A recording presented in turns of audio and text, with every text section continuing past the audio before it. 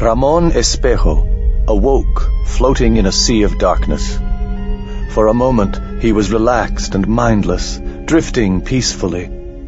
And then his identity returned to him, lazily, like an unwanted afterthought. After the deep, warm nothingness, there was no pleasure in recalling who he was. Without coming fully awake, he nonetheless felt the weight of his own being settling on his heart.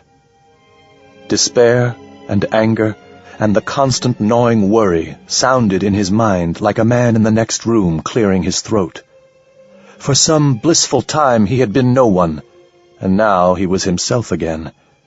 His first truly conscious thought was to deny the disappointment he felt at being.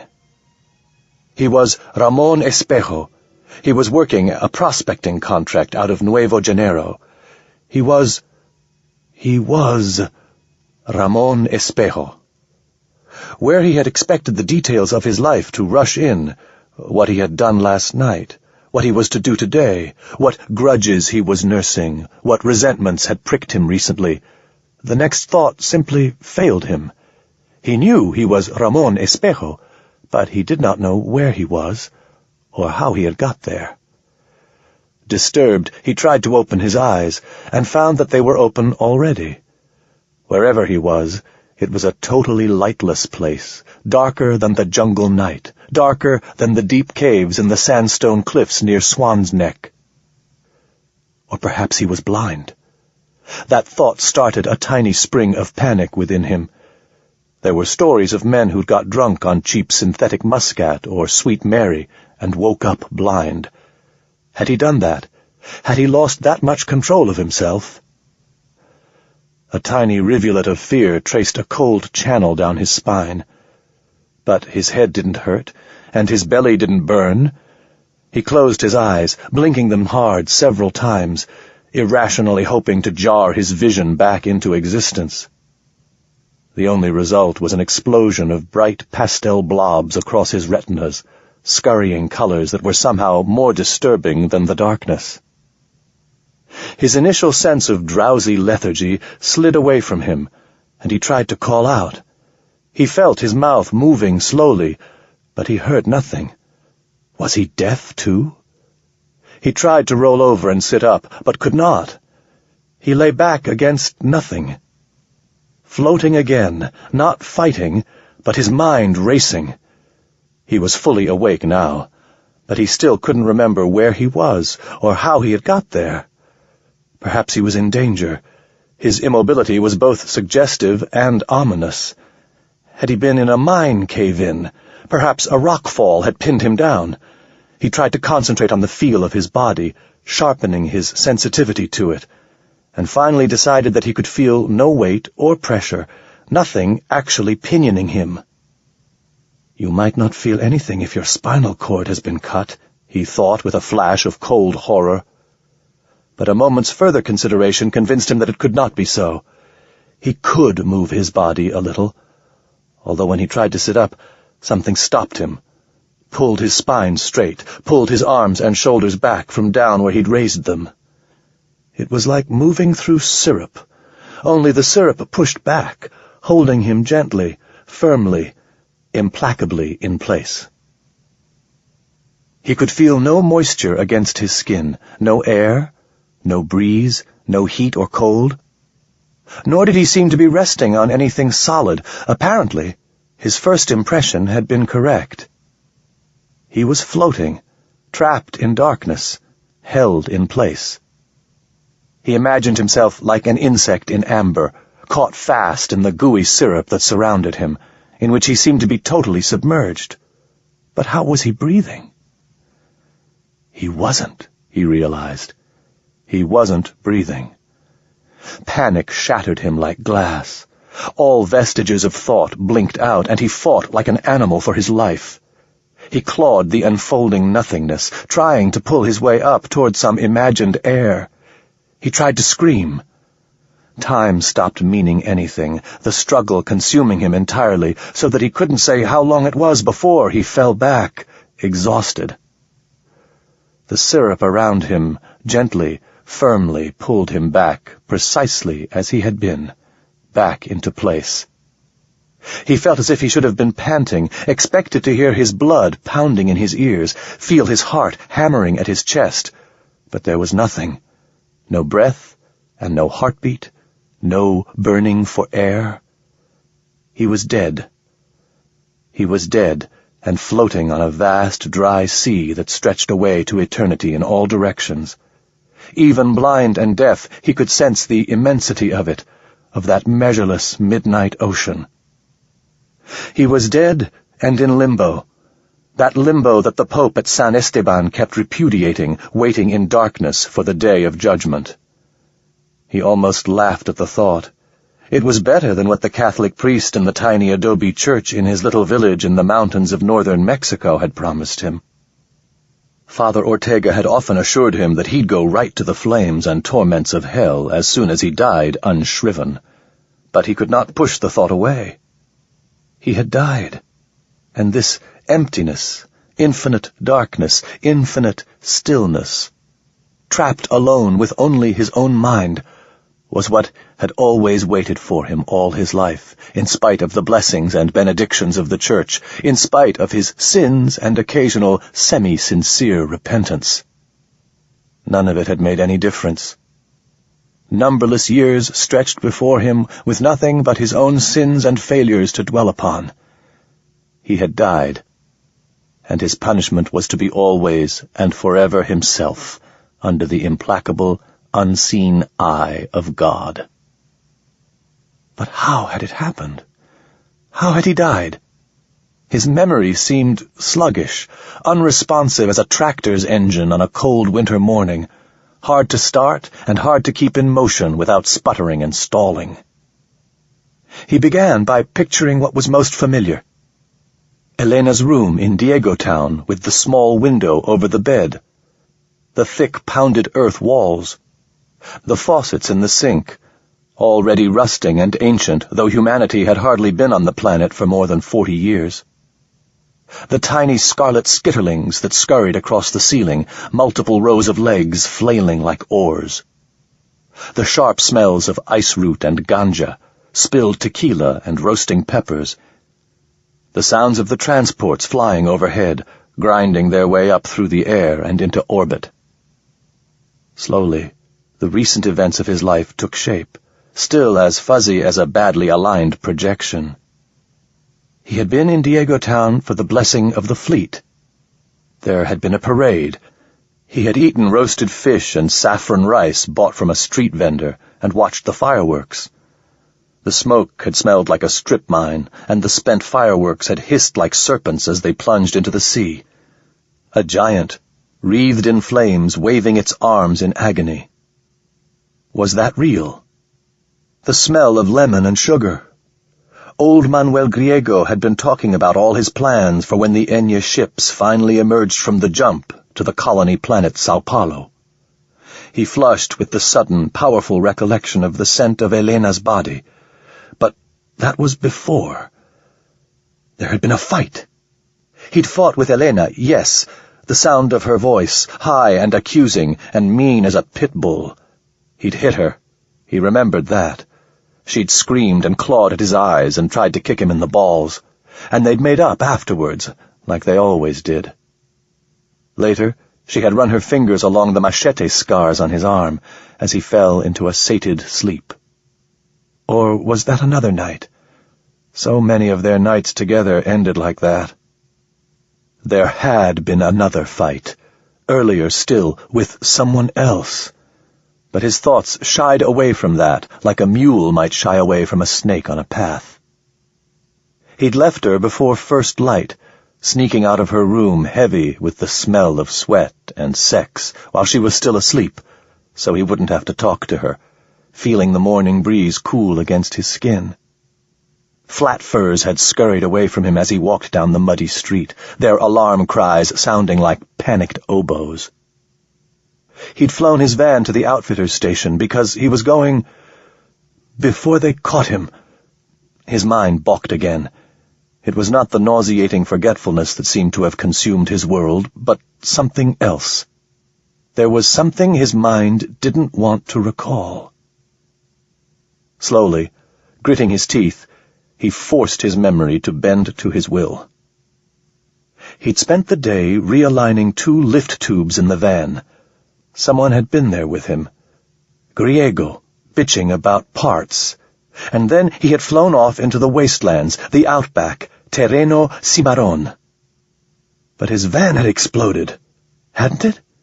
He suddenly remembered the van exploding, but he remembered seeing it from a distance.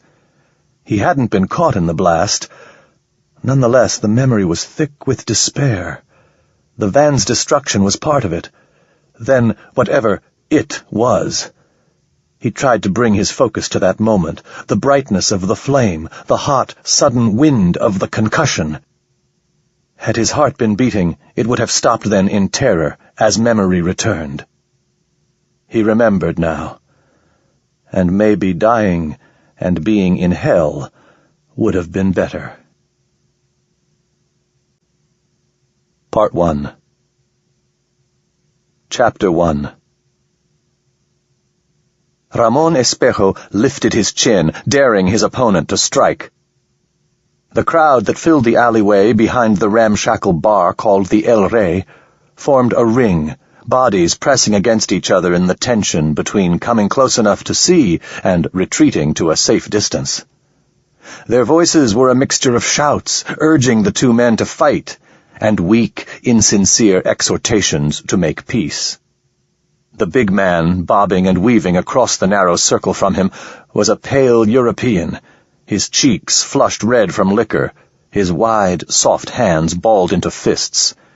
He was taller than Ramon, with a greater reach. Ramon could see the man's eyes shifting, as wary of the crowd as of Ramon. "Come on, pendejo," Ramon said, grinning. His arms were raised and spread as if he were ready to embrace the fighter. "You wanted power? Come, have a taste of it."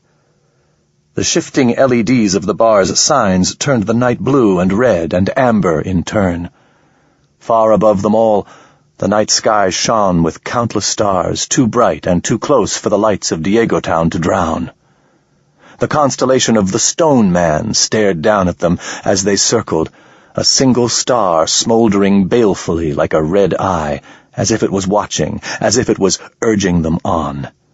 "I ought to do it, you ugly little greaser," the European spat. "I ought to go ahead and kick your skinny ass." Ramon only bared his teeth and motioned the man nearer. The European wanted this to be a talking fight again, but it was too late for that. The voices of the crowd merged into a single waterfall roar. The European made his move, graceless as a falling tree. The great left fist made its slow way through the air, moving as though through molasses.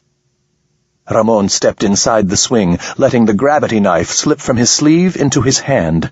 He flicked the blade open in the same motion that brought his fist against the larger man's belly. A look of almost comical surprise crossed the European's face. His breath went out of him with a whoosh. Ramon stabbed twice more, fast and hard, twisting the knife just to be sure. He was close enough to smell the nose-tingling reek of the flowery cologne the man wore, to feel his licorice-scented breath panting against his face.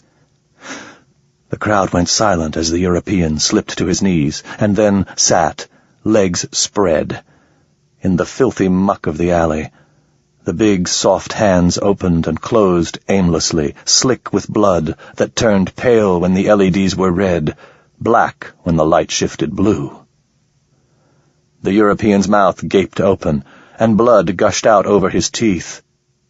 Slowly, very slowly, seeming to move in slow motion, he toppled sideways to the ground.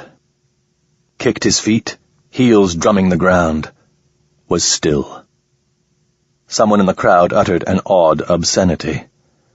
Ramon's shrill, self-satisfied pleasure faded. He looked at the faces of the crowd, wide eyes, mouths open in little surprised O's. The alcohol in his blood seemed to thin, sobriety floating to the top of his mind.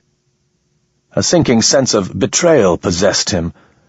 These people had been pushing him on, encouraging the fight, and now they were abandoning him for winning it? "What?" Ramon shouted to the other patrons of the El Rey. "You heard what he was saying. You saw what he did." But the alley was emptying. Even the woman who'd been with the European, the one who had started it all, was gone. Mikel Ibrahim, the manager of the El Rey, lumbered toward him, his great bear-like face the image of patient, saintly suffering. He held out his wide hand. Ramon lifted his chin again, thrust out his chest, as if Mikel's gesture was an insult. The manager only sighed and shook his head slowly back and forth and made a pulling gesture with his fingers. Ramon curled his lip, half turned away, then slapped the handle of the knife into the waiting palm. "Police are coming," the manager warned. "You should go home, Ramon." "You saw what happened," Ramon said. "No, I wasn't here when it happened," Mikel said. "And neither were you, eh? Now go home and keep your mouth shut." Ramon spat on the ground and stalked into the night. It wasn't until he began to walk that he understood how drunk he was.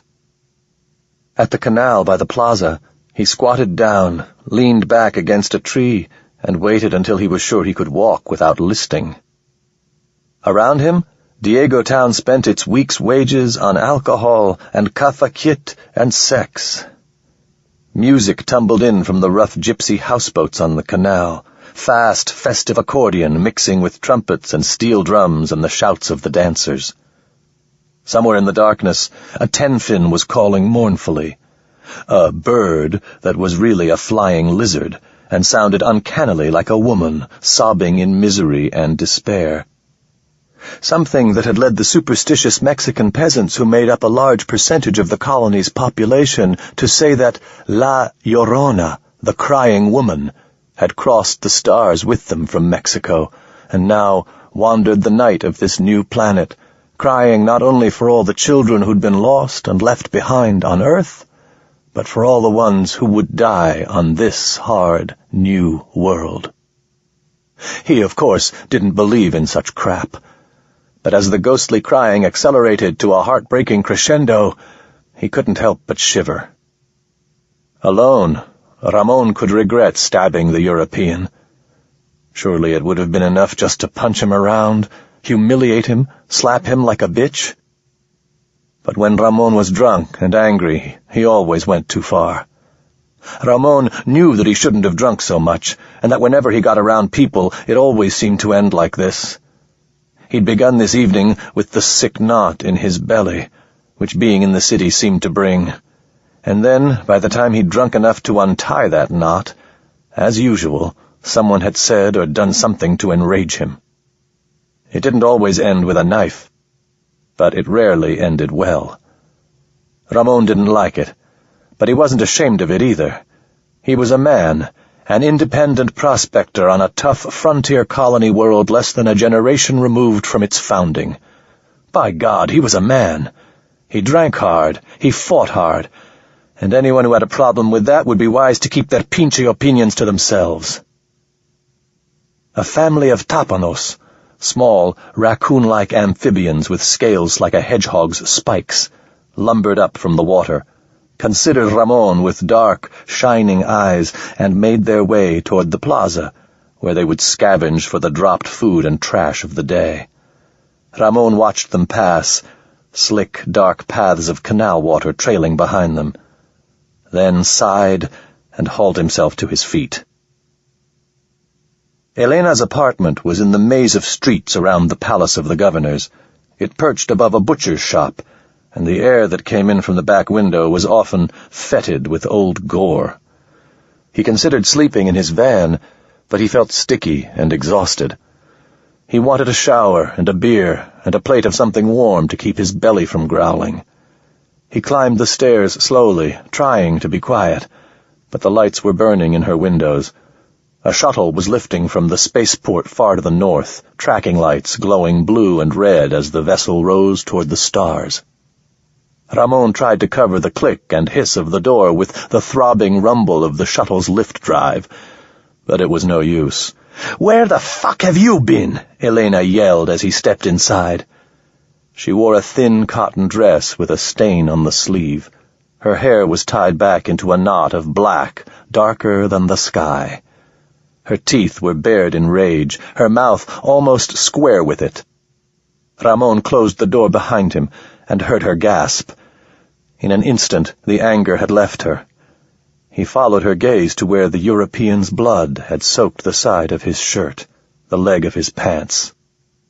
He shrugged. "We'll have to burn these," he said. "Are you okay, mi hijo? What happened?" He hated it when she called him that. He was no one's little boy. But it was better than fighting. So he smiled, pulling at the tongue of his belt. "I'm fine," he said. "It was the other cabron who took the worst of it." "The police? Will the police—" "Probably not," Ramon said, dropping his pants around his knees. He pulled his shirt up over his head. "Still, we should burn these." She asked no more questions, only took his clothes out to the incinerator that the apartments on the block all shared, while Ramon took a shower. The time readout in the mirror told him that dawn was still 3 or 4 hours away. He stood under the flow of warm water, considering his scars. The wide white band on his belly where Martin Casals had slashed him with a sheet metal hook. The disfiguring lump below his elbow where some drunken bastard had almost sheared through his bones with a machete. Old scars. Some older than others. They didn't bother him. In fact, he liked them. They made him look strong. When he came out, Elena was standing at her back window, arms crossed below her breasts. When she turned to him, he was ready for the blast furnace of her rage. But instead, her mouth was a tiny rosebud, her eyes wide and round. When she spoke, she sounded like a child. Worse, like a woman trying to be a child. "I was scared for you," she said. "You never have to be," he said. "I'm tough as leather." "But you're just one man," she said. "When Tomas Martinez got killed, there were 8 men. They came right up to him when he came out of his girlfriend's house, and—" "Tomas was a little whore," Ramon said, and waved a hand dismissively, as if to say that any real man ought to be able to stand up against 8 thugs sent to even a score. Elena's lips relaxed into a smile, and she walked toward him, her hips shifting forward with each step, as if her pussy were coming to him, the rest of her trailing behind reluctantly. It could have gone the other way, he knew. They could as easily have passed the night, as they had so many others, shouting at each other, throwing things, coming to blows. But even that might have ended in sex, and he was tired enough that he was genuinely grateful they could simply fuck and then sleep, and forget about the wasted, empty day that had just gone by. Elena lifted off her dress. Ramon took her familiar flesh in his arms. The scent of old blood rose from the butcher's shop below like an ugly perfume of earth and humanity that had followed them across the void. Afterward, Ramon lay spent in the bed. Another shuttle was lifting off. Usually there was hardly more than one a month, but the Enya were coming soon, earlier than expected, and the platform above Diego Town needed to be fitted out to receive the great ships with their alien cargoes. It was generations ago that mankind had raised itself up from the gravity wells of Earth and Mars and Europa and taken to the stars with dreams of conquest. Humanity had planned to spread its seed through the universe like a high counselor's son at a port town brothel. But it had been disappointed. The universe was already taken. Other star-faring races had been there before them. Dreams of empire faded into dreams of wealth. Dreams of wealth decayed into shamed wonder. More than the great and enigmatic technologies of the Silver Enya and Turu, it was the nature of space itself that defeated them, as it had defeated every other star-faring race. The vast dark was too great, too big. Communication at the speed of light was so slow as to barely be communication at all. Governance was impossible. Law beyond what could be imposed locally was farcical. the outposts of the commercial alliance that humanity had been persuaded to join by the Silver Enya, much as Admiral Perry's gunships had persuaded Japan to open itself up for trade in a much earlier generation, were wide-flung, some outposts falling out of contact for generations, some lost and forgotten, or else put on a bureaucrat's schedule of concerns to be addressed another generation hence by another bureaucrat, as yet unborn. Establishing dominance, or even much continuity, across that gaping infinity of night, was something that seemed possible only from the provincially narrow viewpoint imposed by looking up from the bottom of a gravity well. Once you got out among the stars, you learned better.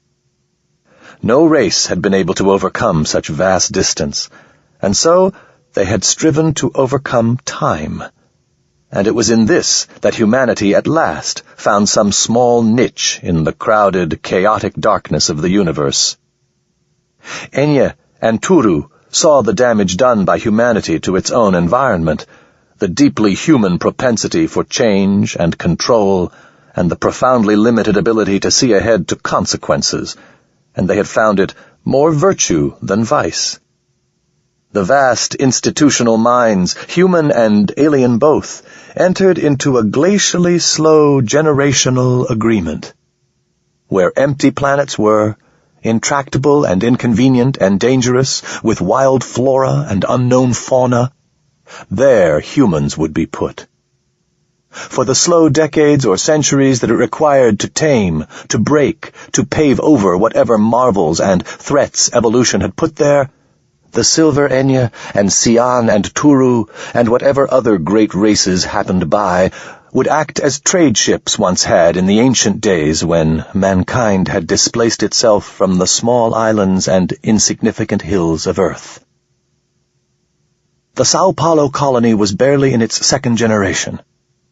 There were women still alive who could recall the initial descent onto an untouched world.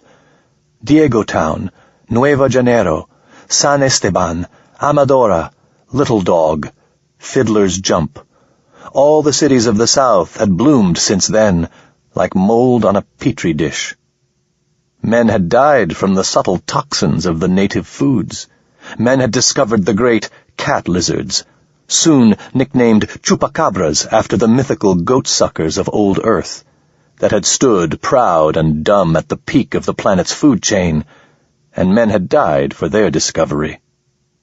The oyster-eyed Silver Enya had not. The insect and glass Turu had not. The enigmatic Sian, with their penchant for weightlessness, had not. And now the great ships were coming ahead of schedule, each half-living ship heavy, they all assumed, with new equipment and people from other colonies hoping to make a place for themselves here on Sao Paulo. And also rich with the chance of escape for those to whom the colony had become a prison. More than one person had asked Ramon if he'd thought of going up, out, into the darkness. But they had misunderstood him. He had been in space. He had come here. The only attraction that leaving could hold was the chance to be someplace with even fewer people, which was unlikely. However ill he fit in Sao Paulo, he could imagine no situation less odious. He didn't recall falling asleep, but woke when the late morning sun streaming through Elena's window shone on his face. He could hear her humming in the next room, going about the business of her morning. "Shut up, you evil bitch," he thought, wincing at the flash of a lingering hangover. She had no talent for song. Every note she made was flat and grating. Ramon lay silent, willing himself back to sleep, away from this city, this irritating noise, this woman, this moment in time. Then the humming was drowned by an angry sizzling sound, and a moment later the scent of garlic and chili sausage and frying onions wafted into the room. Ramon was suddenly aware of the emptiness in his belly. With a sigh, he raised himself to his elbow, swung his sleep-sodden legs around, and, stumbling awkwardly, made his way to the doorway. "You look like shit," Elena said. I don't know why I even let you in my house. Don't touch that. That's my breakfast. You can go earn your own. Ramon tossed the sausage from hand to hand, grinning until it cooled enough to take a bite. I work 50 hours a week to make the credit. And what do you do? Elena demanded. Loaf around in the Terreno Cimarron, come into town to drink whatever you earn. You don't even have a bed of your own. Is there coffee? Ramon asked. Elena gestured with her chin toward the worn plastic and chitin thermos on the kitchen counter. Ramon rinsed a tin cup and filled it with yesterday's coffee. I'll make my big find, he said. Uranium or tantalum. I'll make enough money that I won't have to work again for the rest of my life. And then you'll throw me out and get some young puta from the docks to follow you around. I know what men are like. Ramon filched another sausage from her plate. She slapped the back of his hand hard enough to sting. There's a parade today, Elena said. After the blessing of the fleet. The governor's making a big show to beam out to the Enya. Make them think we're all so happy that they came early. There's going to be dancing and free rum. The Enya think we're trained dogs, Ramon said around a mouthful of sausage. Hard lines appeared at the corner of Elena's mouth. Her eyes went cold. I think it would be fun, she said, thin venom in her tone. Ramon shrugged. It was her bed he was sleeping in. He'd always known there was a price for its use. I'll get dressed, he said, and swilled down the last of the coffee. I've got a little money. It can be my treat. They skipped the blessing of the fleet. Ramon had no interest in hearing priests droning mumbo-jumbo bullshit while pouring dippers of holy water on beaten-up fishing boats. But they'd arrived in time for the parade that followed. The main street that ran past the palace of the governors was wide enough for 5 hauling trucks to drive abreast if they stopped traffic coming the other way. Great floats moved slowly, often stopping for minutes at a time. With secular subjects, a Turu spacecraft, studded with lights, being pulled by a team of horses. A plastic chupacabra with red glowing eyes and a jaw that opened and closed to show the great teeth made from old pipes, mixing with oversized displays of Jesus, Bob Marley, and the Virgin of Despegando Station. Here came a twice life-sized satirical, recognizable but very unflattering, caricature of the governor. Huge lips pursed as if ready to kiss the silver Enyas's asses, and a ripple of laughter went down the street. The first wave of colonists, the ones who had named the planet Sao Paulo, had been from Brazil, and although few, if any, of them had ever been to Portugal, they were universally referred to as the Portuguese by the Spanish-speaking colonists, mostly Mexicans, who had arrived with the second and third waves.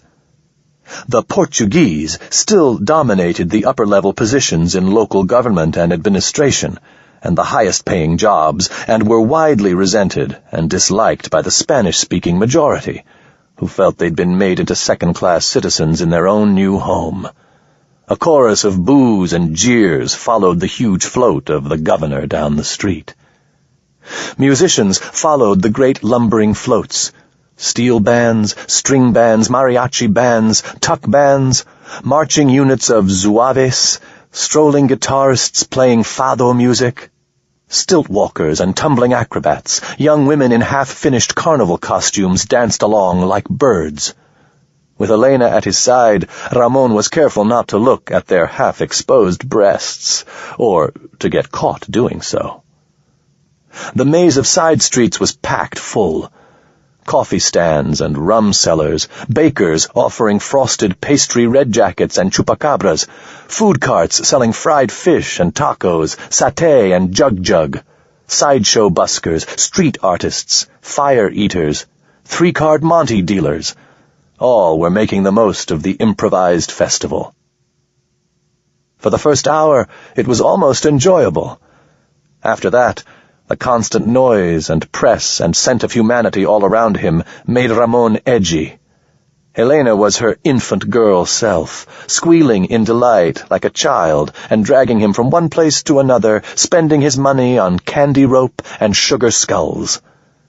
He managed to slow her slightly by buying real food: a waxed paper cone of saffron rice, hot peppers and strips of roasted butterfin flesh, and a tall, thin glass of flavored rum, and by picking a hill in the park nearest the palace where they could sit on the grass and watch the great, slow river of people slide past them. Elena was sucking the last of the spice from her fingertips and leaning against him, her arm around him like a chain, when Patricio Gallegos caught sight of them and came walking up the rise. His gait had a hitch in it from when he'd broken his hip in a rock slide. Prospecting wasn't a safe job. Ramon watched him approach. "Hey," Patricio said. "How's it going, eh?" Ramon shrugged as best he could, with Elena clinging to him like ivy on a brick. "You?" Ramon asked. Patricio wagged a hand. "Not good, not bad. I've been surveying mineral salts on the south coast for one of the corporations. It's a pain in the ass, but they pay regular. Not like being an independent." "You do what you gotta do," Ramon said, and Patricio nodded as if he'd said something particularly wise. On the street, the chupacabra float was turning slowly, the great idiot mouth champing at the air. Patricio didn't leave. Ramon shielded his eyes from the sun and looked up at him. "What?" Ramon said. "You hear about the ambassador from Europa?" Patricio said. "He got in a fight last night at the El Rey. Some crazy pendejo stabbed him with a bottleneck or something." "Yeah?" "Yeah. He died before they could get him to the hospital. The governor's real pissed off about it." "So what are you telling me for?" Ramon asked. "I'm not the governor." Elena was still as stone beside him, her eyes narrow in an expression of low cunning. Ramon quietly willed Patricio to go away, or at least to shut up, but the man didn't pick up on it. "The governor's all busy with the Enya ships coming in. Now he has to track down the guy that killed the ambassador and show how the colony is able to keep the law and all. I've got a cousin who works for the chief constable. It's ugly over there." "Okay," Ramon said. "I was just thinking, you hang out at the El Rey sometimes." "Not last night," Ramon said, glowering. "You can ask Miquel if you want. I wasn't there all night." Patricio smiled and took an awkward step back. The chupacabra made a weak, synthesized roar, and the crowd around it shrilled with laughter and applause. "Yeah, okay," Patricio said. "I was just thinking, And with the conversation trailing away, Patricio smiled, nodded, and limped back down the hill. "It wasn't you, was it?" Elena half-whispered, half-hissed. "You didn't kill the fucking ambassador." "I didn't kill anyone, and sure as hell not a European. I'm not stupid," Ramon said. "Why don't you watch your fucking parade, eh?" Night came on as the parade wound down. At the bottom of the hill, in a field near the palace, they were putting a torch to the pile of wood surrounding Old Man Gloom. Mr. Harding, some of the colonists from Barbados called him, a hastily cobbled-together effigy, almost 20 feet tall, with a face like a grotesque caricature of a European or a Norte-Americano, green-painted cheeks, and an enormous Pinocchio nose. The bonfire blazed, and wreathed in flames, the giant effigy began to swing its arms and groan in seeming agony. A somehow eerie sight that sent a chill up Ramon's spine, as if he had been given the dubious privilege of watching a soul being tormented in the fires of hell. All the bad luck that dogged people throughout the year was supposed to be burning up with Old Man Gloom, but watching the giant twist and writhe in slow motion in the flames, its deep, electronically amplified moans echoing off the walls of the palace of the governors, Ramon had a glum presentiment that it was his good luck that was burning instead, that from here on in he was headed for nothing but misery and misfortune. And one glance at Elena, who had been sitting silently with her jaw set tight and white lines of anger etched around her mouth ever since he had snapped at her, was enough to tell him that it wasn't going to be very long before that prophecy started to come true. Chapter 2. He hadn't intended to go back out for another month. Even though they'd fucked passionately the night before, after one of their most vicious arguments ever, tearing at each other's bodies like crazed things, he'd decided to leave before she could wake up. If he'd waited, they'd only have another fight, and she probably would have kicked him out anyway. He'd taken a swing at her with a bottle the night before, and she would be outraged at that once she'd sobered up. Still, if it wasn't for the killing at the El Rey, he might have tried staying in town. Elaine had probably calmed down in a day or two, at least enough that they could speak to each other without shouting. But the news of the European's death and the governor's wrath made Diego Town feel close and claustrophobic. When he went to the outfitter's station to buy rations and water filters, he felt like he was being watched. How many people had been in that crowd? How many of those would know him by sight or name? The outfitter didn't have everything on Ramon's list, but he had bought what was immediately available, and then had flown his van to Manuel Griego's salvage yard in Nuevo Janeiro. The van needed some work before it could head out into the world, and Ramon wanted it done now. Griego's yard squatted at the edge of the city. The hulking frames of old vans and canopy flyers and personal shuttles littered the wide acres. In the hangar, it was equal parts junk shop and clean room. Power cells hung from the rafters, glowing with the eerie light that all Turu technology seemed to carry with it. A nuclear generator the size of a small apartment ran along one wall, humming to itself. Storage units were stacked floor to ceiling, tanks of rare gas and undifferentiated nano-slurry mixed in with half-bald tires and oily drive trains. Half the things in the shop would cost more than a year's wages just to make use of. Half were hardly worth the effort to throw out. Old Griego himself was hammering away on a lift tube as Ramon set his van down on the pad. Ese, Griego called out when Ramon popped the doors and came down to the working floor. Long time. Where you been keeping yourself? Ramon shrugged. I got a power drop in my back lift tubes, he said. Griego frowned, put down his hammer, and wiped greasy hands on greasy pants. Put on the diagnostic, he said. Let's take a look.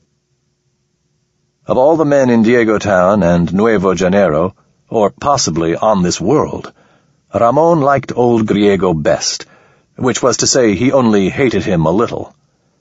Griego was an expert on all things vehicular, a post-contact Marxist, and so far as Ramon could make out, totally free of moral judgments. It took them little more than an hour to find where the lift tube's chipset had lost coherence, replace the card, and start the system's extensive self-check.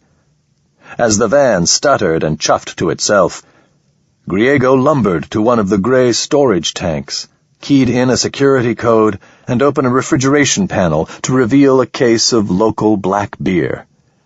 He hauled out 2 bottles, snapping the caps free with a flick of his thick, calloused fingers. Ramon took the one that was held out to him, squatted with his back against a drum of spent lubricant, and drank. The beer was thick and yeasty, sediment in the bottom like a spoonful of mud. Pretty good, eh? Griego said, and drank a quarter of his own at a pull. Not bad, Ramon said. So you're heading out.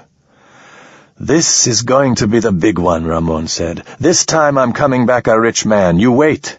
You'll see. You better hope not, Griego said. Too much money kills men like you and me. God meant us to be poor, or he wouldn't have made us so mean.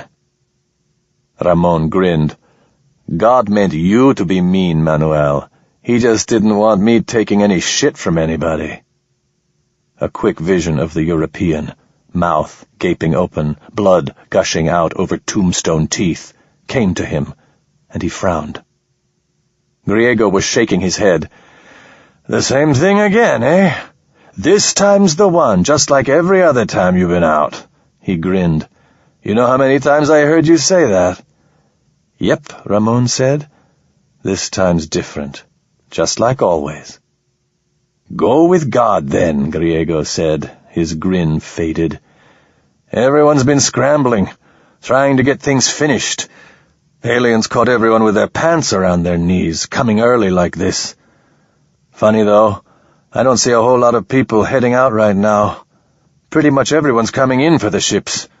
Except you." Ramon sneered. But he felt the constant fear in his breath tighten a notch. "What? They're going to give half a shit about a prospector like me? What's there for me if I stay?" "Didn't say you should," Griego said. "Just said there's not many people going out right now." I look suspicious, Ramon thought. I look like I'm running from something. He'll tell the police and then I'm fucked. He clamped his hand around the bottle so hard his knuckles ached. "It's Elena," Ramon said, hoping the half-lie would be convincing enough. "Ah," Griego said, nodding sagely. "I thought it must be something like that." "She kicked me out again," Ramon said, trying to sound hangdog despite the relief washing through him. "We had a fight about the parade. It got a little out of hand is all." "She know you're taking off?" "I don't think she cares," Ramon said. "Right now maybe she doesn't. But you fly out of here, and 3 weeks later she decides that all is forgiven. She's going to come around tearing up my place." Ramon chuckled, remembering the incident that Griego was talking about. He was wrong, though. That hadn't been about making peace. Elena had convinced herself that Ramon had taken a woman with him when he went out in the field. She hadn't stopped raging and ranting until she found the girl on whom her paranoia had fixed still in town and involved with one of the magistrates, and even then she still seemed to hold a grudge. Ramon had had to spend almost half the money he'd gotten from his survey work just buying beer and kafakit for all his business contacts whom she'd alienated. Griego didn't laugh with him. "You know she's crazy, don't you?" he asked instead. "She does get pretty wild," Ramon said with a half-smile, trying the expression on like it was a new shirt. "No, I know wild girls. Elena is fucking loca. I know you like that girl down at the exchange. What's her name?" "Liana?" Ramon asked, disbelief in his voice. "Yeah, that's the one. Lives over on the north side. Used to be you had a thing with her, didn't you?" Ramon remembered those days, when he'd been a younger man, new to the colony. Yes, there had been a woman with coffee and milk skin and a laugh that made a man happy just listening to it. Maybe he had even dreamed about her a few times since, but that had carried its own slice of hell with it. Ramon scratched at the scar that striped his belly. Griego raised an eyebrow, and Ramon coughed out a laugh. No, she's not like that. There couldn't be anything between someone like her and someone like me. And don't ever let Elena hear you say different." Griego gestured his discretion with a wave of his bottle. Ramon took another pull. The thick, earthy taste of the beer was growing on him. He wondered how much alcohol the brew carried. "Liana was a good woman," Ramon said. "Elena's like me, though. We understand each other, you know?" His voice filled with a sudden bitterness that surprised him. "We deserve each other." "If you say so," Griego said, and the van chimed, its self-test complete. Ramon levered himself up and followed Griego to where the results floated in the air. The power and variance checked at each level, just edging down below optimal on the highest range. Griego waved a crooked finger at the drop. "That's a little weird," he said. "Maybe we should take another look at—" "It's the cable," Ramon said. "Salt rats ate through the old one. I had to get gold for the replacement. Couldn't afford the carbon mesh." "Ah," Griego said, and clicked his tongue in something between sympathy and disapproval. "Yeah, that would do it. Too bad about the rats. That's the problem with scaring away all the predators, eh? We wind up protecting all the things they used to eat, like salt rats and flat furs, and then they're everywhere. "I'll take a few rats if I don't have to worry that there's chupacabras and red jackets in the street every time I go out for a piss," Ramon said. "Besides, if we didn't have vermin, how would we know we'd made a real city, right?" Griego snapped off the display and shrugged. They settled the account, half from Ramon's available credit, half into an interest-bearing tab that the salvage yard's system kept track of automatically. The sun was setting, the sky pink and gold and blue, the color of lapis. Stars glimmered shyly from behind daylight's veil, and Diego Town spread below them, its lights like a permanent fire. Ramon finished the last of his beer, then spat out the sediment. It left grit between his teeth. "The last mouthful's not the best one," Griego said. "Still, beats water." "Amen," Ramon said. "How long you going out for?" "A month," Ramon said. "Maybe 2. "Miss the whole festival?" "That's the idea," Ramon agreed. "You got enough food for that?" "I got hunting gear," Ramon said. "I could live out there forever if I wanted." He was surprised at the wistful, even yearning tone that he could hear in his own voice. There was a moment's silence before Griego spoke again, words that made Ramon's nerves shrill with sudden fear. "You hear about the European that got killed?" Ramon looked up, startled, but Griego was sucking at his teeth, his expression placid. "What about him?" Ramon asked warily. "Governor's all pissed off about it, from what I hear." "Too bad for the governor, then." "The police came by. 2 constables looking real serious. Asked if anyone had been in, getting a van in shape to head out fast. You know, someone who was maybe trying not to be found." Ramon nodded, staring at the van. His throat felt tight, and the thick beer in his belly seemed to have turned to stone. "What did you tell them?" "Told them no," Griego said with a shrug. "There wasn't anyone?" "A couple," Griego said. "Orlando Wasserman's kid. And that crazy gringa from Swan's Neck. But I figured, what the hell, you know? The police don't pay me. These other people do. So where do my loyalties lie?" "Man got killed," Ramon said. "Yeah," Griego agreed, pleasantly. "A gringo." He spit sideways, then shrugged, as if the death of a gringo or any other kind of European was of no great consequence. "I'm just saying it because I'm not the only one they're asking. You taking off, they may take that the wrong way, give you a hard time about it.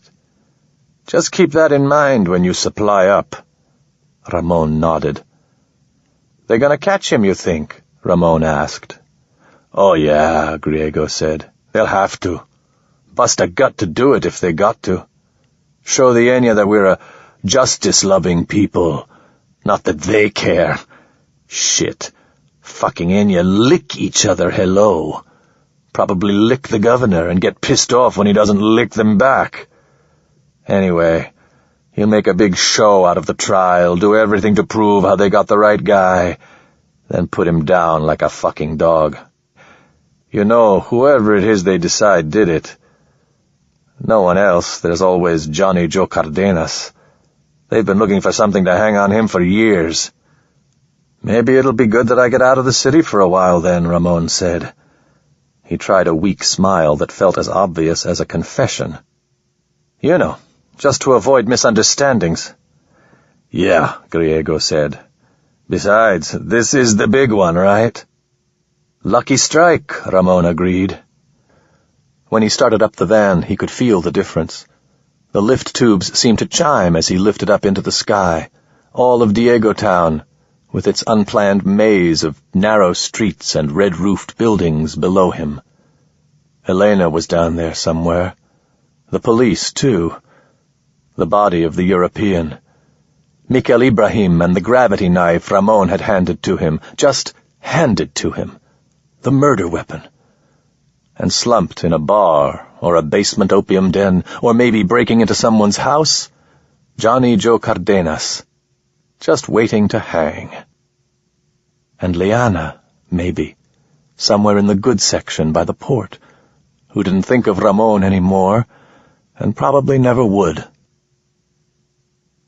Ramon's thoughts were interrupted by the pulsing hum of a shuttle, rising up into the thin and distant air. Another load of metal, or plastic, or fuel, or chitin for the welcoming platform. Ramon spun the van north, set it for proximity avoidance, and headed out alone, leaving all the hell and shit and sorrow of Diego Town behind. Chapter 3. It was a warm day in the 2nd June. He flew his beat-up old van north across the Fingerlands, the green glass country, the river marshes, the Oceano Teatrico, heading deep into unknown territory. North of Fiddler's Jump, the northernmost outpost of the metastasizing human presence on the planet, were thousands of hectares that no one had ever explored, or even thought of exploring, land so far only glimpsed from orbit during the first colony surveys. The human colony on the planet of Sao Paulo was only a little more than 40 years old, and the majority of its towns were situated in the subtropic zone of the snaky eastern continent that stretched almost from pole to pole. The colonists were mostly from Brazil and Mexico, with a smattering from Jamaica, Barbados, Puerto Rico, and other Caribbean nations, and their natural inclination was to expand south into the steamy lands near the equator. They were not effete Norte-Americanos, after all. They were used to such climates. They knew how to live with the heat. They knew how to farm the jungles. Their skins did not sear in the sun. So they looked to the south and tended to ignore the cold northern territories, perhaps because of an unvocalized common conviction one anticipated centuries before by the first Spanish settlers in the New World of the Americas, that life was not worth living any place where there was even a remote possibility of snow. Ramon, however, was part Yaqui, and had grown up in the rugged plateau country of northern Mexico. He liked the hills and white water, and he didn't mind the cold. He also knew that the Sierra Hueso mountain chain in the northern hemisphere of Sao Paulo was a more likely place to find rich ore than the flatter country around the Hand or Nuevo Janeiro or Little Dog. The peaks around the Sierra Hueso had piled up many millions of years before by a collision between continental plates, squeezing an ocean out of existence between them. The former sea bottom would have been pinched and pushed high into the air along the collision line, and it would be rich in copper and other metals. Few, if any, of the muleback prospectors like himself had as yet bothered with the northern lands. Pickings were still rich enough down south that the travel time seemed unnecessary to most people. The Sierra Hueso had been mapped from orbit, but no one Ramon knew had ever actually been there, and the territory was still so unexplored that the peaks of the range had not even been individually named. That meant that there were no human settlements within hundreds of miles, and no satellite to relay his network signals this far north. If he got into trouble, he would be on his own. He would be one of the first to prospect there. But years would pass, the economic pressure in the south would get higher, and more people would come north, following the charts Ramon had made and sold, interpreting the data he rented out to the corporations and governing bodies. They would follow him like the native scorpion ants, first one, and then a handful, and then countless thousands of small insectoid bodies in the consuming river. Ramon was that first ant, the one driven to risk, to explore. He was a leader not because he chose to be, but because it was his nature to seek distance. It was better that way, to be the first ant. Although he was reluctant to admit it, he'd finally come to realize that it was better if he worked someplace away from other prospectors, away from other people. The bigger prospecting cooperatives might have better contracts, better equipment, but they also had more rum and more women. And between those two, Ramon knew, more fighting. He couldn't trust his own volatile temper, never had been able to, It had held him back for years, the fighting and the trouble it got him into. Now it had gotten him into trouble that might cost him his life, if they caught him. No, it was better this way. Muleback prospecting, just himself and his van. Besides, he was finding that he liked to be out on his own like this, on a clear day, with Sao Paulo's big, soft sun blinking dimly back at him from rivers and lakes and leaves. He found that he was whistling tunelessly as the endless forests beneath the van slowly changed from blackwort and devilwood to the local conifer equivalents: ice root, creeping willow, hierba. At last, there was no one around to bother him. For the first time that day, his stomach had almost stopped aching. Almost. With every hour that passed, every forest and lake that appeared, drew near and slipped away, the thought of the European he'd killed grew in Ramon's mind, his presence sharpening pixel by pixel, becoming more real, until he could almost see him sitting in the co-pilot's seat, that stupid look of dumb surprise at his own mortality still stamped on his big, pale face. And the more real his ghostly presence became, the deeper Ramon's hatred for him grew. He hadn't hated him back at the El Rey. The man had just been another bastard looking for trouble and finding Ramon. It had happened before, more times than he could recall. It was part of how things worked. He came to town, he drank, he and some rabid asshole found each other, and one of them walked away. Maybe it was Ramon, maybe it was the other guy. Rage, yes, rage had something to do with it, but not hatred. Hatred meant you knew a man, you cared about him.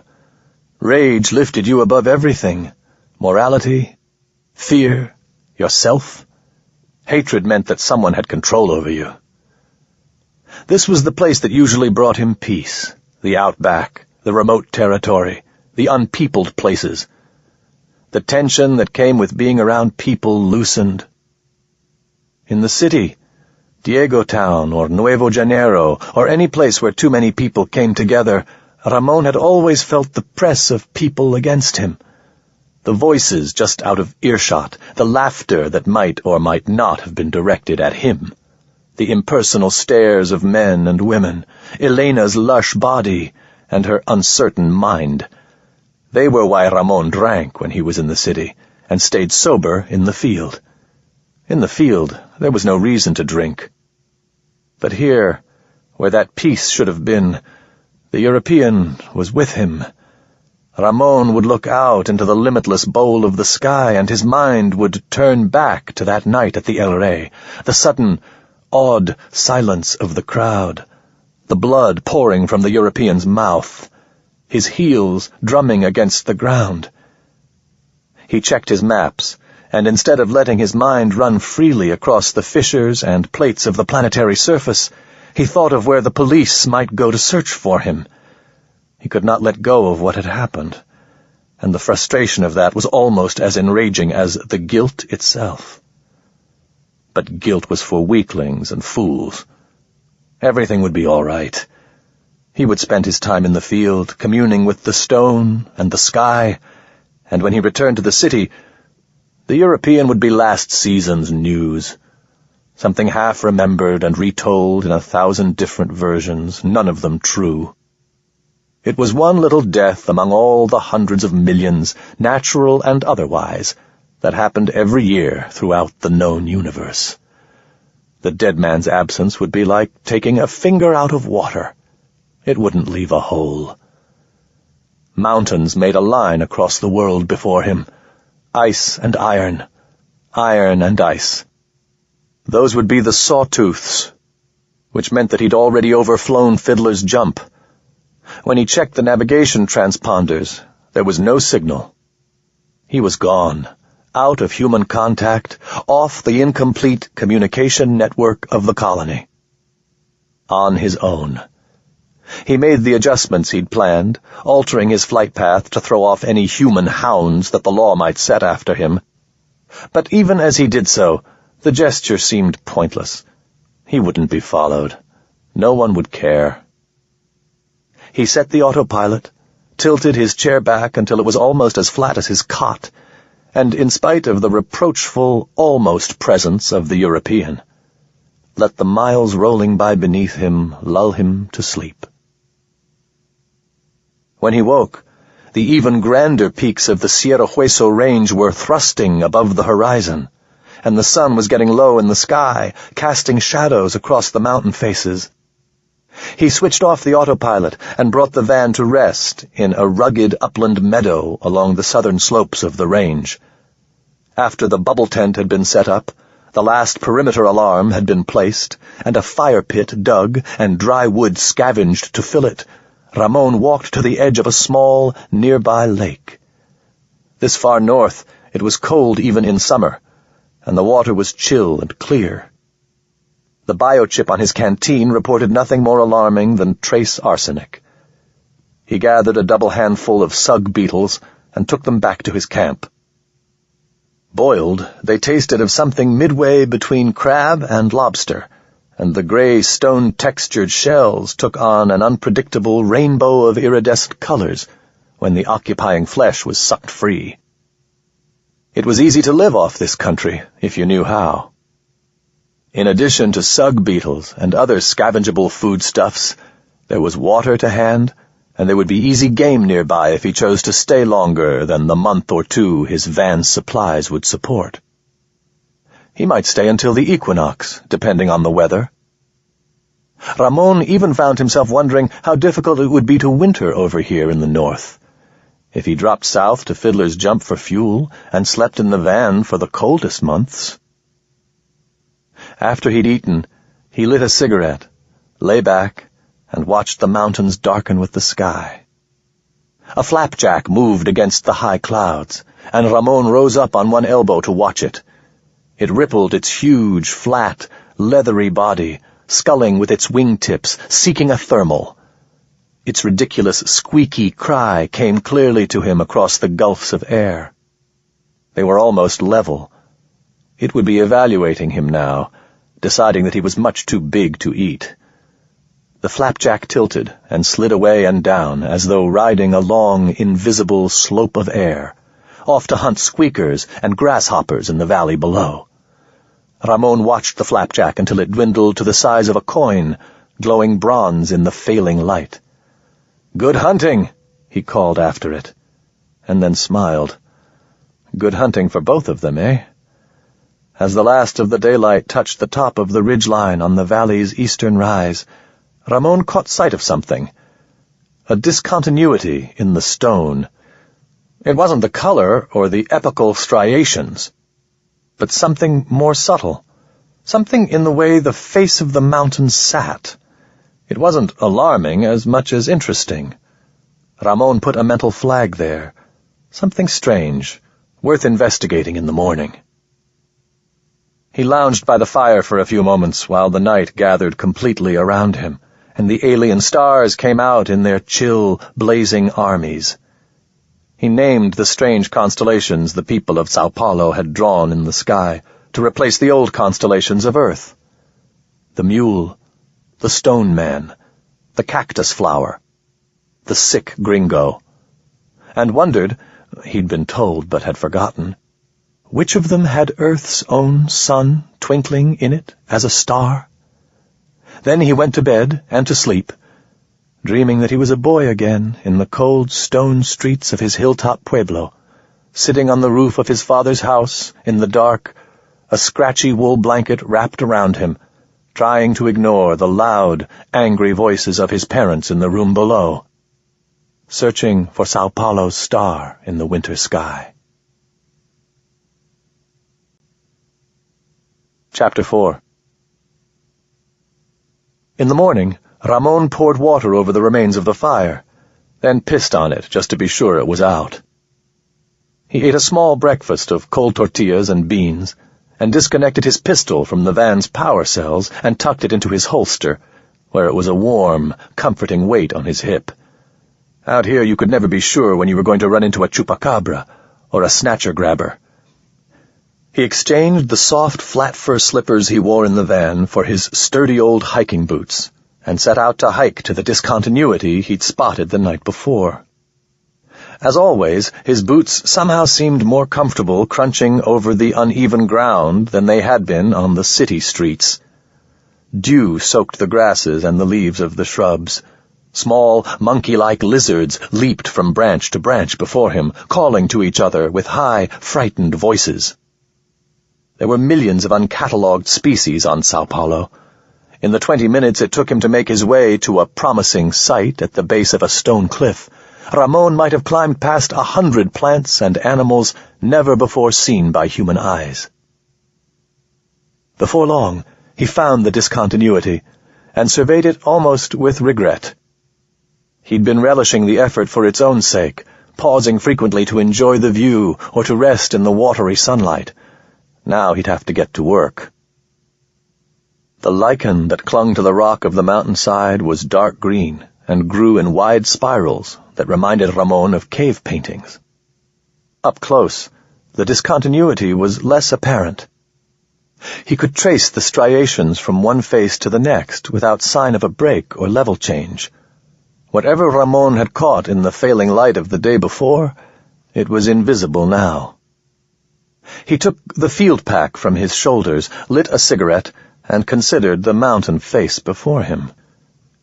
The stones around him appeared to be largely metamorphic, their elongated grain speaking to Ramon of the unthinkable pressure and heat near Sao Paulo's mantle. The glaciers, when they passed, would have carved this ground, strewing parts of any given field far from their origin. Still, the underlying stone was certainly igneous or metamorphic. The sedimentary layers, if there were any, would be higher up, where the ground was newest. It was the sort of place where a man might find the strike he'd hoped for. Uranium ore, possibly. Tungsten or tantalum if he was lucky. And even if he only found gold or silver or copper, there were places he could still sell the data. The information would be worth more than the metals themselves. The sad irony of his profession had not escaped Ramon. He would never willingly move off Sao Paulo. Its emptiness was the thing that made it a haven for him. In a more developed colony, the global satellites and ground-level networked particulates would have made solitude impossible. Sao Paulo still had frontiers, limits beyond which little or nothing was known. He and the others like him were the hands and eyes of the colony's industry. His love of the unknown corners and niches of the world was unimportant. His experience of them, the data and surveys and knowledge, those had value. And so he made his money by destroying the things that gave him solace. It was an evil scheme, but typical, Ramon thought, of humanity's genetic destiny of contradiction. He stubbed out his cigarette, took a handpick from the field pack, and began the long, slow process of scouting out a good place for a coring charge. The sun shone down benevolently, and Ramon stripped off his shirt, tucking it into the back of his pistol belt. Between the handpick and his small field shovel, he cleared away the thin covering of plants and soil, finding hard, solid rock not more than 1.5 feet below the surface. If it had been much more, he'd have gone back for the tools in the van, powered for minor excavations, but expensive, prone to breaking down, and with the whining electrical sound of civilization to argue against their use. Looking along the mountainside, he thought there would likely be other places that would require the more extensive labor. All the better, then, that he begin here. The coring charge was designed to carve a sample out of the living rock, the length of an arm. Longer, if it was a particularly soft stone. In the next week, Ramon would gather a dozen or so such cores from sites up and down the valley. After that, there would be 3 or 4 days while the equipment in the van sifted through the debris for trace elements and ores too slight to identify simply by looking. Once Ramon had that in hand, he could devise a strategy for garnering the most useful information in the cheapest possible way. Even as he set the first charge, he found himself fantasizing about those long, slow, lazy days while the tests ran. He could go hunting, or explore the lakes, or find a warm place in the sun and sleep while the breeze set the grasses to singing. His fingers danced across the explosives, tugging at wires and timing chips with the ease and autonomous grace of long practice. Many prospectors lost careers and hands, sometimes lives, by being too careless with their tools. Ramon was careful, but he was also practiced. Once the site was chosen and cleared, placing the charge took less than an hour. He found himself, strangely, procrastinating about setting it off. It was so quiet here, so still, so peaceful. From up here, the forested slopes fell away in swaths of black and dead blue and orange, the trees rippling like a carpet of moss as the wind blew across them. Except for the white egg of his bubble tent on the mountain shoulder below, it was a scene that might not have changed since the beginning of time. For a moment, he was almost tempted to forget about prospecting and just relax and unwind on this trip, as long as he was being forced to hide out in the hills anyway. But he shrugged the temptation away. Once the fuss over the European had blown over, once he went back, he would still need money. The van wouldn't hold together forever, and he wasn't anxious to face Elena's scorn if he returned empty-handed again. Perhaps there will be no ore here anyway, he told himself, almost wishing it, and then wondered at the tenor of his thoughts. Surely it could not be a bad thing to be rich. His stomach was beginning to ache again. He looked up at the mountain face. It was beautiful, rugged and untouched. Once he was done with it, it would never be the same. "All apologies," he said to the view he was about to mar. "But a man has to make his money somehow. Hills don't have to eat." Ramon took one last cigarette from its silver case and smoked it like a man at an execution. He walked down to the boulders he'd chosen for shelter, stringing the powder-primed fuse cord, hunkered down behind the rocks, and lit the fuse with the last ember. There was the expected blast, but while the sound should have been a single report, echoing against the mountains and then fading, it grew louder and longer instead. The hillside shifted greasily under him, like a giant shrugging in uneasy sleep, and he heard the express train rumble of sliding rock. He could tell from the sound alone that something had gone very wrong. A great cloud of dust enveloped him, white as fog and tasting like plaster and stone. A landslide. Somehow Ramon's little coring charge had set off a landslide. Coughing, he cursed himself, thinking back to what he'd seen. How could he have missed a rock face that unstable? It was the kind of mistake that killed prospectors. If he had chosen shelter a little nearer than he had, he could have been crushed to death. Or worse, crippled and buried here where no man would ever find him, trapped until the red jackets came and stripped the flesh off his bones. The angry, thundering roar quieted, faded. Ramon rose from behind the boulders, waving his hand before his face as if stirring the air would somehow put more oxygen in it or lessen the thick coating of stone dust that was no doubt forming in his nose and lungs. He walked slowly forward, his footing uncertain on the newly made scree. The stones smelled curiously hot. A metal wall stood where the facade of stone had fallen away, half a mountain high and something between 20 and 25 meters wide. It was, of course, impossible. It had to be some bizarre natural formation. He stepped forward, and his own reflection, pale as the ghost of a ghost, moved toward him. When he reached out, his blurred twin reached out as well, pausing when he paused. He stopped the motion before hand and ghostly hand could touch, noticing the stunned and bewildered expression on the face of his reflection in the metal, one no doubt matched by the expression on his own face. Then, gingerly, he touched the wall. The metal was cool against his fingertips. The blast had not even scarred it. And though his mind rebelled at the thought, it was clearly unnatural. It was a made thing, made by somebody and hidden by somebody, behind the rock of the mountain, though he couldn't imagine by whom. It took another moment for the full implication to register. Something was buried here under the hill. Something big. Perhaps a building of some sort, a bunker. Perhaps the whole mountain was hollow. This was the big one, just the way he'd told Manuel it would be. But the find wasn't ore. It was this massive artifact. It couldn't be a human artifact. The human colony here wasn't old enough to have left ruins behind. It had to be alien. Maybe it was millions of years old.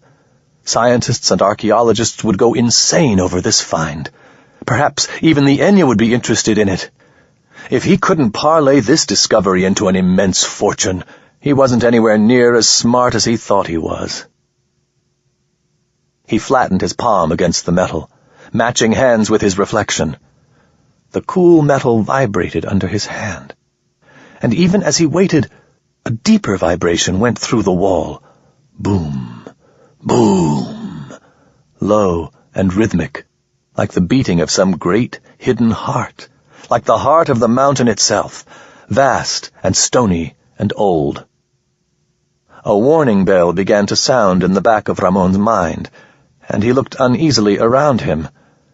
Another man might not have reacted to this strange discovery with suspicion, but Ramon's people had been persecuted for hundreds of years, and he himself well remembered living on the grudging sufferance of the Mexicanos, never knowing when they would find some pretext to wipe out his village.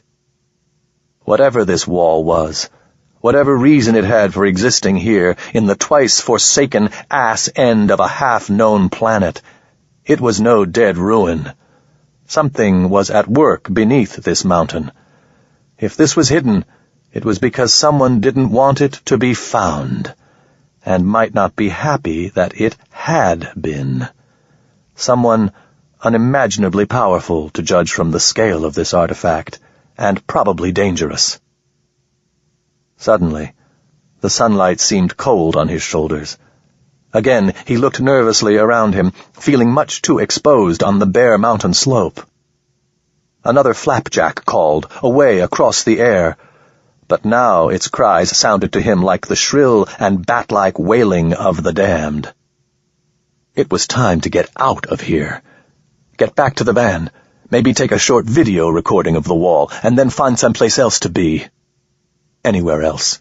Even back in Diego Town, where the threats were at least knowable. He couldn't run back to his camp. The terrain was too rough. But he scrambled down the mountainside as recklessly as he dared, sliding on his buttocks down bluffs in a cloud of dust and scree when he could, jumping from rock to rock, bulling his way through bushes and tangles of scrub yerba, scattering grasshoppers and paddlefoots before him. He moved so quickly that he was more than a third of the way to his camp before the mountain opened behind him and the alien came out. High above him, a hole opened in the mountain's side, a cave in the metal that a moment ago had not been there, and now simply was. There was a high-pitched whine, like a centrifuge spinning up, and then, a breath later, something flew out of the hole. It was square-shaped and built awkwardly for flight, like something designed to move in vacuum. Bone-white and silent, it reminded Ramon of a ghost or a great floating skull. Against the great empty blue of the sky, atmosphere thin enough at the top that stars shone through the blue, it could have been any size at any distance. The strange, boxy thing hung in the sky, rotating slowly, looking, Ramon thought. Looking for him. Sick dread squeezed his chest. His camp, The thing was clearly searching for something, and Ramon hadn't done anything to conceal the white dome of the bubble tent or the van beside it. There had been no reason to. The thing might not see him down here in the underbrush, but it would see his camp. He had to get there, get back to the van and into the air, before the thing from the mountain discovered it. His mind was already racing ahead. Would his van outpace the flying white box? Just let him get it in the air. He could fly it low, make it hard to spot or attack. He was a good pilot. He could dodge between treetops from here to Fiddler's Jump if he had to. But he had to get there first. He fled, raw panic pushing away the last shreds of caution. The demonic white box was lost from sight as he reached the edge of the scree and dove into the underbrush. The bushes and low scrub that had seemed thin and easily navigable when he'd been walking were now an obstacle course. Branches grabbed at him, raking his face and ripping his clothes. He had the feeling that the flying thing from the mountain was right on top of him, at his back, ready to strike. His breath burned as he sprinted, legs churning, back toward the van. "I didn't see anything," he gasped. "Please, I wasn't doing anything. I don't know anything. Please, I dreamed it." When halfway back to the van, he paused, leaning against a tree to catch his breath. The sky was empty. No ghostly box hung in the air, searching for him. He was surprised to find that his pistol was already in his hand. He didn't recall drawing it. Still, now that he did think of it, the weight and solidity of it were reassuring. He wasn't defenseless. Whatever that fucking thing was, he could shoot it. He spat, anger taking the place of fear. Maybe he didn't know what he was facing, but it didn't know him either. He was Ramon Espejo. He'd tear the alien a new asshole if it messed with him. Buoyed by his bravado and rage, Ramon started again for the van, one eye to the skies. He had cleared more ground than he thought. The van was only a few more minutes away. Just let him get it in the air. He wasn't going to stop to video anything, not with that thing out there sniffing for him. But he'd bring back a force from Diego Town. The governor's private guard, maybe. The police. The army. Whatever was in the hill, he'd drag it out into the light and crack its shell. He wasn't afraid of it or anyone. He wasn't afraid of God. His litany of denial, "Please, I didn't see anything," was already forgotten. He reached the meadow that contained his camp just as the alien reappeared overhead. He hesitated, torn between dashing for the van and diving back into the brush. It was close enough that Ramon could size it now. It was smaller than he'd thought, perhaps half the size of his van. It was ropey, long white strands like the dripping of a candle making up its walls, or its face. As it swooped nearer, Ramon felt a knot in his throat. It was too close. He would never be able to reach the van before it came between them. Perhaps it's friendly, Ramon thought. Madre de Dios, it had better be friendly. The van exploded. A geyser of fire and smoke shot up out of the meadow with a waterfall roar, and 10 fin birds rose screaming all along the mountain flank. The shockwave buffeted Ramon, splattering him with dirt and pebbles and shredded vegetation. He staggered, fighting to maintain his balance. Pieces of fused metal thumped down around him, burning holes in the moss of the meadow floor. It was shooting at him. Through the plume of smoke, Ramon saw the thing turn, flying 5 meters above the ground, swooping toward him again. The bubble tent went up in a ball of expanding gas, pieces of torn plastic tumbling and swooping like frightened white birds in the hot turbulence of the explosion. Ramon caught only a glimpse of that. He was already in frantic motion, running, swerving, tearing through the brush. He could hear his own gasping breath, and his heart slammed against his ribs like a fist. Faster! He felt the alien craft coming up behind him more than he saw it. With a despairing cry, Ramon whirled, fired 3 times at the looming thing as fast as he could. then turned and fled again. A tree detonated as he passed it, splinters biting into his face and legs. He heard a high whine coming close, getting louder, Dopplering up the frequencies. A shockwave knocked the air from him, and he lost his footing. He fired the pistol again as he fell, without knowing where he'd aimed or if he'd hit anything. Something hit him, hard. His consciousness blinked out like a suddenly snuffed candle. When he woke in darkness. Part 2. Chapter 5. In the darkness, immobile, unbreathing, Ramon found his memory growing clearer and clearer. The way Griego had shrugged, the rattling, mechanical roar of the chupacabra float, the European's blood, pale in the red light and black in the blue, the taste of the stone dust, the taste of Elena's mouth. Details that had been vague grew clearer until, by concentrating, he could hear the voices, feel the cloth of the shirt he'd worn, all of it. The thing from the mountain had taken him and had done something to him, imprisoned him in this vast, empty blackness through a process he could not imagine and for reasons he couldn't guess. The silence and the emptiness changed the nature of time. There was no longer a sense of duration. He couldn't say how long he had been there or whether he had slept. He could no more judge his own sanity than point north. Without context, ideas like madness and direction were meaningless. The movement, when it came, was so slight that Ramon could believe he had imagined it. Something nudged him. A current moved against his skin, an invisible current in an invisible sea. He had the feeling of being turned in slow circles. Something solid bumped his shoulder and then rose up against his back, or else he sank down upon it.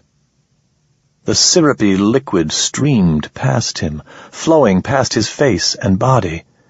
He thought of it as draining away, though he could as easily imagine being lifted up through it. The flow grew faster and more turbulent. A deep vibration shook him. Boom! Then again, beating through flesh and bone. Boom! Boom! A blurred, watery light appeared above him, very dim and immensely far away, like a star in a distant constellation. It grew brighter. The liquid in which he floated drained, the surface coming nearer, like he was rising from the bottom of a lake, until he finally breached it, and the last of the liquid was gone.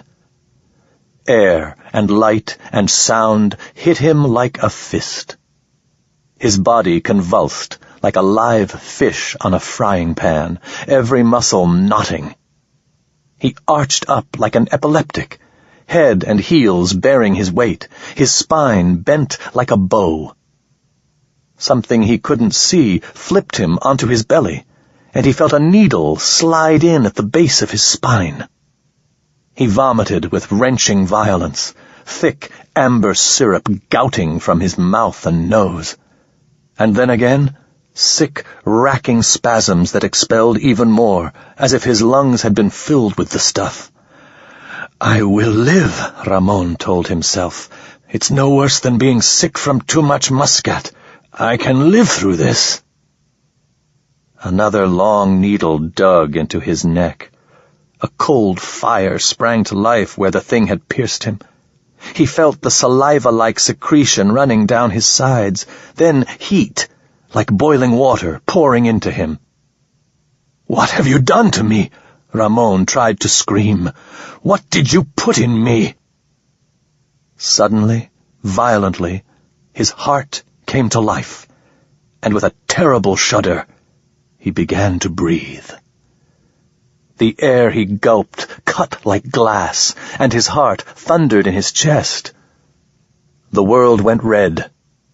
Pain drove away all thought, all sense of self, and then slowly abated. Another wave of the sickness shook him. He voided his bowels, weeping with pain and shame when he wasn't coughing. It seemed to go on for hours, but the moments of peace between spasms gradually grew longer, and it seemed as if some of the strength was beginning to come back to his arms and legs. His heart ceased to race like a bird trying to free itself from a net. Tentatively, he sat up. He was sprawled naked on the bottom of a metal tank not more than 10 feet square. So much for his measureless midnight ocean.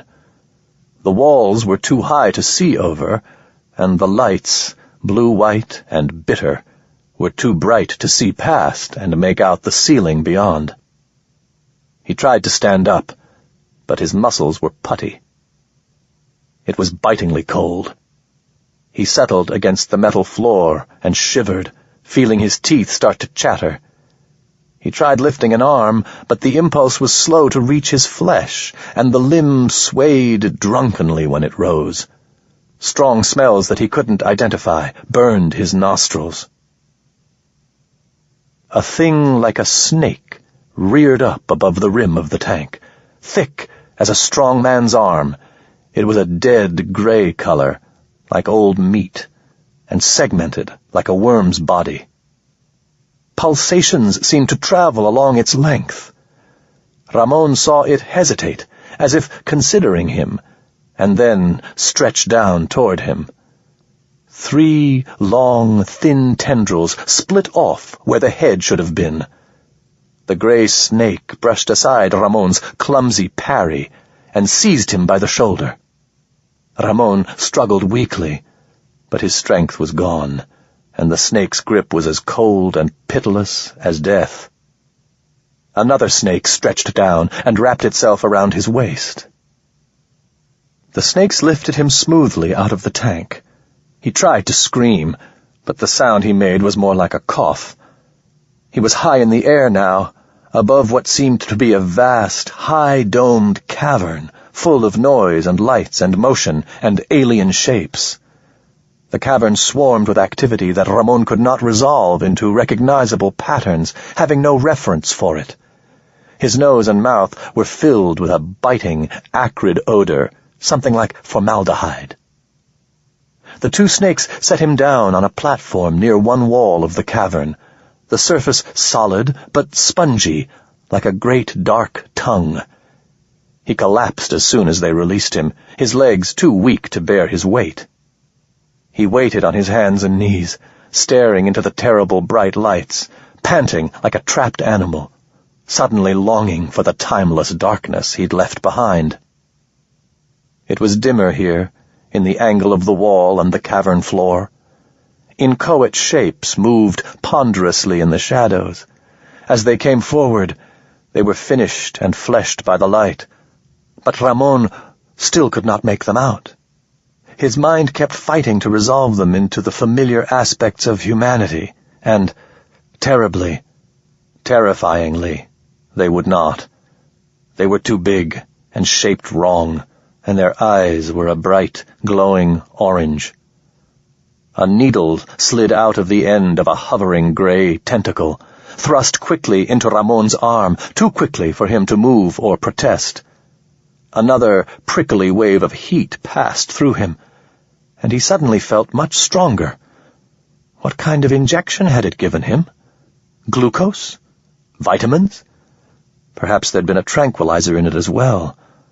His head was clear now, and he felt more alert, less frightened. He drew himself up to his knees, one hand instinctively covering his crotch.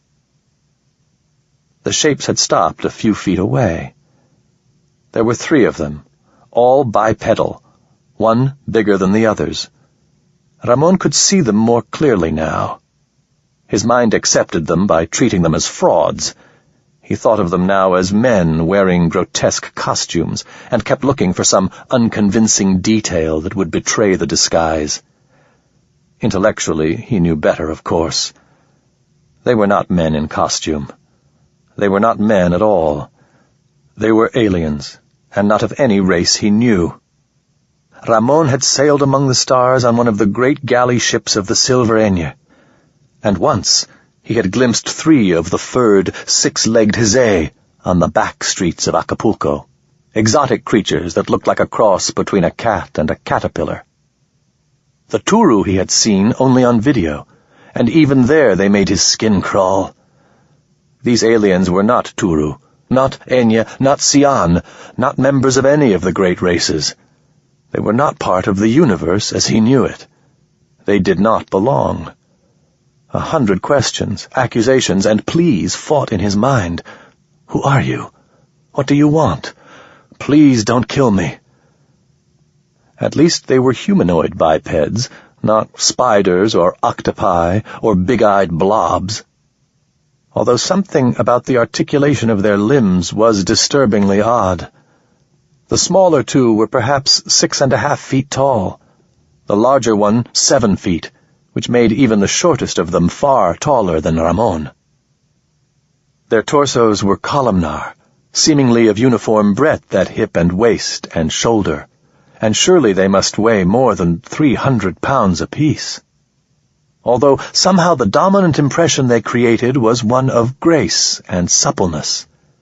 Their skins were glossy, shining, but each had its own distinctive coloration. One was a mottled blue and gold, the second a pale amber, while the largest one had yellowish flesh covered with strange, swirling patterns in silver and black. All wore broad belts hung with unknown objects of metal and glass, and nondescript halters of some ash-gray and lusterless material. Their arms were disproportionately long, the hands huge, the fingers, 3 fingers, 2 thumbs, incongruously slender and delicate. Their heads were set low in a hollow between the shoulders, and thrust a little forward on thick, stumpy necks, giving them a belligerent and aggressive look, like snapping turtles. Crests of hair or feathers slanted back from the tops of their heads at rakish angles. Quills protruded from their shoulders, the napes of their necks, and the tops of their spinal ridges, forming bristly ruffs. Their heads were roughly triangular, flattened on top, but bulging out at the base of the skull, the faces tapering sharply to a point. And the faces were faces out of a nightmare. Large, rubbery black snouts, streaked with blue and orange, trembling and sniffing, mouths like raw, wet wounds, 2 wide and lipless, and small, staring eyes set too low on either side of the snout. Orange eyes, hot and featureless as molten marbles. Staring at him. They were staring at him as though he was a bug, and that fanned a spark of anger inside him. He got to his feet and glared back at them, still shaky but determined not to show it. Ramon Espejo knelt to nobody, especially not to ugly, unnatural monsters like these. "Which one?" he croaked, coughed, and began again. "Which one of you pinche motherfuckers is paying for my van?" The aliens didn't react to his words. The large one reached out a strangely articulated arm, a motion that reminded Ramon of seaweed stirred by some gentle oceanic current. Ramon frowned as the alien curled what he had to think of as its fingers, back toward itself, once, twice, 3 times. The thing paused and then repeated the movement. There was something studied about the motion, as though it had been learned by rote, as though its natural equivalent might be without meaning for humans. A low, thudding boom came from deep below them, a mountainous heart that beat twice and went silent. Ramon glanced around him. The alien repeated the curling gesture. "You want me to come close to you?" Ramon demanded. The great thing's snout twitched, and the quills on its head rose and fell. Again, the strange curling motion. Ramon suddenly recalled a journalist who had come to Sao Paulo from Kigiaki, whose only word of Spanish had been gracias. The alien was the same, a single gesture repeated for every occasion, employed ubiquitously. The alien turned away, took a few inhumanly graceful strides, then shifted its torso back toward Ramon and gestured again. "Follow me." The other two aliens were still as stone, except for the restless twitching of their snouts. "I get taken captive by aliens and they're too stupid to talk," Ramon said, bravado and anger filling him.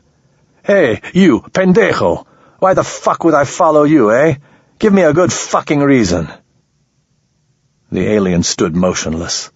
Ramon spat, the sputum vanishing as soon as it struck the black tongue-like platform, which seemed to absorb it with a slurping noise.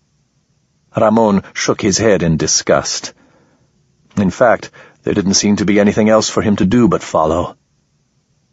He came forward slowly, his footing unreliable on the disturbingly wet, velvety ground, which gave under him with every step, looking warily all around him, wondering if he should try to run. Run to where, though? And some of the objects suspended from the alien's belt were almost certainly weapons. Ahead was a door cut through the naked rock of the cavern wall, into which the alien disappeared, looking back once again to make its favorite gesture. Trying to wear his nakedness like a suit of clothes, Ramon followed the alien into the darkness. The two other beasts fell in close behind. Chapter 6. Afterward, Ramon could not clearly remember that trip. He was led through tunnels barely wide and tall enough to allow the alien to pass. The tunnels slanted steeply up and down, and doubled back on themselves, seemingly at random.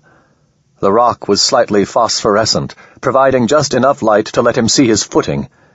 He refused to look behind at the following shapes, although his nerves were crawling like worms. The silence was heavy here in the belly of the hill, although occasionally a far-away hooting could be heard through many thicknesses of rock. It sounded to Ramon like the noise damned souls might make, crying unheeded to a cold and distant god. Sometimes they passed through pockets of light and activity, rooms full of chattering noise and rich, rotten smells, rooms drenched in glaring red or blue or green illumination, rooms dark as ink, but for the faint silver line of the path they followed. Once they stood motionless for long moments in such a room, while Ramon's stomach dropped, and he wondered if they could be in an elevator. Each chamber they passed through seemed more surreal than the last. In one, things that looked like oversized spiders lay in a clump in the center of what looked like a sluggishly moving pool of glowing blue oil. Another high-ceilinged chamber teemed with aliens, swarming over terraced layers of strange objects on the cavern floor. Equipment, perhaps machines, computers, although most things here were so unfamiliar that they registered only as indecipherable blurs, weird amalgams of shape and shadow and winking light. Far across the cave, two giant aliens, similar to his three companions, but 15 or 20 feet tall, labored in gloom, lifting and stacking what looked like huge sections of honeycomb, moving with ponderous grace, as unreal and hallucinatorily beautiful as stop-motion dinosaurs in old horror movies. To one side, a smaller alien was herding a flow of what looked like spongy molasses down a stair-step fall of boulders, touching the flowing mass occasionally with a long black rod, as if to urge it along. It was too much to take in. Ramon's conscious mind was spinning too fast in desperate attempts to make sense of what he saw. The nightmare walk became an interminable series of incomprehensibilities. A great gray tentacle reached out from one wall, caressing the alien before him, and then dropped to the ground and slithered away like a snake. A scent like cardamom and fried onions and rubbing alcohol filled the air and vanished. The deep, throbbing booms that he had heard earlier filled the air at intervals that seemed to have no pattern, though Ramon found himself slowly learning to anticipate them. Away from the chambers, in the tunnels, it was close and dark and silent. The lead alien's back gleamed pale and faint in the phosphorescent glow of the rock, like a fish in dark water, and for a moment it seemed to Ramon as if the markings on its flesh were moving, writhing and changing like living things. He stumbled and instinctively clutched the alien's arm to keep from falling. Its skin was warm and dry, like snakeskin. In the enclosed space of the tunnel, he could smell the alien. It had a heavy, musky odor, like olive oil, like cloves, strange rather than unpleasant. It neither looked behind, nor paused, nor made a sound. The three aliens continued to walk on imperturbably, at the same steady pace, and Ramon had no choice but to follow after them, or be left alone in the chilly darkness of this black alien maze. At last, they came to a stop in another garishly lit chamber. Ramon almost walked into the wide back of the alien in front of him. To the human eye, there was something subtly wrong about the proportions and dimensions of the chamber. It was more a rhombus than a rectangle. The floor was slightly tilted, the ceiling tilted at another angle, and not of uniform height. Everything subliminally disorienting, everything off, making Ramon feel sick and dizzy. The light was too bright and too blue, and the chamber was filled with a whispering susurrus that hovered right at the threshold of hearing. This place had not been made by human beings, nor was it meant for them. As he entered the chamber, he saw that the walls streamed with tiny, crawling pictures, as though a film of oil was continuously flowing from ceiling to floor and carrying with it a thin scum of ever-changing images, swirls of vivid color, geometric shapes, mazy, impressionistic designs, vast, surrealistic landscapes.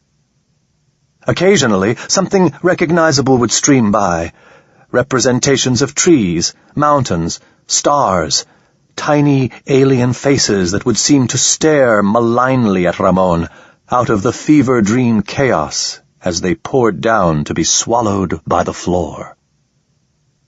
The alien who'd escorted him gestured him forward.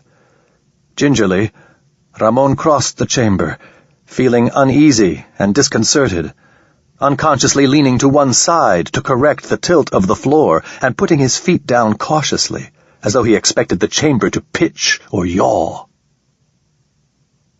In the center of the chamber was a deep, circular pit, lined by metal, and at the bottom of the pit was another alien. It was even taller than Ramon's guides, and much fatter. The lower part of its body bloated to 4 or 5 times the circumference of the other aliens, and its crest and quills were much longer. Its skin was maggot-white and completely free of markings. White with age? Dyed white as an indication of rank? Or was it of a different race? Impossible to say, but as the alien's eyes turned upward, toward Ramon, he was seized and shaken by the force behind its gaze, by the harsh authority it exuded. He noticed, with another little shock, that the creature was physically connected to the pit. Things that might have been wires or rods or cables emerged from its body and disappeared into the smooth metal walls, forming an intricate cat's cradle around it. Some of the cables were black and dull, some were luminescent, and some glossy red and gray and brown, pulsed slowly and rhythmically, as if with an obscene life of their own. The hot, orange eyes considered him. Ramon felt his nakedness acutely, but refused to bend to this alien's will, even to cover himself. The great, pale head shifted. "Noun," the alien said. "Verb form, identifier, semantic placeholder, sense of identity, Ramon stared at the alien, fighting to keep surprise from his face. It had spoken in Spanish. Ramon also spoke some English and Portuguese and French, as well as, of course, Portuglish, the bastard lingua franca of the colony. And quite clearly, though its voice was disturbingly rusty and metallic, as though it was a machine, how in hell had it learned a human language? "What the fuck are you saying?" Ramon said. "By holy Jesus, what do you want?" "Idiomatic vulgarity, religious fear," the alien said, and then, with something that sounded like disappointment, "unflowing." The great beast shifted in its web of wires and cables, its swollen abdomen rippling as if with a life of its own. Ramon felt his gorge rise. "What do you want from me?" "You are man," the beast intoned. "Yes, I'm a fucking man. What did you think I was?" "You lack Tatacroida. You are a flawed thing. Your nature is dangerous and tends to aubre." Ramon spat on the ground. The arrogance of the harsh, unused voice, and the steady gaze of those orange, unblinking eyes made him angry. In times of stress, when he had lost his first van in a drunken bet, when Liana had finally left him, when Elena threatened to throw him out, Ramon's rage had never deserted him. Now it returned, flushing him with heat and certainty. "What are you, you creatures?" he said. "Where do you come from? From this planet? Somewhere else? What do you think you're doing, attacking me, keeping me here against my will? And what about my van, eh? Who's going to get me a new van?" Suddenly, the absurdity of the situation struck him. Here he was, in an alien hive, locked away in the middle of a mountain, surrounded by demons, and he was bitching about his van. He had to fight down the urge to laugh, fearing that once he started, he would be unable to stop. The alien was staring at him wordlessly. "If you want to talk sense," Ramon rasped. Anger gave him a sense of power and control that he knew was at odds with the truth. Any small thing that kept his mind his own, however, was precious. "You don't like what I am? You can show me the way out of this shithole." The great pale alien seemed to take a moment to consider Ramon's words. Its snout lifted as if it was tasting the air. "Those are sounds, not words," the alien said after a long pause. "Discordances outside proper flow. You must not speak in meaningless sounds, or you will be corrected." Ramon shivered and looked away. His rage had ebbed as quickly as it had flared, and now he felt tired, chilled by the alien's imperturbability. "What do you want from me?" he asked wearily. "We do not want anything," the alien said. "Again, you speak outside the way of reality. You have a function, therefore you exist. You will exercise that function because it is your purpose to do so. Your Tatacroida. No wanting is involved. All is inevitable flow. You are man. You will flow in the pathways in which a man would flow. As he is of you, our path to him will be carved clean. You will fulfill your function." The creature's voice seemed to be growing clearer as it spoke, as if every word brought it a greater understanding of Ramon's language. He wondered how long he'd have to talk to the thing before it took on a Mexican accent and started cussing. "And if I do not function as you wish?" Ramon asked. The alien paused, as though briefly puzzled. "You live," it said finally.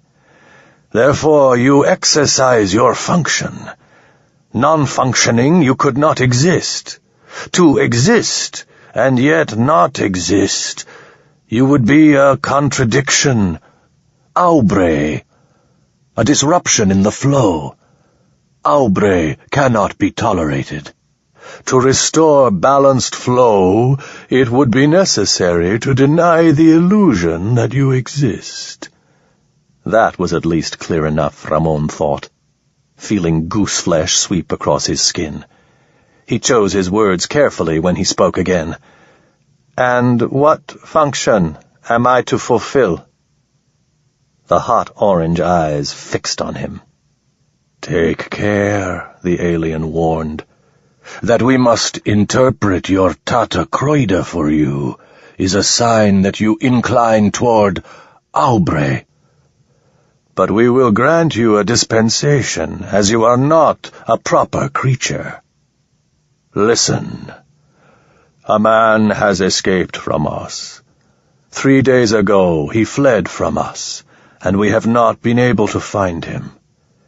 By this act he has shown himself to be Aubre, and so proved that he does not exist. The illusion of his existence must therefore be negated.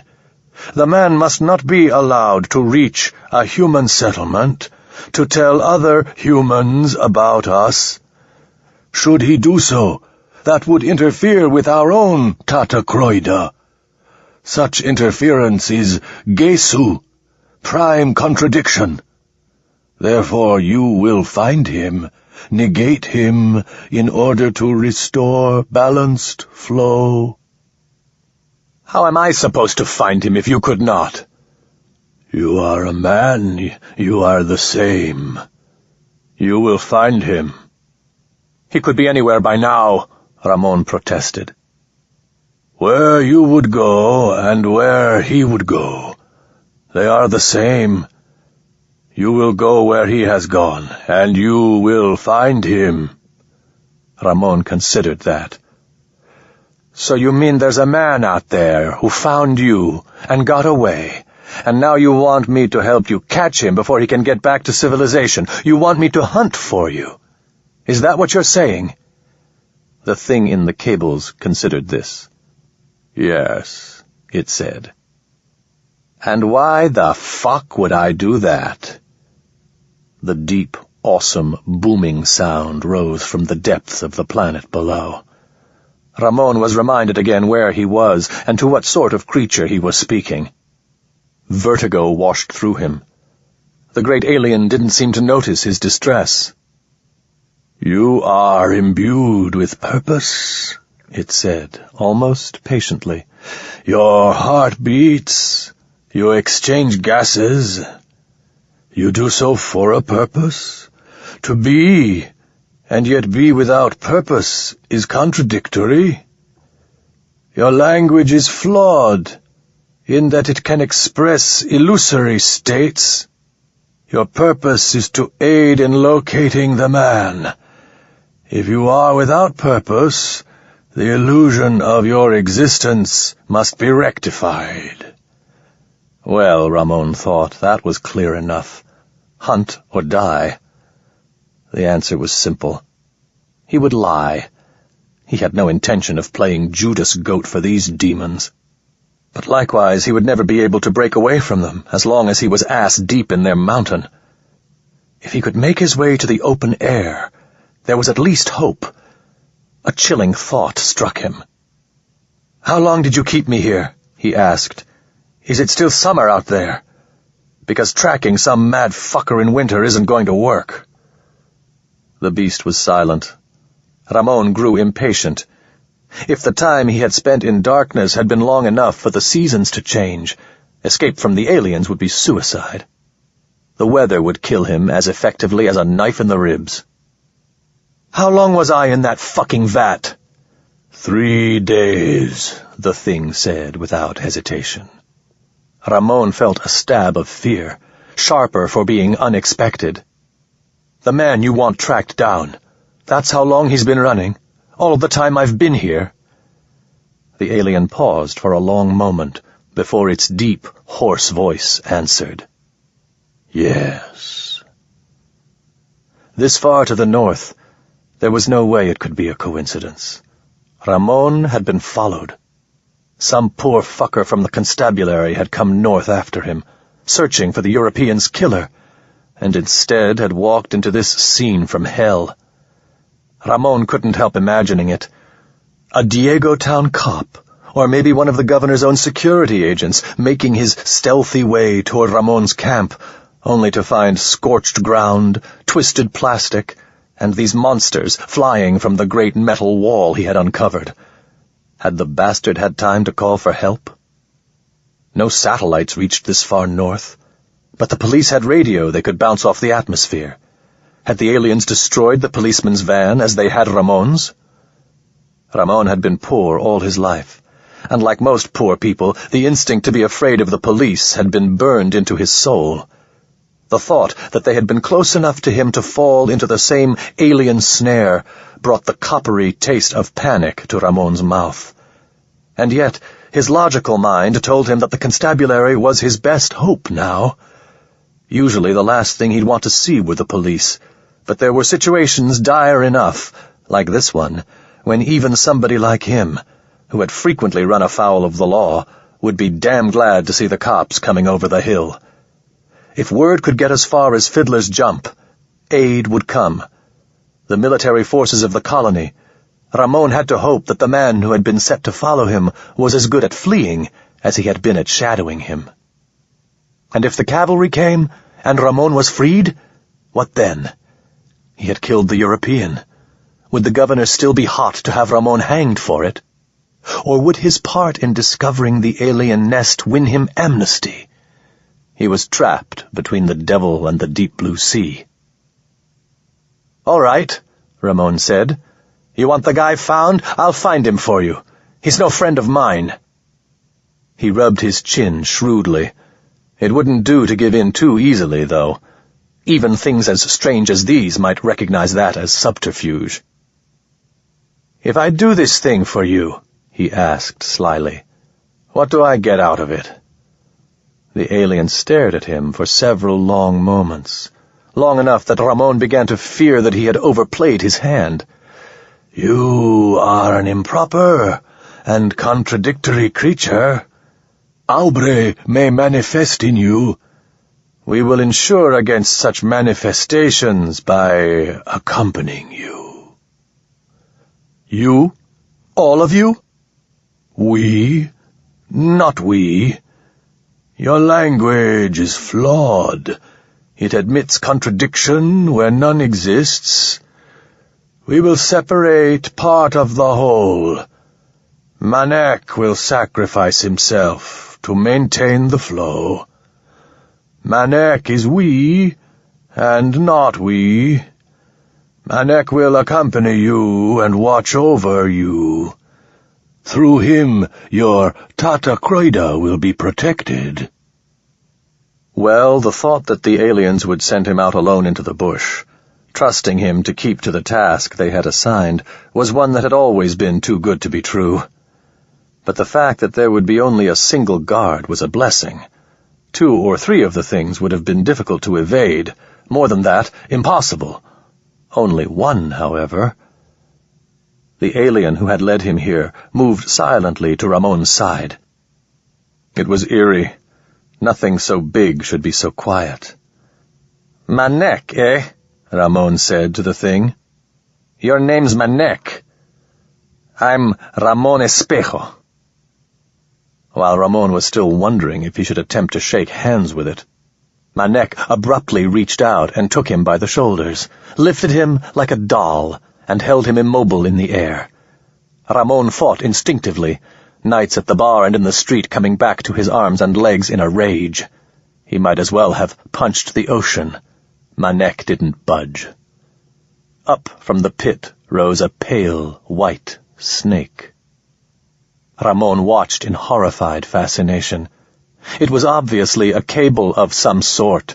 2 bare wires protruded from the visible end, but its movements were so supple and lifelike that he could not help but think of it as a pale and sinister cobra. It reared almost to eye level, swayed slowly from side to side, and aimed its blind, pallid head at Ramon. The head quivered slightly, as though the snake was testing the air in search of its prey. Then it stretched out toward him.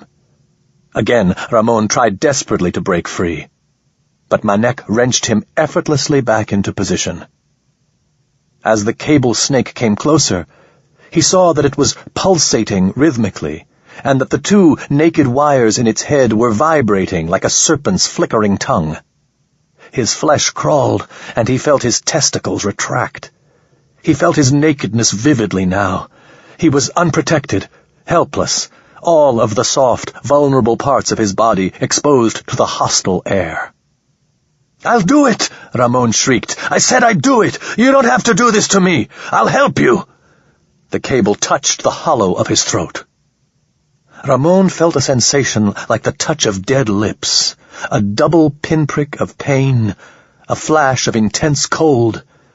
An odd, quivering shock ran up and down his body, as though someone were tracing his nervous system with feather fingers. His vision dimmed for a heartbeat, then came back. Manek lowered him to the ground. The cable was now embedded in his neck.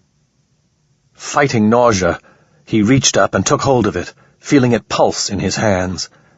It was warm to the touch, like human flesh.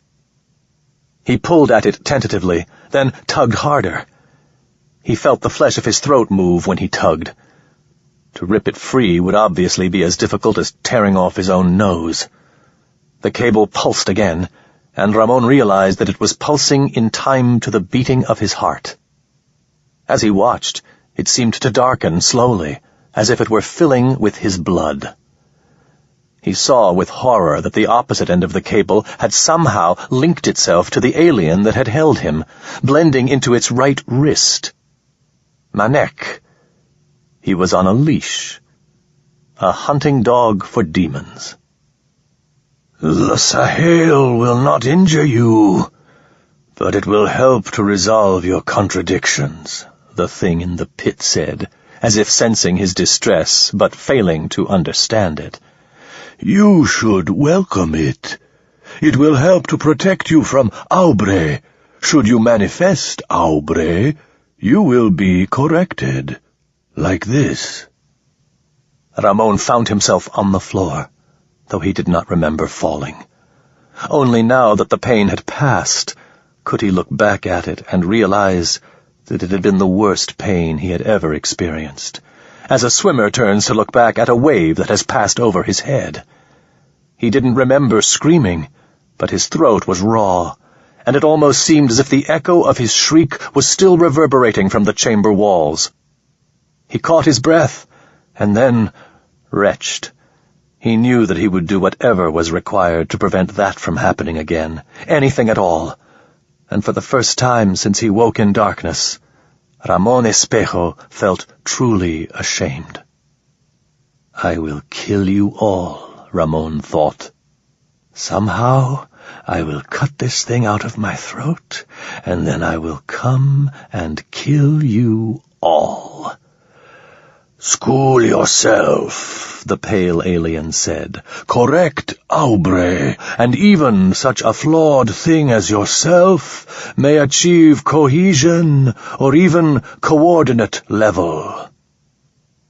It took Ramon some time to realize that this gibberish had been a dismissal, a stern but kindly admonition.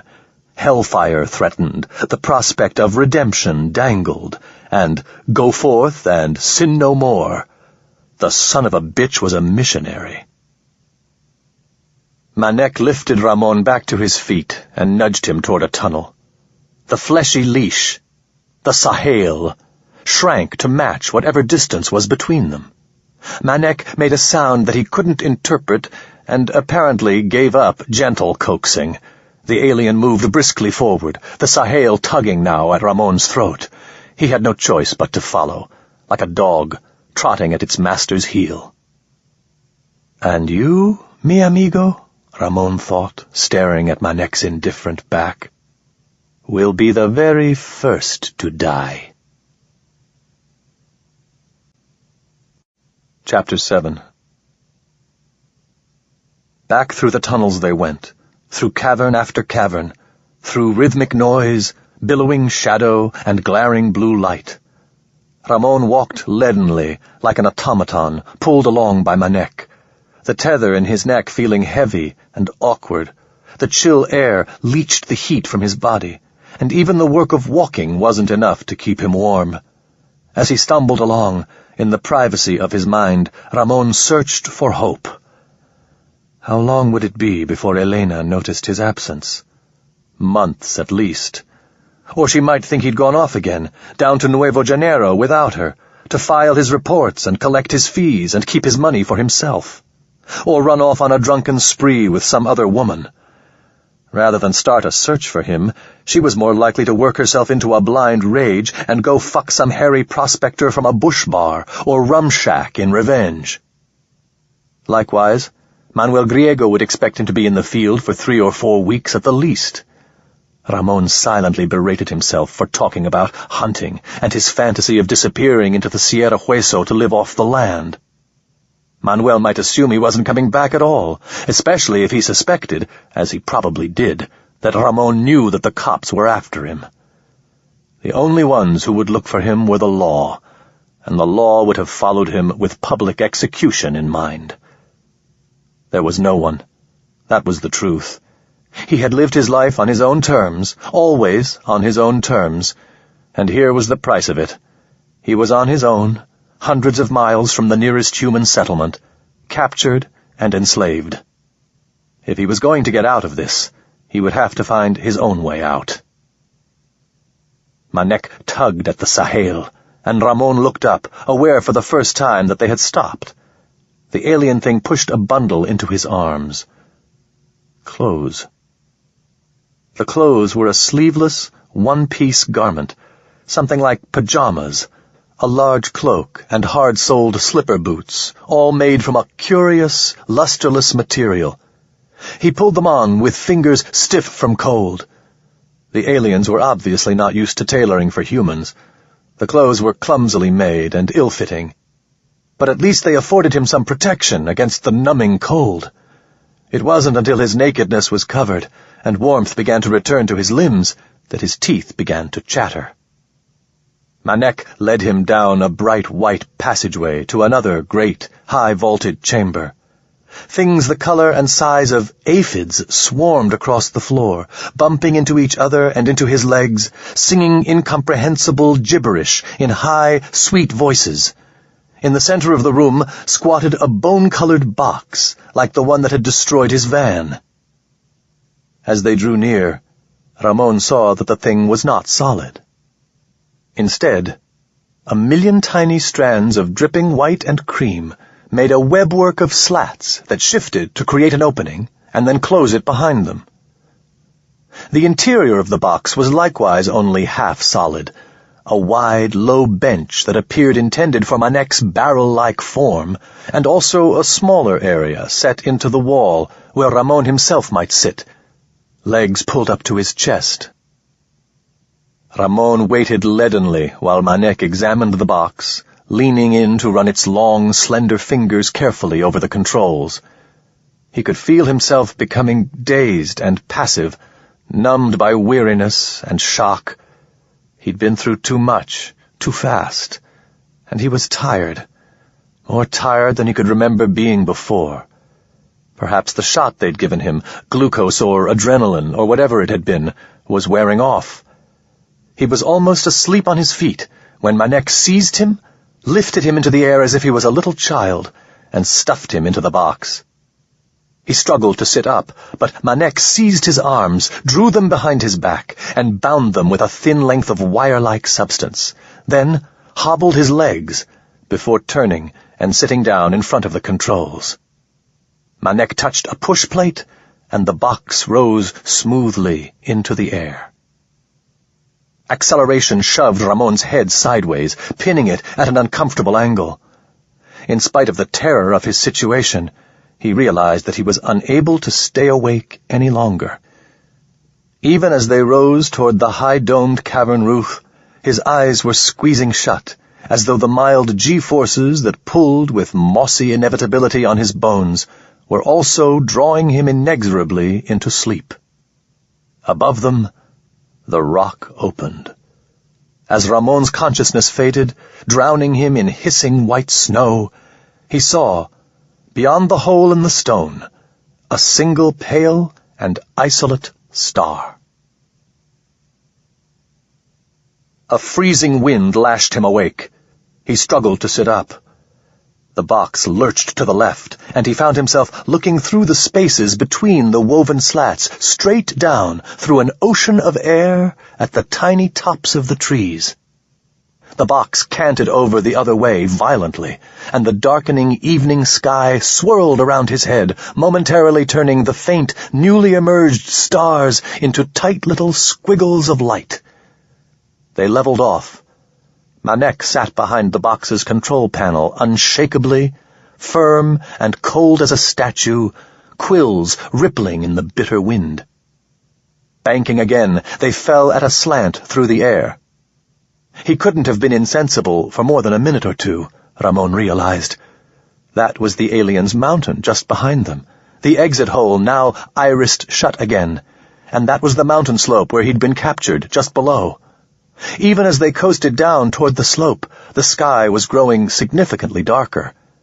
The sun had sunk beneath the horizon some moments before, leaving only the thinnest sliver of glazed red along the junction line of land and air. The rest of the sky was the color of plum and eggplant and ash, dying rapidly to an inky blackness overhead and to the west. Armed and bristling with trees, the mountain slope rushed up to meet them, too fast. Surely they would crash. They touched down lightly in the middle of an alpine valley, settling out of the sky as silently as a feather. Manek killed the box's engine. Darkness swallowed them, and they were surrounded by the sly and predatory noises of evening. Manek seized Ramon, and lifting him like a rag doll, dragged him from the box, carried him a few feet away, and dropped him to the ground. Ramon groaned involuntarily, startled and ashamed by the loudness of his voice. His arms were still bound behind him, and to lie upon them was excruciatingly painful. He rolled over onto his stomach. The ground under him was so cold that it was comfortable. And even in his sick and confused condition, Ramon realized that meant death. He thrashed and squirmed and managed to roll himself up in the long cloak he'd been given. It was surprisingly warm. He would have fallen asleep then, in spite of his pain and discomfort.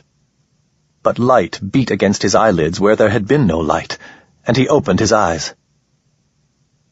The light seemed blinding at first, but it dimmed as his eyes adjusted.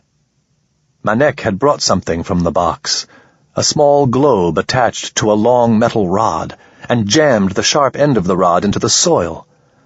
Now the globe was alight, burning from within with a dim bluish light, emitting rhythmic waves of heat.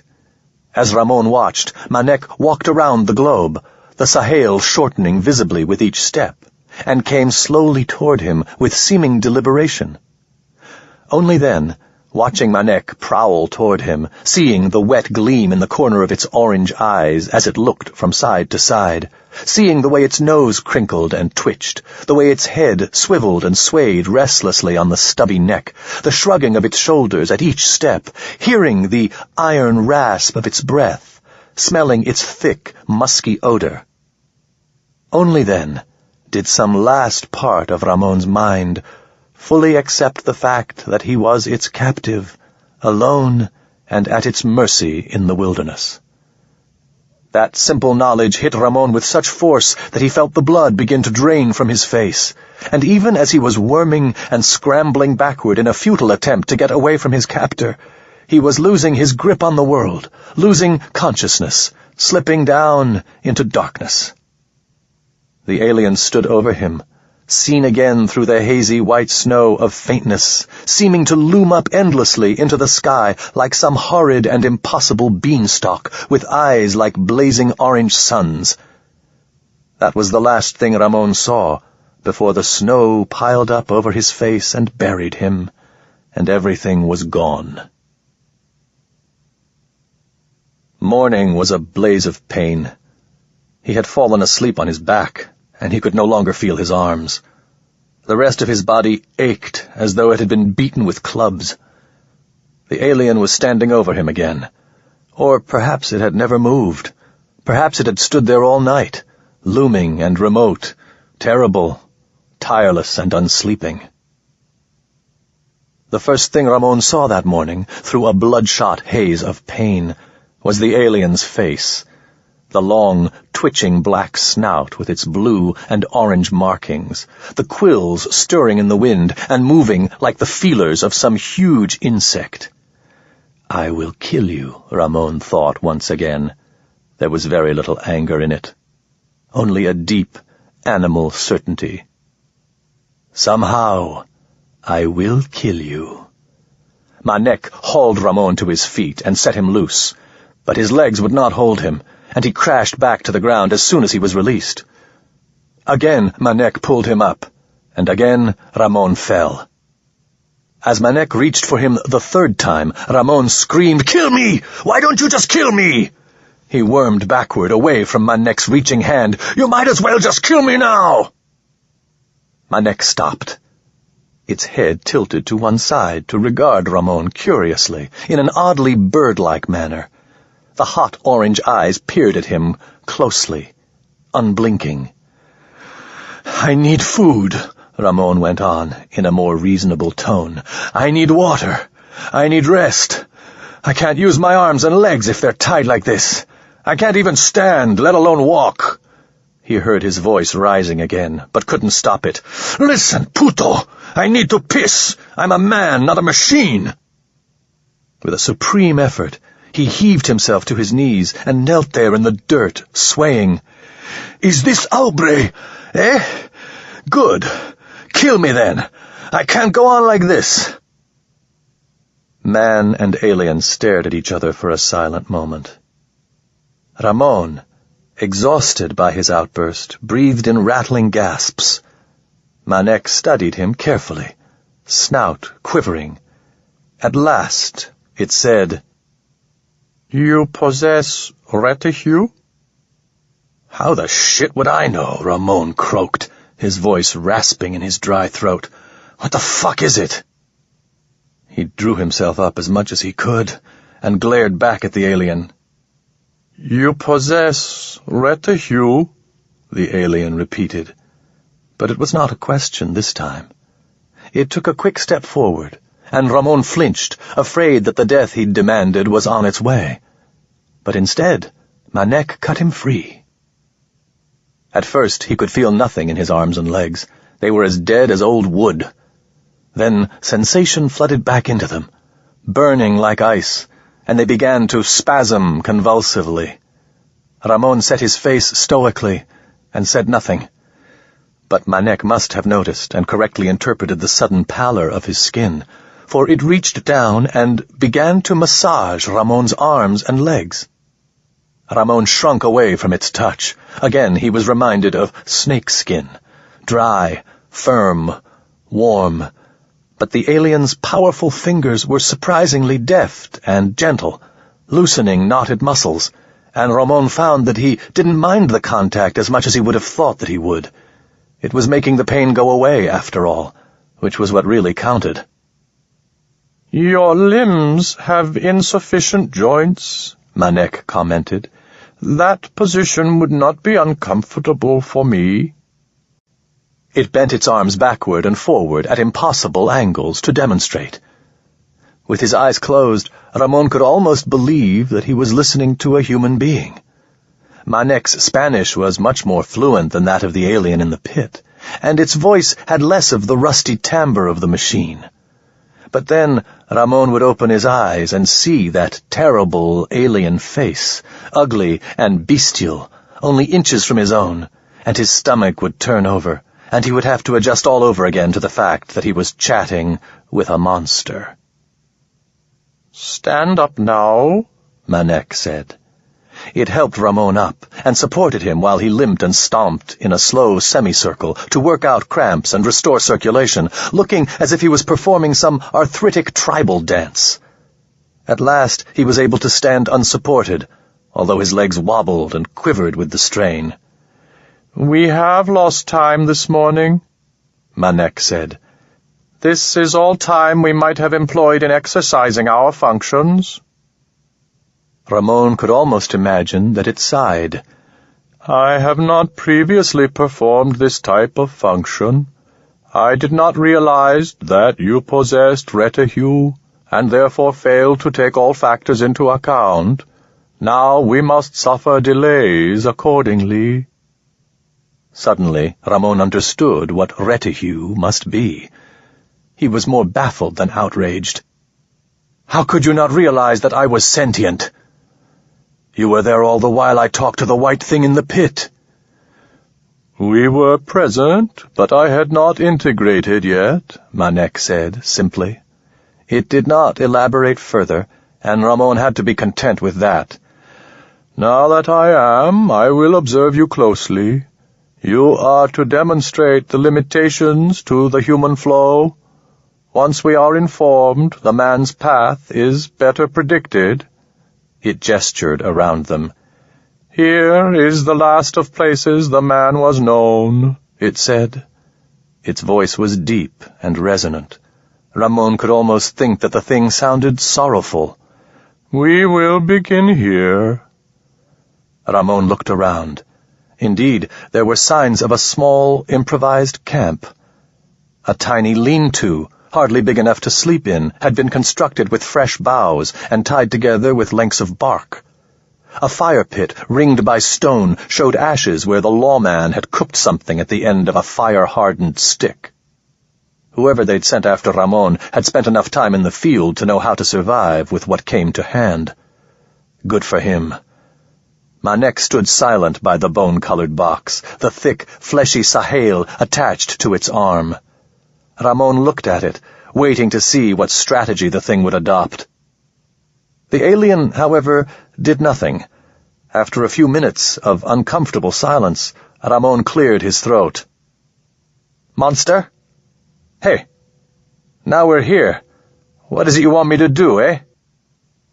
"You are a man," Manek said. "Behave as he would behave." "He's got tools and clothes, and he doesn't have a leash on," Ramon said. "Your confluence will be approximate at the beginning," Manek said. "This is expected. You will not be punished for it. Your needs will lead you to a matched flow. That is sufficient." "Speaking of needs and flowing," Ramon said, "I gotta piss." "That will do," Manek said. "Begin by achieving piss." Ramon smiled. "You stay here then. I'll go achieve piss." "I will observe," Manek said. "You want to watch me piss?" "We are to explore the banks which bound the man's possible channels. If this task is a necessity of his being, then I will understand it." Ramon shrugged. "You're just lucky I'm not shy about this kind of thing," he said, walking to the nearest tree. "There's some men couldn't get a drop out, not with you watching them, eh?" The ground was rough, and Ramon's feet were tender.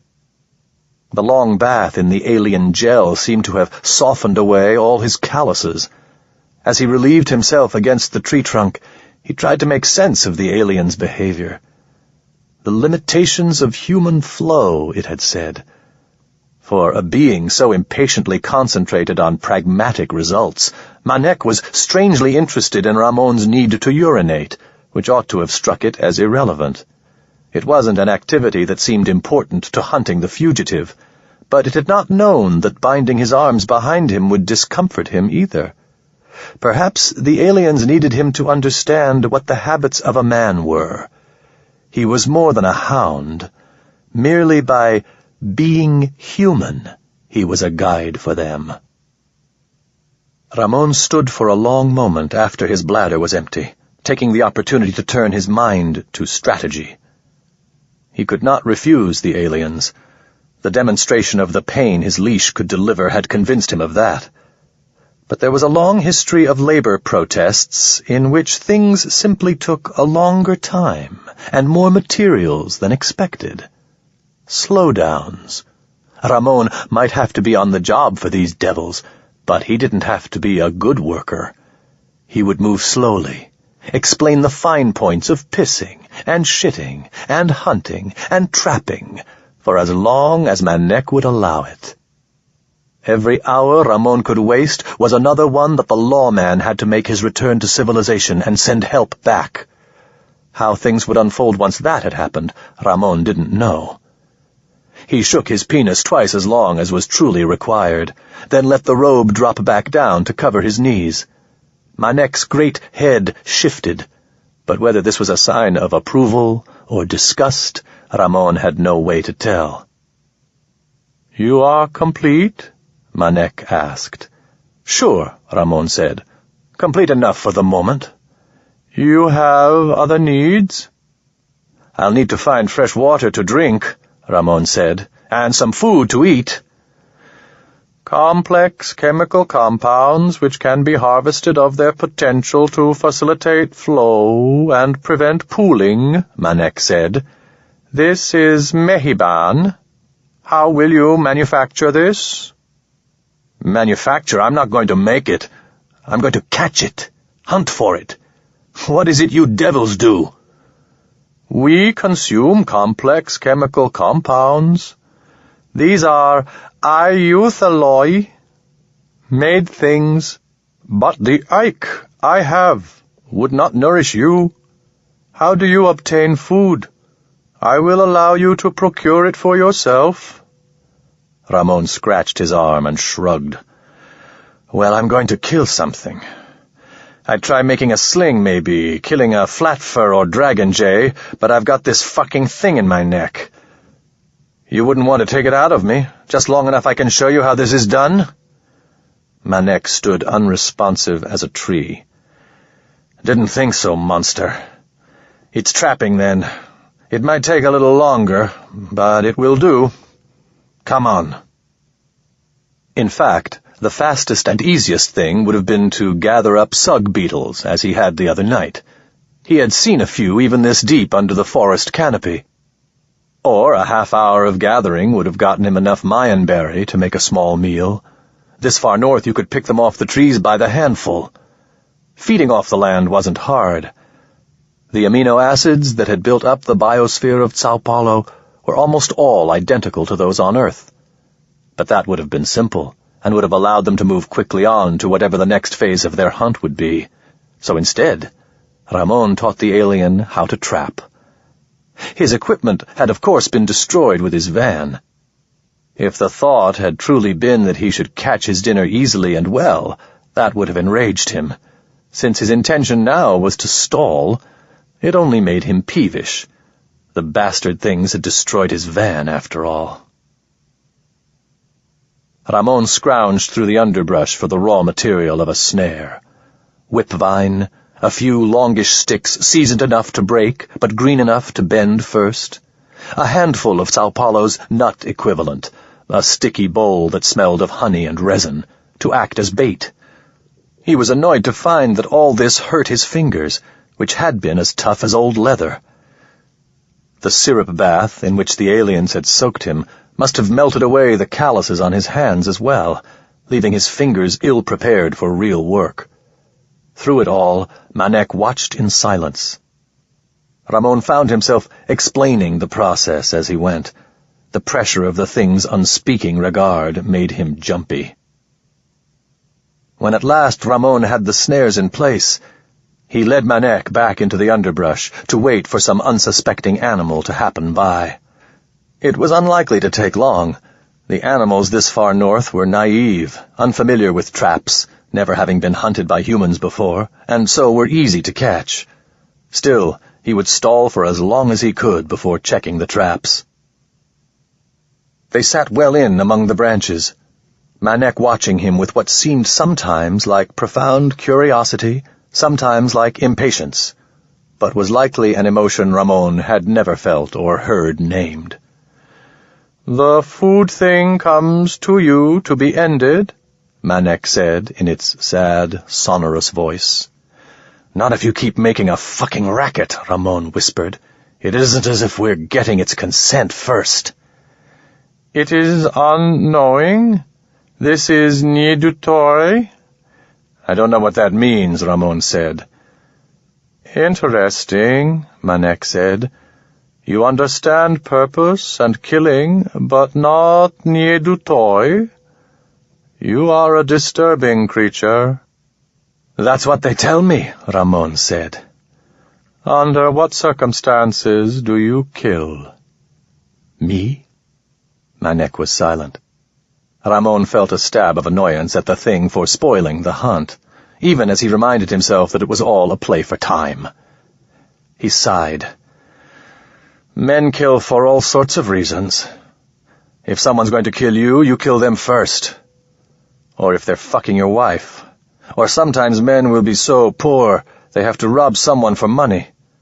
That can go too far. Or if someone declares war, then soldiers go and kill each other. Or sometimes you just walk into the wrong bar and start acting like a cabron, where the wrong bastard can hear you, and he kills you for it. For a moment, he was back in the El Rey. He couldn't recall any more what precisely it was the European had said that started things. The details were all misty and uncertain, like a half-remembered dream. There had been a pachinko machine, its tiny steel balls bouncing crazily against the network of pins, and a woman with straight, black hair. It hadn't been anything the man had said to Ramon. No one had liked the pendejo. Everyone had wanted to crack the man's ass the other way, but Ramon had been the one to do it. Why did you kill him? Ramon shivered. Manek's steady gaze seemed to peer into his soul, as if every truth and lie in Ramon's long, sorry life were written on his face. A sudden rush of shame possessed him. You have declared war on the food thing, Manek intoned, and Ramon's sudden guilt vanished. Manek no more understood him than a dog could read a news feed. With an act of will, he refrained from laughing. No, Ramon said. It's just an animal. I need food. It is food. It's not killing, only hunting. The food thing is not killed? Yes, okay, fine. You kill animals to eat them if you need food, Ramon said. Then, a moment later, and also if they're fucking your wife. I understand, the alien said, and lapsed into silence. They waited as the sun rose higher in the perfect blue sky. Manek ate some of his oik, which turned out to be a brown paste the consistency of molasses with a thick, vinegary scent. Ramon scratched at the place in his neck where the sahel anchored in his flesh, and tried to ignore the emptiness of his belly. The hunger grew quickly, though, and in spite of his good intentions about stalling as long as he could, it was less than 2 hours later that he rose and walked out to check his catch. 2 grasshoppers, almost identical to the locusts of earth, but warm-blooded and able to nurse their young from tiny, fleshy nipples at the joints of their carapace, and a gordita, one of the fuzzy, round marsupials that the colonists called the little fat ones of the Virgin. The gordita had died badly, biting itself in its frenzy. Its spiky fur was already black, with thick, tarry blood. Manek looked on with interest as Ramon removed the animals from the snares. It is difficult to think of this as having anything to do with food, it said. Why do the creatures strangle themselves for you? Is it their tatacroida? No, Ramon said as he strung the bodies on the length of carrying twine. It's not their tatacroida. It's just something that happened to them. He found himself staring at his hands as he worked, and for some reason his hands made him uneasy. He shrugged the feeling away. Don't your people hunt for food? The hunt is not for food, Manek said flatly. The hunt is wasted on creatures such as these. How can they appreciate it? Their brains are much too small. My stomach is also too small, but it will appreciate them, He stood up, swinging the dead animals over his shoulder. "Do you swallow the creatures now?" Manek asked. "First they must be cooked." "Cooked?" "Burned over a fire." "Fire," Manek repeated. "Uncontrolled combustion. Proper food does not require such preparation. You are a primitive creature. These steps waste time. Time which might be better used to fulfill your Tata Kroida. Iuthaloi does not interfere with the flow." Ramon shrugged. "I cannot eat your food, monster, and I cannot eat these raw." He held the carcasses up for inspection. "If we are to get on with me exercising my function, I need to make a fire. Help me gather sticks." Back at the clearing, Ramon improvised a bow starter and started a small cook fire. When the flames were crackling well, the alien turned to look at Ramon. "Combustion is proceeding," it said. "What will you do now? I wish to observe this function, cooking." Was that an edge of distaste in the alien's voice? He suddenly had a flash of how odd the process must seem to Manek. Catching and killing an animal, cutting its pelt off and pulling out its internal organs, dismembering it, toasting the dead carcass over a fire, and then eating it. For a moment it seemed a grotesque and ghoulish thing to do, and it had never seemed like that before.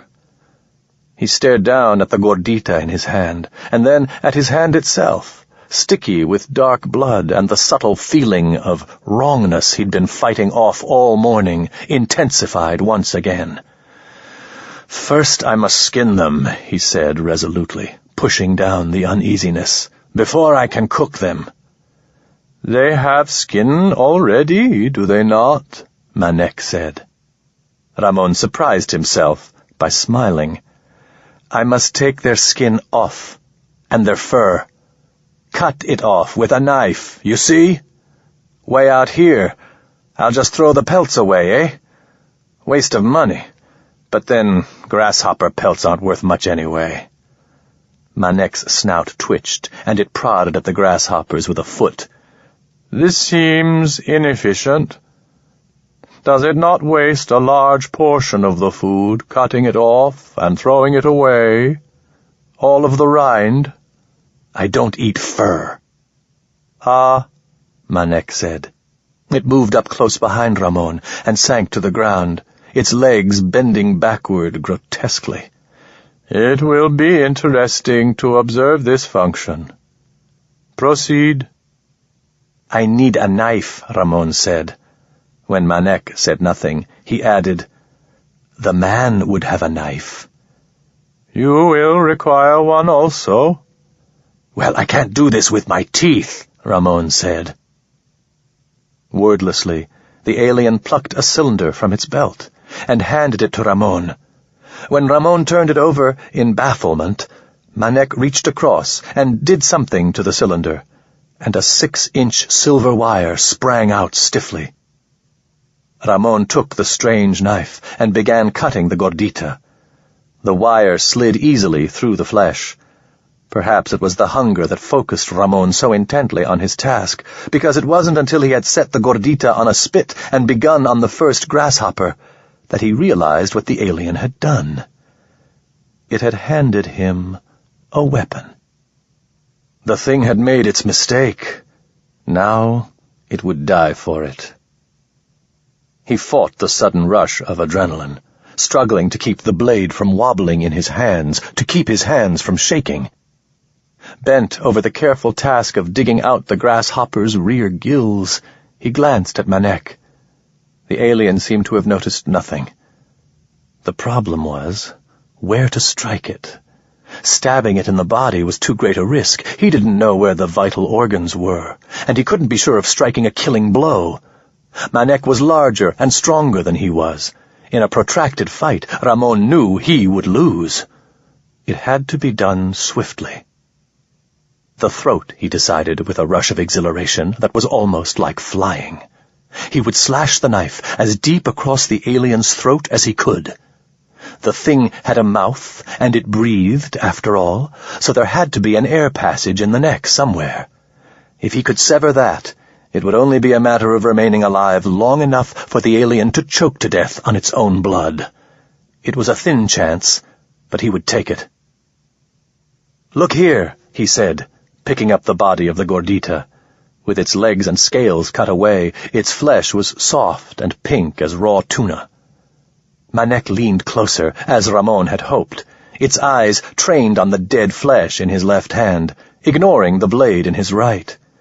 The heady elation of violence filled him, as if he was in the street outside a bar in Diego Town. The monsters didn't know that this thing they'd captured knew how to be a monster too. He waited until Manek turned its head a little to the side, to better squint at the gordita, exposing the mottled black and yellow flesh of its throat, and then he struck. Abruptly, he was sprawled on his back on the ground, staring up into the violet sky. His stomach muscles were knotted, and he was breathing in harsh little gasps. The pain had hit him like a stone giant's fist, crumpled him and thrown him aside. It had been over in an eye blink, too quick to be remembered, but his body still ached and twitched with the shock. He had dropped the knife. "You fool," he thought. "Interesting," Manek said. "Why did you do that? I pose you no danger, and so you need not defend yourself. I am not food for you, and so you need not kill me to eat. You have not declared war upon me. I have not gone to a bar, nor do I have money. I have not fucked your wife, and still you experience a drive to kill. What is the nature of that drive?" Ramon would have laughed if he could. It was comic and tragic and deserving of his despairing rage. He levered himself up to sitting. Blood was smeared on his hands and chest from writhing on the corpse of the gordita. "You," Ramon began, "you knew." Manek's quills rose and fell. The evil, implacable orange of its eyes seemed to glow in the soft light that filtered through the forest canopy. "The Sahel participates in your flow," it said. "It will not permit actions on your part that would interfere with your Tatacroida. You cannot harm me in any fashion." "You can read my mind, then?" "The Sahel can prevent action that is aubre before the action takes place. I do not understand. Read my mind." "You know what I'm thinking. You know what I'm going to do before I do it." "No. To drink from first intentions would disturb the flow and affect your function. It is only when your intention expresses aubre that you are corrected." Ramon wiped his eyes with the back of his hand. "So you can't tell what I'm thinking, but you can tell what I'm going to do?" Manek considered him in silence, and then said, "Every movement is a cascade from intent to action. The Sahel drinks from far up the cascade. The intention to act precedes the action, so you cannot act before I am aware of the action you are taking. Attempts to harm me cannot be completed and will be punished. You are a primitive being not to know this." It tilted its head to stare more closely at him. "Please return to the issue at hand. What is the nature of that drive? Why do you wish to kill me?" "Because a man is supposed to be free," Ramon said, pushing ineffectually at the thick, fleshy leash at his throat. "You're holding me prisoner." The alien shifted its head from one side to the other, as if the words meant nothing to it, and were literally falling from its ears. Manek lifted him easily and set him on his feet. To Ramon's shame and humiliation, The alien gently placed the wire knife back in his hand. "Continue the function," Manek said. "You were flaying the corpse of the small animal." Ramon turned the silver cylinder slowly, shaking his head. He was unmanned. He could no more defeat this thing than an infant child could best his father. He was so little threat to it that it would hand him a weapon with total unconcern. He felt the urge to drive the knife into his own chest and end this humiliation, but he pushed the thoughts away before the Sahel could exact its punishment. He sharpened another small stick, using the alien knife, impaled the small bodies upon it, and held the raw meat over the flame. In the beginning, he kept the gordita and the grasshoppers far enough back that the cooking went slowly. But as the scent of grease and cooked meat woke his own belly, he let the branch dip. The thin, stringy meat tasted better than Ramon had remembered. It was salty and had a rich, earthy taste. When he had stripped the small corpses to their thin, yellow bones, he wiped his hands on his robe and stood up. "Let's go. I have to find fresh water." "The seared flesh is not sufficient," Ramon spat. "I can live for weeks without food," he said. "No water, and I'll die in days." It rose, and let Ramon lead the way through the forest to a cold, rushing stream, foaming white as it broke over streambed rocks. This far north, the glaciers fed the streams and eventually the great river, the Rio Embudo, that passed through Fiddler's Jump. As he squatted, cupping the numbing cold water to his lips, he imagined setting a message in a bottle to bob its way down to civilization. "Trapped by monsters. Send help." He might as well plan to make a flock of flapjacks fly him back to Diego Town. Dreaming was no better than dreaming. He wiped his mouth with the back of his hand and sat back. "This is all, then?" Manek said. "Consume dead flesh and water. Emit piss. These are the channels that constrain the man." "Well, he'll have to take a dump sometimes. Like pissing, sort of. And he'll sleep." "You will do these things," Manek said. Ramon stood, turning back toward the camp and the flying box. The alien followed him. "You can't just command those things," Ramon said. "It's not like I'm some kind of pinche machine that you can press a button and I fall asleep. Things come in their own time." "And the dumping?" Ramon felt a surge of rage. The thing was an idiot. He was enslaved by a race of morons. "It comes in its own time, too," Ramon said. "Then we will observe the time," Manek said. "Fine." "While we observe, you will explain free." Ramon paused, looking back over his shoulder. Light dappled the alien's swirling skin, an effect like camouflage. "You will kill to be free," Manek said. "What is free?" "Free is not with a fucking thing sticking in my neck," Ramon said. "Free is able to do what I want, when I want, without having to dance to anyone's fucking tune." "Is this dance customary?" "Christ," Ramon yelled, wheeling on his captor. "Free is being your own goddamn man. Free is not answering to anybody for anything. Not your boss, not your woman, not the pinche governor and his pinche little army. A man who's free makes his own path where he wants to make it, and no one can stand in his way. No one. Are you too fucking stupid to understand that?" Ramon was breathing hard as if he'd been running, his cheeks hot with blood. The hot orange eyes shifted over him.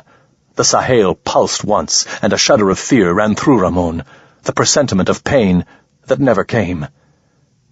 "Free is to be without constraint." "Yes," Ramon said, mincing the words as if he were speaking to a child he disliked. "Free is to be without constraint." "And this is possible?" it asked. Thoughts and memories flickered through Ramon's mind. Elena. The times he'd had to scrape by without liquor in order to make the payment on his van. The police.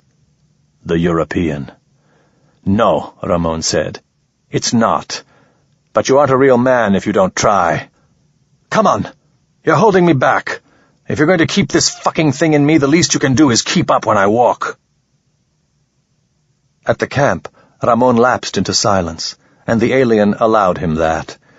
It seemed thoughtful and introspective itself, as far as one could judge that in a creature that looked the way it did. As the day shifted toward night, Ramon did indeed feel the call to relieve himself, and was humiliated as the alien looked on. "How about dinner, eh?" Ramon said briskly afterward, trying to shake off his shame. "More food. It's too late to go on today anyway." "You've just emptied your bowels," Manek said. "Now you will fill them up again." "That's what it is to be alive," Ramon said. "Eating and shitting. They never stop until you're dead. Dead men don't shit or eat, but living men have to, or they soon stop living." A thought struck him, and he glanced slyly at the alien. "The man will have to eat, too. The man you're chasing. You may as well learn how he'll do it. I'll show you how to fish." "He will not set snares, as you did earlier." "He will," Ramon said, "but he'll set them in the water. Here, I'll show you." Once the alien understood what Ramon needed, it cooperated. They rigged a crude fishing pole from a thin, dry limb snapped off a nearby ice root, and, after a tedious consultation with Manek, who took a long time to understand what Ramon wanted, a length of pale, soft, malleable wire supplied by the alien. A stiffer sort of wire was shaped into a hook, and Ramon stamped along the shore, turning over rocks until he found a fat orange gret beetle to use for bait. Manek's snout twitched with sudden interest as Ramon impaled the insect. Ramon led the alien to a likely-looking spot on the side of the stream, and dropped the line. As he fished, Ramon stole glances at Manek from time to time. The alien stood and watched the water. For all the impatience it sometimes showed about getting on with their task, it seemed perfectly content to stand there, immobile and untiring, for as long as it might take. Halfway across the stream, Ramon glimpsed a flash of blue as a fish leapt from the water, but nothing took his bait. Never the most patient of men, he began to grow restive. To occupy the time, he began to whistle a silly little tune that Elena had taught him early in their time together, before the fighting had grown so bad. He could not remember the words that went with it, but that didn't matter. The song made him think of Elena, her long dark hair and her quick hands, calloused by endless hours in her little vegetable garden. She was a small, dark woman, very pretty, though her face was dotted with the craters left by some childhood disease. Sometimes Ramon would trace the marks with his fingertips, unconsciously, and then Elena would look away. "Stop," she would say, "stop, you remind me of how ugly I am." And then, if he hadn't had too much to drink, he would say, No, they're not so bad. You are very beautiful." But Elena would never believe him. "What is that sound you are making?" Manek demanded, shattering Ramon's reverie. He frowned. "I was whistling, monster. A little song." "Whistling," the alien repeated. "Is this another language? I do not understand, although I hear a structure, an ordering. Explain the meaning of what you were saying." "I wasn't saying anything," Ramon said. "It was music. Your people, they don't have music." "Music," Manek said.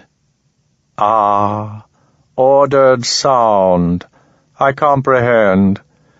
You derive pleasure from the sequencing of certain patterns.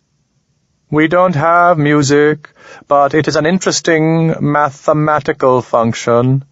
To order that which is random enhances the flow. You may resume whistling music, man." Ramon did not accept the alien's invitation. He pulled in his line and threw it in again. The first cast brought up something Ramon had never seen. That wasn't odd. There were new creatures caught in the nets at Diego Town and Swan's Neck every week. So little yet was known about Sao Paulo. This was a bloated, grey bottom dweller whose scales were dotted by white, vaguely pustulant nodules. It hissed at him as he pulled the hook free, and with a sense of disgust he threw it back into the water. It vanished with a plop. "Why did you throw the food away?" Manek asked. "It was monstrous," Ramon said. "Like you." He found another beetle, and they resumed their watch on the river as night slowly gathered around them. The sky above the forest canopy shifted toward the startling violet of the Sao Paulo sunset. Auroras danced green and blue and gold. Watching them, Ramon felt for an instant the profound peace that the open wilderness always gave him. Even captive and enslaved, even with his flesh pierced by the Sahel, the immense, dancing sky was beautiful and a thing of comfort. A few minutes later, Ramon finally caught a fat, white bladefish with vivid scarlet fins. As he hauled it out of the water, he caught sight of Manek's curiously watching face and shook his head. "You don't have music, and you don't eat real food," he mused. "I think you are a very sad sort of creature." "What about sex? Do you have that much, at least? Do you fuck? What about that? Are you a boy or a girl?" "Boy," the alien said. "Girl, these concepts do not apply to us. Sexual reproduction is primitive and inefficient. We have transcended this." "Too bad," Ramon said. "That's taking transcendence too far. Still, at least I suppose that means I don't have to worry about you sneaking into the lean-to with me tonight, eh?" He grinned at the look of incomprehension on the alien's face, and walked back to camp. Manek pacing silently at his side. There, he quickly rebuilt the cook fire and roasted the fish gently, briefly wishing he had some garlic or habanero powder to rub on it. Still, the flesh was warm and succulent, and when he had eaten his fill, and smoked some strips of the fish and wrapped them in yerba leaves for the next day, he sat back on his heels and yawned. He felt very full and oddly contented, despite his perilous situation and inhuman companion. There were no more questions, no more obscure demands.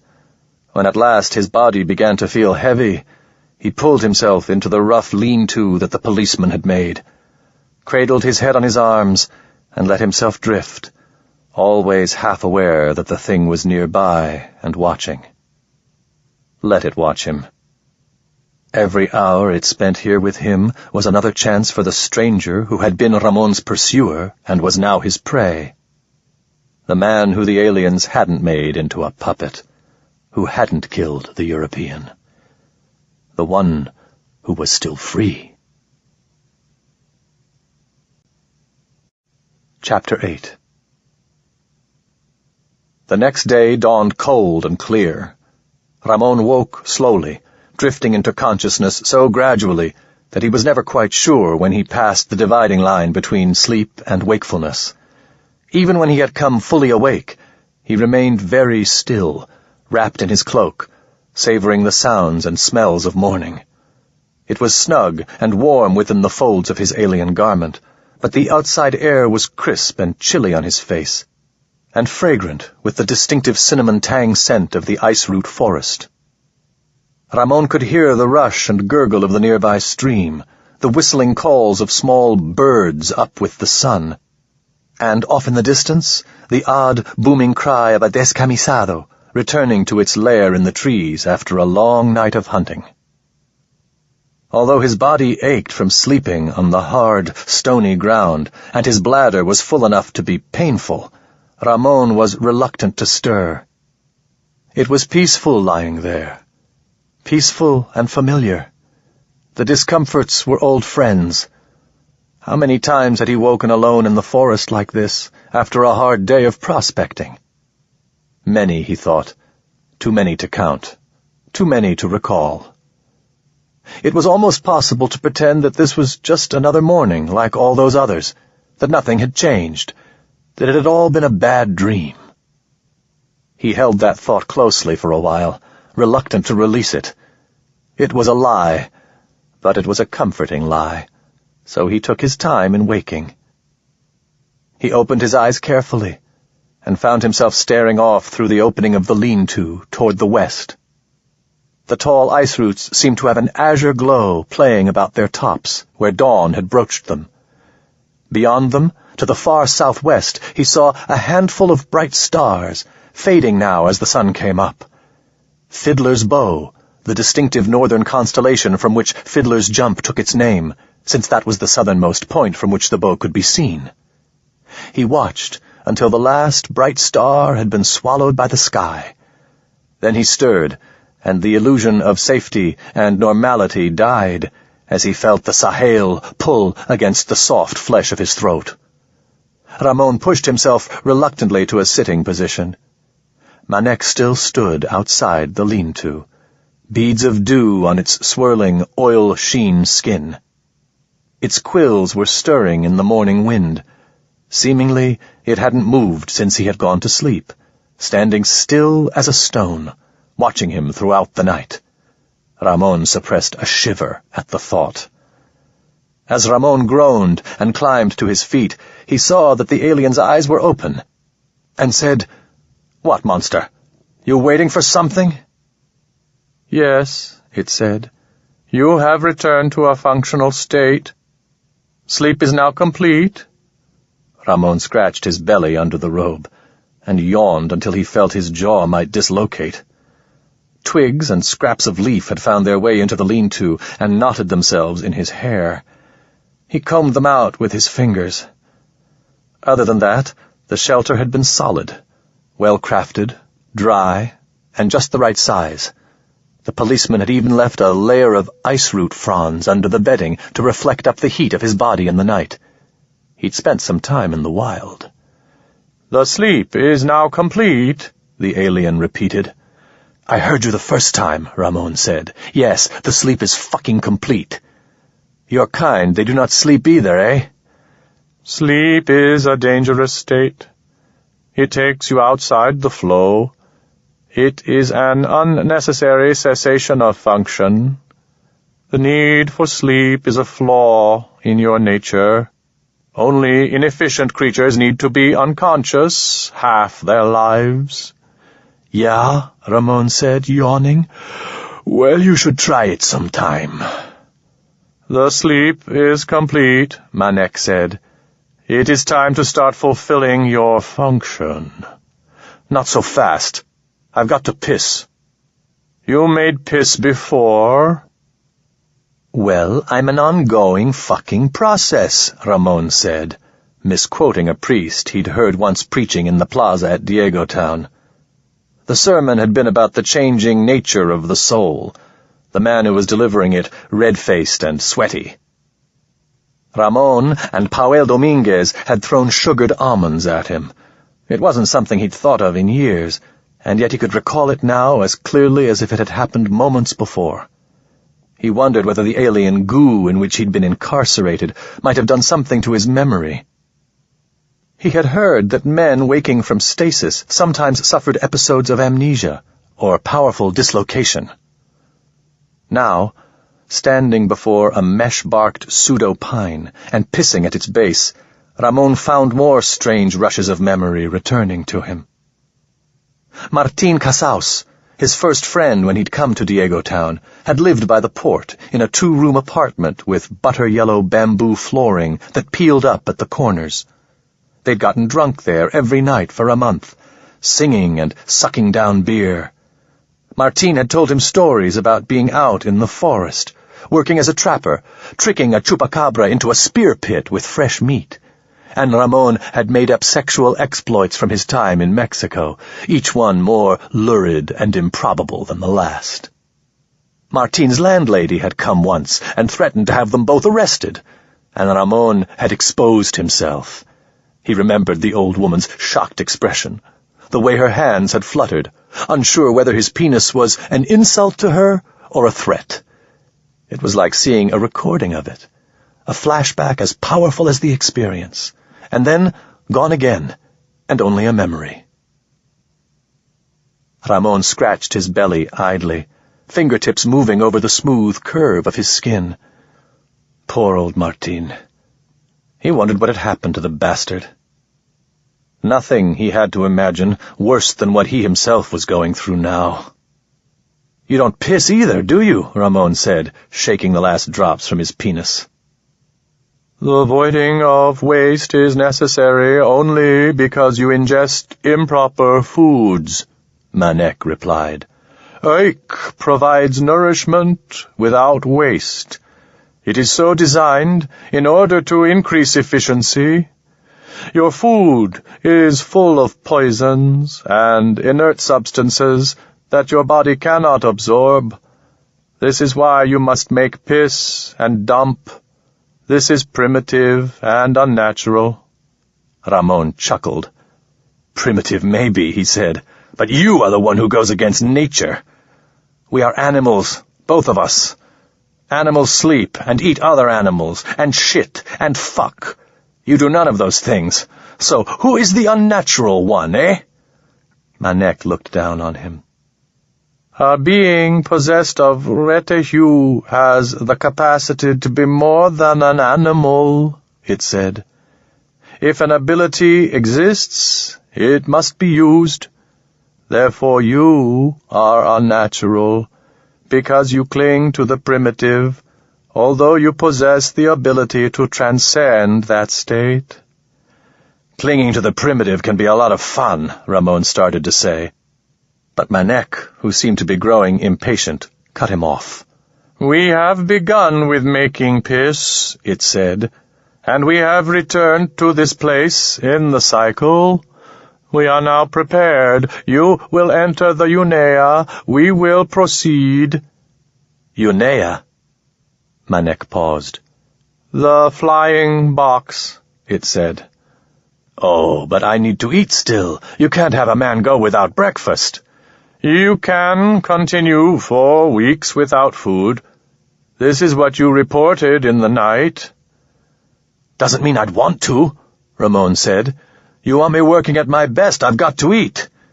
Even machines need to be refueled to work." "No more delays," Manek said, fingering the Sahel ominously. "We go now." Ramon considered objecting, claiming that there was some further biological function that humanity required. He could spit for an hour or 2 just to take more time. But Manek seemed resolute, and he didn't want it to resort to the Sahel in order to get him to obey. Okay, I'm coming. Just wait a second." Ramon had done what he could for the policeman. Any bastard who'd come out to arrest him should be fucking grateful for what he'd done so far. Ramon snatched up the leaf-wrapped strips of smoked fish he'd prepared the night before, and followed the alien back to its bone-white box. A cold breakfast in transit would have to do. His belly lurched as the strange ship took to the air. They flew south and west.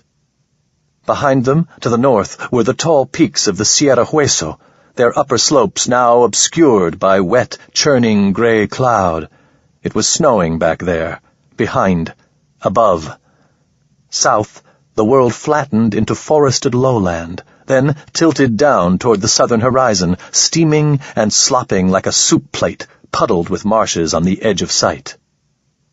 Also on the edge of sight, from up here only a thin silver ribbon in a world of green and blue and orange trees and black stone, was the Rio Embudo, the main channel of the great river system that drained the Sierra Hueso and all the Northlands.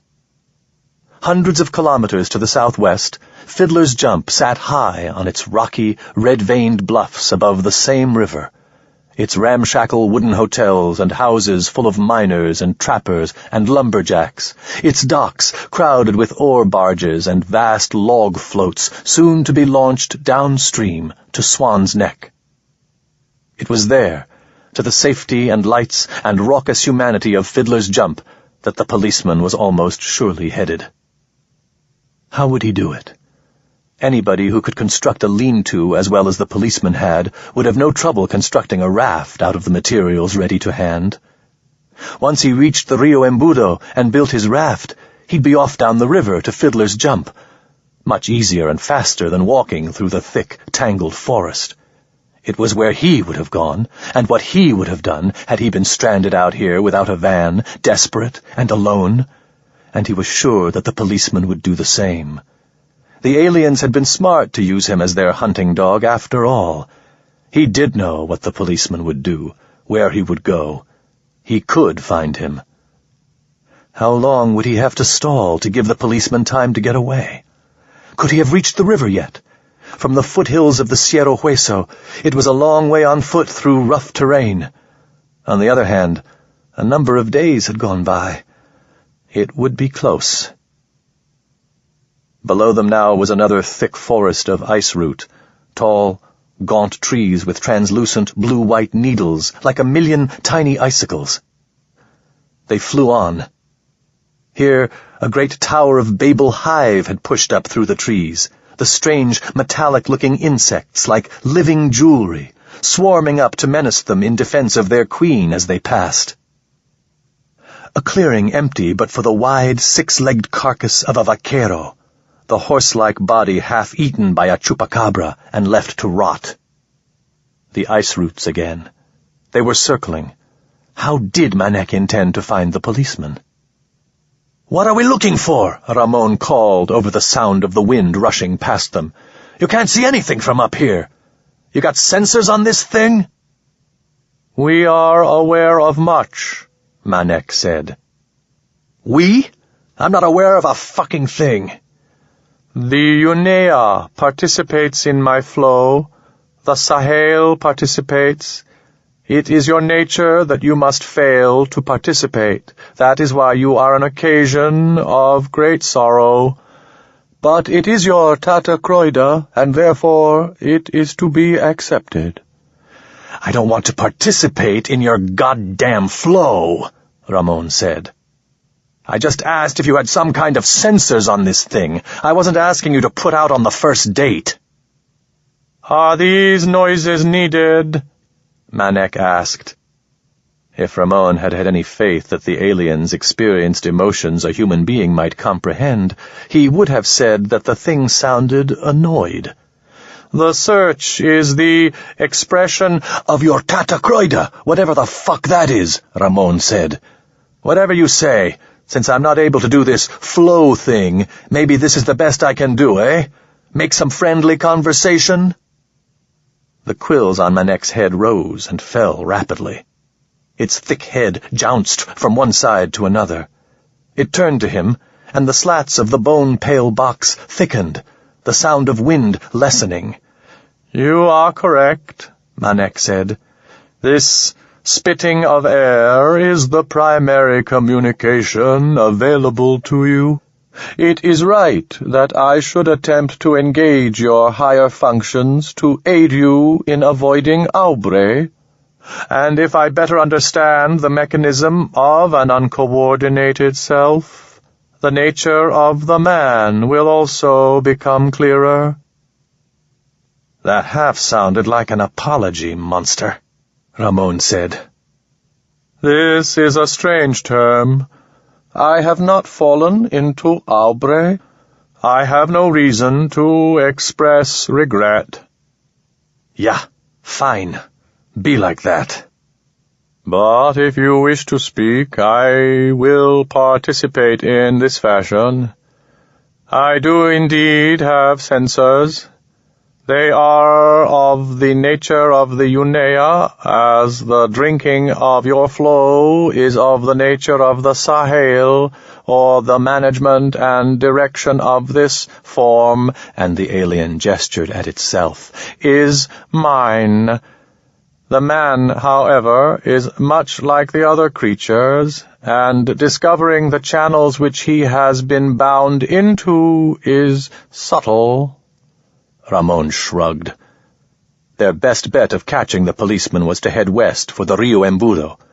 get well south of where he could have reached on foot, and then wait there by the riverside until the bastard came floating by on his raft.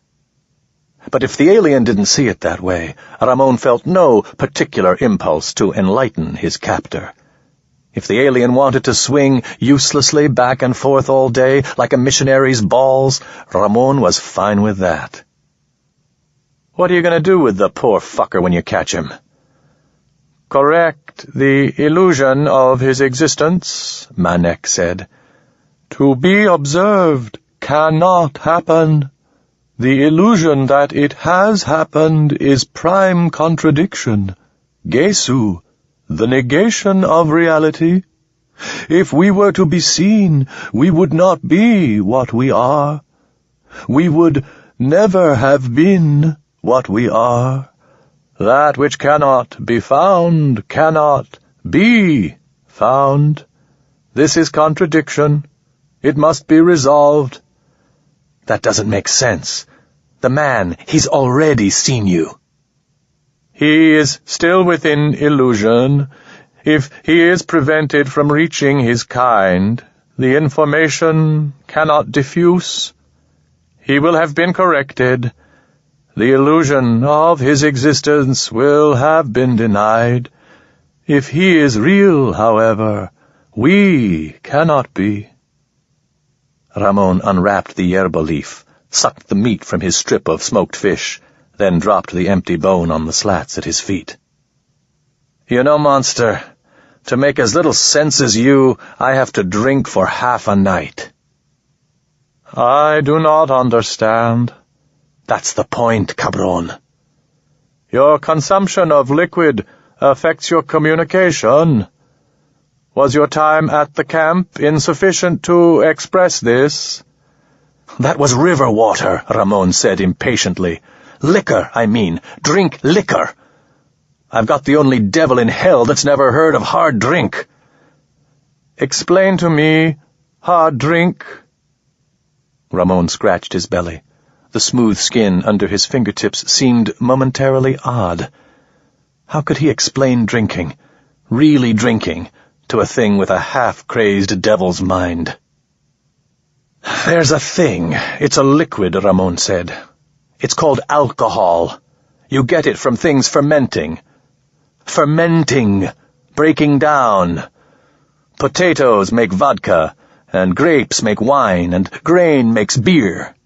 And when you drink it, when a man drinks it, it lifts him up out of himself. You understand? All the things he's supposed to be, they don't bother him so much anymore.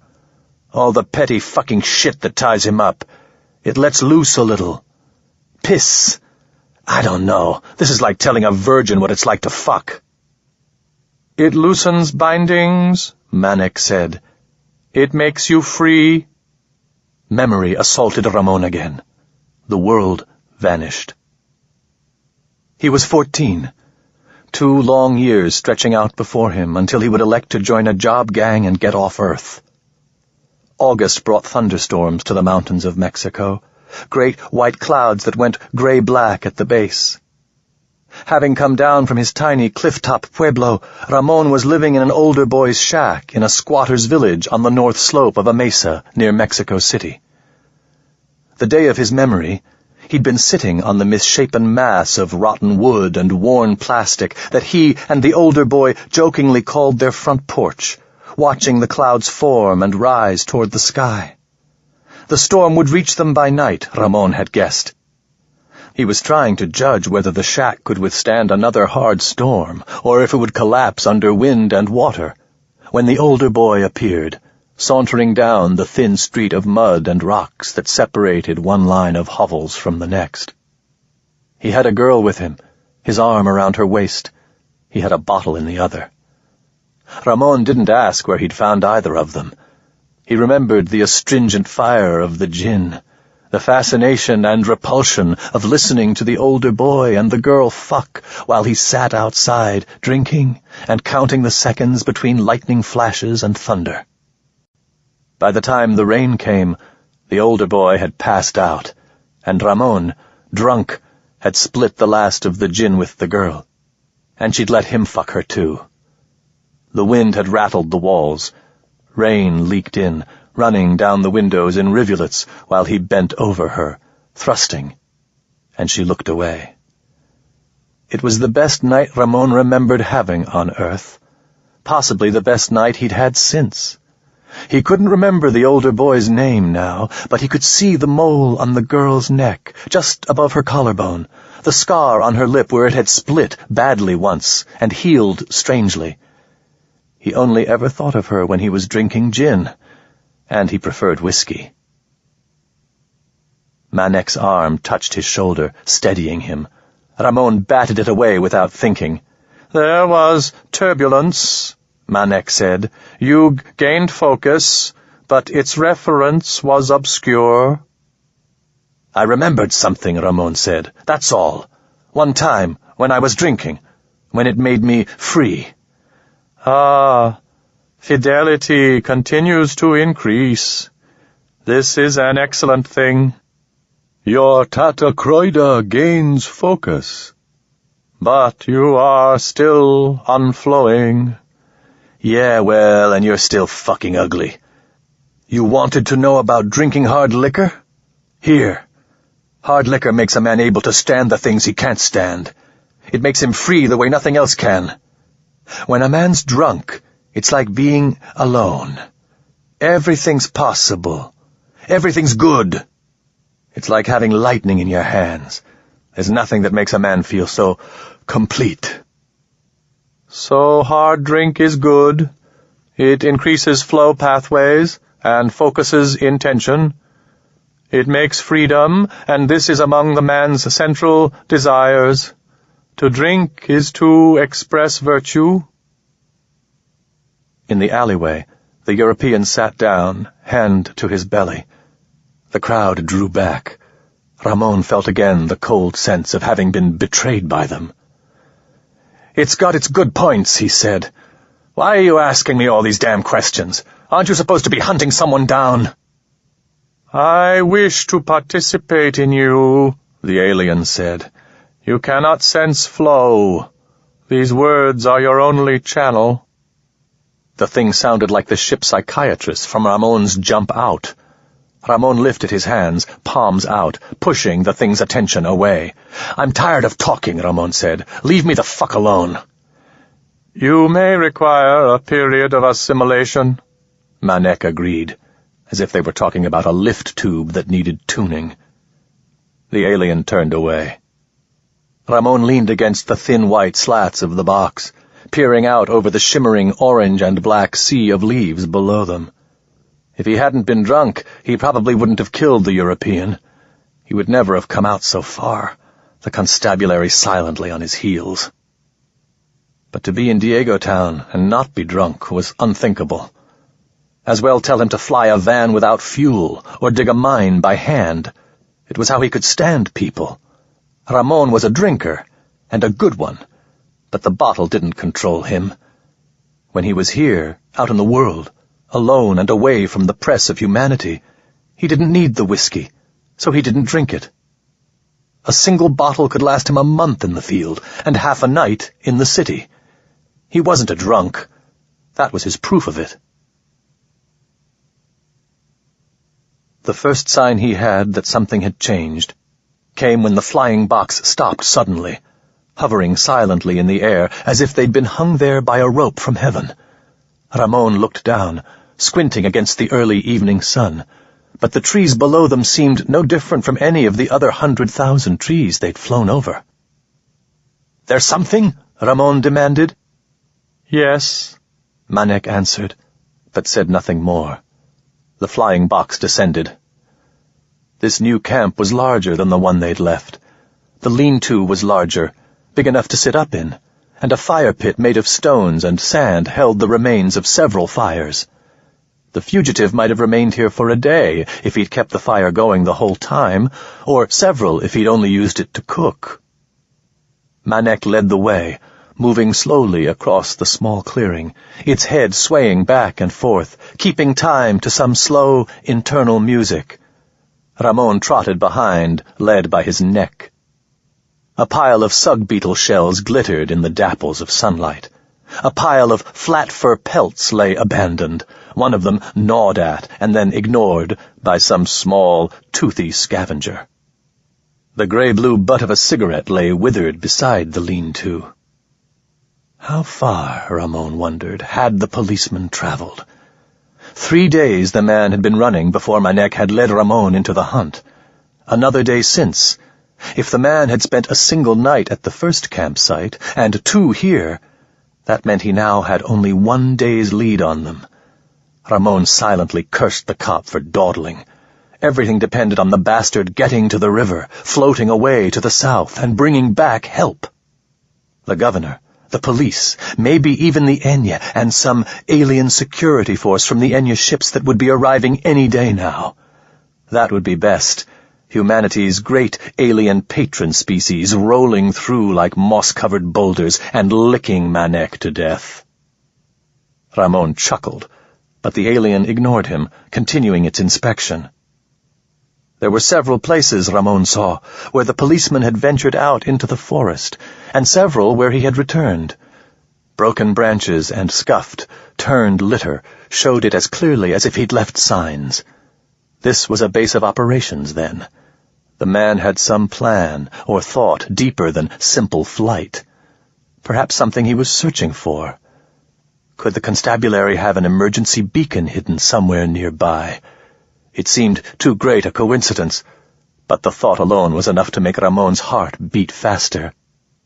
Or perhaps the man was an idiot, and still thought himself the hunter and Ramon the game, in which case Manek would surely find him, kill him, and return Ramon to the sickening darkness and noise of the alien hive, never to be heard from again. Manek stopped at the lean-to and reached down, stirring the leaves the man had used as bedding. Something among the green and blue leaves tumbled, dirty white and the black-red of old blood. Manek leaned forward and made a rapid clicking sound that Ramon interpreted as pleasure. Ramon scratched his elbow, vaguely uneased by the sense that something had gone wrong. "¿Qué es?" he asked. The alien lifted a scrap of cloth. A shirt sleeve soaked in blood. The cloth was wrinkled and bunched where it had been tied as a bandage or tourniquet, and then hardened as the blood dried. "Looks like you hit the poor pendejo pretty good," Ramon said, trying to sound pleased. Manek didn't reply, only dropped the bandage back into the disturbed litter. It paced off toward the fire pit, the Sahel extending and narrowing, but still pulling Ramon to follow. Something glittered in the dirt beside the rough, gathered stones of the pit, silver and blue. The alien paused, considering it.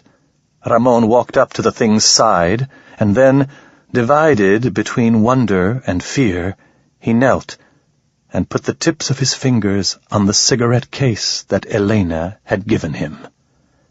"This is mine," he said softly. "It is the artifact of the man," Manek said, as if agreeing. "No," Ramon said. "No, this is mine. This belongs to me. The police. They couldn't have got this unless they found—" He half scrambled back to the lean-to, scooping up the blood-soaked sleeve. The cloth was rough canvas, designed to last for months in the field. The button at the sleeve's end was half shattered. "This is my shirt. The pendejo's wearing my shirt." Ramon turned to Manek, a sudden towering rage roaring in his ears. He waved the bloody cloth in his clenched fist. "Why does that fucking son of a bitch have my shirt?" The quills rose and fell on the huge alien's crest. Its oil-sheened skin swirled. Only the knowledge that the Sahel would visit him with unimaginable pain kept Ramon from attacking it. "Answer me!" "I do not understand. The garment with which you were provided—" "Is your shirt!" Ramon shouted, plucking at the alien robe. "You fucking devils made this. You make me wear it. This is my shirt. Mine. I wore it from Diego Town. I bought it. I wore it. It's mine. And some Martin Casaus appeared suddenly before his mind's eye, a memory as powerful and transporting as a drug flashback. Her name had been Liana, the one he'd told Griego about. She'd been a cook at the Los Rancheros grill down by the river. Martin had thought he was in love with her, and for a week he'd made up poems that started by comparing her eyes to the stars and ended near dawn. And after a bottle of cheap whiskey, talking about what it would be like to fuck her. Ramon had seen her in the sleazy all-night bar they all called Rick's Café Americain, even though there was some other name on the alcohol license. Ramon had been drunk. He saw her again, black hair pulled back from an oval face, the lines at the corners of her mouth, the deep, saturated red of the wallpaper behind her. He'd seen her, and he'd remembered all the images he'd endured, all the fantasies Martin had spun of her body. When she'd looked up, caught his eye, it was like water flowing downhill. He hadn't had a choice. He'd just gone to her. Martin, before him now, had the sheet metal hook in his hand. Ramon dropped the bloody rag at Manek's feet, his hand going to his belly. Martin's hand had looked flayed and skinless, but the blood had been Ramon's. The pain had been hideous, the bleeding so bad Ramon had felt it in his crotch and thought he'd pissed himself. He opened the alien robe, half expecting the Martin of his memory to swing again, to cut him further, though when it had actually happened, the man had broken down weeping. Ramon's fingers touched a smooth, almost unblemished belly. The thick, knobby scar was gone, only a hairline of white in its place. He realized now that he'd known it. His fingers had kept straying to the missing wound, his body knowing better than his mind that something was missing. The roughness of the alien cloth against his skin, the calluses gone from his fingertips and feet. Slowly, he pulled back his sleeve. The scar he'd gotten in the machete fight with Chulo Lopez at the bar outside Little Dog, the trails of puckered white flesh that Elena's fingertips opened and reopened when they tore at each other during half-crazed sex, were gone. There were no cigarette stains on his fingers, none of the small nicks and discolorations and calluses that were the legacy of a lifetime working with one's hands. Over the years, his arms had been burned almost black by the sun, but now his skin was smooth and unblemished and pale brown as an eggshell. An awareness, half buried, rose in him, and he went cold. He had not been breathing in that tank. His heart had not been beating. "What did you do to me?" Ramon whispered, horror-struck. "What the fuck did you do to me? To my body?" "Ah, interesting," Manek said. "You are capable of kahatane. This may not serve us well. I doubt the man is capable of multiple integration, and even if he were, it would not produce this disorientation. You must take care not to diverge. It will not focus your tata kroida if you become too much unlike the man." "What are you talking about, monster?" "Your distress," Manek said. "You are becoming aware of who you are." "I am Ramon Espejo." "No," the alien said. "You are not." Chapter 9.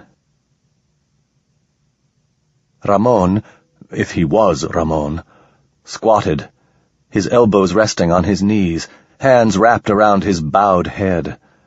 Manek, looming beside him, explained in its deep, sorrowful voice.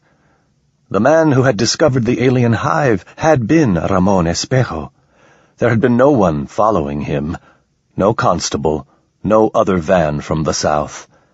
The discovery of the nest in itself had constituted contradiction, and in order to correct the illusion that the man existed, he had been attacked. He had escaped, but not uninjured. An appendage, a finger, had been torn from him in the attack, That flesh had acted as the seed for the creation of a made thing, eutheloi, that had participated in the original being's flow and woken with Ramon's memory and knowledge. Manek had to explain twice before Ramon truly understood that it meant him. "You participate in his flow," Manek said. "All of the whole is present in the fragment, and the fragment may express the whole. There was some loss of fidelity, and the decision was made to favor functional knowledge and immediate recall over precise physical approximation. As you progress, you collapse into the form that shaped the fragment." "I am Ramon Espejo," Ramon said, "and you are a lying whore with breath like a Russian's asshole." "Both of these things are incorrect," Manek said patiently. "You're lying." "The language you use is not a proper thing. The function of communication is to transmit knowledge. To lie would fail to transmit knowledge. That is not possible." Ramon's face went hot, then cold. "You're lying," he whispered. "No," the alien said sadly. "You are a made thing." Ramon surged to his feet, but Manek didn't step back. The great orange eyes flickered. "I am Ramon Espejo," Ramon shouted. "I flew that van out here. I set the charges. Me! I am the one that did that. I'm not some fucking finger grown in a fucking vat." "You are becoming agitated," Manek said. "Contain your anger, or I will use the pain." "Use it!" Ramon shouted. "Go on, you coward! Are you afraid of me?"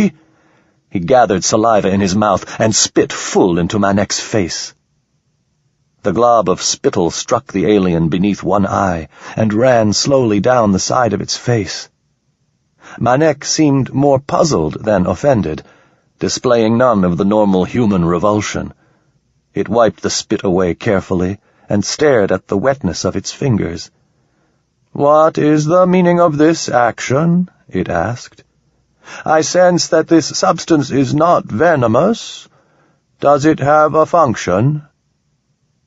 All the fight went out of Ramon, like air rushing from a pricked balloon.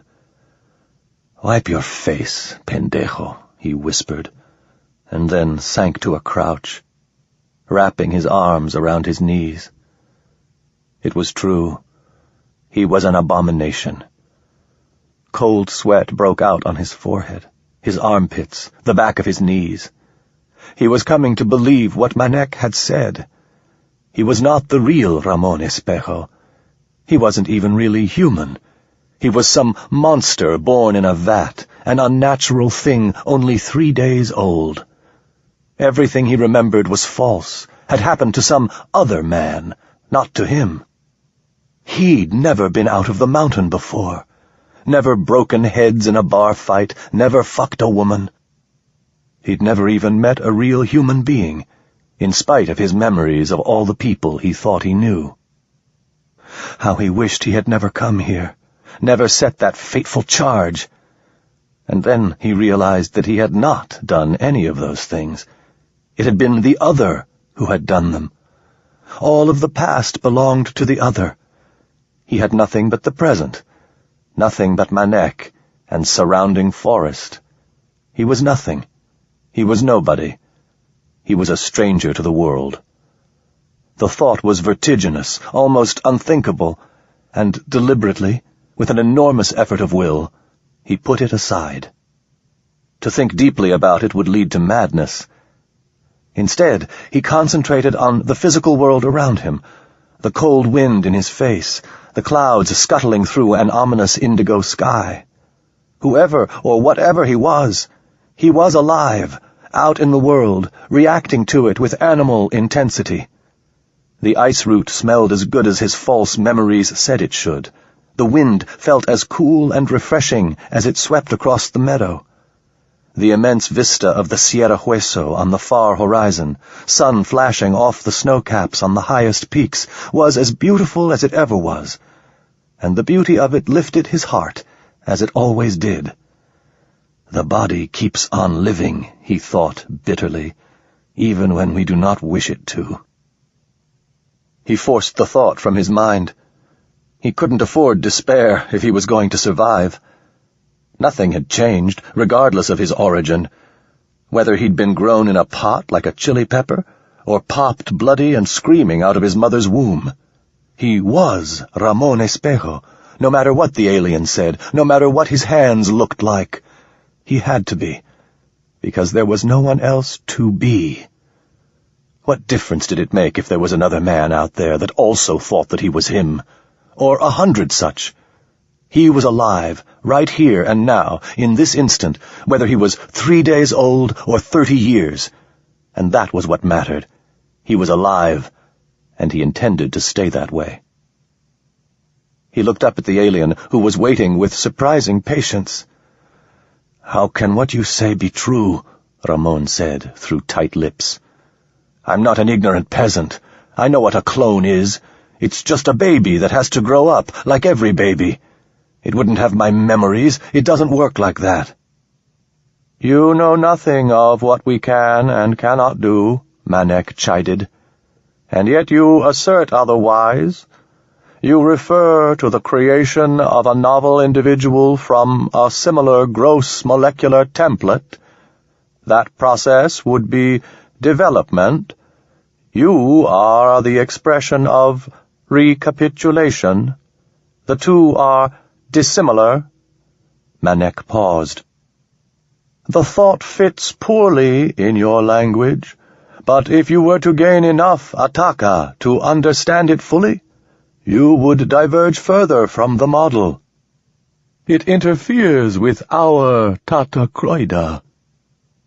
My belly, my arm, the scars I had.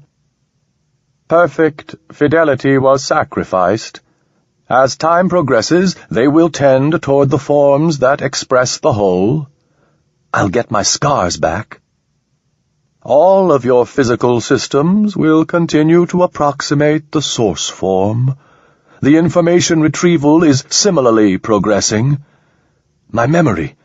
You're saying that all this is fucking with my memory, too? To better approximate is to better approximate, it said. This is self-evident. Ramon stared at Manek. All at once he realized why the aliens didn't have sex. They were grown in vats, too, just like he had been. Maybe they'd been created in the same one. He and this ugly son of a bitch were brothers, more alike than either of them were like the real Ramon Espejo. "You've made me a monster, just like you," he said bitterly, feeling himself beginning to shake again. "I'm not even human anymore." The Sahel pulsed once, as if in warning, and Ramon's belly went cold and tight with fear. But the pain didn't come. Instead, to Ramon's great surprise, Manek extended one long, oddly jointed arm and placed its hand awkwardly on Ramon's shoulder, like a gesture of comfort copied from a bad description. "You are a living creature, possessed of retehu," it said. "Your origin is of no consequence, and you should not concern yourself with it. You may still fulfill your Tatacroida by exercising your function. No living being can aspire to more than that." This was close enough to his earlier thoughts to give him pause. He pushed the thing's arm away and stood up. The Sahel thinned and extended, letting him walk some distance away. Surprising Ramon again, Manek made no attempt to follow. At the fire pit, Ramon sat, taking the cigarette case from the ground, flipping it open. It was the nearest thing he'd had to a mirror since he'd been lifted from the vat. His face was smoother than the one he was accustomed to, fewer lines at the corners of his eyes. The moles and scars were gone. His hair was finer and lighter. He looked different, unformed. He looked young. He looked like himself, but also not. The world threatened to whirl around him again, and he steadied himself with his hands, his palms against the solid ground of Sao Paulo, anchoring himself in reality, anchoring himself in the present. If what Manek had revealed was true, if there was another Ramon Espejo out there, that changed everything. There was no advantage to stalling anymore. If the other Ramon returned to Fiddler's Jump, there might be a reaction to his story of a secret alien base, sure, but neither that other Ramon nor anyone else would have any idea that he existed. An armed party might come to follow up or even attack the aliens, but they wouldn't be looking for him. Maybe if he could actually find that other Ramon, though, together they could somehow turn the tables on the alien. He knew what he himself would have done if he knew he were being hunted. He would have found a way to kill his hunters. And that, now, was Ramon's only chance. If he could alert the other Ramon that he was being pursued and trust him to take the right action, together they might destroy the alien that held his leash. For a moment, he hoped deeply that what Manek had said was the truth, that there was another mind like his own out, free, in the wilderness. He felt an odd surge of pride in that other Ramon. In spite of these monsters and all the powers at their command, he had gotten away from them, fooled them, showed them what a man could do. But would the other Ramon help him? Or would he be as horrified by him as he was by the alien? If he helped the other Ramon escape from his pursuers, surely the other Ramon would be grateful. Ramon tried to imagine himself turning away someone who had come to his aid when he was most in need. He didn't believe it was a thing he would do. He would embrace this new man like a brother, hide him, help him, set him up in business, maybe go into business with him. Ramon spat. That was bullshit. No. Instead, he'd put a knife between the other Ramon's, his, ribs, and laugh while the alien abomination died. And yet, what other choice did he have? The other Ramon was Manek's enemy, too. It was a common ground for now, and if there was a way to kill Manek and free himself from the Sahel, then he could handle the rest later. The questions of who and what he was, how he'd fit into a world with another Ramon in it, they'd have to wait. Survival came first. Freedom from this slavery came first. And the first thing to do was to earn Manek's trust. Make it think that he was wholeheartedly cooperating, lull it into a sense of false security until he could find the chance to put a blade in the alien's throat. The plan, amorphous as it was, steadied him. If he had a scheme, there was at least a way to move forward. "You have calmed yourself," Manek said. Ramon hadn't heard it approach. "Yes, demon," Ramon said. "I suppose I have." He flipped open the cigarette case. It was empty, save for the engraved Mi Corazon that Elena had etched in the silver. My heart. "Here, my heart, smoke yourself to death." Ramon chuckled. "I do not understand your reaction," the alien said. "You will explain it." "I just wanted a cigarette," Ramon said, keeping his tone friendly. "See how safe I am? See how ready I am to cooperate with you?" "Looks like that greedy fuck out there smoked them all. Too bad, eh? I would enjoy a good smoke." He thought wistfully of the cigarette he'd used to light the fuse all that time ago, or that the other had used, the cigarette he had smoked with other lungs in another lifetime. "What is a smoke?" Manek said. Ramon sighed. When it wasn't like speaking to a foreigner, it was like speaking to a child. He tried to describe a cigarette to the creature. Manek's snout began to twitch in revulsion before Ramon had half finished. "I do not comprehend the function of smoking," Manek said. "The function of the lungs is to oxygenate the body. does not filling the lungs with the fumes of burning plants and the waste products of their incomplete combustion interfere with this function? What is the purpose of smoking?" "Smoking gives us cancer," he said, repressing a grin. The alien seemed so solemn and puzzled that he could not resist the impulse to have a little fun with it. "Ah, and what is cancer?" Ramon explained. "That is aubre," Manek said, its voice harsh and grating in its alarm. "Your function is to find the man, and you will not be permitted to interfere with this purpose. Do not attempt to thwart me by contracting cancer." Ramon chuckled, then laughed.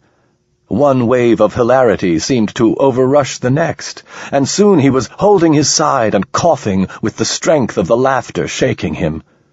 Manek moved nearer, its crest rising and falling in a way that made Ramon think it was questioning, like a child who has to ask her parents what she has said to amuse them. "Are you having a seizure?" Manek demanded. It was too much. Ramon howled and kicked his feet, pointing at the alien in derision. He couldn't speak. The absurdity of his situation and the powerful strain his mind had been under amplified the humor of Manek's confusion until he was helpless before it. The alien moved forward and then back, agitated and uncertain. Slowly, the fit faded, and Ramon found himself spent, lying on the ground. "You are unwell?" Manek asked. "I'm fine," Ramon said. "I'm fine. You, though, are very funny." "I do not understand." No, you don't. That's what makes you funny. You are a funny, sad little devil." Manek stared solemnly at him. "You are fortunate that I am not in cohesion," it said. "If I were, we would destroy you at once and start again with another duplicate, as such fits indicate that you are a defective organism. Why did you undergo this seizure? Is it a symptom of cancer?" "Stupid cabron," Ramon said. "I was laughing." "Explain laughing. I do not comprehend this function." He groped for an explanation the alien would understand. "Laughter is a good thing," he said weakly. "Pleasurable. A man who cannot laugh is nothing. It is part of our function." "This is not so," Manek replied. "Laughing halts the flow. It interferes with proper function." "Laughing makes me feel good," Ramon said. "When I feel good, I function better. It's like food, you see?" "That is an incorrect statement. Food provides energy for your body. Laughing does not. A different kind of energy. When something is funny, I laugh." "Explain funny."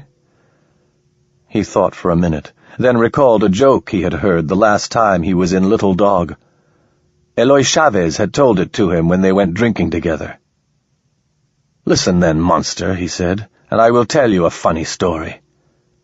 The telling did not go very well. Manek kept interrupting with questions, asking for definitions and explanations, until Ramon finally said irritably, "Son of a whore, the story will not be funny if you do not shut up and let me tell it to you.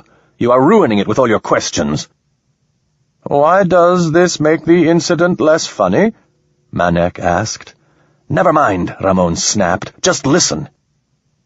The alien said nothing more, and this time Ramon told it straight through without interruption. But when he was finished, Manek twitched its snout and stared at him from expressionless orange eyes. "Now you are supposed to laugh," Ramon told it. "That was a very funny story." "Why is this incident funny?" it said. "The man you spoke of was instructed to mate with a female of his species and kill a large carnivore. If this was his Tatakroida, he did not fulfill it. Why did he mate with the carnivore instead? Was he Aubrey? The creature injured him, and might have killed him. Did he not understand that this might be the result of his actions? He behaved in a contradictory manner. That's why the story is funny. Don't you understand? He fucked the chupacabra. Yes, I comprehend that, Manek said.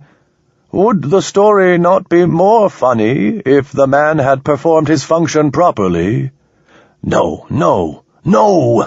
It would not be funny at all then. He glanced sidelong at the alien, sitting there like a great solemn lump, its face grave, and couldn't help but start to laugh again.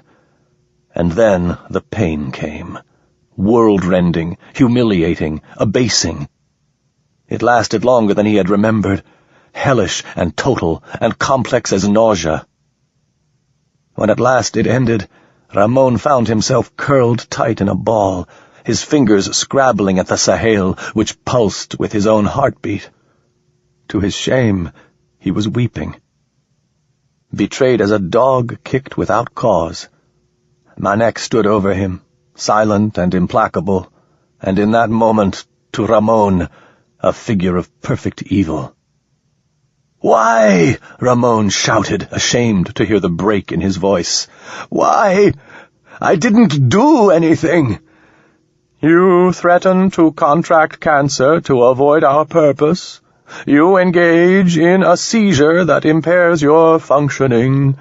You take pleasure in contradictions. You take pleasure in the failure to integrate. This is Aubrey. Any sign of Aubrey will be punished thus." "I laughed," Ramon whispered. "I only laughed." "Any laughter will be punished thus." Ramon felt something like vertigo. He had forgotten. He had forgotten again that this thing on the far end of his tether was not a strangely shaped man. The mind behind the opaque orange eyes was not a human mind. It had been easy to forget, and it had been dangerous. If he was to live, if he was to escape this and return to the company of human beings, he had to remember that this thing was not like him. He was a man, however he had been created, and Manek was a monster. He had been a fool to treat it otherwise. "I will not laugh again," Ramon said, "or get cancer." Manek said nothing more, but sat down next to him. Silence stretched between them, a gulf as strange and dark as the void between stars. Many times Ramon had felt estranged from the people he was forced to deal with, Norte-Americanos, Brazilians, or even the full-blooded Mexicanos to whom he was related courtesy of rape. They thought differently, those strangers, felt things differently, could not wholly be trusted because they could not wholly be understood. Often women, even Elena, made him feel that way too. Perhaps that was why he had spent so much of his life by himself, why he was more at home alone in the wilderness than he had ever been with the others of his kind. But all of them had more in common with him than Manek ever could. He was separated from a Norte-Americano by history, culture, and language, but even a gringo knew how to laugh and got mad when you spat on him. No such common ground united Ramon and Manek. Between them lay light years and 1,000,000 centuries of evolution. He could take nothing for granted about the thing at the other end of the Sahel. The thought made him colder than the breeze from the mountains. It was something Mikel Ibrahim, the manager of the El Rey, had said more than once. If lions could speak, we still wouldn't understand them. His only chance was to never let himself forget that he was tethered to a lion. Manek nudged him. "Time to resume our functioning." "Give me a minute," Ramon said. "I don't think I can walk yet." Manek was silent for a time, then turned and began pacing between the abandoned lean-to and the trees, The Sahel tugged and stretched as the alien moved. Ramon tried to ignore it. Somewhere in the blindness that was the Sahel's punishment, Ramon had bit his tongue. His mouth tasted of blood. Not alien ichor, coppery, human blood. When he spat, it was red. If he had harbored any doubt or fears that he might have been something inhuman after Manek and his fellow demons had done whatever it was they had done to him, they were gone now. Manek had shown how far removed it was from humanity, and so it had also shown how much Ramon was indeed a man. "There's something," Ramon said. "The plan you have, watching me and then searching. If I'm really the same as the pendejo that's out there now, I can tell you some things that he'd do. Specific things. Not just something any man might think of."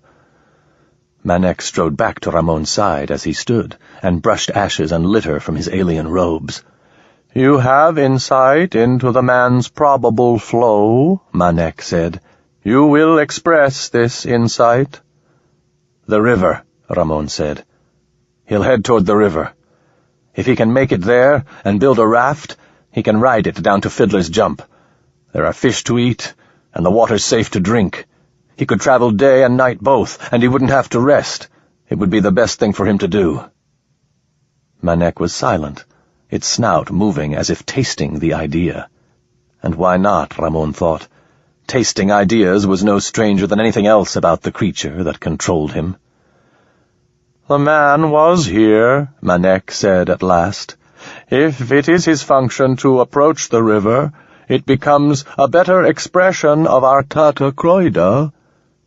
You have functioned well. To avoid Aubrey is better than funny." "If you say so." "We will proceed," Manek said, and led Ramon back to the flying box. As they swooped over the forest, he began to think more carefully about the campsite they had left behind. Small things tugged at his attention. Why had the other Ramon left the camp and returned to it so many times? Why had he gone to the trouble of catching and skinning animals when there were perfectly good sug beetles to eat? Where was the spit he'd used to roast the little animals? Slowly, it occurred to Ramon that his double out there in the bush was up to something. There was a plan forming besides his own, and he couldn't quite make out its shape. And if he was Ramon Espejo, remade from a bit of flesh by unthinkable alien technology, if he was truly identical to the man out there, the man he remembered being, shouldn't he already know what it was? Perhaps his simple acceptance of his identity wasn't as straightforward as he'd thought. He found himself wondering whether the Sahel could do more than humiliate him with pain. Perhaps it could slide some sort of drug into his blood that made him calmer, more accepting, more likely to ignore the questions that arose from his curious situation. Now that he considered it, this was not how he would have expected himself to react. The alien had instructed him not to diverge from his identity as Ramon Espejo, and he had followed that order. Was that really how a man would react? Was that how he would have reacted if his route to this moment hadn't been through the vat? There was no way to know.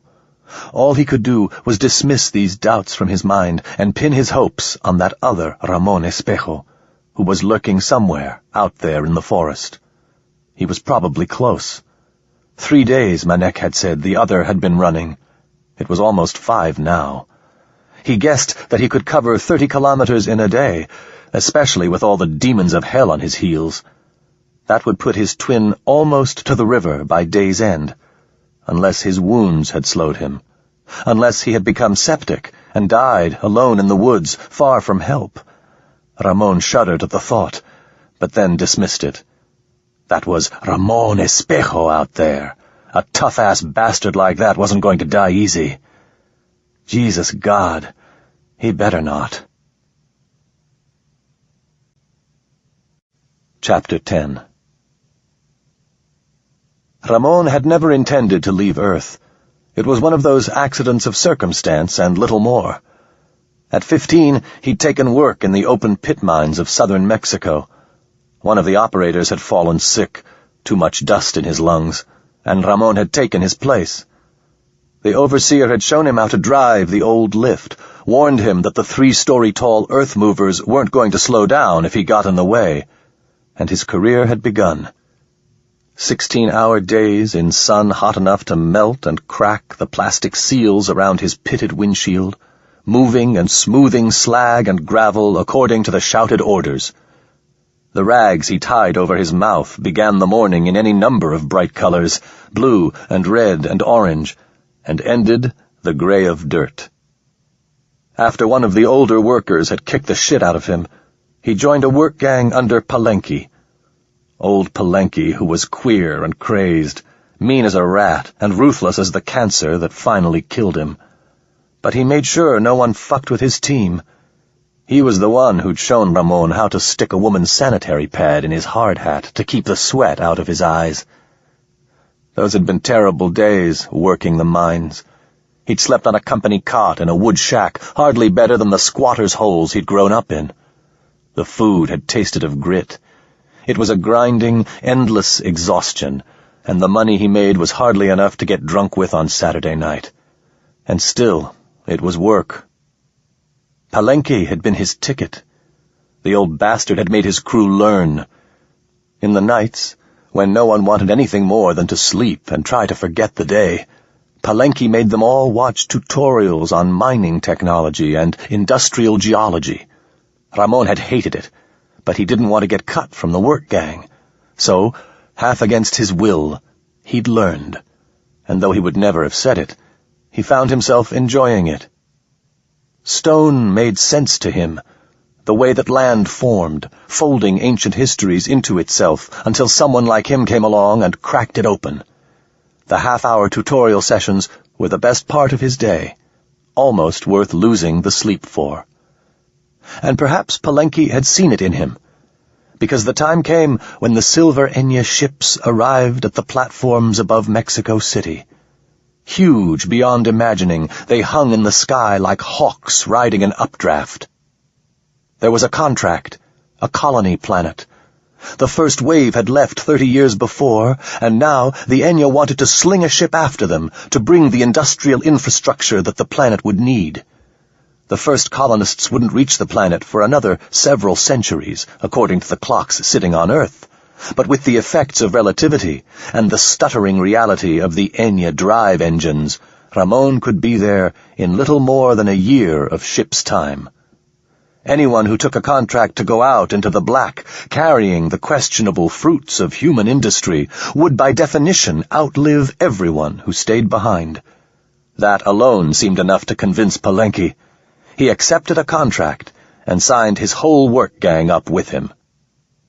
Ramon remembered taking the orbital shuttle up to the platform, gliding twice around Earth, and ending practically right above where he'd started. He was 16, and leaving his world behind. The only regret he'd felt at the prospect was when he'd looked down from the Enya ship. The blue of the ocean, the white of the clouds, the industrialized land masses glittering in the crescent nighttime like a permanent fire. Earth was prettier when you were away from it. If you backed up far enough, it was even beautiful. Palenque had died on the trip. The tumor had been pressing on his heart for months.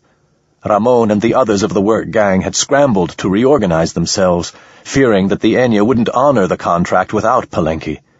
And they were right. The agreement was voided, and when the great ships reached the Sao Paulo colony, the excess boys were sent out into the strange world as generalized laborers. He'd gone from being nothing on Earth to being nothing on a colony world. There was no way to return to Earth. Everyone he'd known there was already dead. But he knew what Palenque had taught him. He found more tutorials, apprenticed himself to a prospecting outfit that went bankrupt after a few years. He'd bought one of the old vans just before the foreclosure and set himself up as an independent. That first run out into the Terreno Cimarron had been like winning the lottery, like coming back to a place he'd forgotten. The great empty sky, the forests and the ocean, the great fissures in the south, the towering mountains in the north. Empty.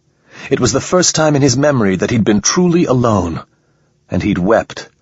He remembered now how he'd sat in the driver's seat, letting the autopilot carry him, and wept like a man who'd seen Jesus. "You are suffering the effects of recapitulation," Manek said. "As the structures of your brain complete their formation, the memories will become less intrusive."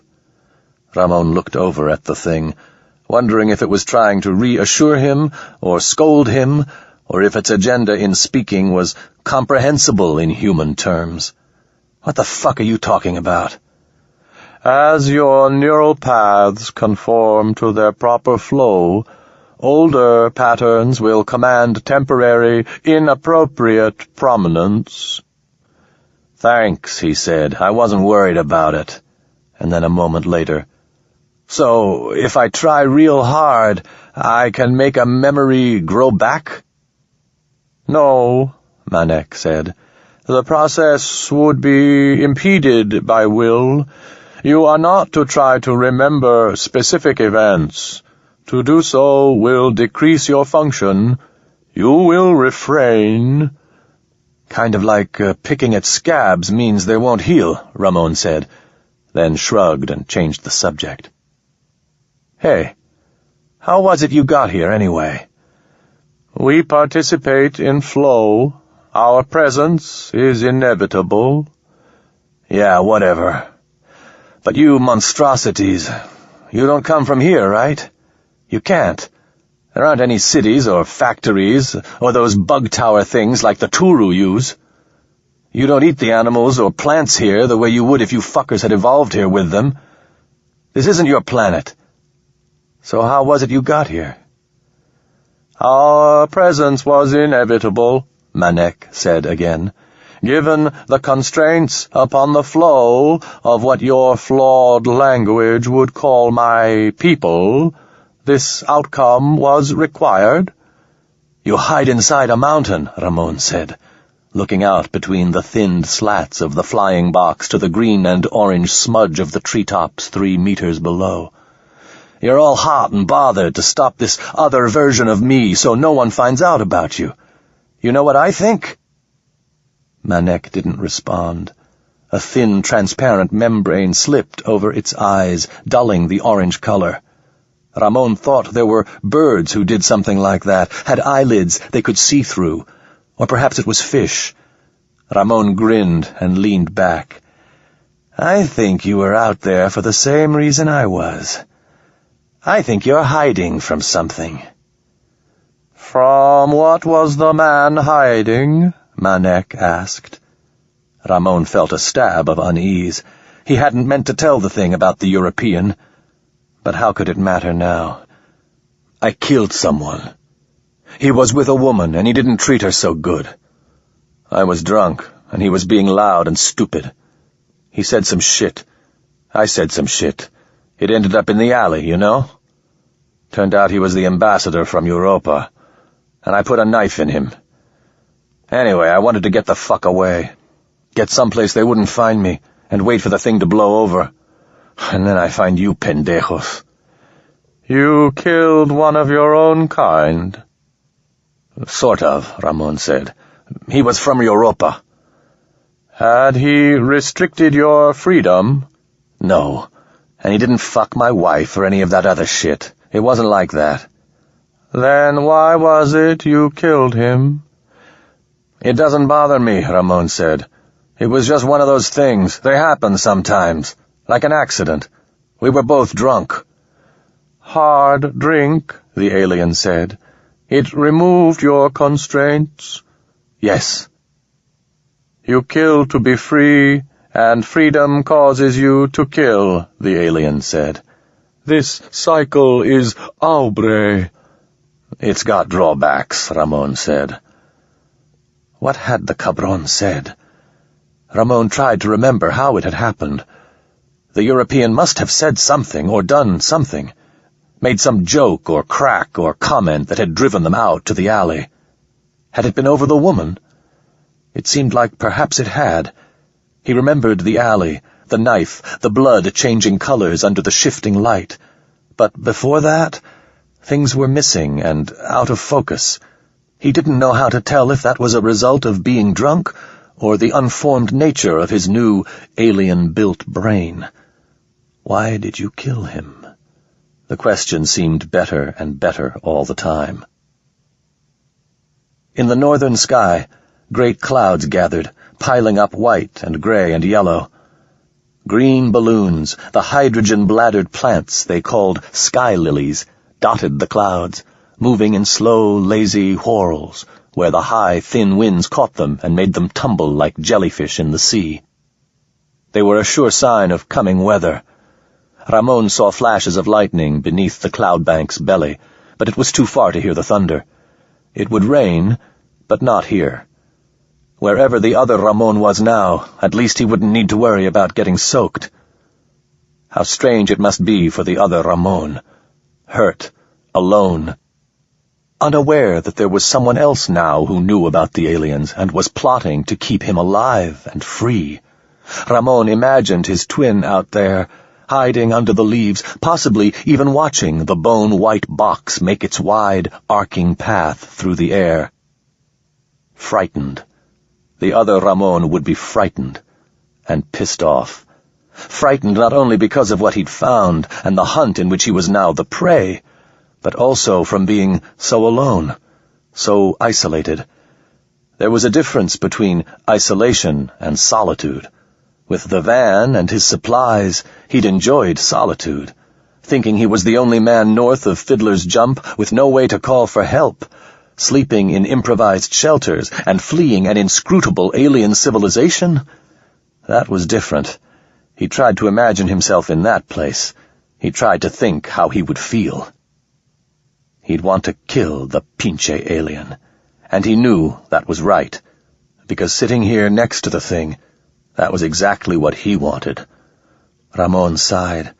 At least the other Ramon didn't have this thing stuck in his neck. Manek shuddered, the Unea coming to a sudden halt in mid-air. Ramon's attention snapped to the alien. Its quills were as agitated as grass in a high wind. Its arms seemed to fidget with each other and with nothing. Ramon felt a deep sense of dread bloom in his belly. Something had happened. "You got something?" he asked. "The man has been nearby. Recently. You were correct in your interpretation of his flow. You are an apt tool." "Where is he?" Manek didn't answer.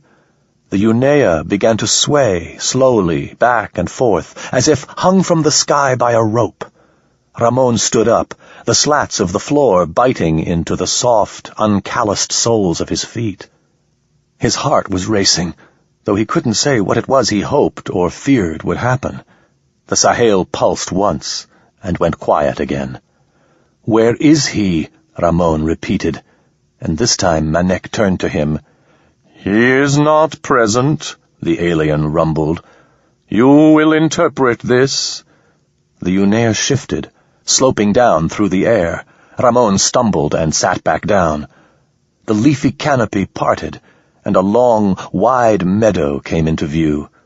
Great flat stones, granite from the look of them, lay among the grasses and wildflowers, and at the side of one of them, something fluttered. Ramon squinted, fighting to make it out. A branch or a stick had been driven into the soil at the great stone's edge, and a rag had been tied to the top, like a banner. The cloth was dirty and pale, with darker stains. His shirt. It was the rest of Ramon's shirt, tied by its one remaining sleeve. "What is the significance of this object?"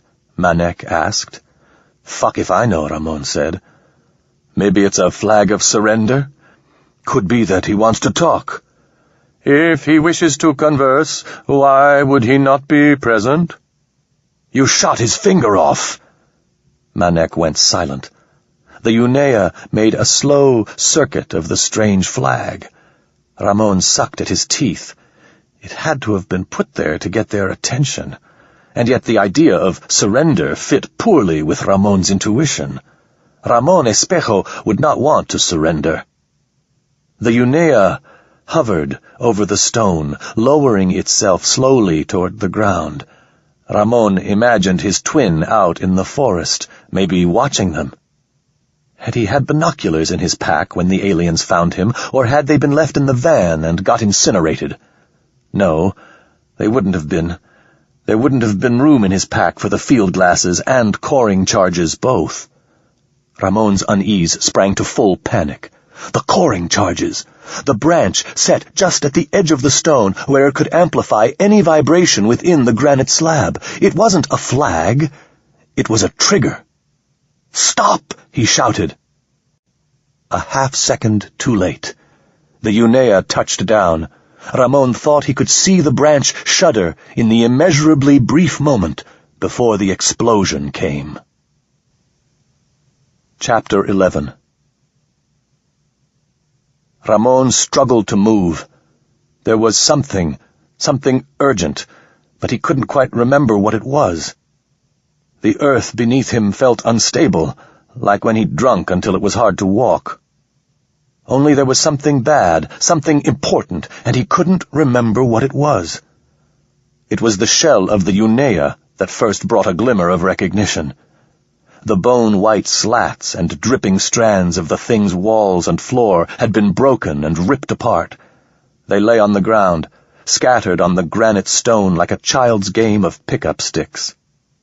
Only one wall and a corner remained standing, and it was slumped like an old man's spine. The air smelled hot and acid, the scent familiar to prospectors of spent explosives. Across the stone, a great spray of fresh earth and new gravel showed where the charges had gone off, angled up toward anyone on the surface instead of down into the ground. He had an impression, likely more his own imagination than the truth, of the slats clicking closed and opaque at the moment of the blast, shielding him and the alien, Manek.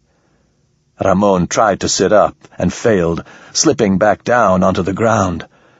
His arms were weak. His right leg was bleeding freely from a gash just above the knee. He forced himself to roll over. His head was beginning to clear, memories of the immediate past fitting themselves together. The fucker had tried to kill them. The other Ramon, wherever he was, had known he was being followed, and he'd laid a trap to kill the alien. Outrage bloomed in his heart, followed almost instantly by respect and a strange pride. Let aliens everywhere know it. Ramon Espejo was a tough little fucker, and dangerous to cross. Ramon laughed, hooted, slapped ineffectually at the ground, his mouth aching with a grin. That had been a fucking ride. It occurred to him that he was laughing and not being punished for it. The Sahel was still trailing from his neck. Its pale flesh had gone dark as a bruise. Ramon swallowed. He wondered, for the first time, what would happen if the evil thing died while it was inside of him. "Monster!" he called, and his voice seemed deep and far away. The high register of his hearing had been blown out by the explosion, leaving him only the low bass tones of his voice. "Monster! Are you okay?" There was no answer. Ramon finally levered himself up to sitting, and, one hand on the dark, injured Sahel, followed its line to the massive bulk of the alien. Manek was standing, but its stance seemed lower and squat, as if it needed a wider base of support to keep its balance. One of its strangely jointed arms hung limp at its side. Its left eye had gone from hot orange to a deep ruby red and swollen to half again its previous size. The most dramatic change, though, was its skin. Where the silver had swirled on the black like oil over water, half of the alien's body had turned ashy and gray. Its flesh looked tighter as well, like a sausage cooked almost to the point of bursting. Pale mucus dribbled from its snout, spattering to the ground at its feet. Ramon couldn't guess what it was, but nothing about the alien spoke well of its condition. "Monster?" Ramon said again. "You failed to foresee this," the alien intoned. "No shit," Ramon said.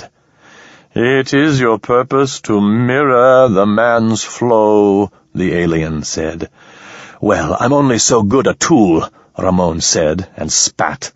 "I forgot that the fucker had those coring charges in his pack. It was a mistake." "What other devices does he have?" Ramon shrugged, trying to recall the layout of his field pack. "Some food, but he's probably already eaten that. There's an emergency beacon, but it's short range. It's designed to trigger a bigger beacon in the van, and you motherfuckers already took care of that. A pistol. I had a pistol." "That is the device that accelerated metal using magnetic fields?" Manek asked. Its voice seemed flatter and more mechanical. Ramon didn't know if the change was in the alien's voice or his own ears. "That's the one." "It was removed from him," Manek said. "It was this that separated the man's appendage." "The pistol guard ripped his finger off?" Ramon asked. "You mean that pendejo's done all this without his trigger finger?" Manek blinked, the red eyes lid not entirely closing. "Is this significant?" Manek asked. "No, it's just kind of impressive." A low wheeze came from the alien, that in another context Ramon might have mistaken for laughter. Instead, he wondered if the thing was suffering a seizure or choking on something. The mucus flowing from its snout became a violent blue for a moment, then turned pale again. "How many more charges of this kind does the man possess?" Manek asked. "I don't know," Ramon said. "I had 4 in the pack. That's standard. I used 1 finding you bastards. So that's 3. But I don't know if he just used 1 charge on this or all of them." "Can this be determined?" "Sure, probably," Ramon said. "I can take a look. I should probably do something about my leg first, though. And you look like shit." "You will determine the number of charges used," Manek said, its voice becoming strident and tinny. Ramon decided that his high-register hearing was starting to come back. "You will do so immediately." "Fine," Ramon said. "I have to go over and look at the crater. You think this fucking leash stretches that far?" The alien was still for a moment, and then began to haul itself across the wreckage of the flying box toward the new scar in the landscape. Its steps were pained and awkward. Ramon could hear its breath, the low wheeze again. It had clearly been seriously hurt. The crater was wide but shallow. Ramon considered the stone where the blast had sheared away the corners of the granite. If the charge had been shaped to burrow into or even under the slab, the damage to stone would have been much more extensive. The other Ramon had angled the blast up, toward whatever set it off. The triggering branch was currently nothing more than a handful of toothpicks scattered from the meadow up toward low orbit. He had a momentary image of a flapjack somewhere high in the air, surprised at being impaled by a length of branch, but he suppressed a chuckle. If the edge of the stone had been more intact, he could have gotten a better idea of how the trigger had been set. It would have been tricky to isolate the movement of the stone from the vibrations of the branch and its flapping banner. He could think offhand of 3 ways that might have done the trick, depending on the formation of the rock. But that wasn't the critical issue. The important thing was that the blast had been pointing upward. He paced the crater's perimeter, limping when the wound in his leg sent an unexpected pain shooting through him. The blast pattern was lobed and roughly triangular. He could almost see how it had been done. The branch had been set as a trigger particularly sensitive to the relatively stable stone, but anyone taking the shirt off or shifting the branch itself would have set off the charges as well. His twin hadn't known what direction the hunters would approach from, and he'd set the blasts meant to make a rough circle. He'd bet everything on the one trap, and it hadn't been a bad wager at all. Ramon squatted, his fingers brushing the dirt more for the simple pleasure of feeling fresh soil than for anything he expected to learn. The ground smelled strongly of the explosives. He wondered what it had been like, setting the trap. Joyous or nerve-wracking? Or both? Fumbling with coring charges and an improvised trigger, and working with a mutilated right hand besides. And it had worked. The Uneo was wrecked, Manek badly injured. The score was even now, blow for blow, van for flying box.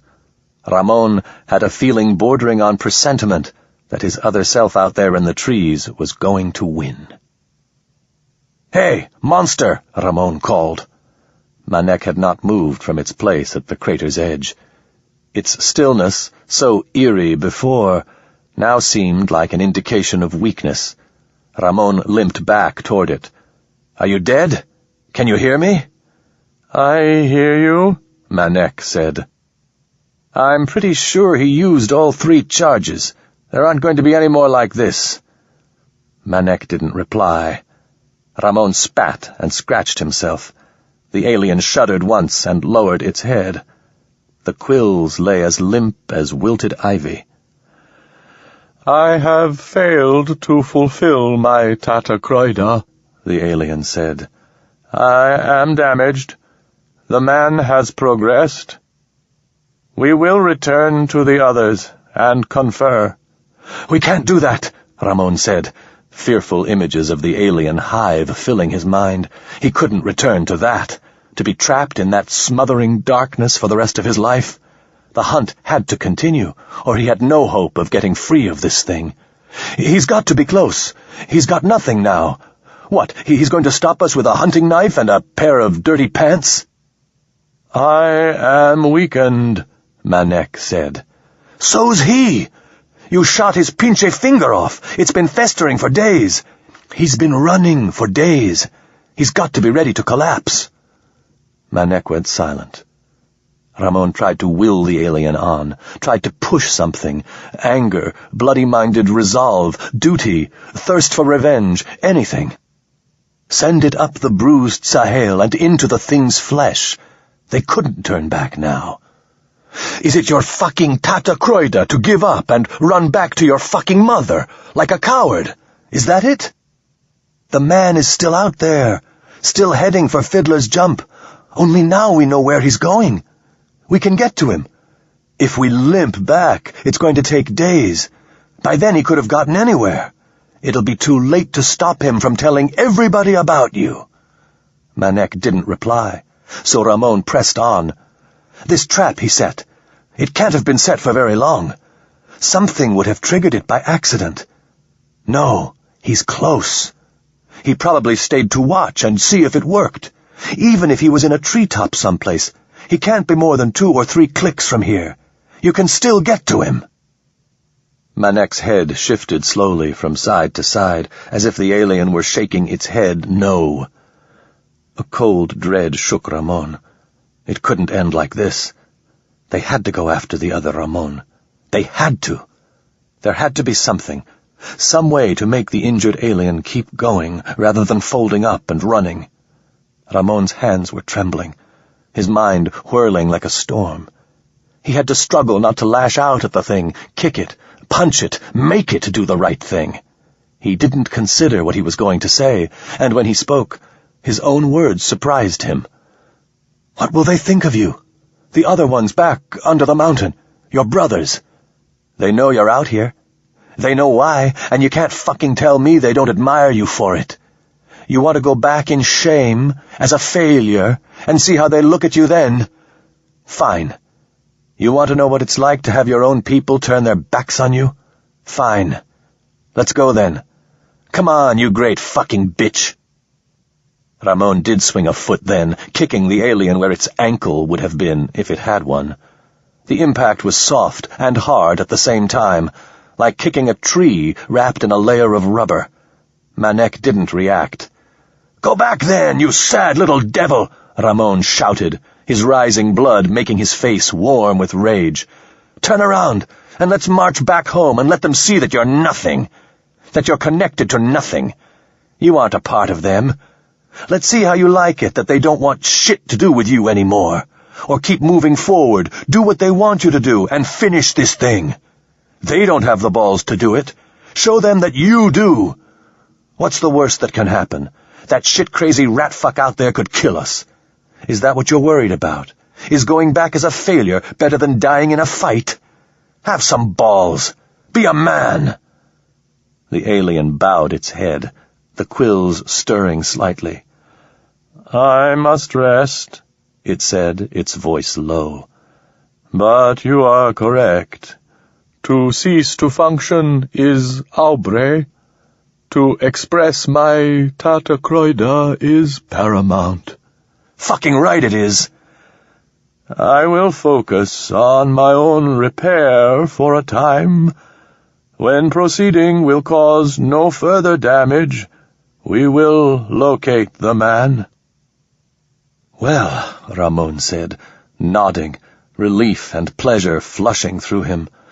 All right, then. Good, you grew some fucking huevos. We'll track him down on foot. We can do that. Is he like this as well? The alien asked. Like what? You are not coordinated in your thoughts, the alien said. Your Tatacroida is unfocused, and your nature is prone to aubre. You comprehend killing and will, but not nidutoi. You are flawed at your core, and if you were a key hatchling, you would be reabsorbed. You attempt to separate, and also to rejoin.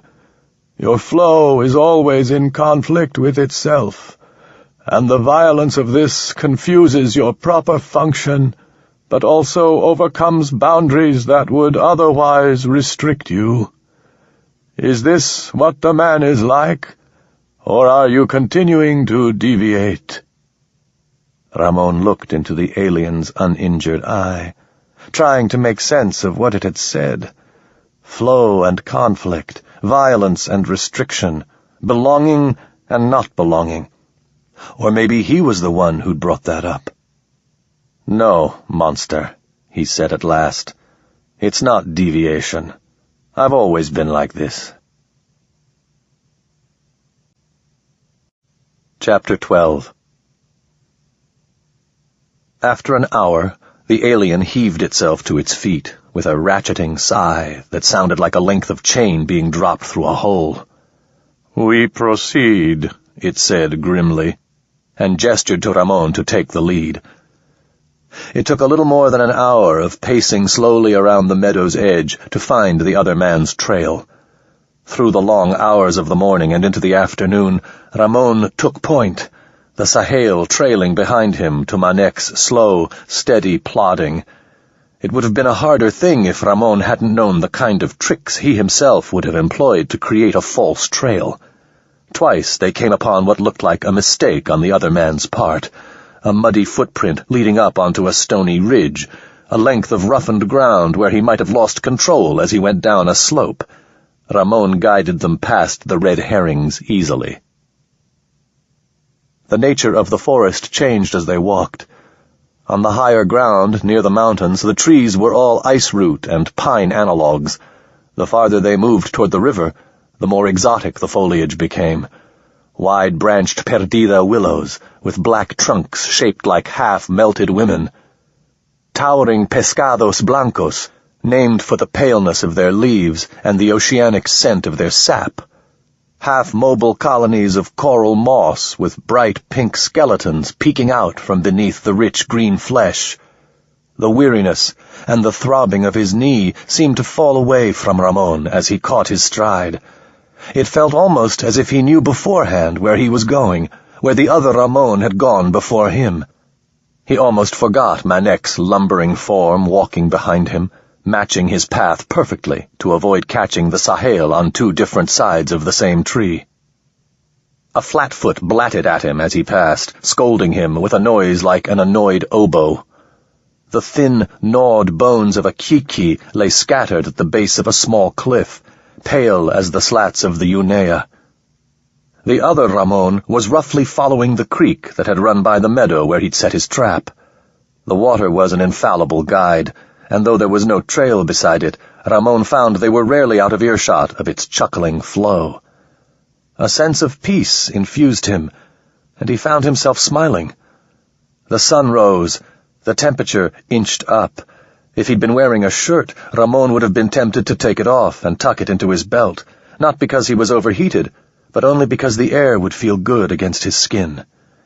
At last, untypically, Manek called for a halt.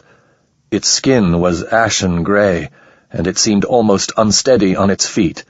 "We will rest here," it said. "It is necessary to recuperate." "For a little while," Ramon said. "We can't let him get too far ahead. If he gets to the river,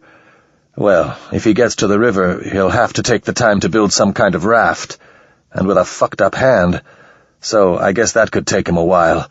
But if he does get out on the river, we'll never catch him. We should have just used your flying box to get downstream. We could have just waited for him to drift by." "This suggestion is of no effect. We did not. Therefore there can be no previous shall. Your language violates the nature of time. We must rest here." It was a good sight. The brook pooled here into a tiny lake. The afternoon sun glittered silver on its surface. A low, gray-green ground cover made a wide, soft place to rest. When Ramon lay back, the bruised leaves smelled like basil, like nutmeg, like nothing he had a name for. Manek trundled to the water's edge and looked out before closing its eyes. The red wounded one still had a bright slit where the lid no longer entirely closed. From where he lay, Ramon could turn his head and put one eye level with the top of the ground cover and see how the patterns of sun and wind on the lake mirrored the waving of the tiny silver leaves. It took him a few minutes to spot the hidden grave. It was at the edge of the clearing, near a small waterfall where the lake once again became a brook. A swath of the ground cover stood higher than the surrounding plants. It was no longer than Ramon's forearm, no wider than his spread hand. He walked to the anomaly, the Sahel tugging at his throat. The ground, he saw, had been dug up, the plants removed and then laid back on top of the tiny excavation when it was done. Ramon felt a moment's unease. It seemed like the thing a man would do, the other Ramon, as if there was something buried here he wanted to hide. But what would that be? There hadn't been anything in his field pack precious enough to preserve. Maybe a note, some written record that would expose the aliens. But who would ever find it here? With only a moment's hesitation, might he have forgotten how many coring charges had been in the pack, or might the trap in the meadow have only used 2? Ramon dug his fingers into the soft soil. Hardly an inch beneath the surface, he touched flesh. When he pulled his hand back in disgust, his fingertips were red with blood. A flat fur, skinned and raw, and buried hardly deep enough to make any difference from leaving the little body openly on the ground. He considered the corpse, and remembered the skins at the other Ramon's first camp. Whatever the man was doing, it was intentional, and he'd planned it back that long ago when traps were on his mind. Ramon lifted the thing with a branch broken from the nearest tree. There seemed to be no mechanism associated with it, no sharpened sticks or knives. He might have poisoned the meat, but it seemed unreasonable that he might expect the alien to eat it. What was the man, his other self, thinking? Ramon took the dead animal by its thin legs, walked it to the lake, and flung it out into the water. The body sank like a stone. Manek's eyes remained closed, its stance still as a statue and as unresponsive. Ramon debated for a moment. He could wake the thing and tell it what he had found, or else keep the other Ramon's secret. The strange animal offering made him uncomfortable. His first impulse was to talk about it, but if it was part of his twin's plot to defeat the aliens, perhaps it would be better to hold back. Manek's eyes flickered open. "I can go on no more today," it said. It actually sounded apologetic, perhaps even ashamed. "I am too weak. I must recuperate further." "That's okay," Ramon said. He felt almost sorry for it. How badly injured was it? Was it dying? "It'll be dark soon anyway. We might as well camp for the night." Manek remained quiescent through the rest of the day and into the night. Ramon broke branches and fronds to make himself a lean-to, the sahel stretching to accommodate his movements. When night fell, he roused Manek long enough to scoop water from a tiny creek and find a double handful of sug beetles. The alien didn't ask about his change in diet, and Ramon didn't volunteer any information. When the beetles were reduced to their empty, colorful shells, Ramon lay back on the soft ground, looking up into the vast starscape of night. The small fire he'd made to boil water for washing out his wound and cooking had fallen to coals and ashes. In other circumstances, it would have been a perfect night. In the distance, something called, an animal or bird or insect that might never have been seen by human eyes. The sound was high and fluting, and a moment after it came, two more answered it. Another memory filled his awareness. Elena, in her apartment. They had had one of their first fights over his habit of camping outside the van. She had been certain that a wild animal would find him and kill him in the darkness. She'd had a friend taken by red jackets, and she claimed to suffer nightmares. He'd been sleeping with her for a month and hadn't seen any evidence of it, but when he said so, she only got angrier. The argument had ended with her throwing a kitchen knife at him. He'd slapped her. Afterward, they'd screwed. Far above him, a meteor streaked across the sky, burning and vanishing in the space of a heartbeat. The sick gringo peered down on them from the stars, and on the horizon, the stone man was beginning to rise. He knew she was crazy. Elena was the kind of woman who wound up killing herself, or her lover, or her children, and he didn't love her any more than she loved him. It was all perfectly clear to him, and also totally unimportant. People, he decided, didn't come together from love or hatred. They came together because they were the kind of people who fit. She was a crazed bitch. He was a drunk and a killer. They deserved each other. Except he wasn't a drunk when he was here.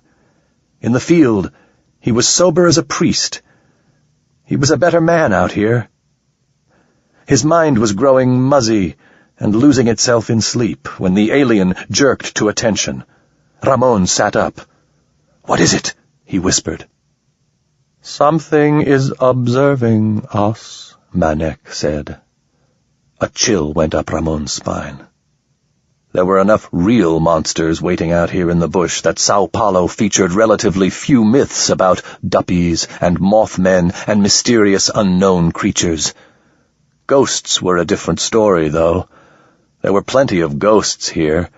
From the ghost of Ugly Pete, a prospector who wandered the night looking for a replacement for the head he'd lost in a mine accident, to Black Maria, who appeared to men at the moment of their deaths. One cult in Little Dog believed that Sao Paulo was where the dead of Earth went when they died. So the night here swarmed with ghosts, like moths around a light. And out here, in the dark wilderness, that was not a good thing to think about. Although, of course, he didn't believe in such things. Whatever was out there in the dark, it was more likely to be a real physical creature than a ghost. With that thought, Elena's terror of red jackets and chupacabras abruptly returned to Ramon, and he rose, moving closer to the huge alien.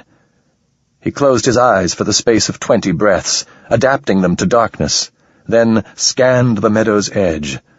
It was dark enough that he couldn't see anything directly. Only his peripheral vision would pick out movement from the gloom beneath the trees. "There," he whispered. "Just to the right of the white-barked tree. In that bush." Manek did something complex with its arm. A flash of light extended from its hand, and the bush exploded in a ball of fire. Ramon jumped back. "Come," Manek said, and began moving forward. Ramon hung back half a pace, struggling between curiosity, fear of whatever was in the trees, and unease at his alien captor's weapon. He had thought the thing was unarmed after the Unea's crash. It was the sort of mistake that would get him killed if he wasn't more careful. The corpse at the foot of the tree, twisted in sudden agony and scorched black on its spine, was a jabali rojo, something like a boar that had decided to be a fox instead halfway through its evolution. The ornate tusks at the sides of its open, lifeless mouth were better suited for impressing female jabali than attacking men or aliens. "It's nothing," Ramon said. "It was no danger to us." "It might have been the man," Manek said. Was there regret in its tone? Relief? Fear? Who could say? When they returned to the modest camp, Ramon lay back down, but found it hard to sleep. His mind worked variation after variation on his new circumstances. Manek was still well armed. The other Ramon didn't have a pistol or any more coring charges. He tried to imagine ways in which he might be able to give his other self an edge, some chance that would make his own freedom possible. And what then?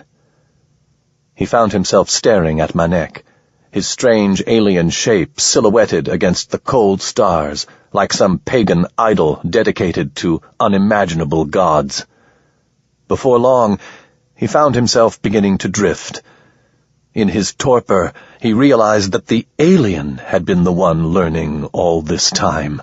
How a man ate, how he pissed, how he slept. Ramon had learned nothing. For all his strategy and subterfuge, he knew hardly more about the alien than when he'd first woken in darkness. He would learn.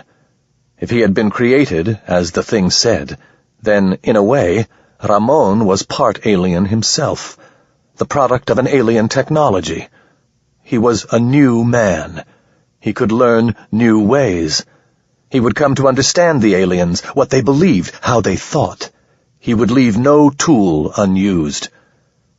Sleep stole into him, taking him gently down below consciousness. His determination to know still locked in his mind like a rat in a pit terrier's teeth.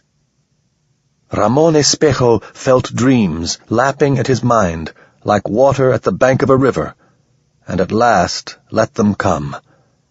They were strange, dreams such as Ramon Espejo had never dreamed before. But, after all, he was not Ramon Espejo. Chapter 13.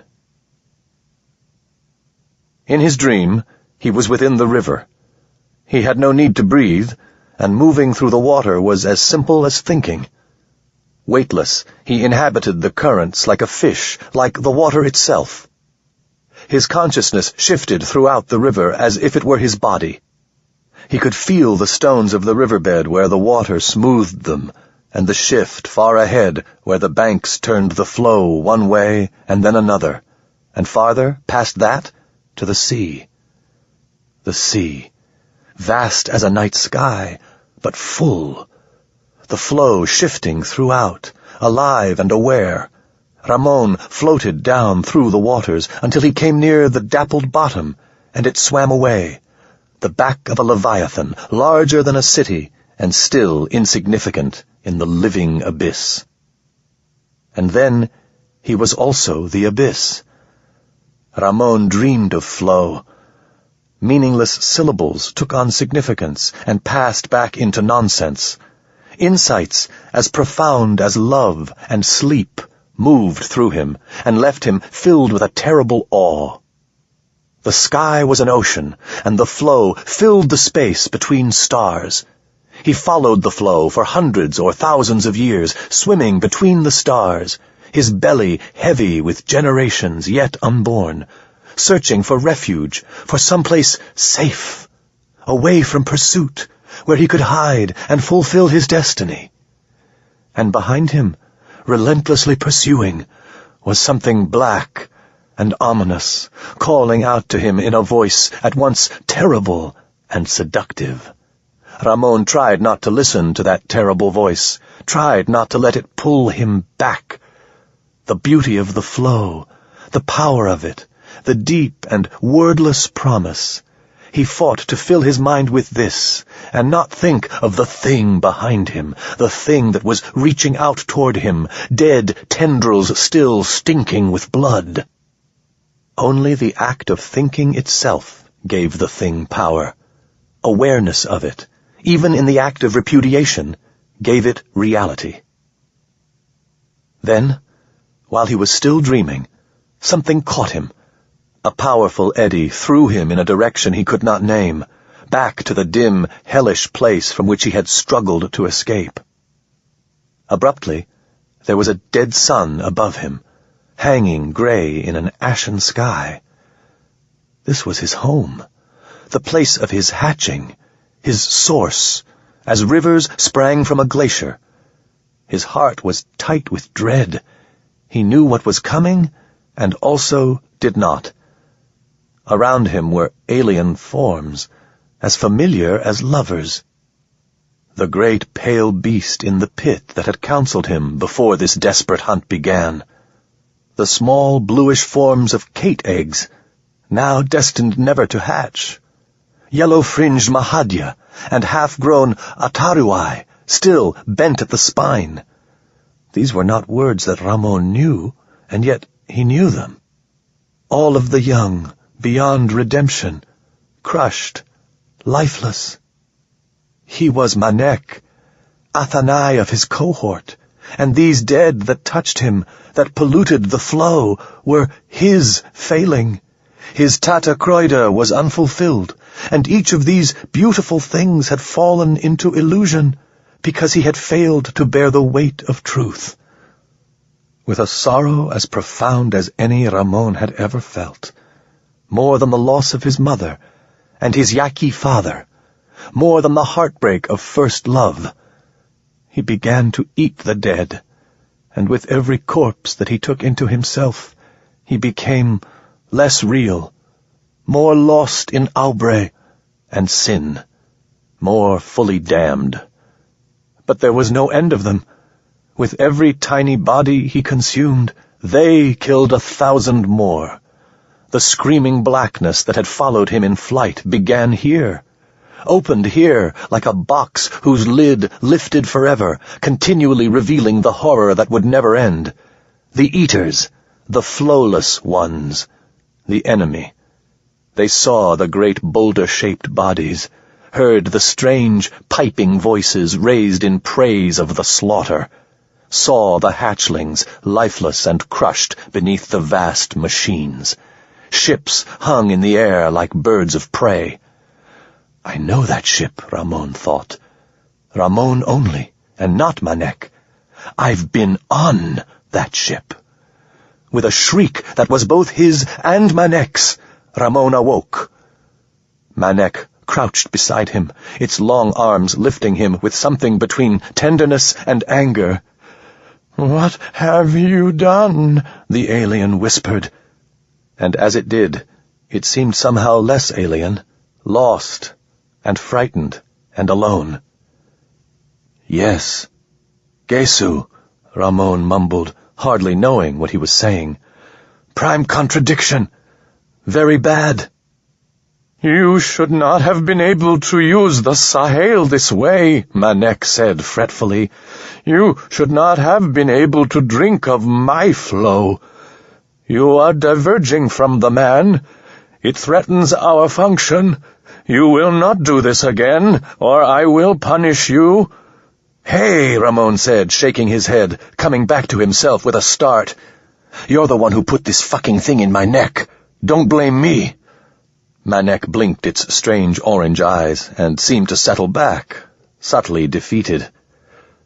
"You are correct," Manek said, after a long pause. "Your language allows for deception, but your participation in my flow was not willed.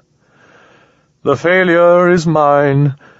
I am sick and injured, or I would not have lost control of the Sahel. Still, the fault is mine." Its voice surprised and confused Ramon. It was still deep and sorrowful, but there was something else in it, a sense of regret and dread that couldn't have come entirely from Ramon's imagination. He wondered whether the Sahel was still leaking some signal from the alien's mind into his own. Ramon felt as if he'd walked in on a weeping man. In his own discomfort, he shrugged. "Don't let it bother you," he said. "It wasn't something you meant to have happen either." "You must not diverge any further," Manek said, almost pleading. "Your mind is twisted and alien, and that is as it should be. You will cease to diverge from the man. You will not integrate with me any further. We will wait here and hunt him. If he does not reach his hive, there will be no Gesu. You must not diverge any further." "I won't then. Don't worry. I'm still plenty twisted and alien." Manek didn't reply.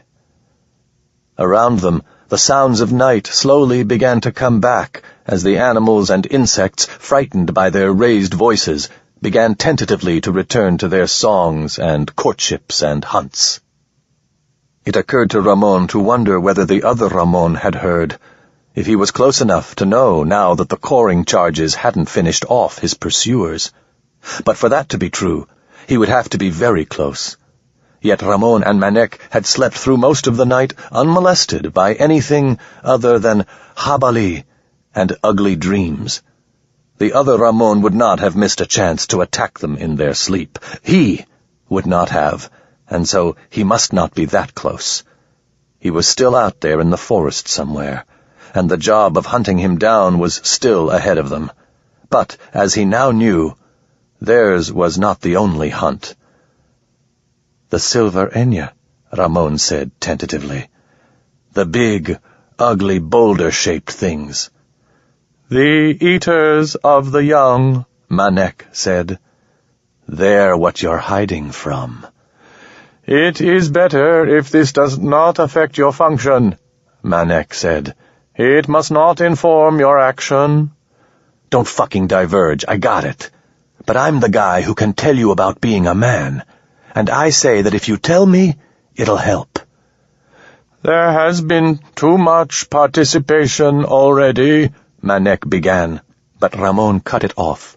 "I know enough that I'll be spending all my time guessing. Men, they make sense of the universe. They make stories about it, and then see if they are right. It's what we do.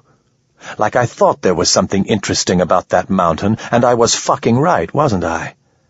So if you tell me, I can stop wondering. If you don't, it's all I'll do." Manek's quills fluttered in a pattern that Ramon recognized as akin to resignation. "They came to us, to the planet that spawned the first of us. For many generations they appeared to be Sianai. Their proper function appeared to flow in channels compatible with our own. We were not aware of the divergence until they started killing you," Ramon said. "Their Tatacroida expressed in crushing the hatchlings. Of the 10 billion of our ki, fewer than 100,000 survived. The eaters of the young would enact rituals with the bodies. It seemed to offer them pleasure. We saw no function in it. It is necessary to our function that we exist, and so those that remained followed the channels which did not include the eaters of the young. Of the 600 ships, we are aware of 362 that failed to isolate themselves from the flow of the enemy. 4 came here and engaged in stillness. The others we cannot speak to. Their function has entered a place of nidutoi. If it is part of their tatakroida, it will be made clear once we have achieved conjugation. If it is not, then the illusion of their existence will not be acknowledged. Ramon sat on the ground at Manek's feet. Tiny leaves tickled the palms of his hands as he leaned back. The soup of alien thought and terminology had been less disturbing when he had been able to comprehend none of it. Now, with every idea half making sense, every untranslatable word on the verge of familiarity, it was worse than a headache. "They'll kill you if they find you," Ramon said. "The Enye. They'll kill you." "It would be consistent," Manek said. "You know they're coming. The galley ships. They're coming here, ahead of schedule." "This is known. They have no need for stillness. Their flow is compelling." "So that's why you have to stop the man. Ramon. The other Ramon. If he goes to Fiddler's Jump, he tells everyone where you are, and the Enya...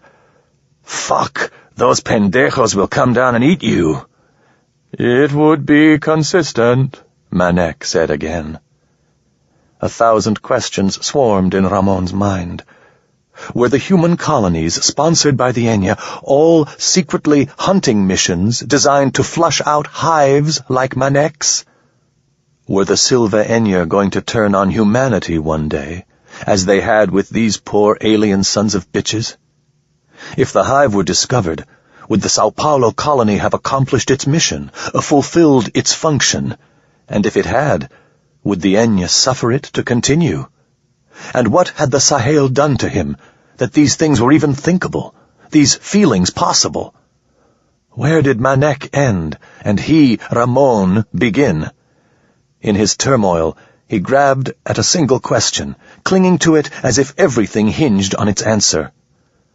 "Why did they do it?" he asked. "Why did they turn on you?" "The nature of their function is complex. Their flow has properties unknown to us. They were like us until they were not. It had been our hope that you would reveal this to us." "Me?" Ramon coughed. "I didn't know it had happened until just now. How would I be able to tell you what those mad pendejos were thinking?" "The man is of them," Manek said. "He participates in their function. You possess an understanding of killing and of purpose. You kill as they kill. Understanding what drives your killing would explicate the drive of theirs, the freedom of hard drink." "We aren't like that. I'm not part of their fucking Holocaust. I'm a prospector. I look for minerals." "But you kill," Manek insisted. "I do, but—" "You kill your own kind. You kill those who are most like you in function." "That's different," Ramon said. "In what manner does the difference come?" "It wasn't about being drunk. That lets it get out of hand, maybe. It was something between the other guy and me. But I didn't eat his fucking kids."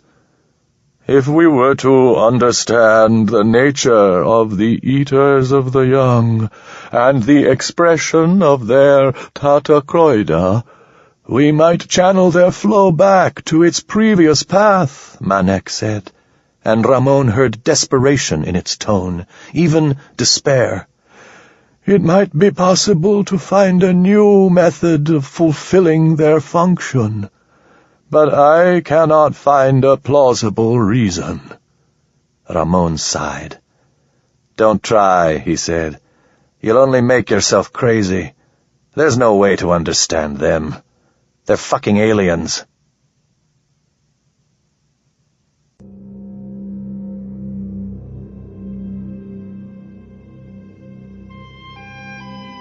Chapter 14.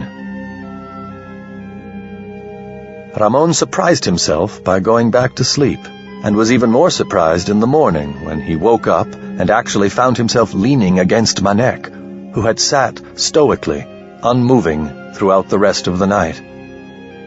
Before then, though, 3 times before the sun rose, Ramon was assaulted in his dreams by memories. One was a card game he'd played on the Enya ship during his flight out away from Earth. Palenque had been having a good day. There were fewer and fewer of those, and had insisted that his crew come together and play poker. Ramon felt the strangely soft, limp cards in his hands again. He smelled the high, acidic reek of the Enya's huge bodies and the ever-present undertone of overheated ceramic, like a pan left empty in a heated stove. He'd beaten Palenque's full house with a straight flush. He remembered seeing the sick man's delight falter and fail when the cards came down, disappointment filling the old prospector's eyes like dried tears. Ramon regretted that he hadn't folded without showing. That was the only memory that seemed related to his strange interaction with the alien's mind. The other 2 were mundane moments. First, bathing in a hotel in Mexico City before going off to a brothel. And second, a meal of river fish encrusted in black pepper he'd eaten shortly after his arrival on Sao Paulo.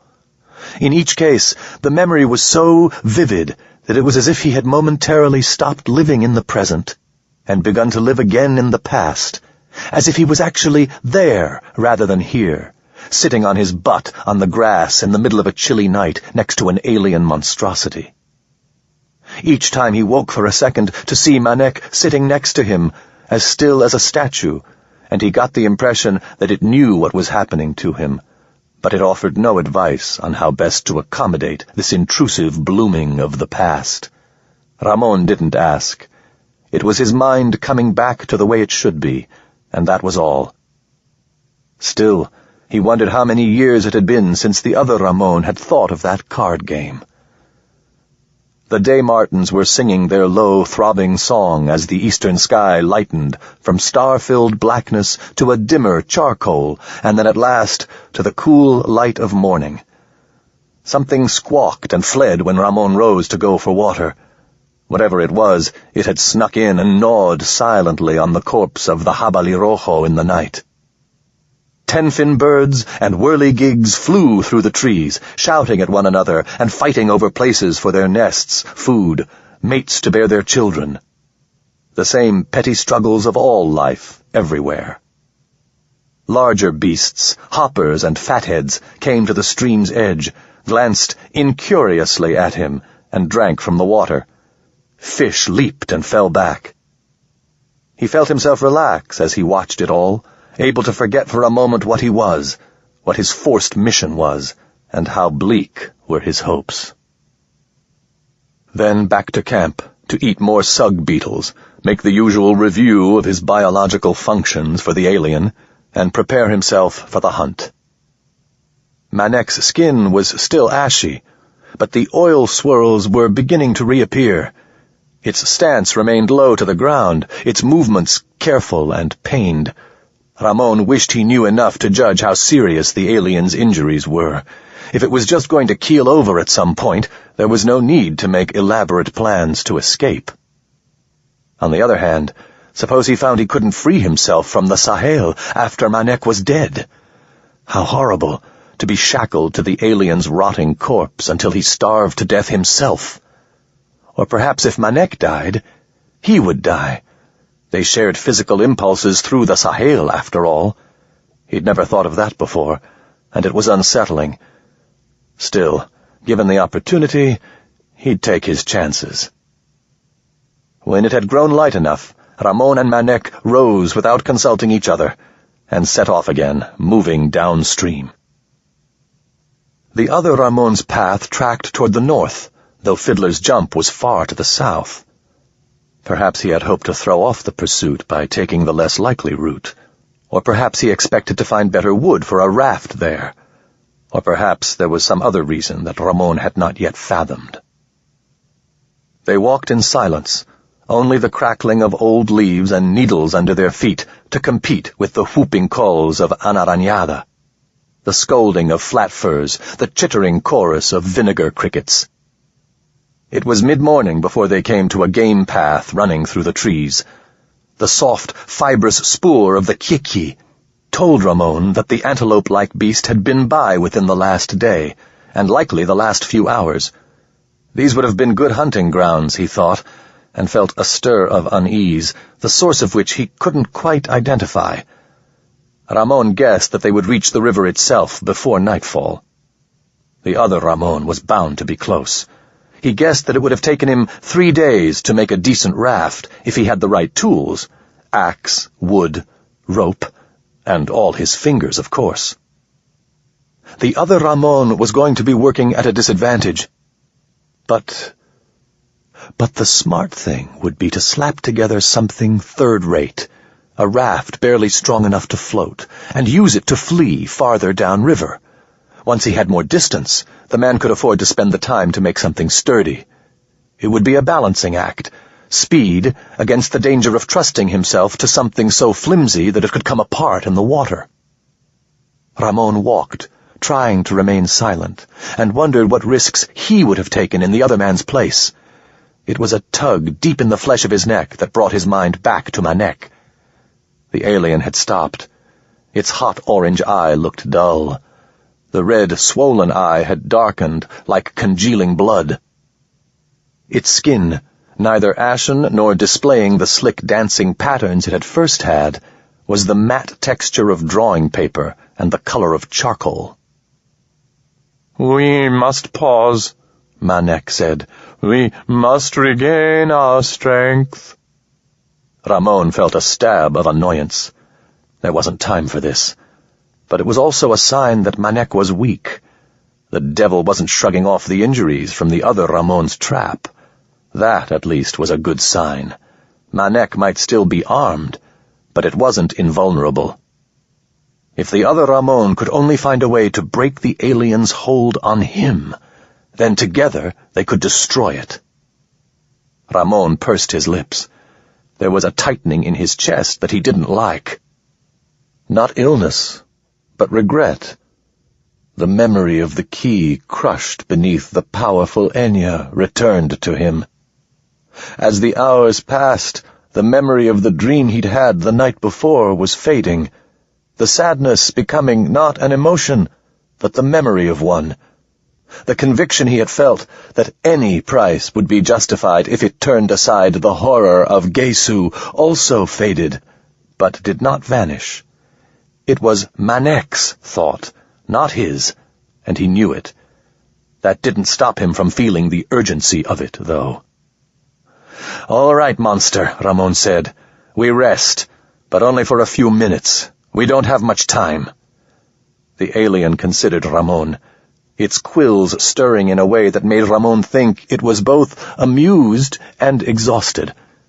Then trudged to the wide, thick trunk of a fire oak, with leaves as wide as Ramon's 2 hands together, and bark that collapsed with a sound like packing foam when Manek leaned against it. Ramon hunkered down beside the game path, rubbing his chin and staring out into the forest. It was strange to have gone so long without a shave. Normally by now his whiskers would have been getting almost long enough to go from prickly to near soft. Instead, his neck and chin sprouted a kind of weak fuzz, like he was 12 years old again. He opened his robe and considered the scar where Martin Casaus had sliced him with the sheet-metal hook. The pale line was wider now than it had been, but still not the ropey, puckered scar that it had been before the aliens got hold of him. The machete scar on his elbow was still hardly more than a lump under the skin. It was growing, though. He was becoming the man that he remembered being, and at least he could still grow whiskers. The pinche aliens hadn't turned him into a woman. "I'm still going to kill you fuckers for this," Ramon thought. But even though he had the intent and the focus, his rage seemed more distant, like something he had chosen to feel rather than something that actually possessed him. It felt like being in love with Elena, familiar but hollow. "What are you going to do with me?" Ramon asked. "When this is over, when you kill the man, what happens to me?" "Your Tatacroida will be complete," Manek said. "So what happens to someone when their Tatacroida is complete?" "Your language is flawed. To have completed Tatacroida is to return to the flow." "I don't know what that means," Ramon said. "Once our function is fulfilled, we will return to the flow," it said. Suddenly, with a flash of insight intense enough that he wondered if it partook of the two-way flow through the Sahel, he knew what would happen to them both. They would die. They would be reabsorbed into the flow, whatever that was. Once they had fulfilled their Tatacroida, they would have no reason for existing anymore, like tools that were disposed of once the job they were needed for was done. Perhaps Manek was content to submit to that fate. Perhaps the alien even welcomed it. But as far as Ramon was concerned, that was another good reason to escape as soon as possible. "Whatever you say," he said wearily. Ramon found that resting was more pleasant than he'd expected. He was more tired than he thought he'd be. But then he had marched all the previous day after nearly being killed in an explosion. He'd slept poorly, and perhaps Manek's distress was carried over in some alien fashion through the still, bruised-colored Sahel.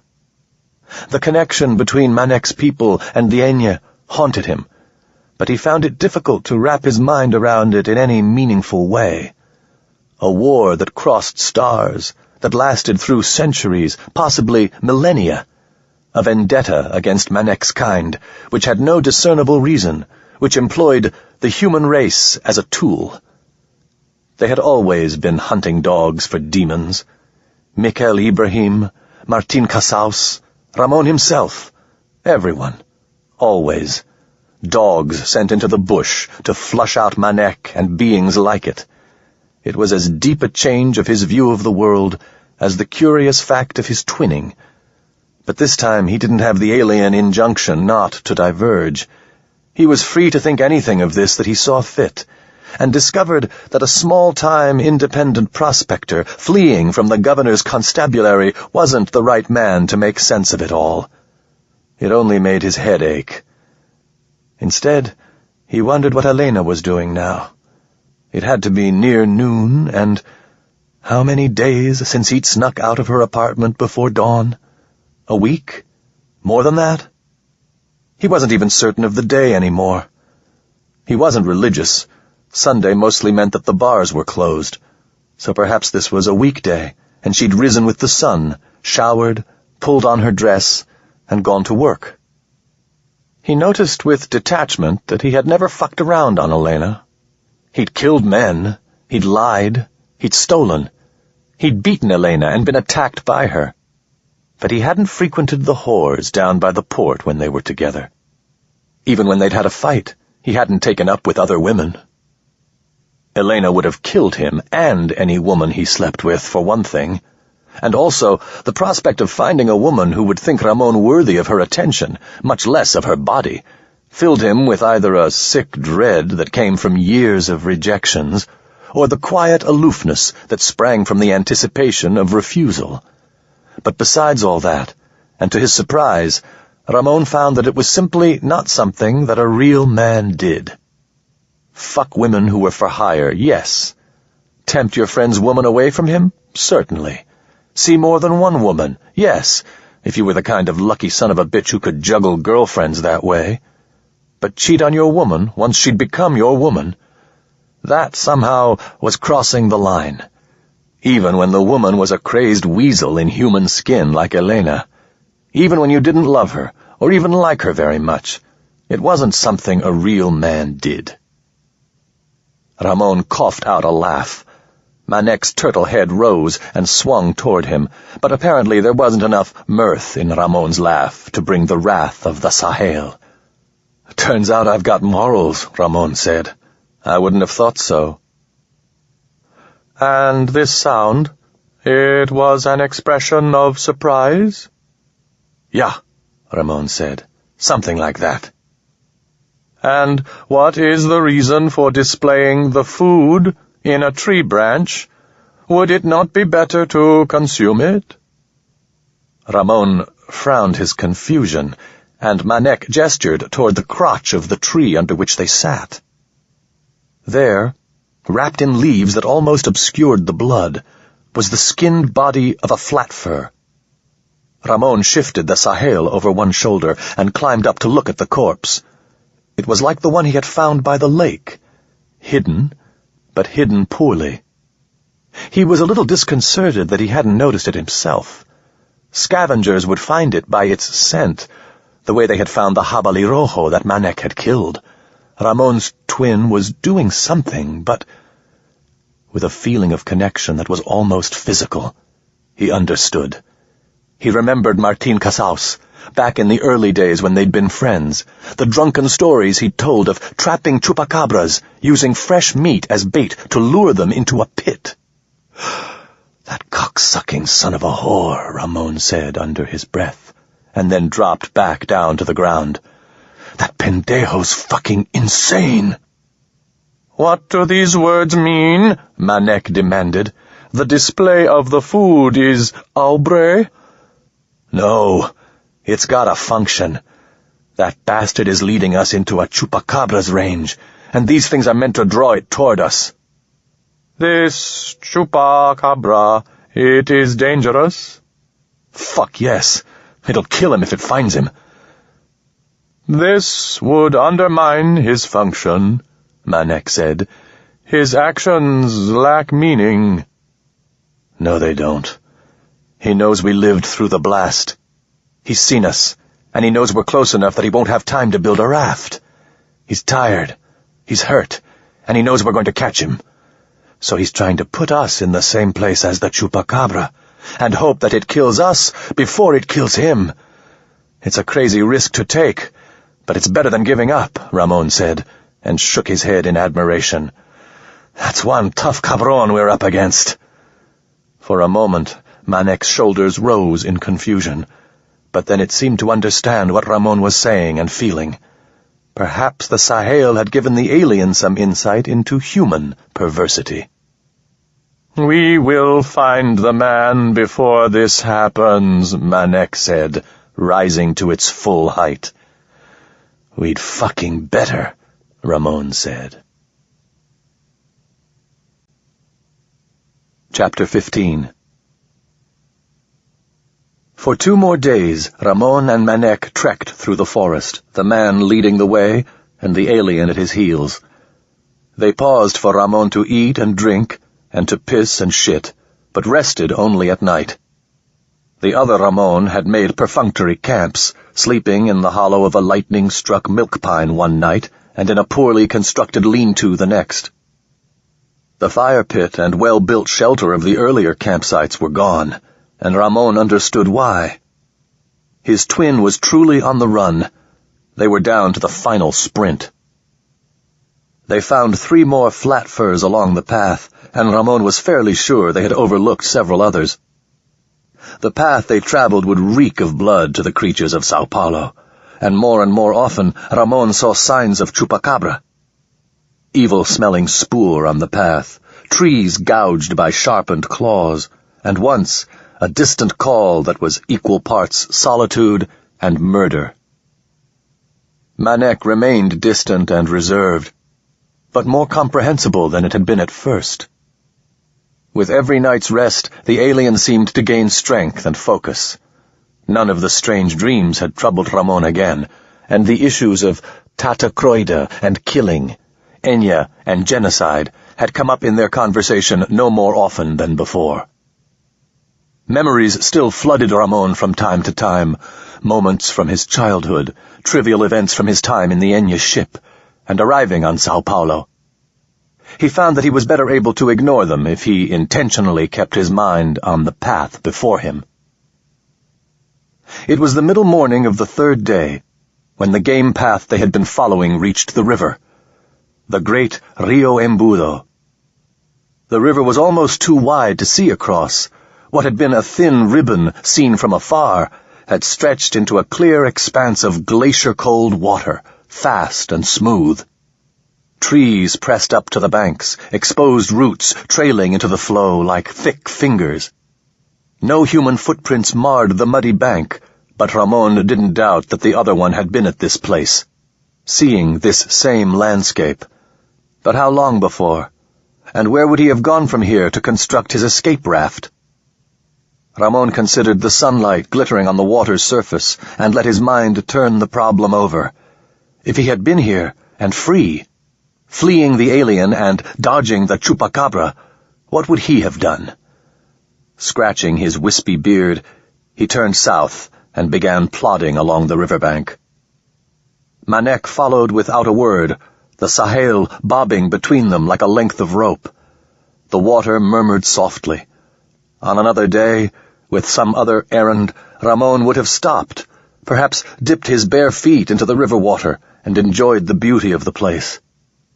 As it was, his mind buzzed with 100 different questions. Had his twin already finished some small raft and floated away to the south? And what would Manek do if they found the other Ramon? And how large was a chupacabra's territory, anyway? He spoke about none of it, only judging where best to place his feet and what angle to take around the trees in order to keep the Sahel from catching on a branch and tugging at his throat. There were fewer signs of his twin now. No footprints, few small branches broken at the correct height for a man to have done the damage. It wasn't that the other Ramon had become more careful, but the river drew forest animals to its bank to obscure any more human traces. There would be more kiki here, more salt rats and alces negros. The mudbanks they passed showed the marks of thin hooves, wide-slung soft toes, the tiny bird-like cuneiform of tapanos and stone kites. The river at their side was teeming with life. The planet was alive around them. They were 2 aliens marching through a world they didn't belong to. 3 aliens, if he counted the other Ramon.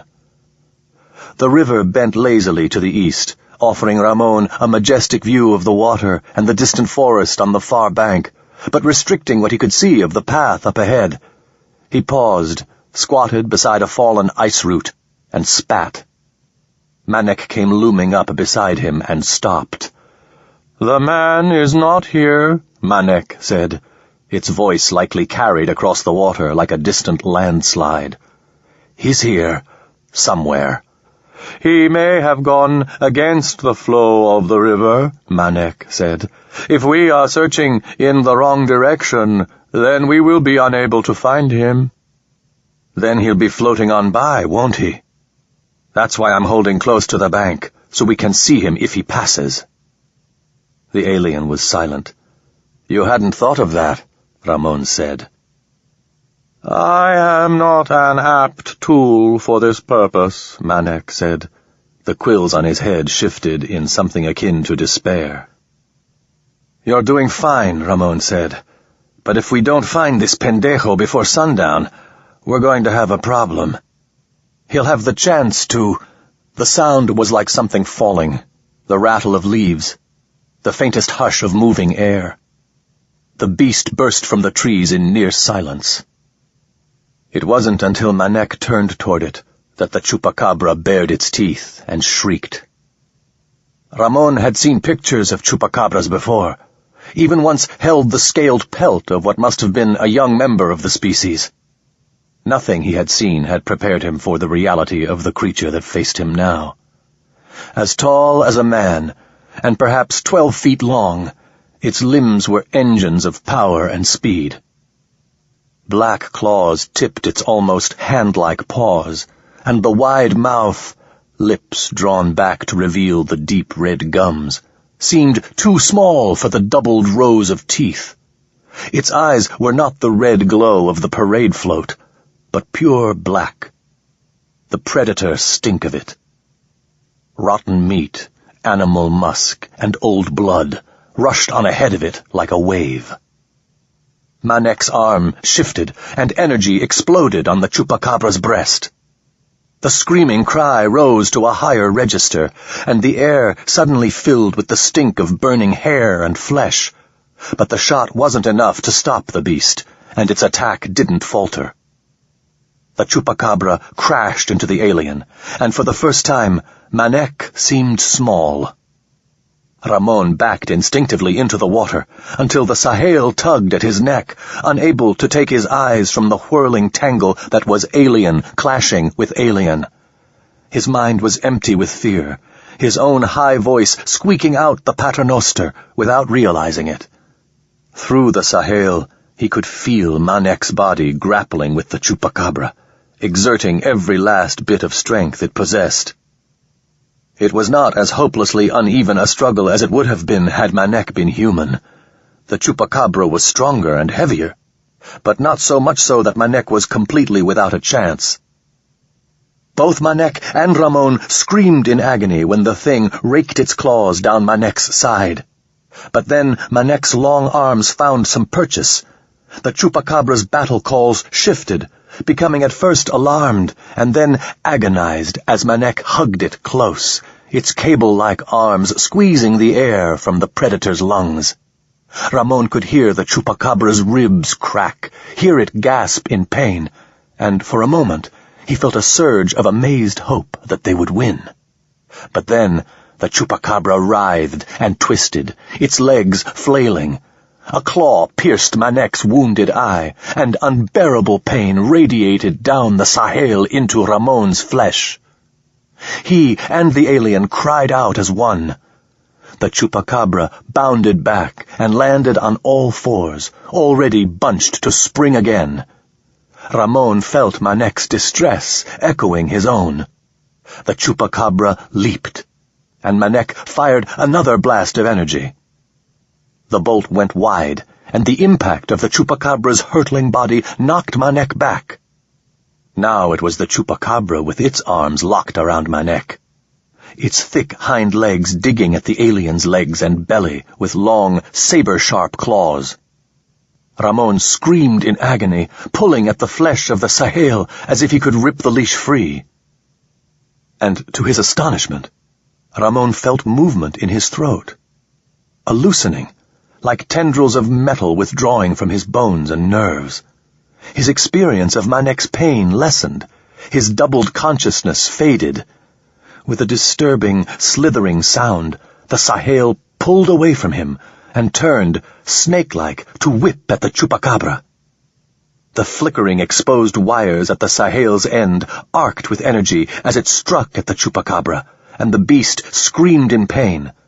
But Manek seemed to be weakening, and nothing that had happened so far had significantly slowed the chupacabra's relentless attack. Ramon, standing thigh-deep in the icy river water, bent to find some stones to throw at the beast, then came to his senses. He was free, and once the chupacabra had killed Manek, he would be next. This was no time to fight. This was the time to flee. He took a great breath and dove, kicking as hard as he ever had, moving with the current. The sounds of battle vanished as his ears filled with water.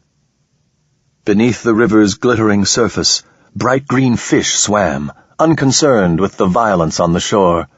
Fine golden filaments rose from the muck at the bottom and were bent by the water as they pointed the way to the sea.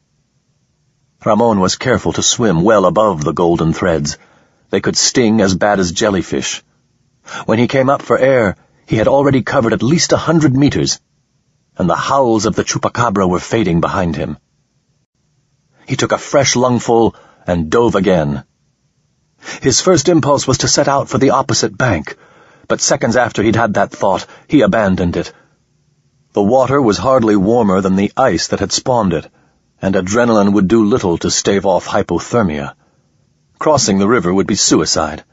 Ramon angled back for the near shore, and realized as his arms flailed and clawed at the current that he was in trouble. The fast river flow had pulled him around the bend, but it had also taken him farther from the bank than his own efforts could have. He rose again, treading water and borne along like a cork. He could hear no sound of the struggle. Either the fight had ended, or he was far enough away that the sound of it was drowned out by his splashing. He turned his head, blinking hard to clear his eyes, and found the shore. His heart sank. "Come on, Ramon," he told himself. "You're a tough pendejo. You can do this thing." He turned himself toward the riverbank and started swimming as hard as he could, perpendicular to the flow. The river plants and streamers of moss below him were his guides as he pushed himself toward the uncertain safety of land. His feet and hands stung and soon went numb. His earlobes ached. His face and chest grew thick-fleshed and rubbery, but he pushed on. He couldn't die out here. He had to reach the shore. It was his goddamn Tata Croida. He focused on moving his body, legs kicking, arms and hands scooping at the water. Time lost its meaning. He might have been swimming for 3 minutes, or an hour, or his whole life. The chill was deadly, and he could feel it knifing into him. He faltered once, seduced into thinking he needed a moment's rest. He was dead. The only reason to keep trying was stubbornness, and Ramon Espejo was a very stubborn man. Even when he was hardly doing more than floating, he pushed his mouth free of the water and gulped one more breath, and then one more, and then one more. His mind began to fade, and he recalled his dream of being one with the river, of becoming the flow itself. Perhaps that would not be so bad after all. Just one more breath so he could think about it. Then one more. It was a sandbar that saved him. The river widened, its eastern half becoming shallow as it broadened. Driftwood rose from the sand like the antlers of some nightmare beast. Ramon found an ancient log standing at an angle from the water. He crawled up its black, slimy side and held it like it was a lover. He was too cold to shiver. That wasn't good. He had to get out of the water. The river still lapped at his knees, and his feet were numb. Ramon bit down at his lip until he tasted blood, the pain focusing his mind. He had to reach the shore, then get dry, and then hope that the sun would warm his flesh. There was enough debris on the sandbar that he could move from one support to another. It seemed as if anything that went into the water upstream ended up caught here. The danger was that he might slip, fall into the water, and lack the will to rise again. He had to be careful. With a deep breath, Ramon pushed his blackwood lover away and stumbled to a small dam of branches that had been laced together with ivy and strips of bark. Then from that to a low stone, then another slime-slick log, and then the water was no higher than his ankles. Ramon trudged slowly to dry land. He collapsed on the ground, laughed weakly, and vomited up what seemed like several liters of river water. His alien garments were sodden and heavy, the shoes kicked off somewhere in the river. Fingers clumsy as sausages, he pulled the clothing from his skin and lay back naked, trying with the last of his conscious will to angle himself toward the sun. It wasn't sleep that took him, but neither was it death, because sometime later his mind reformed and he struggled to sit up. The sun had moved the width of 3 hands together, lowering toward the western sky. His teeth were chattering like a badly tuned lift tube. His hands and feet were blue, but not black. The alien robe he had cast aside was dry and sun-warmed. He pulled it on awkwardly and sat, arms around his knees, laughing and weeping. His neck, where the Sahel had entered him, felt unnaturally hot. The skin there was smooth as river stone and numb as a witch's mark.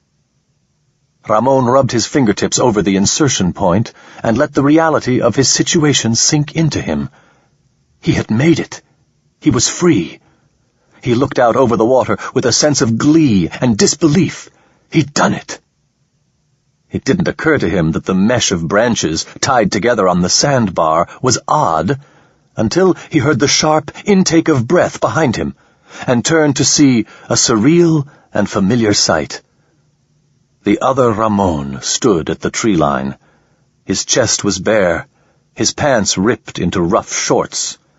Dark hair rose crazily from his head. His right hand was wrapped in a bandage black with dried blood, and his left gripped the old field knife. Ramon's field pack slung over one sunburned shoulder. Of course. He'd made a raft. The branches out there hadn't wrapped themselves with bark, and now the flow of the river and the cruel irony of the gods had brought both Ramons to the same place at the same time, caught up on the same sandbar. He rose slowly, unsteadily, trying not to startle his twin. He raised a hand in greeting, fear closing his throat. His twin took a step back, eyeing him balefully. "Who the fuck are you?" the man said. Part 3. Chapter 16. Ramon's mind was slow to react. He had to answer, but none of the things that came to his lips was the right thing. "I'm Ramon Espejo, and I'm you, and why should I tell you who I am, pendejo?" He felt his mouth open and close, and saw the shock in his twin's eyes shift to something else, something more dangerous. The other man's grip on his knife tensed. "Aliens!" Ramon spat out. "There's fucking aliens out there! They took me prisoner! You've got to help me!" It was the key. The other man's tension eased a little. His head turned, and he looked at Ramon, measuring him, his eyes still radiating mistrust, but no longer on the edge of violence. Ramon leaned forward, moving slowly and being careful to do nothing that might startle the other man. Ramon looked at him closely for the first time, feeling an odd fascination. After all, in spite of his memories to the contrary, this was the first human being he'd ever actually met. His twin was filthy and unkempt. The light stubble that had often darkened his chin was already a moth-eaten beard. Distrust shone in his black eyes. His right hand was wrapped in bloody cloth, and Ramon realized, with a profound sense of vertigo, that in that mess of soiled bandages a finger was missing, a finger from which he had been born. But the other Ramon also looked wrong, somehow. He had expected it to be like looking into a mirror, but it was not. The face he was accustomed to seeing reflected back was different than this. It was more like seeing a video recording of himself. Perhaps he thought his features were not so symmetrical as he'd liked to believe. Also, the voice was higher than he believed his own to be, and slightly whiny. The voice he heard and hated when he heard himself recorded. The other Ramon's bearded chin jutted aggressively. What did he look like in his twin's eyes? Finer hair, fewer lines and creases in his skin, no scars and thin whiskers. He would appear to be a younger man, and if the other Ramon didn't already feel that he was seeing himself, there was no reason for him to suspect what the aliens had done. Ramon's advantage was that he knew what had happened, who he was, and all that the other man knew.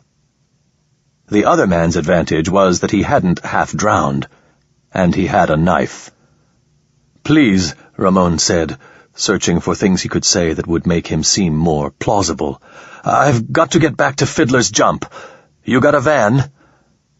"I look like I have a fucking van," the other man said, raising his arms out at his sides like Christ crucified. "I've been running from those fucking things for a week. How is it you came to get loose from them just here and now, eh?" It was a good question. They weren't near the alien hive, and the timing was too convenient. Ramon licked his lips. "It's the first time they took me out," Ramon said, deciding to keep as near the truth as he could. "They were holding me in a tank, under a mountain up north of here. They told me there was someone they were hunting. I think they were using me, seeing what I could eat, and like that. I think maybe they didn't know much, about people." The other man considered this. Ramon kept his gaze away from the knife. Better that neither of them think of it. He heard himself going on, his voice thin and shrill. He sounded afraid. I tried to fight against them, but they had this thing in my neck. Right here, you can see where it went in. If I did anything they didn't like, they shocked me. I've been walking for days. Please, man, you can't leave me here." "I'm not going to leave you here," the other man said. There was disgust in his voice. Disgust, and perhaps superiority. "I've been running from them, too. They blew up my van, but I had a few tricks. Fucked them up pretty good." "That was you," Ramon said, trying to make his voice sound admiring instead of false. "You're the one that blew up the Unea?" "The what?" "You only get one slip like that," Ramon told himself. "Hold it together, cabron. At least until you have the knife." "The flying box thing, that's what they called it." "Ah," the other man said. "Yeah, I'm the one. I saw you too. I was watching." "So you saw the thing they put in my neck?" The other man seemed reluctantly to agree that Ramon's story had some truth to it. Ramon could see it in the man's stance when he decided not to kill him. "How did you get away?" the other man asked. "Chupacabra killed the alien. Came out of nowhere. The leash came free while they were fighting, and I got out of there." The other man smiled to himself. Ramon decided to let him think they hadn't seen through his plan with the flat furs. Better that the other Ramon spent his time thinking how clever he was and how stupid everyone else could be. "What's your name, anyway?" the other man asked. "David," Ramon said, pulling a name out of the air. "David Penasco. I live down in Amadora. I'm a banker with Union Trust. I was camping by myself, maybe a month ago. They took me when I was sleeping." "Union Trust's got a branch in Amadora?" the other man asked. "Yeah," Ramon said. He didn't know if it was true, didn't know if there was some other memory that hadn't grown back yet that would rip his story apart, so he plain, barefaced lied it through, and prayed. "Has been for about 6 months."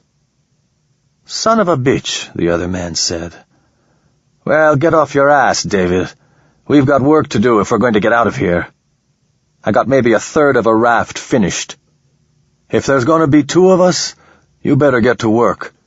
Maybe later you can tell me what you know about those pinche motherfuckers." The other man turned and started walking back into the forest. Ramon followed. The clearing was 20 meters or so into the woods, and the man hadn't bothered to make a shelter or a fire pit. This wasn't a place to live. It was a construction site. 4 sheaves of bamboo-like cane lay bound with strips of ice-root bark, the red skin of the cane glittering as it died as if it had been lacquered. Pontoons, Ramon thought, laced together with thin branches and saplings young enough to be hewn with the serrated back edge of the field knife. They would float. It wouldn't be anything near watertight. The river would be splashing onto their legs and asses the whole way down if they didn't have something to cover the raft floor. And the sheaves were too small and too loosely bound. It was damn impressive for some crazed pendejo out by himself with a wounded hand and a demon out of hell trotting after him, but it wouldn't get one of them to Fiddler's Jump, much less 2. "What?" the man said. "Just looking," Ramon replied. "We're going to need more cane. You want me to cut it? Just show me where you found it." The man considered the offer with a pinched, sour face. Ramon knew the calculation going on behind those dark eyes. Ramon, or David, whatever his name was now, was going to harvest faster than the injured man himself, but it meant giving him the knife. "I'll do it," the man said, nodding toward the deeper forest farther from the river. "You go see if you can find some good branches to put between them, and some food maybe. Be back here before sundown. We'll try to get this son of a bitch ready to haul down to the water in the morning." "Yeah, okay," Ramon said. The man spat and stalked off to the south, leaving him alone. Ramon scratched at his elbow where the knot of scar tissue was growing back, and turned to walk into the gloom beneath the trees. He realized he'd never asked the man his name. Of course he hadn't. He already knew. The dread grew in him that the other Ramon would think the omission strange. He had to be more careful. The rest of the day was spent dragging falling branches and wide ice root leaves back to the campsite and making up the story he could tell his twin. He stopped once to crack open some sug beetles and eat the raw flesh. Uncooked, they were saltier and the meat slick and unpleasant. There wasn't time, though, for anything more. He tried not to wonder what had happened between Manek and the chupacabra, which of the two had lost and which was still under the roof of branches, hunting him. It didn't change what needed doing, so there was no point spending valuable time on the question. By sundown, he and his twin had gathered another 6 sheaves and perhaps a third of the branches that they would need to make the raft floor. The man seemed pleased by Ramon's wide, soft pile of ice root leaves as well, though he didn't go so far as to say it. Ramon boiled a double handful of sug beetles, and his twin roasted a Cooper's dragon, one of the small bird-like lizards that inhabited the low branches. The dragon had an unnerving way of writhing as it cooked, as if the flesh were still living even though both brains had been cut out and the thin, pale blood drained from the body. They made small conversation, Ramon careful to ask the man's name and background. Then they planned for the next day, how to carry the branches and sheaves to the water for assembly, how much more would need to be harvested, whether they needed to strip more bark to use for rope. "You've done this before," the man said, and Ramon felt a pang of distress. Maybe he'd come across as knowing too much. "I explore a little, when I can. Most of the time I'm stuck behind a desk," Ramon said, trying to seem flattered. "Banking, you know. But the money's good. You ever do any prospecting?" "No," Ramon said. "Just go out, camp, look around, you know. Get away from people for a while." The man's expression softened a little, as Ramon had known it would. He felt a twinge of guilt at playing on the man's feelings that way. "What about you?" Ramon asked, and his twin shrugged. "I spend a lot of time in the field," he said. "Not much point staying in town. It's a pretty good living, if you know what you're doing. A good season, I can pull in 6, maybe 7,000 chits." That was a gross exaggeration. Ramon had never taken in more than 4,000, even at the best of times. 2.5 was nearer the average, and there had been several seasons he hadn't managed more than 1,000. The man's dark eyes seemed to challenge him, so he shook his head, feigning amazement. "That's really good," Ramon said. "It ain't hard, you know what you're doing," the man said, settling back. "What happened to your hand?" Ramon asked. "Fucking aliens," the man said, and started to unwrap the blood-stiffened cloth. "I was shooting at them, and my gun blew up. Fucked me up pretty good." Ramon leaned close. In the firelight, it was hard to see how much of the redness was the swollen flesh itself, and how much was reflected flames. The skin of the palm looked like taco meat that had been left out overnight. Where the index finger had been was a rough stump, the flesh burned and scarred to an oddly beautiful opalescent silver. "You cauterized it," he said. His mind went back to the camp where he'd found his cigarette case, where Manek had revealed to him the story of his doubling. This was why the man had spent so long there. He'd been recovering from the self-treatment of his wound. "Yeah," the man said, and his voice was casual and drawling in a way that Ramon knew meant that he was proud of having done it. "I heated up the knife until it glowed, and then used that. Had to. I was bleeding all over the place. There was some bone I had to cut out, too." Ramon suppressed a smile. They were tough sons of bitches, him and his twin. He couldn't help feeling a little proud of himself, too, for what the other man had done. "Fever?" he asked. "On and off," the man admitted. "No streaks up my arm, though, so it looks like no blood poisoning. Or else I'd be dead by now anyway, eh?" So tell me how you got caught by those devils. Ramon launched into his tale. A little over a month ago, he'd been out camping by himself in the far north. His lover, Carmina, had left him, and he'd wanted to spend some time alone where she couldn't find him and his friends couldn't offer sympathy. He'd seen a flying box, gone to investigate, and the aliens had done something, knocked him out, drugged him. He didn't remember much about that part.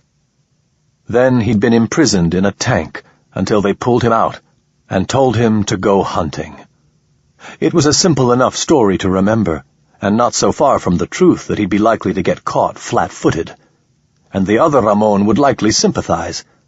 He talked about the explosion that had ruined the Unea, the forced march, the attack by the Chupacabra, and his own escape. He pretended to be amazed when the man explained the strategy behind the flat-fur corpses. The delight the other took in his own cleverness started to become annoying. If Ramon didn't nod or make appreciative noises at the right moment, his twin glared at him. The whole thing was a manipulation from start to finish, and it seemed to work. When Ramon explained how he needed to be away from civilization, that the comfort offered by friends was as painful and humiliating as being mocked, the man nodded to himself, and when the tale was finished, he didn't comment on it. He wouldn't. It wasn't the sort of thing men did. "Sleep in shifts?" the man asked. "Sure," Ramon said. "Probably better that way. I'll take first. I'm not tired." It was a lie. He was deeply weary. But he'd had that period of unconsciousness that was almost like sleep after he'd pulled himself from the river. The other Ramon hadn't even had that. And anyway, it was best to do the sorts of things that a banker from Amadoro would do to ingratiate himself to his rescuer. The man shrugged and held out his field knife. Ramon hesitated for a moment, then took it. The slightly sticky feel of the leather grip, the balanced weight. It was familiar, and yet different than he remembered it. A moment's consideration told him that it was his body that had changed. He'd never held it without calluses on his hands. The other man misread his expression. "It's not much," the man said. "It's all that we've got. Won't fight off a Chupacabra or Red Jackets, but—" "No trouble," Ramon said. "Thanks." The man grunted, lay down, and turned his back to the fire. Ramon tested the heft of the knife again, growing used to it in his new hands. These unlikely companions he traveled with, men and aliens, seemed to be pretty comfortable handing him knives. Manek had done it because it knew it was safe. The man had done it because he assumed Ramon was an ally. It was a mistake he would have made himself, obviously. Ramon peered into the darkness, careful not to let the light of their modest cook fire blind him to the shadows, and considered his options. The man had accepted him, for the time being, but it was a long way to Fiddler's Jump, and if what Manek had said was true, Ramon would grow to more closely resemble his old self before they got there. Sooner or later, the man would figure out that something was wrong. And even if he didn't, Ramon didn't know what he'd do when they got back to the colony. A judge would be hard-pressed to accept that he was the real, legal Ramon Espejo, and the Enya might well decide that he should die along with Manek's people. Nothing good would come from two Ramons walking out of the bush together. The smart thing to do would be to kill the man. He had a knife. His twin was snoring and wounded. One quick slice to the neck, and the problem would be gone. He'd make his way south, resume his life, and the other man's bones would never be found. It was what needed to happen. And yet, he couldn't do it. "Under what circumstances do you kill?" Manek's question echoed in his memory. Ramon settled down for the long, slow hours of his watch, and found himself less and less able to answer the question. At first light, they went back to the work of building the raft. Ramon retied the cane floats, his two hands cinching them tighter than his twin could manage. They considered how many branches they'd need to finish the structure. It was a quick, easy negotiation. Ramon and the other man approached the problem the same way, came to the same conclusions. The only real difference was in his twin's refusal to give over a larger share of the work. It made sense that the uninjured man should bear the heavier load, but his twin was bent on putting the soft-handed Amadora banker in his place, and Ramon recognized the impulse clearly enough to know there was no point arguing. By noon, they had enough raw materials to put the raft together. Ramon fashioned a rough harness from 2 cut branches and a length of bright blue Panama ivy, and used it to haul the cane and branches down the short path to the water. The man allowed him that much, bringing the armful of stripped bark and ice-root leaves instead. Ramon figured it meant his twin was feeling tired. The sandbar was smaller than Ramon remembered it, but just as cluttered with debris. Without consulting the man walking behind him, he pulled the load to the bank just downstream. The bar created a still place in the waters. The eddy was a good place to test their raft before they launched themselves out into the unforgiving flow. Ramon shrugged off the harness and squatted on the bank. In the still water, he could see himself reflected, and his twin standing behind him. 2 men, similar, but not yet identical.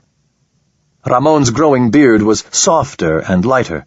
His hair hung closer to his head than it had before, changing the shape of his face a little. Still, they might have been brothers. Since he knew to look for it, he could see where the moles on his twin's cheek and neck were echoed by minute discolorations on his own. The scar on his belly twinged. "Not bad," the man said, and spat thoughtfully into the water, the ripples disturbing its soft mirror. The raft was going to be big. The lower gravity of Sao Paulo lent itself to fast-growing trees, and rather than take the time to cut the long saplings twice, they'd use them all at their full height. It wasn't luxury, but there would be easy room for them both. "We should put some shelter on it, though." "Like a cabin?" Ramon asked, looking at the collection of sticks before him. "A lean-to. Something to sleep in. Get out of the weather. And if we got enough wood, we can add a fire grate, too. Line the bottom with ice-root leaves, fill it a couple hands high with good sand, and we can keep warm on the river." Ramon squinted at the man.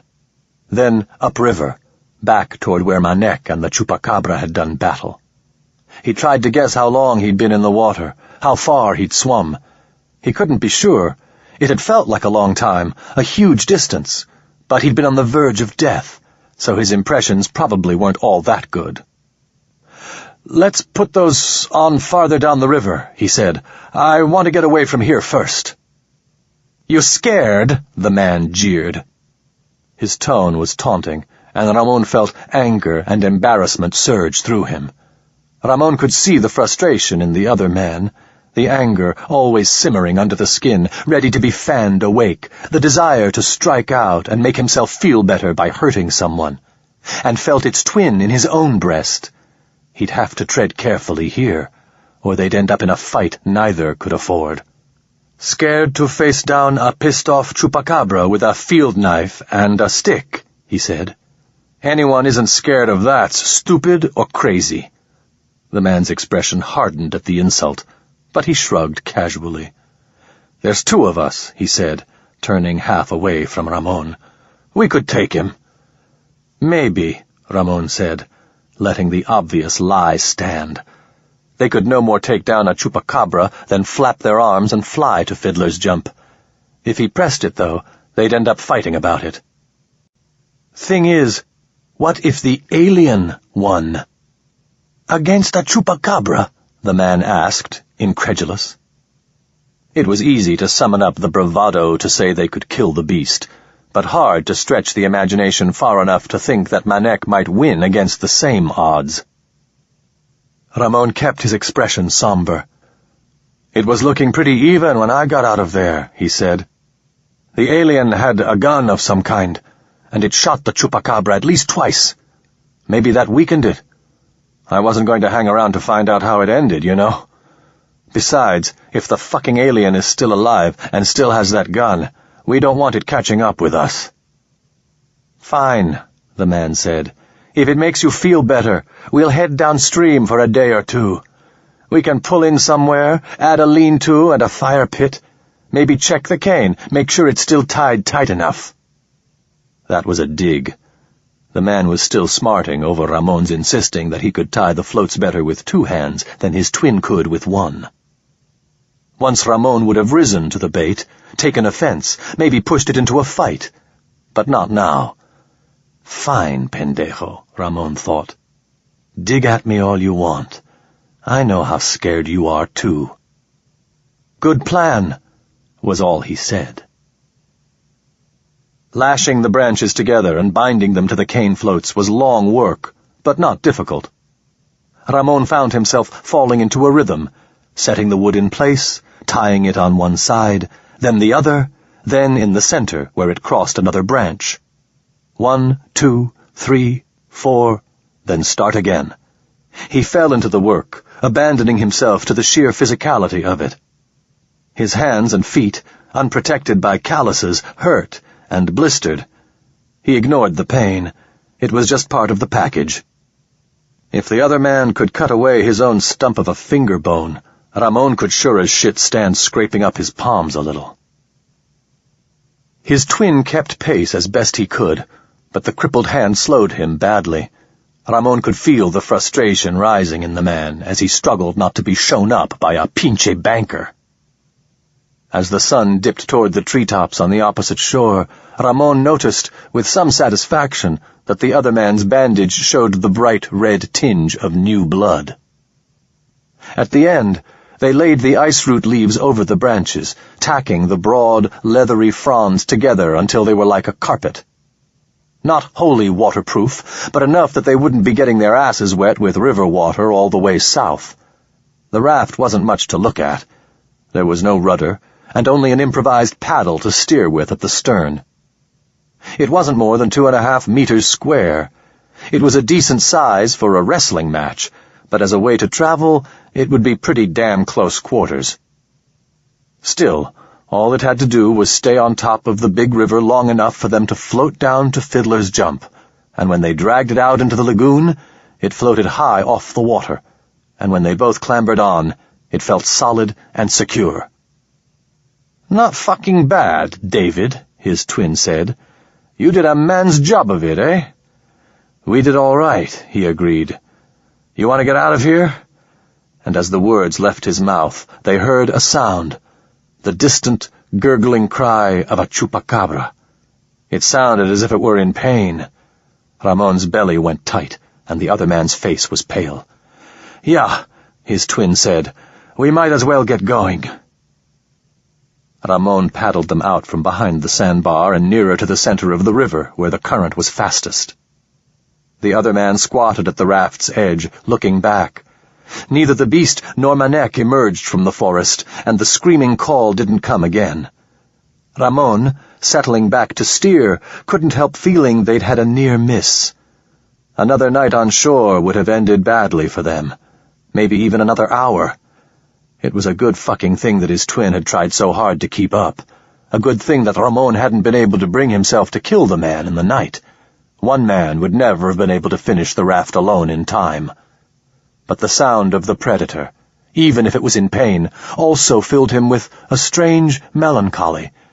If the chupacabra lived, then Manek was dead.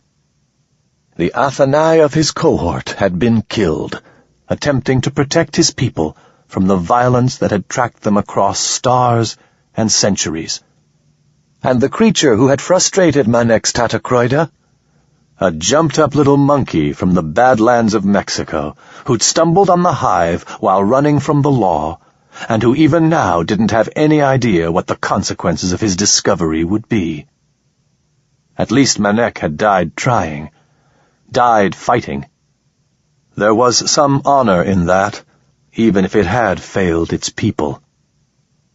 In an odd way that surprised and disquieted him, he found he almost missed Manek, now that it was over, now that he was free, and in spite of all the pain it had visited upon him, In spite of the hatred he'd felt for the alien at times, Ramon couldn't help but feel a pang of regret and sorrow at the thought of its terrible death.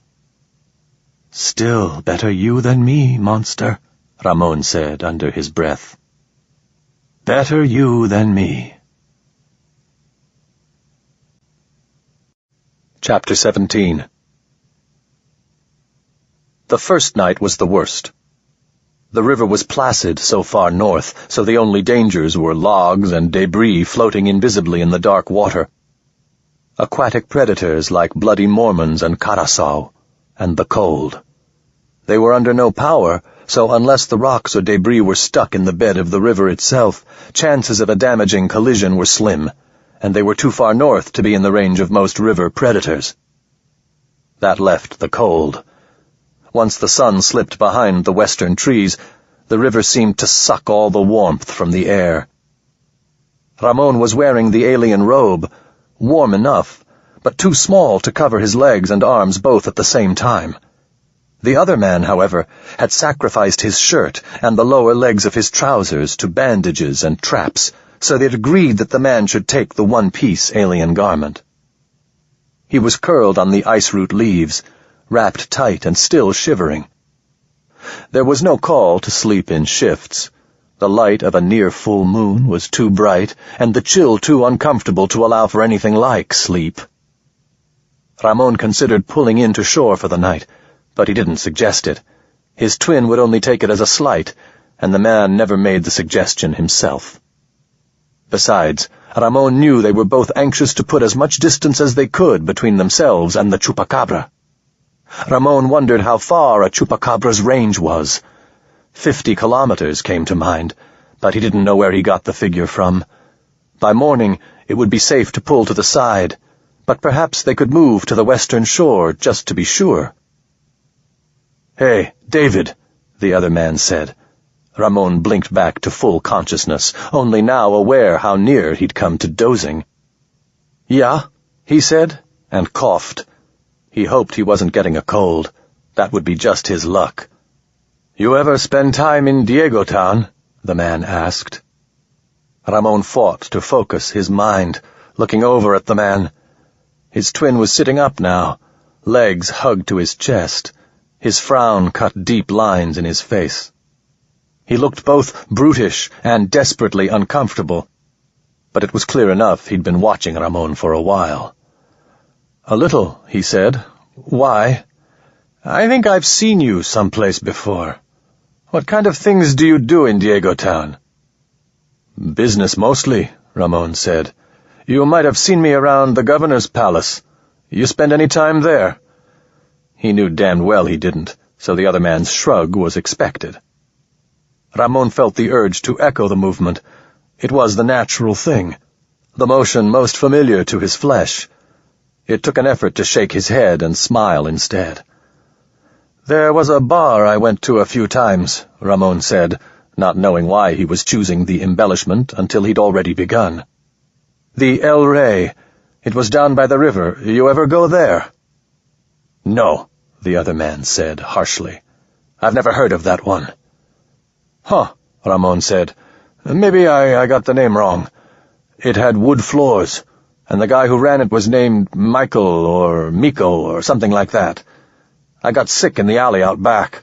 There was one of those shifting LED lights. I remember that. Don't know the place. Maybe you're thinking of a bar in some other town." His tone made it clear that the conversation was over. But in case Ramon hadn't taken the hint, his twin shifted, turning his back. Ramon permitted himself a smile and a shrug. He wasn't surprised the man had lied. If he'd met a stranger in the wild, he'd have been wary of the subject, too. It was a good conversation stopper. And yet there was also regret. His mind kept returning to the time before the fight, like a tongue exploring the hole left by a missing tooth. Killing the European, he had that like he was seeing it on a screen. But how exactly had things gone that far? He remembered a pachinko machine. There had been a woman, her hair straightened to make her look Asian, at the European's side. He knew that the woman hadn't been there because she knew or liked the man. Being with him had been some kind of work thing, but he didn't know how he knew that. He remembered her laugh. Tight, short, frightened. How would he have explained to Manek that laughter could be more than what was funny? The alien wouldn't have understood that the same thing that people did when something was funny could also be a way to express fear, to cry for help. Ramon grabbed the thought, trying to follow it back to some more solid recollection, but it swam away, just out of his reach. Only his twin knew it, and Ramon had no way to ask.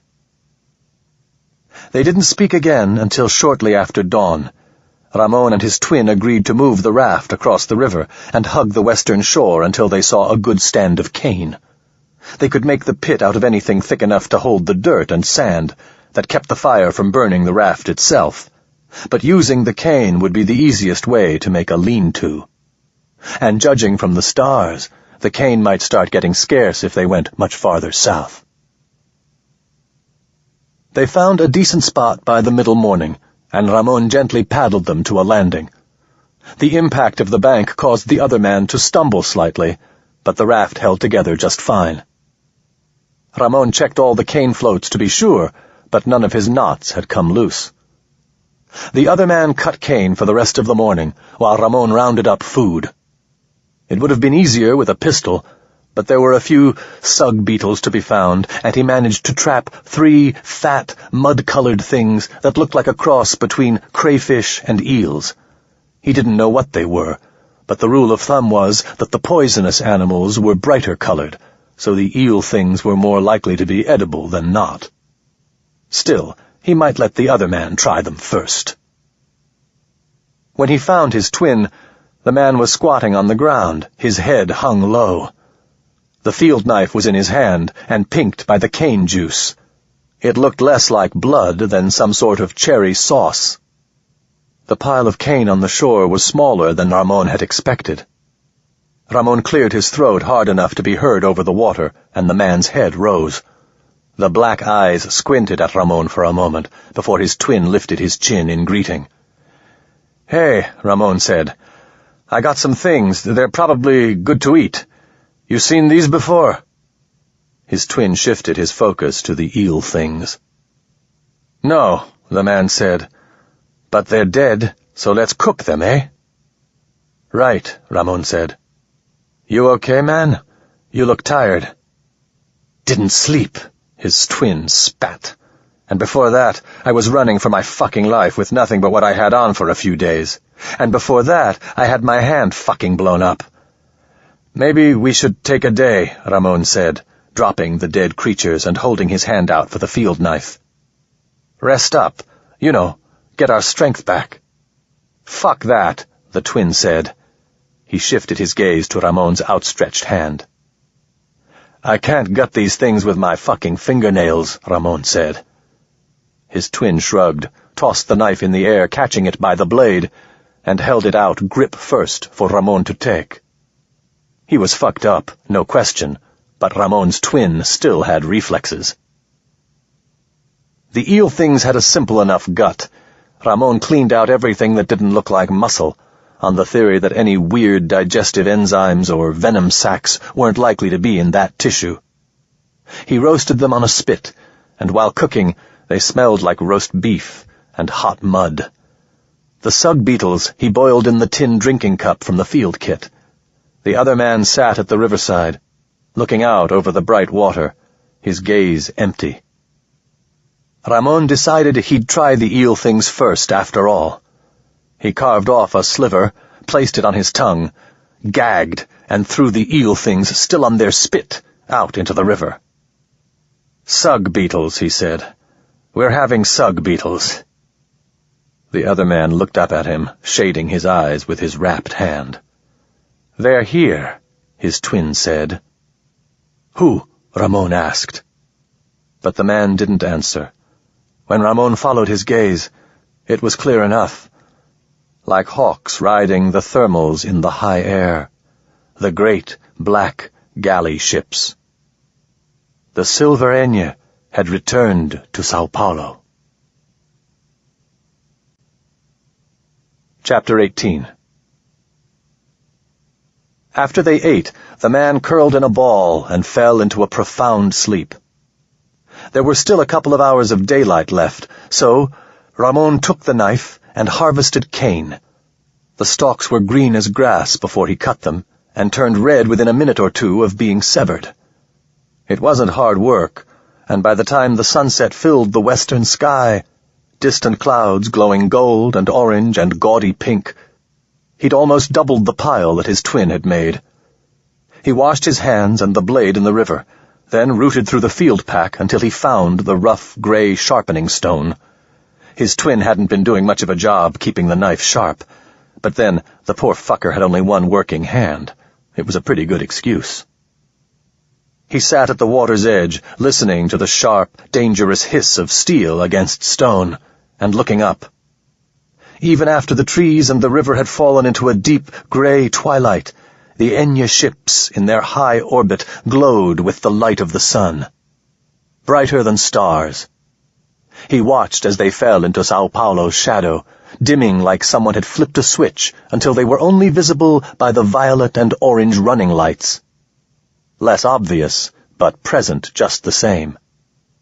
It was like God had come and hung a skull in the sky to stare down and remind Ramon of the slaughter that he'd seen in Manek's mind, and the slaughter that was likely to come once he and his twin returned to the city. As the prisoner of Manek and the aliens, he had spent relatively little time concerning himself with his return from the wild. It had, he supposed, been so unlikely a prospect that more immediate problems had kept his attention. But now that he was free, and traveling toward home with his twin, the question loomed large. He brushed his hand over his arm, where there was now a thin white line, jagged and half-formed. The machete scar slowly welling up. What had Manek said? That he'd continue to approximate the source form? He touched the thin line of knotting flesh with his fingertips. His beard was also thickening, his hands becoming rougher. He was becoming more and more like the other man. He closed his eyes, torn between relief at seeing his own flesh coming back again, and anxiety about what would come. No one would mistake them for different men. No one would even think they were twins. They were too close for that. By the time they reached another human being, they would have the same scars, the same calluses, the same faces and bodies and hair. He couldn't very well march in and announce himself to be Ramon Espejo with the other man at his side, even if there was no way to tell them apart. And who could say what traces Manek's technology would leave? The governor would hardly ignore it, and Ramon knew himself well enough to know what his twin would think of him. It would be better to go quickly, and arrive at Fiddler's Jump while they still looked similar, but not yet identical. Ramon could engineer some excuse to slip away. Then south, maybe even to Amadora. He'd need to find someone who could give him fake papers. Not that he had the money to pay for forged documents, but again, there couldn't be two Ramon Espejos. He let the knife falter, the whetting stone heavy in his hand. No. He needed money to start again. He knew all of his banking codes, could pass any authentication tests the banks required. The thing was to go back to Diego Town while his twin was still recuperating, clean out the accounts, maybe borrow some on credit, and then make his way south. It would leave the other man saddled with debts, but at least people would know him. He could start over. They both could. And it wasn't even stealing, really. He was Ramon Espejo, and that was his own money he was taking. And if the police were looking for the man who'd killed the European, well, then perhaps his twin wouldn't mind the missing cash so much after all. Ramon chuckled. It wasn't as if they could hang him twice for the same crime. He imagined himself setting up in Amadora, maybe a simple beach house on the south coast. Once he had papers, he could rent a new van, at least until he found enough work to buy his own. He imagined waking to the sound of the surf, the cool light of morning. He imagined waking alone, on a cot too small for two bodies to share. Elena, after all, would have the other man, and he would have her. Ramon could start again, like a snake shedding its skin. He could leave his old, gray life behind. Maybe he'd stop drinking so much, stop going to bars and picking fights, killing men or having them try to kill him. He could be someone new. How many men had dreamed of that, and how few had the chance? It all depended on getting south quickly, before the recapitulation had thickened his scars and coarsened his hair, before the wrinkles in his face matched the other man's, before the moles they shared became dark enough to be obvious on casual inspection. Ramon didn't know how long that would be, but he couldn't imagine it would take long. Not so many days ago, he'd just been a severed finger, and now he was nearly back to normal. Far above, one of the Enya ships blinked out of existence, and then back as the jump drives cooled. Ramon's gut tightened, remembering how it felt to be aboard those ships when they stuttered like that. The first time had been with old Palenque and his work gang.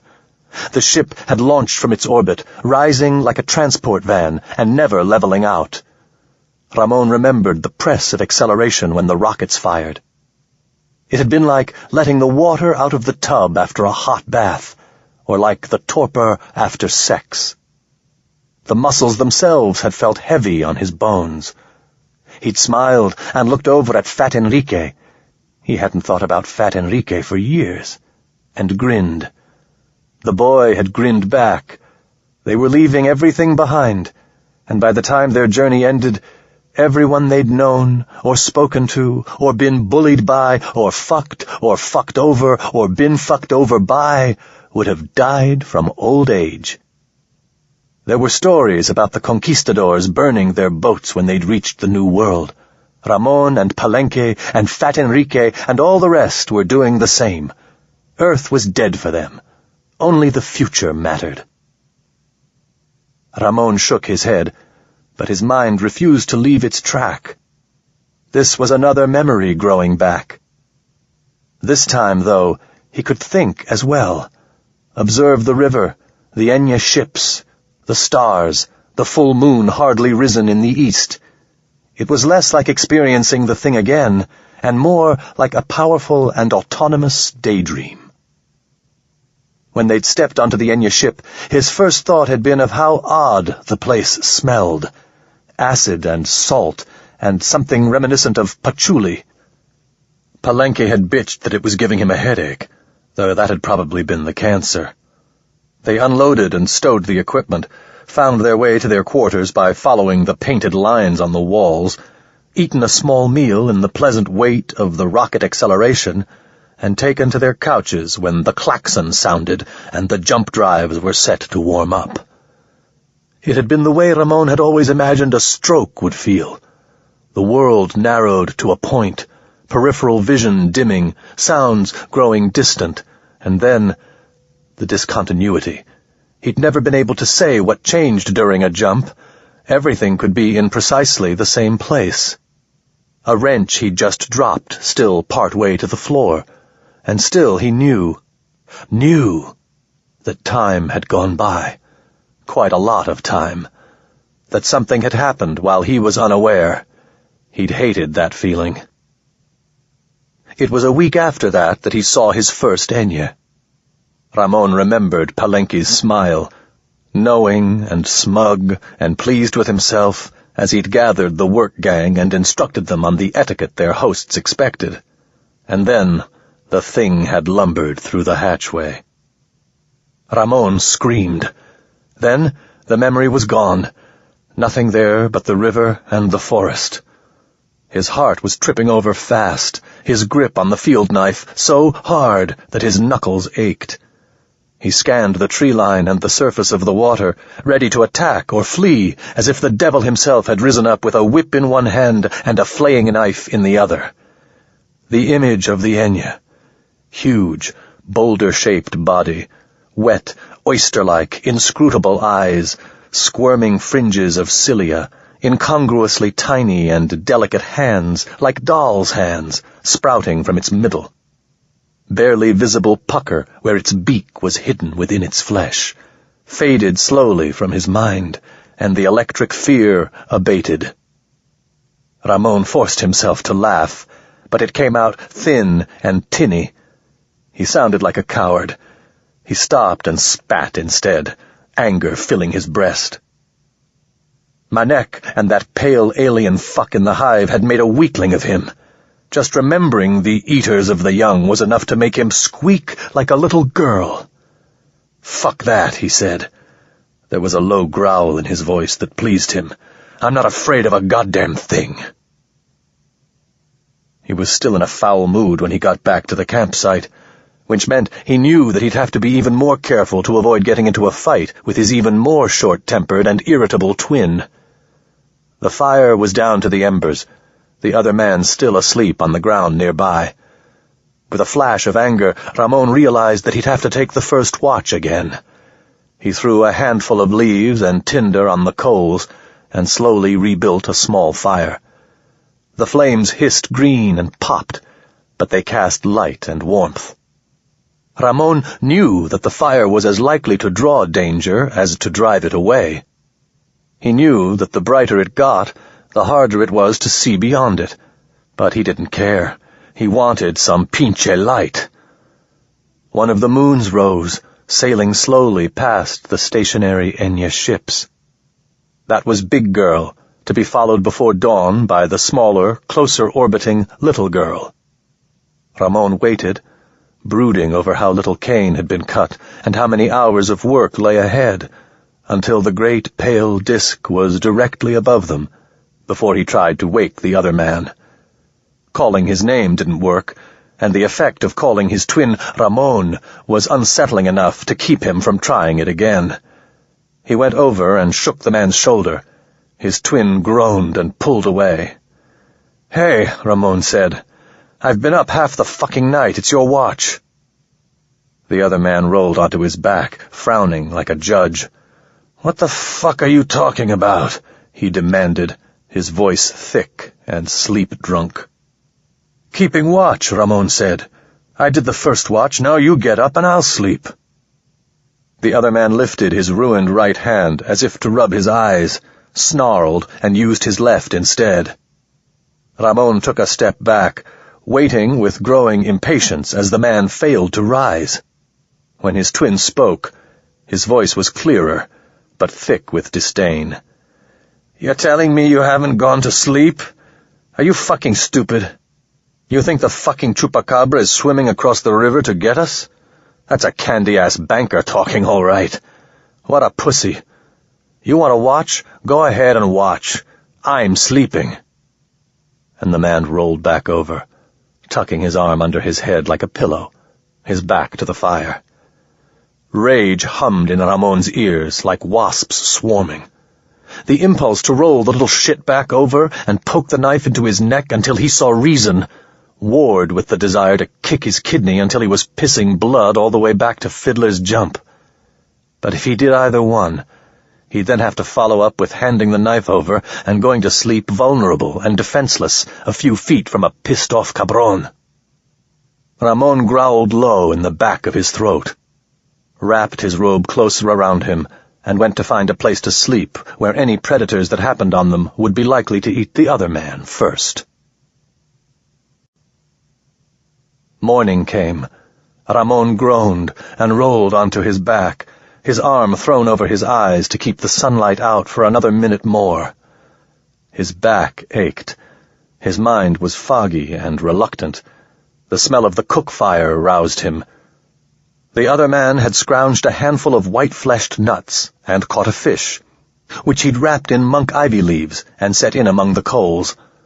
It was an old trick for cooking when there was nothing to cook with. He'd forgotten it, or else not yet remembered. "Smells good," he said. The other man shrugged and flipped the packet of ivy leaves onto its other side. Ramon could see his twin start to say something, and then stop. It occurred to him that the meal hadn't been meant for two. But the other man was too embarrassed now to refuse to share. Ramon rubbed his hands together, squatted close to the fire, and grinned. "Lot of work to do," the other man said. "Looks like we got enough cane, though." "I cut some last night," Ramon said. "Some ice root leaves for bedding and to make the roof. Then a few good branches for the fire pit. I figure we can get the sand from down on the river. Find a sandbar. That'll be better than just mud from the bank. And firewood." "Yeah," the other man said. He plucked the ivy leaves out of the coals with his left hand, tossing the bundle up and down a little to keep his fingers from burning until it cooled. A few moments later, he cut it in half with the field knife. Ramon realized that the man had taken it from him while he slept, and sliced the packet in two. He handed Ramon the one with the fish's head. The nuts were oily and soft. The fish's skin had hardened and cracked, thin as paper and salty. Its flesh was dark and flaky. Ramon sighed. It was good to eat something he hadn't had to prepare himself. He was glad the other man had been too chicken shit to refuse to share. "How do you want to split this up?" the other man asked, gesturing at the pile of reddened cane with the knife. "You want to make the lean-to, and I'll go find the leaves? Maybe some good branches?" "Sure," Ramon said, wondering as he did whether there was an angle he was overlooking. Gathering leaves and sticks was easier than construction, but he was the one with both hands to work with, and his twin had gotten up early to make the food. It almost made up for not taking the second watch.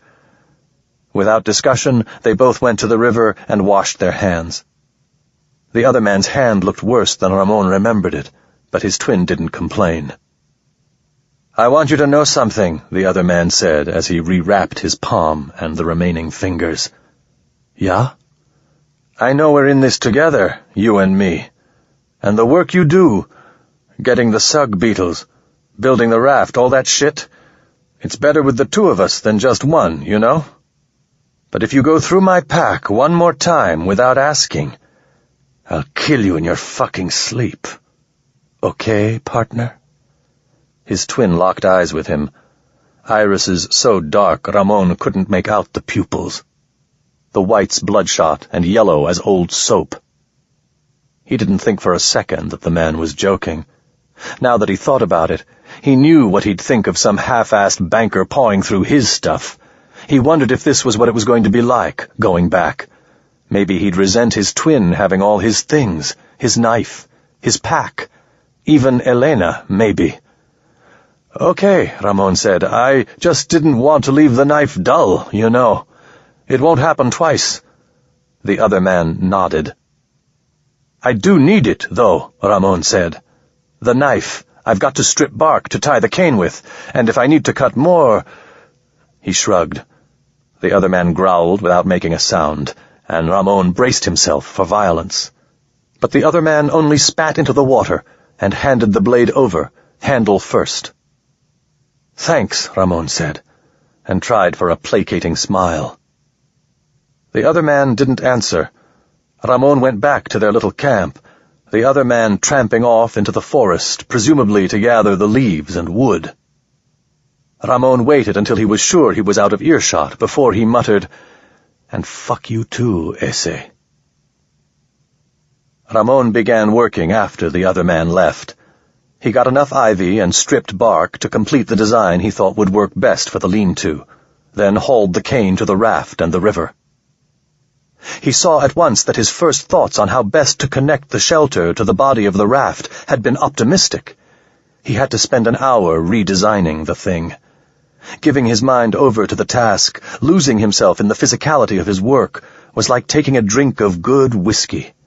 He hadn't realized that the knot had formed in his gut again until it released a little. Being with his twin was totally unlike being alone. Even being with Manek and having that fucking Sahel stuck in his neck hadn't wound his guts up this way. It was being around another human, any other human, and in particular, this prickly son of a bitch. At the same time, he understood that he was also setting his twin's teeth on edge. How could he not? Better to worry about which knots best bound the cane to the branches of the raft. He was already quite aware of his own failings as a man. No reason to stew in them. By afternoon, Ramon was satisfied with his new design, and it still took him hours to lash the cane onto the raft, build the framework, and then lace the remaining lengths together as a support structure. He set aside 4 long poles to tie down over the layer of leaves that would actually serve to slough off the rain. Providing, of course, that the other man ever got his lazy ass back. Ramon had been working all day. How long did it take to pull down some leaves and find a few pinche branches? They were in a forest. Wood shouldn't be that hard to find. As it happened, his twin emerged from the forest an hour or so before nightfall. He had what looked like half a bushel of ice-root leaves bound to his back with ivy, and an improvised stretcher of branches trailing behind him, loaded with sticks the right size for burning. Ramon had to admit it wasn't a bad load for a man with a broken hand and no knife. The other man dropped his burden at the riverside, squatted, and cupped handful after handful of water up to his lips. High above, the Enya ships hung in the sky. "Looks good," Ramon said. "Yeah," the other man said, weariness in his voice. "It's okay. May need a way to keep the firewood from rolling off, though. We can do that." The other man looked at the raft and rubbed his cheeks with his palm. Ramon came to stand at his side. "Solid," the man said. "Good design. Kind of small, though, eh?" "Didn't figure we'd both be in it at once," Ramon said. "One of us is going to be steering. Sleep in shifts, that kind of thing." "What if it rains?"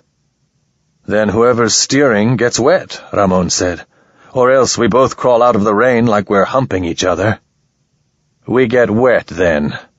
"Right. You got the knife?" He held out his hand. Ramon dropped the leather grip into the man's palm. "Thanks," his twin said, then spun and brought the tip of the blade to Ramon's throat. The man's eyes were narrow and furious, his mouth in a wide grin that had nothing to do with pleasure. It was the expression the European had seen. Ramon was sure of it. "Now," the man said through clenched teeth, "how about you tell me what the fuck you really are?" Chapter 19. I don't know what you're talking about, man," Ramon said. The other man dug the knife point into Ramon's neck. Ramon felt the urge to step back, away from the blade, but he fought it. Showing weakness now would be an invitation. He forced himself to stay calm, or as calm as he could. "You're no fucking banker," the man said, spitting the words out. "You build like that? You know how to sharpen my knife? What kind of banker knows that?" "I told you," Ramon said, "I spend a lot of time out at the ass end of nowhere." "Yeah, because that makes a fucking lot of sense. And you just happened to come up here a month ago, and no one gives a shit that you're gone? No one sends out a search party? That sound likely to you? And your beard, you're telling me that's a month's growth on your chin? Or did the aliens give you a razor to clean up with while you were there? Your hands, you've got calluses on your fingers. That from data entry?" Ramon looked at his hands. The hard, yellowed flesh was starting to come back a little. He balled his fists. The man's grip on the knife got stronger. The pressure against Ramon's skin hurt a little. "You're paranoid, S.A., Ramon said. His voice was steady and strong. He tried to gauge his chances of wresting the knife away. If he threw himself back, out of the man's reach, he could get a few seconds. And the man was going to be fighting offhand. But Ramon's twin was scared and angry and crazy as a shithouse rat from what he'd been through these last days. Ramon gave himself a little worse than even odds. For a half-second, he wondered what the man would do if Ramon told him the truth. Kill him? Run away? Accept him as a brother and move on? Only the last one seemed laughable. "And then you ask about the El Rey?" the man shouted. "What the fuck do you know about the El Rey? What the fuck are you?" "I'm a cop," Ramon said, surprised as soon as he heard his own words. but it was clear. It was the story he had already spent days telling himself. All he had to do was turn it around. "My name really is David. The European ambassador got killed. There were some people in the crowd who said you were there. And the knife man, he matched your description." His twin nodded, encouraging Ramon on as if he were confirming his suspicions, which he probably was, if only because he was making it all up. Ramon swallowed, loosening the knot in his throat. As soon as he could, he went on. "Then you take off, skip town. The constabulary thinks it's a little weird, so they send me out to track you. I spent a lot of time up north. It's why they picked me. So I find your van blown up like you had a bomb in there or some shit.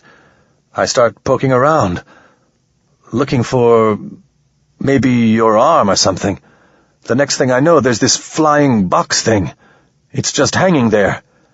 I go to take a look, and then, bam, these big-ass things with quills on their heads take my clothes. They take my badge and my pistol, put me in this fucking baby shit outfit and start marching me around telling me I was supposed to find you."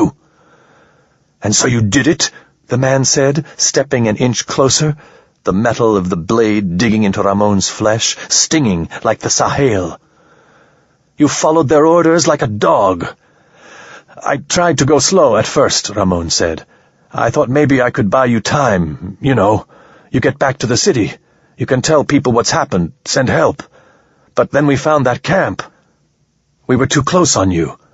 The only thing I could do was wait and hope you were smarter than the pinche aliens. And you were. So here we are." And then, because he couldn't help himself, "You would have done the same thing in my position, man. Seriously." "I didn't kill the asshole European," the man said through clenched teeth. "It was someone else. I didn't fucking do it." "Ramon," Ramon said, and shook off a moment of vertigo at using his own name in this way. "Ramon, you saved my ass from those demon pendejos.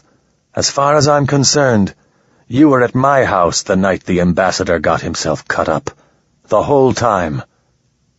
In the silence between them, Ramon heard the distant chimes of a flock of flapjacks, like church bells. The blade wavered, but Ramon didn't move. A thin flow of blood tickled his collarbone. The knife had broken the skin. A confused, distrustful expression came over the man's dark eyes. "What are you talking about?" "I owe you," Ramon said, putting as much sincerity into his voice as he could without sounding weak. "Guy got killed," his twin said. It was an objection. Ramon shrugged. If he was lying, he might as well lie big. "You know Johnny Joe? You know who he is?" "Johnny Joe Cardenas?" "Yeah. You know why he gets away with so much?" "Why?" "Because we let him. You think we don't know how many people he's killed? Thing is, he works for us." The man rocked back an inch. The blade was no longer touching Ramon's neck. Maybe 60-40 in his favor now. Ramon kept talking. That was the thing. Keep the two of them speaking. He had to make it a talking fight. "Johnny Joe's a snitch?" the man asked. He sounded stunned. "For the past 6 years," Ramon said, trying to remember how long Johnny Joe had been in Diego Town. The man didn't seem to think the number implausible. "Keeps us informed on what's going down. And no one suspects him because who the fuck would believe it? He's a thug. Everyone knows the governor wants him hanged. No one thinks it's all bullshit, and he's calling us every Sunday like he's our fucking girlfriend." "I'm not a snitch." "Not saying you are," Ramon said. "What I'm saying is this. Sao Paulo, it doesn't have laws. It has cops. I'm one of them, and you helped me. Whatever happened at the El Rey, it was someone else. That way we're square." "How do you know I'm not innocent? What if I really didn't do it?" "If you didn't do it, then I'm gypping you big time," Ramon said, and grinned. His twin wavered for a moment. Then a smile plucked at his mouth, too. The knife blade lowered. The man stepped back. "It's my knife. I'm keeping it. It's mine." "You want to hold on to it? That's cool," Ramon said, trying to sound reassuring, the way cops did when they were talking you down. He'd heard the tone a few times, and it wasn't hard to fake.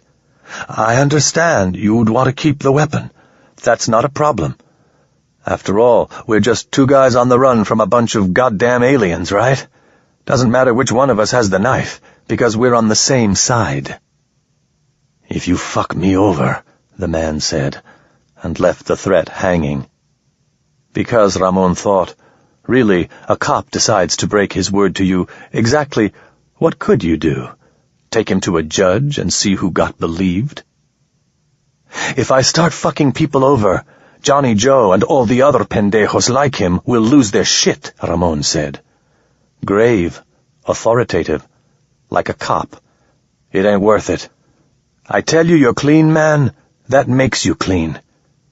But any reward we get for turning in those alien fucks, we split it, you and me, right down the middle." "Fuck that," the man said.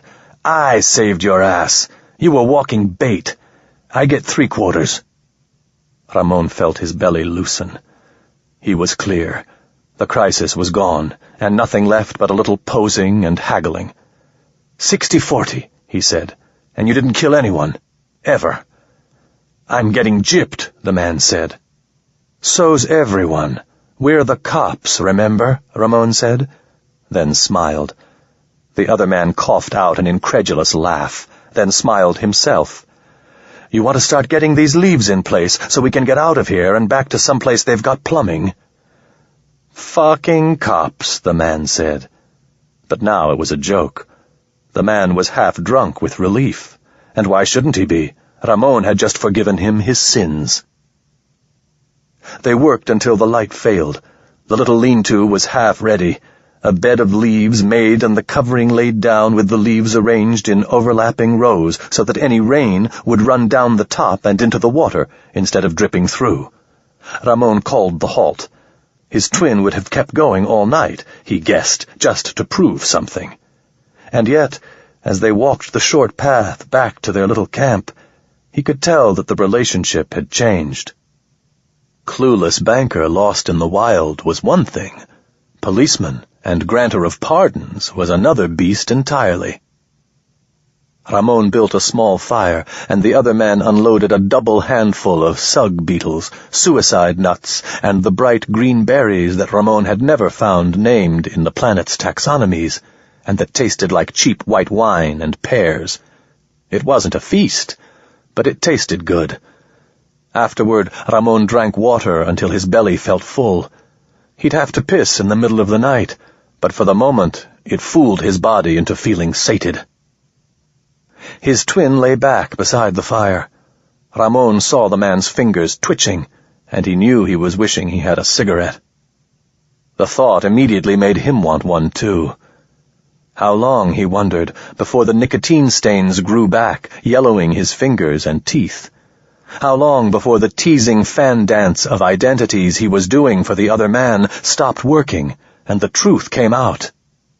Maybe the right thing was to leave now, go into the wild and avoid his twin, the governor, the police, and the Enye entirely. He'd thought about living off the land many times before. The idea of fading away into the forest had seemed more plausible when it was a fantasy, or else something he could do with a good, solid van that he could lock up at night, or if he at least had his pinche knife back. There had been stories from the first wave of colonists, of men who had gone feral, moved out into the forests and steppes, deserts and tide pools of the planet, and never came back to civilization. Some of them might even be true. Colonies didn't tend to pull people who loved their old lives on Earth. There would be a percentage who hated life here, too. Men and women who'd hauled their sorry, personal failings all the way from Earth.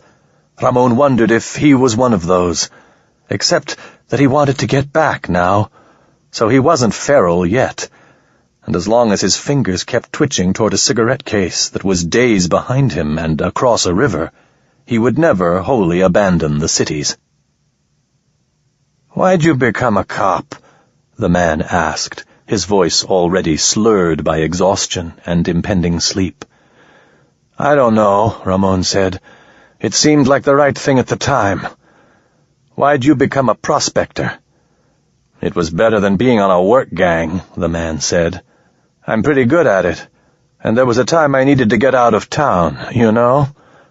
Get kind of lost for a while." "Yeah?" Ramon said. He was tired as well. It had been a long day in a series of very long days. His body felt heavy and comfortable. "There was this guy," the other man said. "Martin Casaus. We were friends for a while, you know? When I first got here. He was one of those guys, hangs out by the orientation centers and tries to make friends with new people, since no one who knows him here likes him." The other man spat. "He called himself a trapper. I guess he even killed things sometimes. Anyway, he got this idea I was after his woman. I wasn't either. She was a fucking dog. But he got it in his head that I was trying to cut him out." Liana. Ramon remembered her. The night at the bar.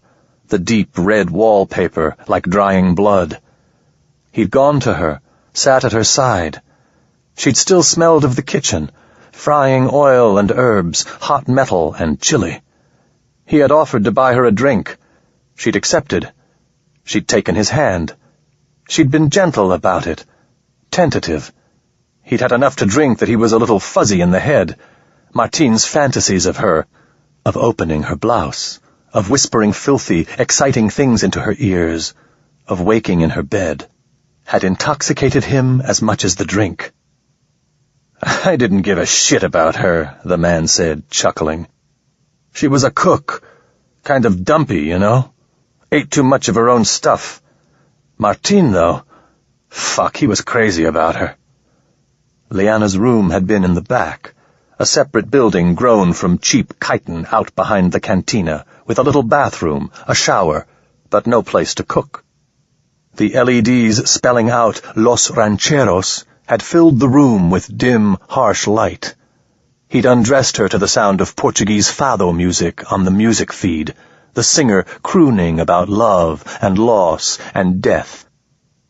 A song whose words he heard again now. It had been a beautiful song. In spite of the mild night air, Liana had had goosebumps. He remembered the goose flesh on her arms, her thighs, her breasts. She'd been shy at first, feeling guilty about having him there, and then less so, and then not shy at all. "So Martin gets it into his head that I fucked this girl. Now he wasn't seeing her, hadn't spoken more than maybe a dozen words to her his whole life. But he thinks he's in love. So he gets crazy, jumps me with a sheet metal hook, almost kills me." Afterward, he'd run his fingers through her hair as she slept. He'd wanted to cry, but hadn't been able to. Even now, the memory growing in like a vine in his brain, he couldn't say why he'd wanted to do that. What mixture of lust and sorrow, loneliness and guilt had moved him so much. Part of it was that he'd betrayed Martine. Only part of it, though. Liana. "So, I figure, you know, as soon as I'm healed up, maybe I should get scarce. I put a down payment on a van from this place I'd been working that was about to go tits up. I got some old surveying software from the widow of a guy I knew that died. Took off. It just went on from there. You know how that goes." "I do," Ramon agreed. "You ever see her again?" "The dumpy cook girl? No, man. Why bother, you know?" She'd snored a little, just a wheeze in and then out. She had a cheap poster of the Virgin of Despegando Station over her bed, the bright blue eyes and robes glowing in the near dark. Ramon had thought he was in love with her. He'd written her letters, but deleted them before he hit send. He couldn't conjure up what he had put in them. He wondered if the other man remembered what they said. If not, the words were gone forever. He hadn't told that story in years. If he had, he would have talked about her exactly the way his twin had just now. Some things you just don't say to people. "You got quiet," the man said. "You thinking about that Carmina? She had you whipped, mi amigo. I could hear it when you talked about her." A sneering tone had crept into the other's voice, and Ramon knew he was on dangerous ground. But he couldn't keep himself from asking, "How about you? You got a girl now?" "I got someone I fuck," the other said. "She's got a mouth on her sometimes, but she's okay. I don't mind fucking her. She's pretty good in bed." Time to take a chance. Push it a little. "You love her?" The other man froze. "That's none of your business, cabron," he said in a hard voice. Ramon allowed himself to lock eyes with the other man for a heartbeat, then said gruffly, "You're right. Sorry," not rising to the insult. Backing down, but in a way consistent with his tough cop persona, not craven enough to arouse the other's ire. After a moment of silence, Ramon said, "Let's get some sleep, eh? Long day tomorrow." "Yeah," the man said, his tone sour. "Sure." But as Ramon had hoped, the subject of who he loved didn't come up again. Chapter 20. They launched the raft around noon the next day, the morning spent in final preparations and unsuccessful hunting. It was more cramped. The fire pit sat at the back, where one of them could both tend it and steer with the oar. The lean-to ran lengthwise along one side. It unbalanced the raft a little, but if Ramon had put it in the midline, he wouldn't have been able to see ahead and steer. Of course, it blocked part of his view no matter where it sat. And as a counterbalance, he'd put a pile of wood for the fire on the other side, not so near the edge that it was likely to get soaked. Ramon steered them out into the river, where the flow was swiftest, then spent the afternoon holding steady. The man sat at the side, a fishing line in his hand. And here it was, the grand escape plan brought to its perfect end. 2 unwashed and unshaven guys on a grungy raft, fishing to eat and taking turns steering down the middle of the river. Ramon scratched his belly. The scar was growing, and the one on his arm. His hair was slightly coarser, too. He could feel it. No doubt he was starting to get the creases in his face back as well. He wished he'd kept the cigarette case, or anything he could use for a mirror. How long would it be before the other man realized what was happening? Every time his twin glanced back at him, Ramon felt his belly growing tighter. As they moved south, the forests changed. Needle-leaved ice root gave way to lacy sponge oak. Twice Ramon caught sight of the great pyramids of Dorado colonies, their sides swarming with the crawling black spiders. The sounds also changed, the chirr and squawk of the 1,000 varieties of half-lizard, half-bird, as they threatened one another and fought for food and mates. Deeper calls, like the voices of women singing in some beautiful African tongue, from Kiki, preparing to shed their summer skins. And once, the soft, whistling sound of a red jacket, cutting through the underbrush. Ramon didn't see the animal, though, and since it didn't attack, apparently it hadn't seen them either. Above them, the sky lilies were being blown south and east by some high-atmosphere wind. Their distant bodies looked like points of deep green against the blue, arcing sky, strewn like dark stars against the daylight. One precocious colony had bloomed, sending out streamers of yellow and red that were likely miles long, though from so far away Ramon could cover them with his thumb. When the others joined it, it would look like a flower garden swimming up into space. But it was the hovering black Enya ships that kept drawing his attention. 6 of them hung in the air. It struck him for the first time how much the ships were shaped like ticks, and once the image was in his head, he couldn't get rid of it. He had ridden from his home, his world, his past, in the belly of a great tick, and been puked out onto this beautiful planet. None of them belonged here. Not the Enya, Not Manek and its people. Not humanity. And yet, Sao Paulo suffered them. Maybe he could ship out again.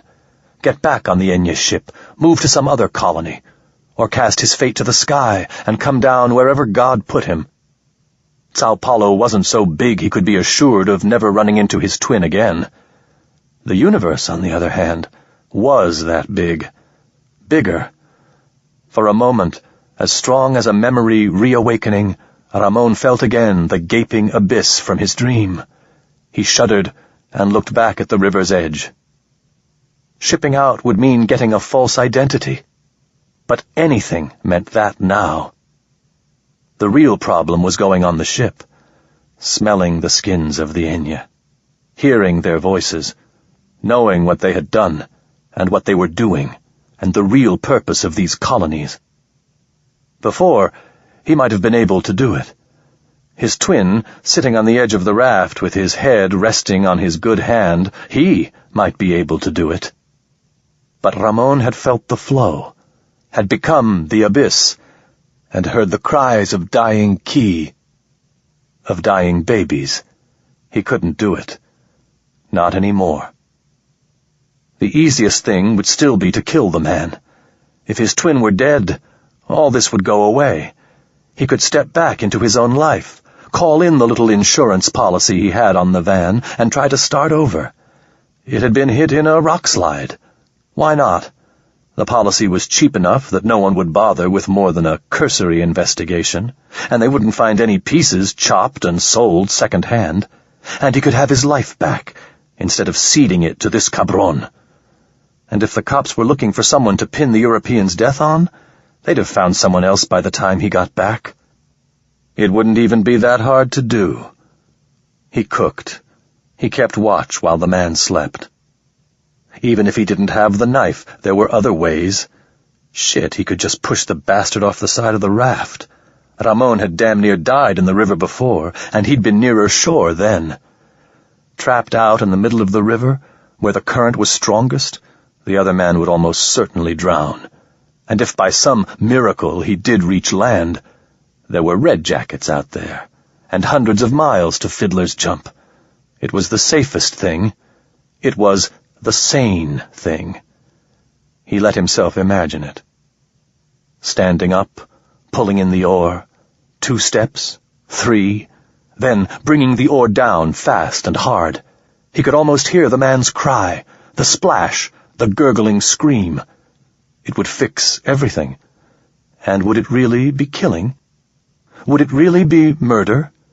After all, one Ramon went into the wild, and one Ramon came out. Where was murder in that? Under what circumstances do you kill? Ramon blew out his breath and looked away. Shut up, Manek. You're dead. The man jerked his head back toward Ramon. Distrust in the dark eyes. Nothing, Ramon said, raising a hand. Just caught myself dozing off. Yeah, well, don't, the man said. We don't have another oar, and I don't want to have to push this son of a bitch to shore so we can look for one. Yeah, thanks, Ramon said. And then, hey, Ese, you mind if I ask you something? You gonna tape it? Tell it to the judge? No, Ramon said. It's just something I was wondering. The man shrugged and didn't bother to look back. Ask if you want. I don't like the question. I'll tell you to go fuck yourself. That guy you didn't kill, the European, the one I never saw and don't know shit about? Him, Ramon agreed. If you had done it, you didn't, but if you had. Why? He wasn't fucking your wife. He wasn't after your job. He didn't go for you. Didn't he? How do you know? He didn't, Ramon said. I saw the report. It wasn't self-defense. So why? The man was silent. He tugged at his fishing line, let it play back out, and tugged it in again. Ramon thought that he wasn't going to answer at all. When he did, his voice was dismissive and conversational. We were drunk. He pissed me off. "It got out of hand," the man said, dropping the pretense. "Just something that happened." He had tried to back down, Ramon thought. The European had tried to get back to just name-calling. Ramon had been the one who set the terms of the fight. Something about the straight-haired girl's laughter. That and the moment after the European went down, when the crowd stepped back. It was in there. Why could he kill a man whose death brought him nothing, and yet not be able to kill somebody when he had everything in the world to gain from it? When his very life might depend on it? Ramon's twin caught 4 fish. 2 silver flatfish with blunt noses and permanently surprised mouths. 1 black-scaled river roach, and then something Ramon had never seen before, which looked to be equal parts eyes and teeth. That one they threw back.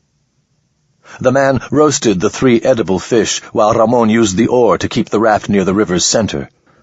Birds, or creatures near enough like them to take the name, called from the tops of the trees, flew overhead, skimmed down across the river for a drink. "You know," his twin said, "I always thought it would be good to go out for a while. Live off the land. When I came out, I was thinking I'd stay out here 3-4 months. Now I just want to get back to Diego Town and sleep in a real bed, with a roof." "Amen," Ramon said. The man cut a hunk of pale flesh from the flatfish, tossed it in his hand for a moment to let it cool, and popped it in his mouth. Ramon watched the tiny smile on the man's lips and realized how hungry he was. "It's good." "Doesn't suck," the man agreed, then paused, his head tilting a degree, and then Ramon heard it too, a distant low rumble, constant as a radio link tuned to an empty channel. They realized what they were hearing at the same moment. Water, an unthinkable volume of it, falling. "East," the man said. "The east bank's closer. That's where the chupacabra was. That fucking thing's days behind us. Come on, east!" Ramon grabbed the oar and angled the raft as best he could toward the eastern shore. The man pulled their meal free of the coals and then went forward to look at the river. The sound rose from a bare whisper, something hardly noticeable, to a roar that almost drowned out the man's words. "Hurry the fuck up," he said. "I can see it." Ramon could too by now. A slight haze where the cataract threw mist into the air. Rapids, perhaps. A waterfall. But their raft wouldn't survive even a small insult. He had to reach land. "Come on!" the man yelled, then dropped to his knees and started paddling with his good hand, scooping water as if he could swim the raft to safety. Ramon's shoulders were sore. His hands gripped the oar until his joints ached. The muddy bank inched nearer. The roar increased. The haze grew higher. They were close, but they weren't going to make it. The flow of the river was too fast, and the raft had no purchase on the water. Boulders were beginning to slide past them, the water breaking white over the stone. The roar was near deafening. The shore was 4 meters away, 3.5. Something in the water caught Ramon's attention. A shifting, an eddy that meant something the back of his mind knew. Without thinking, Ramon switched his grip, pushing the raft away from the bank, aiming for the point on the river where the flow was right. The bank edged away. "What the fuck are you doing?" the man shrieked. "What the fuck are you—" In the same instant, a sick, grinding sound overcame the cataract's voice. The forward float shattered, and the raft lurched, throwing Ramon forward beside the fire pit. The other man nearly tipped into the water. The flow of water arced at the raft's sides, an icy wave running over the back edge and draining between the loose branches. Ramon slid forward slowly, careful not to dislodge the raft from whatever had stopped their rush. A boulder, just below the surface, and sharp as the prow of a kayak, had nearly split the front float. The stone still penetrated the bent and broken cane. A half-meter toward the bank, and they would have missed it. 10 meters on, Ramon saw the streaks in the water where it gained speed as it prepared to fall. His twin's amazed and joyous whoop barely reached his ears, but the man's pounding, congratulatory slaps on his shoulders conveyed the meaning clearly enough. He'd saved them. Precarious as their position was, at least they hadn't died. Yet. 4 meters of fast water still divided them from the land. But the raft was stationary. "Rope!" his twin shouted in his ear. "We've got to get some rope to haul this pinchy motherfucker onto the shore. You wait here." "What are you— Hey, don't!" But the other man had already taken 2 long, fast strides and leaped out over the water. The raft shifted one way and then the other, the ruined cane float twisting. For a sick moment, Ramon was sure the other man had freed him from the rock, but the raft steadied. Ramon sat, waiting, with his back and belly aching with fear. Was the other man going to be able to get to shore, or would he be swept over the brink? And if he was, where the fuck did that leave Ramon? And the raft itself, pressed up against the boulder by the constant push of the river, was like a coin balancing on its edge. If the float gave way, or the river rose, he was dead. And rope? Where was his twin going to find rope, anyway? They were in the middle of the wilderness. By the time he'd thought all these things, he saw the slick shape of his twin pulling himself from the water. As Ramon watched, the man hauled himself up the bank, paused for a moment, head hung low, and then vanished among the trees. Ramon squatted at the front of the raft, adding his weight to the rafts in hopes of keeping the float stuck where it was, and also crouching down, ready to leap for the shore if it did come loose. But as time passed, the sun pressing down on his back and shoulders, warming his skin and the cloth of his robe, his urgency and fear mixed with a strange kind of peace. It was like one of those meaningless Zen stories Palenque liked to tell when he was drunk. He was trapped at the edge of a waterfall, on a raft that might come loose from its stone at any second, waiting for a man who was also, in a sense, himself to return from the wilderness with some scrounged tool that would save him. A man who would probably try to kill him if he knew the whole situation.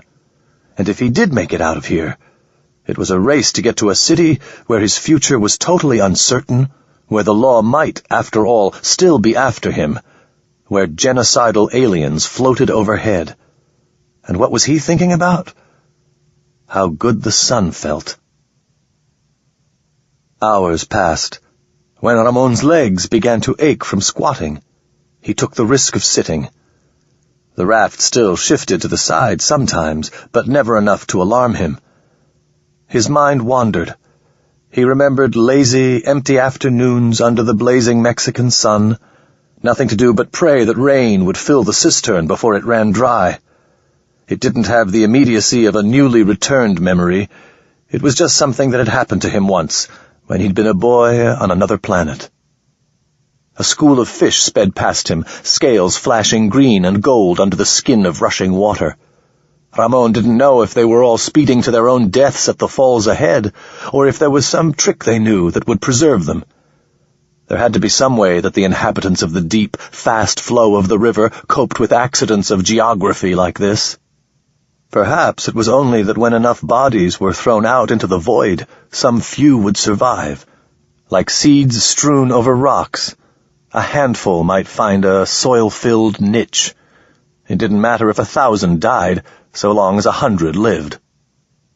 That must have been what Manek and its people had felt, throwing themselves at the sky.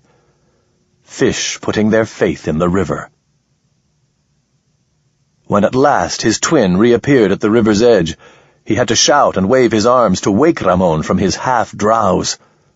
He carried a coil of vine wound over one shoulder, thick as his thigh. Ramon didn't know if this was some plant the man had known of, the knowledge of which simply hadn't returned to his own mind yet, or if it was a lucky discovery, and he didn't care deeply. After a long series of gestures, Ramon understood the man's intentions. He would cast the vine out to Ramon, tied around a small branch. Ramon was then to haul enough of the vine onto the raft to throw the original branch back.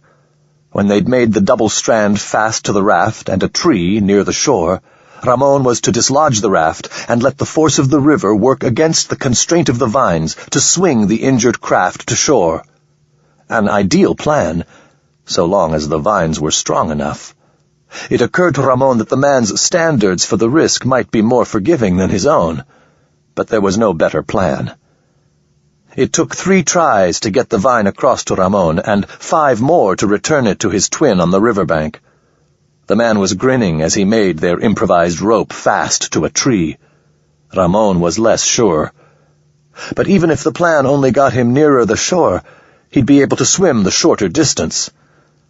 When the man gave the high sign, Ramon began rocking the raft from one side to the other, catching the flowing water from one direction, then another, searching for the combination that would dislodge the float. For long minutes, it seemed the raft was stuck faster than he'd imagined.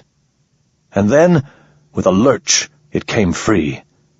Ramon lost his footing as the vine pulled taut, the raft shuddering and tipping. The pile of firewood broke free, branches and twigs spilling into the river and bobbing away into the mist. On his knees, Ramon waited as the raft swung slowly in an arc, the lashed wood groaning and creaking under the unfamiliar strain. The man whooped as the raft touched the muddy ground. Ramon leaped off the side, and together they hauled it up and out of the water. "Good fucking work, pendejo," the man said, clapping Ramon's shoulder with his uninjured hand and grinning like an idiot. The roar of the cataract was so loud that the man had to shout to be heard. Ramon, half against his will, found himself grinning back. "I thought there weren't any falls on this river," Ramon shouted. "There aren't supposed to be," the man agreed. "But this far north, who checks the mapping programs? They missed one." "Hope they didn't miss any others," Ramon said. "Did you get to scout it out? How bad does it look?" The man had. The roar and the mist were the products of 2 drop-offs. One a little more than 3 meters, the second not quite half again as much. The raft would have been torn to kindling. But after the cataract, the river seemed to be smooth and relatively placid again. The trick would be to carry the raft to the lower river and launch it again from there. They took the vine and cinched the raft to a tree nearer where it had come to rest, hoping to keep it safe in case of an unexpected rise in the river. Then, together, Ramon and his twin set out into the bush. There were game paths where animals had pushed through to the fresh water, but none of the animals had been hauling a 2-man raft. Ramon began to regret they'd made the thing as large as they had.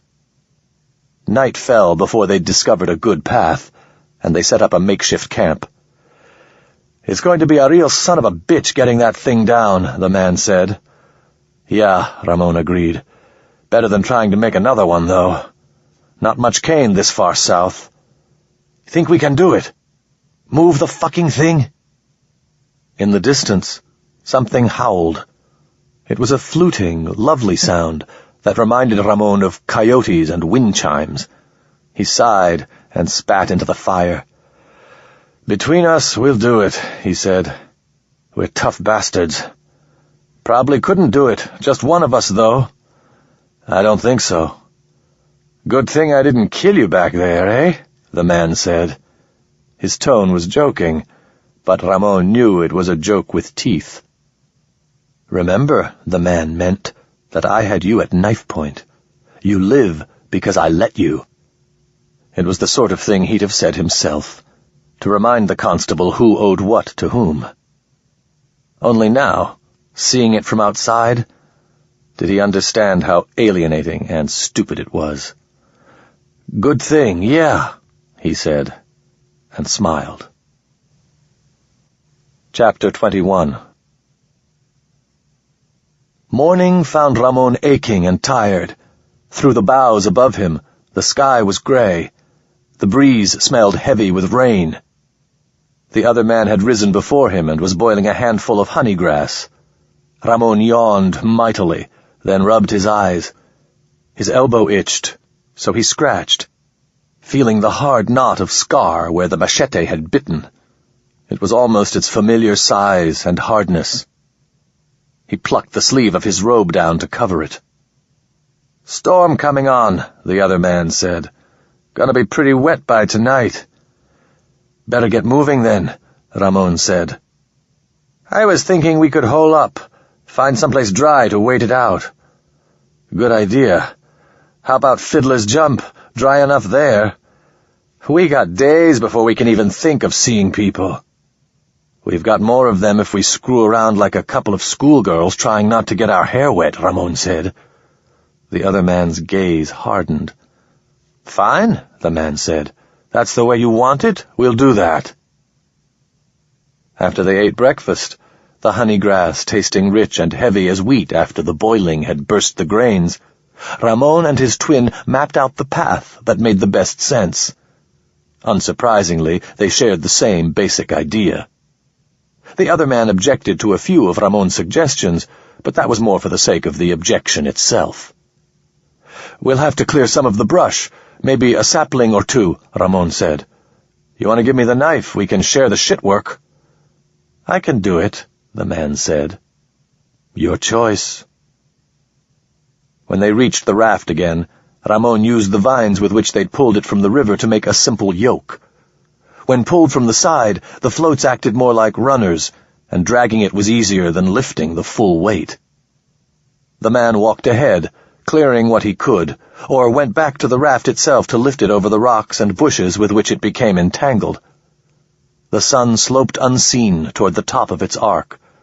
The Enya ships peeked through the rare break in the cloud cover. The work was back-breaking, but Ramon pushed through the pain. His spine was screaming. His feet felt on the verge of bleeding. His shoulders were rubbing raw where the yoke rested, but it wasn't like he was cauterizing the stump of his own lost finger. If he was capable of that, and judging by the man, he was, pulling a raft through the woods shouldn't be worth thinking about. And, as the hours passed, he found the burden growing more bearable. The endless ache in his muscles became less a sensation and more an environment. The other man darted back and forth, clearing the path ahead, lifting the raft and pushing it past the tighter spots when he went behind. Ramon didn't speak much, just leaned into his task. He sensed that his twin was coming to respect him. He knew how much that would gall the man, and it put an extra strength in his back. He thought of Christ bearing his cross while the Romans beat him and the crowd jeered. The raft had to be lighter than that. And it wasn't his own death waiting when he reached the water, but instead his salvation. He had no room for complaint.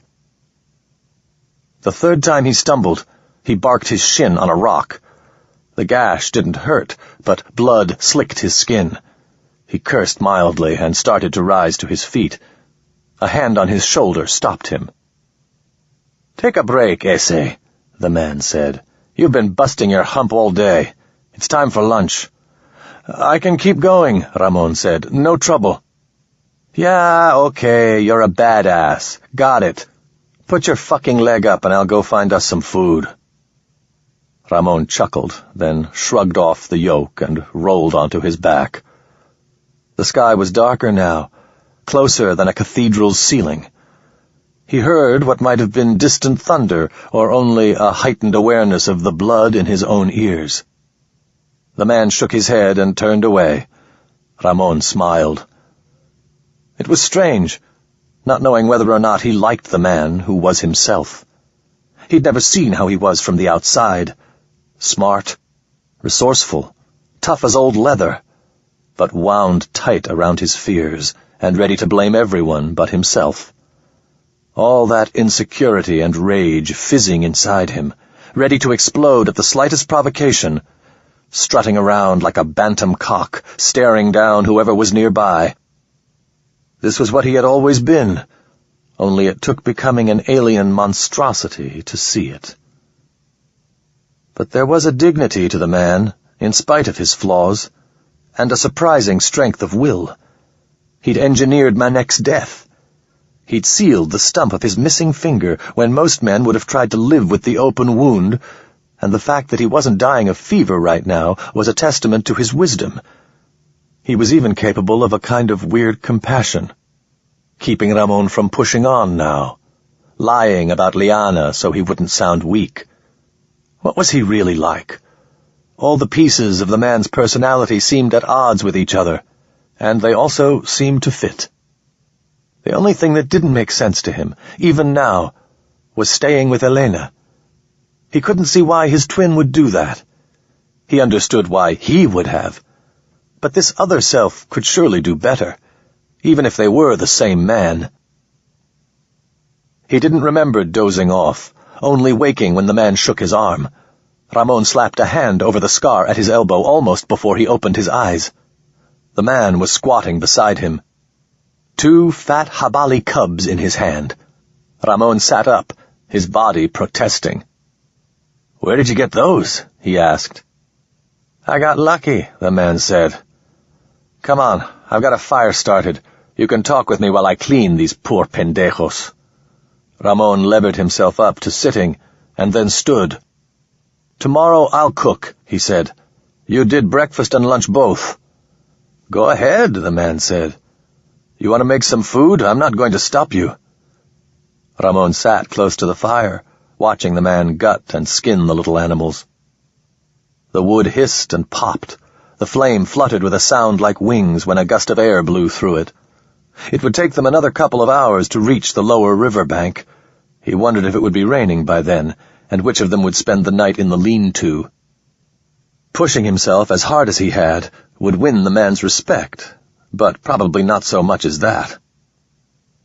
"You're from Mexico?" the man asked. "What?" "Mexico, on Earth. That where you from?" "Yeah," Ramon said. "Oaxaca. Why?" "Just thinking. You look like a Mexicano. You've got that kind of face." Ramon stared at the fire, willing the man to talk about anything but how he looked. Either the man picked up on it, or he hadn't been that concerned with the subject to start. "What's it like, being a cop?" he asked instead. "You like it?" "Yeah," Ramon said. "I like it. It's a good job, you know?"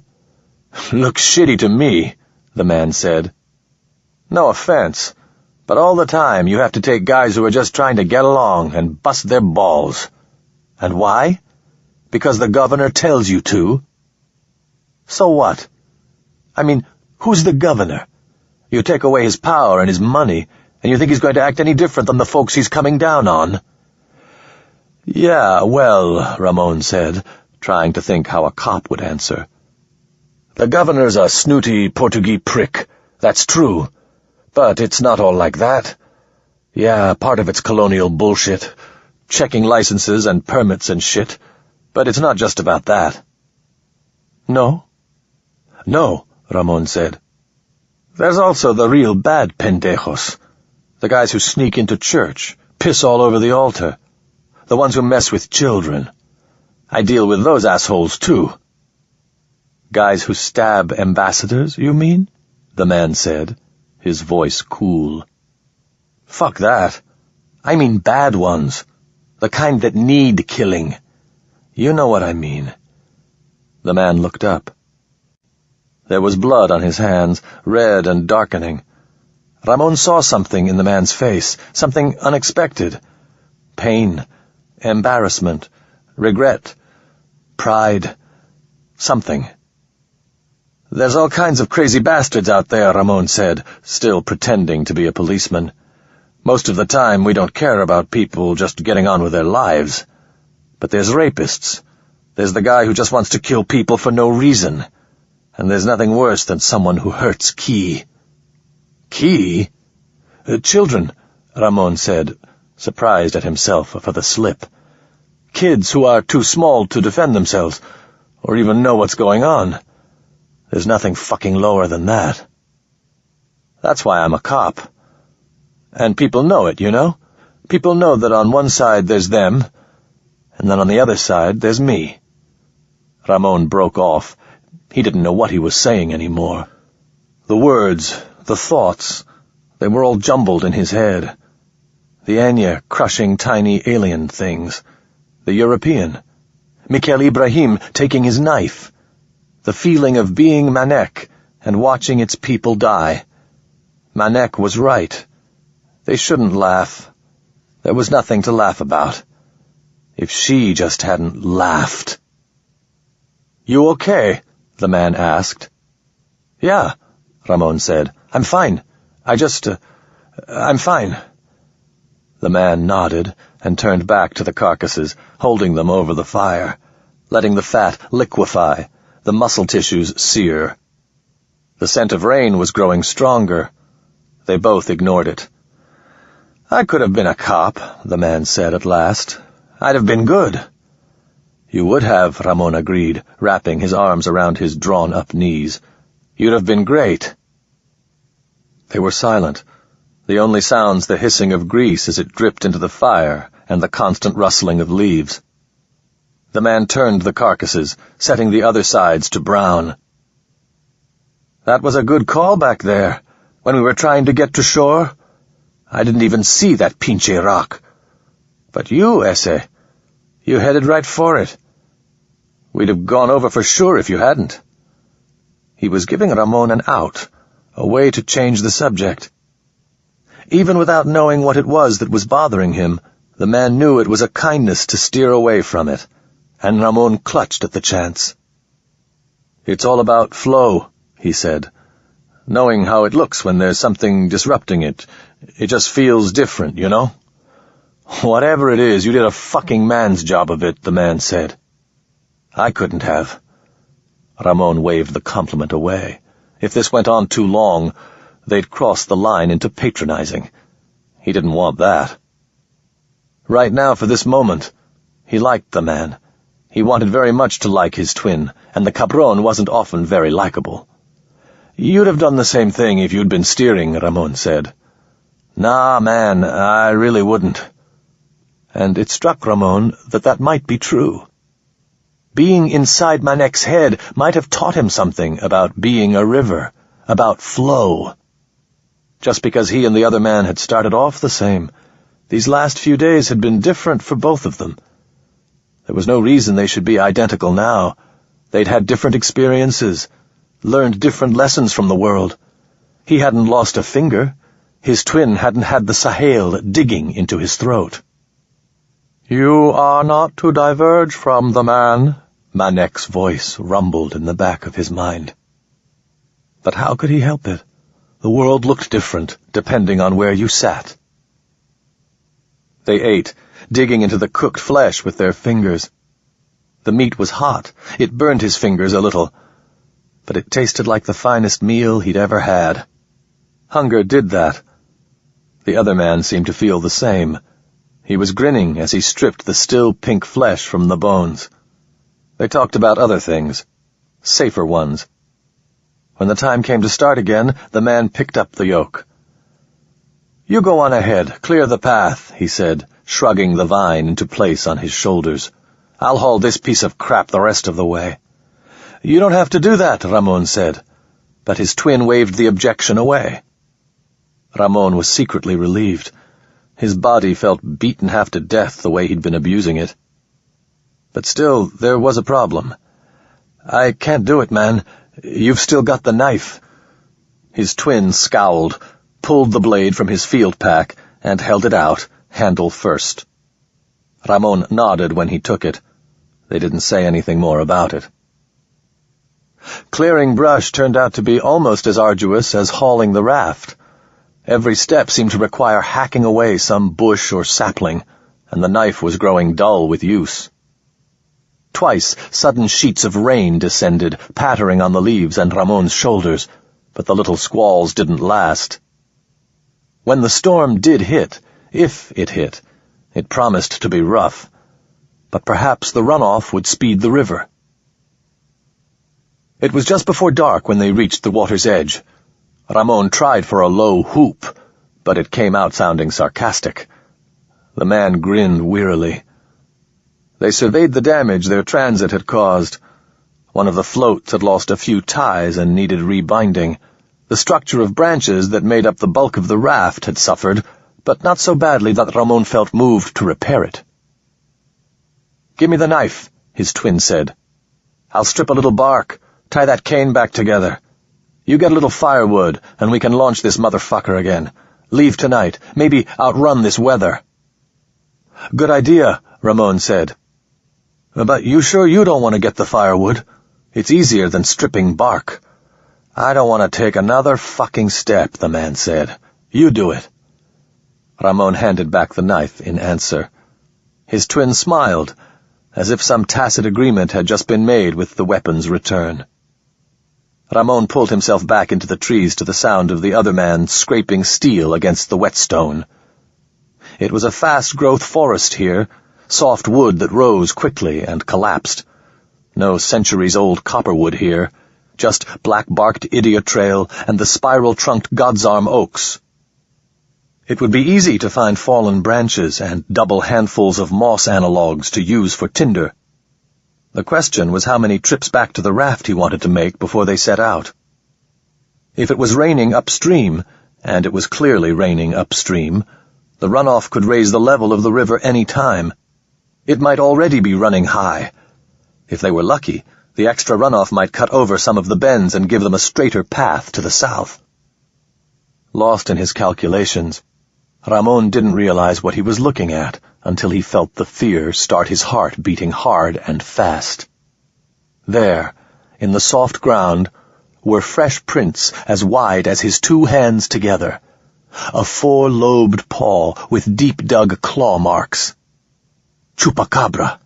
Somewhere nearby was a fucking chupacabra. He dropped the branches held in his arms and turned to run back to the river, but he hadn't made it halfway before he skidded around a stand of close-knit God's Arm oaks and found the beast itself, glaring at him with what seemed like equal parts hunger and hatred. The mouth hung open, the thick split tongue lolling out of it.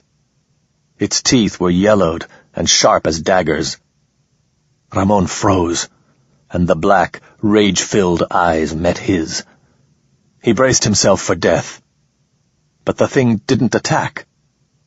Even then, knowing something was wrong, it took the space of 5 fast breaths together before he noticed the flattening in the animal's neck ruff, the fleshy, rope-like thing buried in the chupacabra's neck.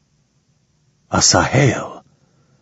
He let his gaze move past the chupacabra to the form looming behind it.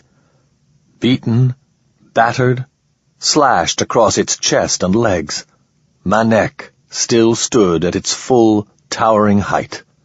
Its wounded eye had gone black and oozed a noxious ichor. But the uninjured one remained the hot orange Ramon remembered. The alien's arms waved for a moment, gently as kelp under the sea. When it spoke, its deep, half-sorrowful voice was perfectly familiar. "You have done well," it said. Chapter 22. "What the fuck?" Ramon said through a tight throat. "You're dead. You died." The alien shifted its head. The quills rose slightly and fell again. "What you say is aubre. I am not dead, as you can see," Manek said. "Your task was to engage in flow as the man would. You have done so in accordance with your Tata Croida. My own function was compromised for a time, but has now returned to its proper channel." "How did you find me?" "The river flows south. You are constrained by the river," Manek said. "This is a strange question." "But we were traveling faster than you. We could have been on the other bank of the river. You couldn't know we'd be here." "I could not reach you farther down the river than I could go. I could not reach you on the river's opposite bank. Therefore, I went where I could go, that you could as well. You suggest things that are not the case. This is aubre. You must cease to express aubre." The chupacabra emitted a low growl, its body shifting and restless, but constrained. There were scorch marks along the beast's side where Manek had shot it. The fur had burned away and left wide streaks of reddened, blistered flesh. Manek had given, it seemed, as good as it got. The Sahel pulsed twice, the bruised flesh engorging like a worm's. Ramon felt a passing ghost of sympathy for the chupacabra.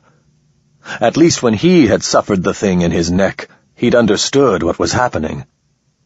He wondered how many times Manek had punished the chupacabra before it had understood that it was no longer its own master, and how many tricks the alien had been able to teach it. "So," he said, with a bravado he didn't feel, "what have you got planned now? You can't just kill the poor fucker." Manek paused again. "You are not accurate," it said. "The man must not know of us. The illusion of his knowledge will be corrected. You have proved yourself an apt tool. That will be expressed. The man is by the water now. We must approach him quickly." "They're here," Ramon said. "The Eaters of the Young. Those are their ships overhead. What if they're watching? What if they see you?" Manek seemed to hesitate, but it might only have been Ramon's overwhelming desire that made it seem so. The alien head bobbed. "They do that, you know," Ramon went on. "They have sensors. Eyes. Last time they came through, the governor asked them to help find a kid that got lost out on the Tierra Hueso, and they did it. Took them a couple hours, and they told us exactly where the little pendejo was. How do you know they're not watching me right now? Tracking me because of that man I killed. You go out there where they can see you and kill him. They'll see the energy blast. And you think they'll mistake that for a tree falling or something? They'll know."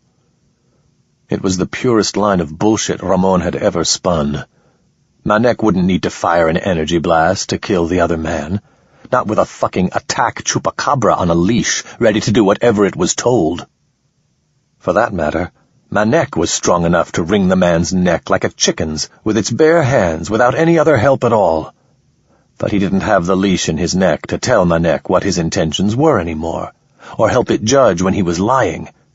If the alien didn't believe him, the worst it could do was kill him. He waited, chest thrust out like he was spoiling for a fight. Manek shifted its body from side to side. The chupacabra whined. "What better course do you recommend?" Manek asked. "You let me go back to him," Ramon said. "You stay right here. You get it? Right here. I'll think of a reason for him to come back with me here. Under the trees, where they won't see you. Get it? Then you can correct whatever fucking illusion you want. Because," he didn't say, "we'll be on that raft again and out of here while you're still standing around like the ugly girl at a dance." Manek was quiet and still as stone for the length of 3 slow breaths. "Why would you do this?" the alien asked at last. "It's my Tata Kroida, monster. I'm supposed to help you track him down, right? Well, here I am, helping." "No," Manek said, and its voice seemed almost relieved. "Your function was to behave as the man would. You are attempting deceit." "So what do you think the man would do then?" Ramon demanded, the despair blooming in his chest, expressing itself in rage. "I'm trying to save my own skin. You think he wouldn't give up fucking anyone to help himself out?" "No," the alien said. "He would not. You have performed your function. I must now—" The shriek was high and squeaked at the end, like a little girl's cry of alarm or delight. All eyes, Ramon's, Manek's, the chupacabra's, shifted. The man stood in the path behind Ramon. His face was pale and bloodless as marble. "This is in accordance," Manek said. "The flow brings him down the specific path. You are sometimes excellent creatures. I suspect it is your ignorance that— The man? Where is he going? You will restrain him. You will do so immediately. Stay there! Stay there! Stay there! Ramon shouted over his shoulder as he bolted off after the other man. The alien likely wouldn't remain where it was, but even if it only paused for a moment, it was a moment more than they'd had. As soon as he thought Manek could no longer hear him, he turned all his energy and attention to just running. If he could get to the raft, get out onto the river, they could still outpace the bastard. They could still get away. If only Ramon hadn't built a lean-to. If the Pinche River could have kept its waterfalls to itself. If anything that had made them pause in the journey hadn't happened, Ramon wouldn't have been crashing through the forest, lifting his legs high to clear brush and roots and stones. The alien and its new pet chupacabra close behind. He found himself calling out to the man, his twin, who was already so far ahead that Ramon couldn't see him. "Go!" he shouted. "Run! Go, you bastard!" If he could just reach the river. Ramon reached the river. The water was fierce, and the roar of the cataract louder than he remembered it. The other man was nowhere Ramon could see. And where the raft had been, deep, muddy furrows angled down the bank. It took a moment for him to believe it. Powered by mortal fear, desperation, and panic, the other man had somehow managed to launch the raft by himself, something Ramon wouldn't have believed possible. He ran out, his feet sinking into the mud, cold water soaking his knees and thighs. There, 5 meters out from the bank, and 10 or more from where he stood, the raft bobbed on the rushing water, his twin crouched at the helm. Ramon could see his wide, fear-rounded eyes. "Stop!" he shouted. "Get back here! Stop!" The man on the raft waved, a wide, frantic gesture that carried no meaning. Ramon spat out a stream of invective, wading uncertainly out into the water. When he looked over his shoulder, Manek and the chupacabra were just coming into sight, slowed only slightly by the cumbersome leash and Manek's wounds. Ramon lifted a hand to the alien, his palm out, a gesture that was intended to mean, "It's okay, I've got it." And then, before waiting for the alien's response, he took a deep breath and dove. His robe soaked through in an instant, but he didn't stop to shed it.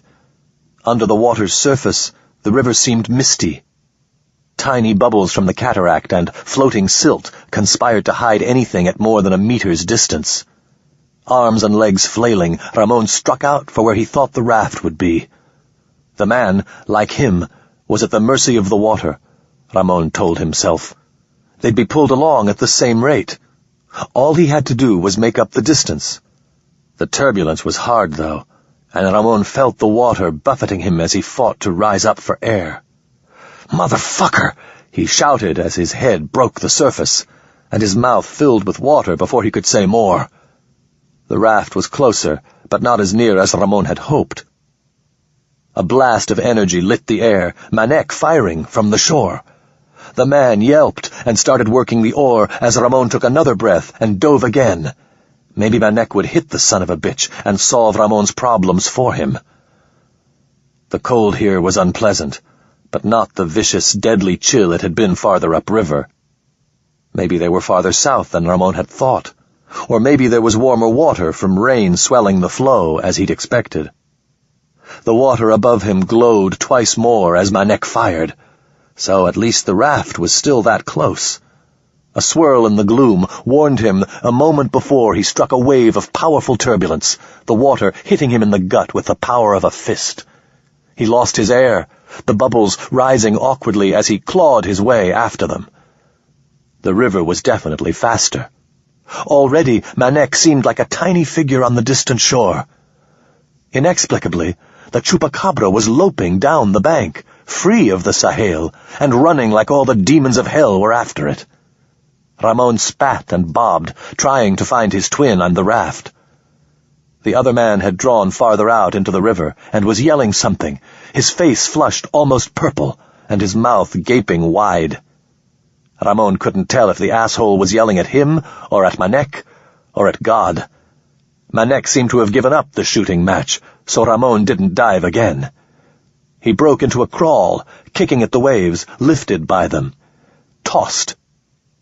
Slowly the raft drew near, and then the river drove them apart and brought them near again. The other man was on his knees now, the oar extended out into the water. He was still shouting. Ramon couldn't yet make out words, but the man's expression was more nearly one of encouragement now. Too little, too late, cabron, he thought, but reached for the oar all the same. His fingers grazed it, the coarse grain of the wood feeling improbably solid after struggling in the water. He pushed again, surging forward, catching it in both hands and pulling it close to his body. He felt the tug as the man pulled him in toward the raft, but Ramon let himself hang limp, his arms and legs tingling with exhaustion. Let the little coward son of a bitch do some of the work. It was less than a minute before the man's hand touched Ramon's shoulder. The raft was right before him. Ramon raised his arm, throwing it onto the laced branches.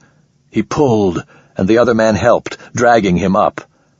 Ramon lay on the raft's leafy deck, his sodden robe heavy as lead, his lungs working like bellows. "Fuck," the other man said. "I thought you weren't going to make it there, Esse." Thanks, Ramon thought, but didn't have the energy to say. "Bastard son of a bitch tracked us," the man said, returning to the oar and the river. "I thought you said the chupacabra killed him." "I thought it did," Ramon said, sitting up. He belched. It tasted of silt. Manek used the Sahel on the poor fucker. He enslaved it. Never thought I'd feel sorry for a chupacabra. Did we get any firewood at all before—" He looked up at the man, his twin, and saw horror on the familiar face. Ramon blinked, looking back over his shoulder. He expected anything. Manek walking on the water like some alien Christ. Another wall of cataract mist, even the European back from hell with the devil at his side. There was nothing. Gray river, stormy sky, waves with tiny touches of white. He looked back at the man. The oar was forgotten in his hand, his face a mask of fear. "What?" Ramon said, then looked down. His robe had fallen open. His belly was in the light, the thick, ropey scar livid against the brown of his skin. "Oh, that." "Jesus Christ," the other whispered. "You're me." He was staring at him in frozen horror. "Calm down," Ramon said. "I can explain." "What are you?" the man shouted. "What the fuck are you?" The man had drawn the knife. Lightning lit the world, flashing from the naked blade. A crackling detonation of thunder. Ramon rose to his feet, unsteady on the tilting raft. "What the fuck are you?" There was hysteria in the man's voice now. He'd dropped the oar. It was floating away, a prisoner of the river. "Listen to me! Would you stop being such a little pissant and fucking listen to me?" Ramon said. Then, looking at the man's eyes he'd seen in the mirror his whole life, he sighed. Fuck it. Never mind. There was no point. This wasn't a talking fight anymore. Chapter 23. 2.5 meters by 2.5 meters. The space complicated by the fire pit, the lean-to. This was the kind of fight that didn't last long.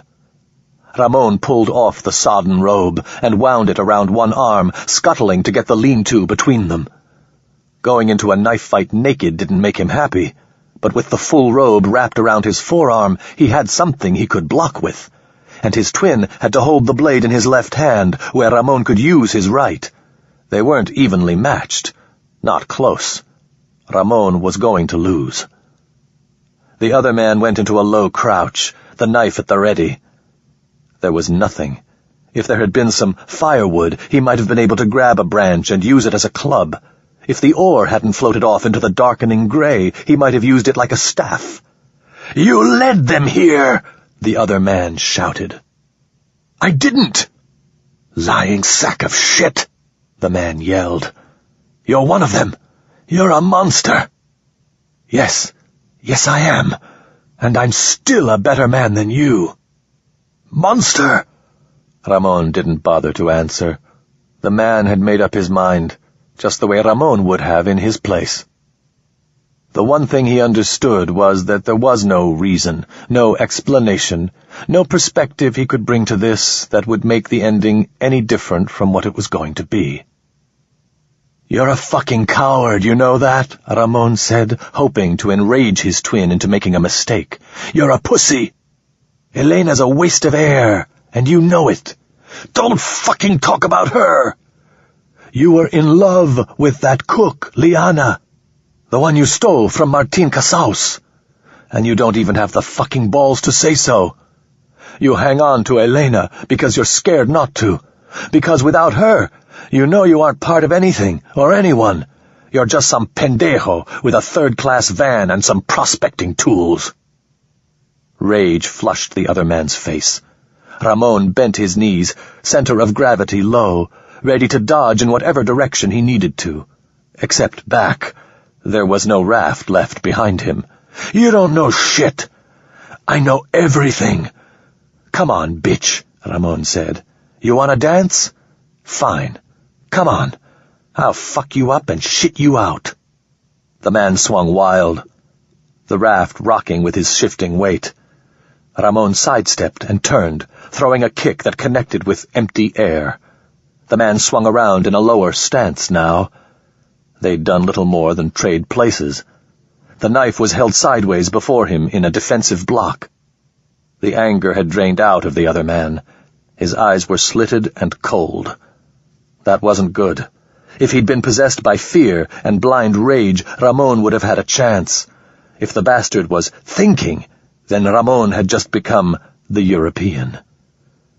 The man feinted left and then right, his eyes locked on Ramon's, testing him. Ramon danced back, his feet finding the rough edge of the raft. The man swung, and Ramon dove into the attack, getting under and past the knife before it could score him. The raft creaked and bucked, making them both stumble, but the man was the first to regain his feet. Another stroke of lightning flashed. Thunder came almost before the glow had faded. Ramon grinned. His twin did as well. Whatever else, however bad this was, there was still a certain joy in it. "Under what circumstances do you kill?" "When the motherfucker needs to die." Ramon took a careful swing with his unarmored hand, then dodged quickly when the knife flickered up to block him. The other man thrust low, leaving a shallow cut on Ramon's leg just above the knee. It was nothing. He forgot about it. They circled awkwardly, Ramon bouncing gently on the balls of his feet. A light rain began, making the ice root leaves beneath them slick. The other man gathered himself for a rush, the subtle bunching of his shoulders giving his intentions away. Ramon jumped, making the raft shift crazily. The man slipped to one knee, and then rose again immediately. "You killed him because you thought it would make them like you," Ramon shouted. "What?" "You killed the pinche European because you thought all those people in the El Rey would think you were a fucking hero. You're pathetic." "Fuck you, monster," the other man said, and swung. It was what had to happen. Ramon didn't give himself time to think. He jumped forward, letting the blade skate across his ribs, pinning the man's arm against his side. Pain shrieked as the knife touched bone, but the man couldn't pull back to stab again. Ramon used his free hand to grab the man's injured hand and squeeze. His twin grunted with pain and tried to pull back. They wrestled together in a drunken embrace.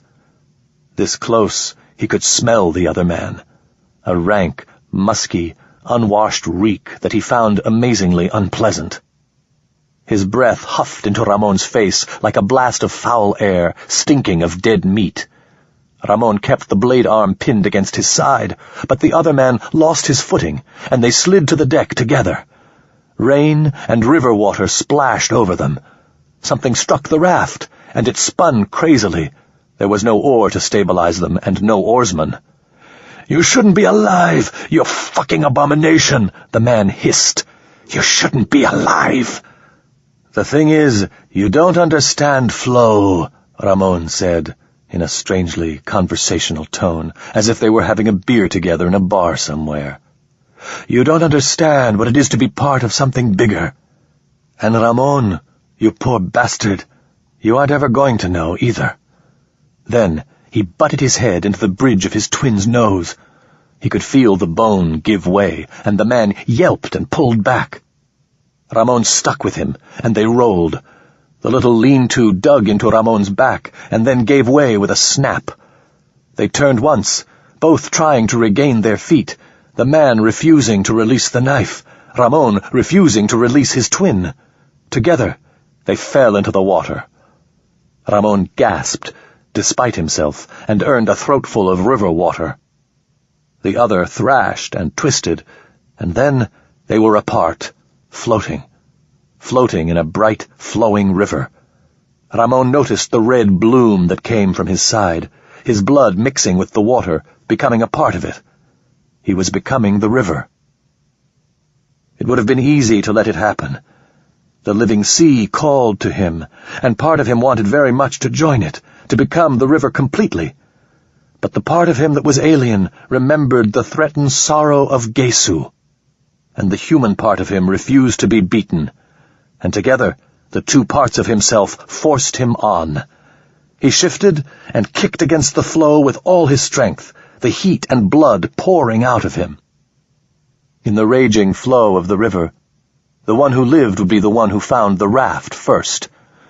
He kicked, spiraling in the flow. The water around him was like a veil of pink. His blood. The thought flickered through his mind. How bad did he get me? And was gone. There wasn't time. He found the raft, a darkness on the water, and swam toward it. In the corner of his eye, he saw the other man flailing. A thick length of vine had come loose from the raft and was snaking its way across the surface. Ramon gritted his teeth and pushed. Now. He could make it there now. He shot up from the water, his arms slamming down on the top of the raft. The other man was to his left, also crawling up, his breath a plume of water and spit. A branch caught on something. Ramon thought it was his robe until he remembered that the cloth was all wrapped around his arm. The wood had caught a flap of his own torn skin. The other man was almost on the raft. Ramon pulled his leg up, his ankle on the top, and pulled, desperately hauling himself up. The loose vine slid past his back, bumping him like a water snake. The rain felt like 1,000 tiny blows. And he was up. He was on the raft again. He rolled over, and the man dropped a foot heavily onto Ramon's chest, pinning him. His twin was breathing like he'd just run a 4-minute mile. His hair clung to his scalp like lichen on a stone, and his mouth was a pale grin surrounded by blood from his broken nose. Teeth like yellowed bone. Ramon tried to catch his breath, but the pressure from the man's foot prevented him. He felt the grin on his own face. "You got something to say before you die, monster?" his twin demanded. "Sure," Ramon said, then fought to inhale. "You know what, Ramon?" "What?" Ramon wheezed out a laugh. "You don't like yourself very much." Time took the strangely powerless and dreamlike slowness that accompanies moments of horror and trauma. Ramon took pleasure in tracking the reactions as they made their way across the man's face. Surprise, followed by confusion, confusion by embarrassment, embarrassment by a rage that towered over Ramon like summer thunderheads dwarfed the mountains, and all of it in less than 2 beats of his racing heart. The blade drew back, prepared for the strike that would open Ramon's throat.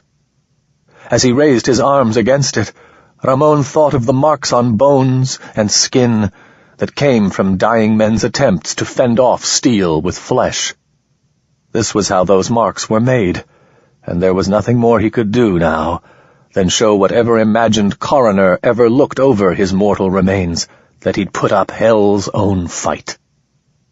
Ramon was screaming, pure animal rage drowning out fear and the hopelessness of his effort, when the loose vine reared up from the water like a pale serpent, wires sparking and hissing in the place where its head would have been. The man jumped back. The killing stroke became an awkward parry as the Sahel lunged at him. Ramon rolled until he was almost at the raft's edge, then looked up. The Sahel had wrapped itself twice around his twin's leg, once around his belly, and was pressing its maw toward the man's neck. Ramon's twin had both hands gripping the Sahel, struggling to hold it away from himself. The muscles in the man's arms were bulging and quivering. Ramon half expected to hear the bones snap under the strain. It only took a moment to realize that if the man had both hands on his new attacker, he must have dropped the knife. Yes, there, in the ruins of the lean-to, the blade caught the flash of lightning, and before the thunder could crackle and detonate, Ramon was scrambling forward, hand outstretched. The worn leather grip felt warm in his palm. The man was shrieking something, the same syllables over and over. It took Ramon a moment to realize that he was saying, "Kill it! Kill it! Kill it! Kill it!" He didn't pause to think. He simply moved, his body knowing what it intended. He lunged forward, the knife in his right hand, and punched it hard into the man's belly. Then, twice more, to be sure.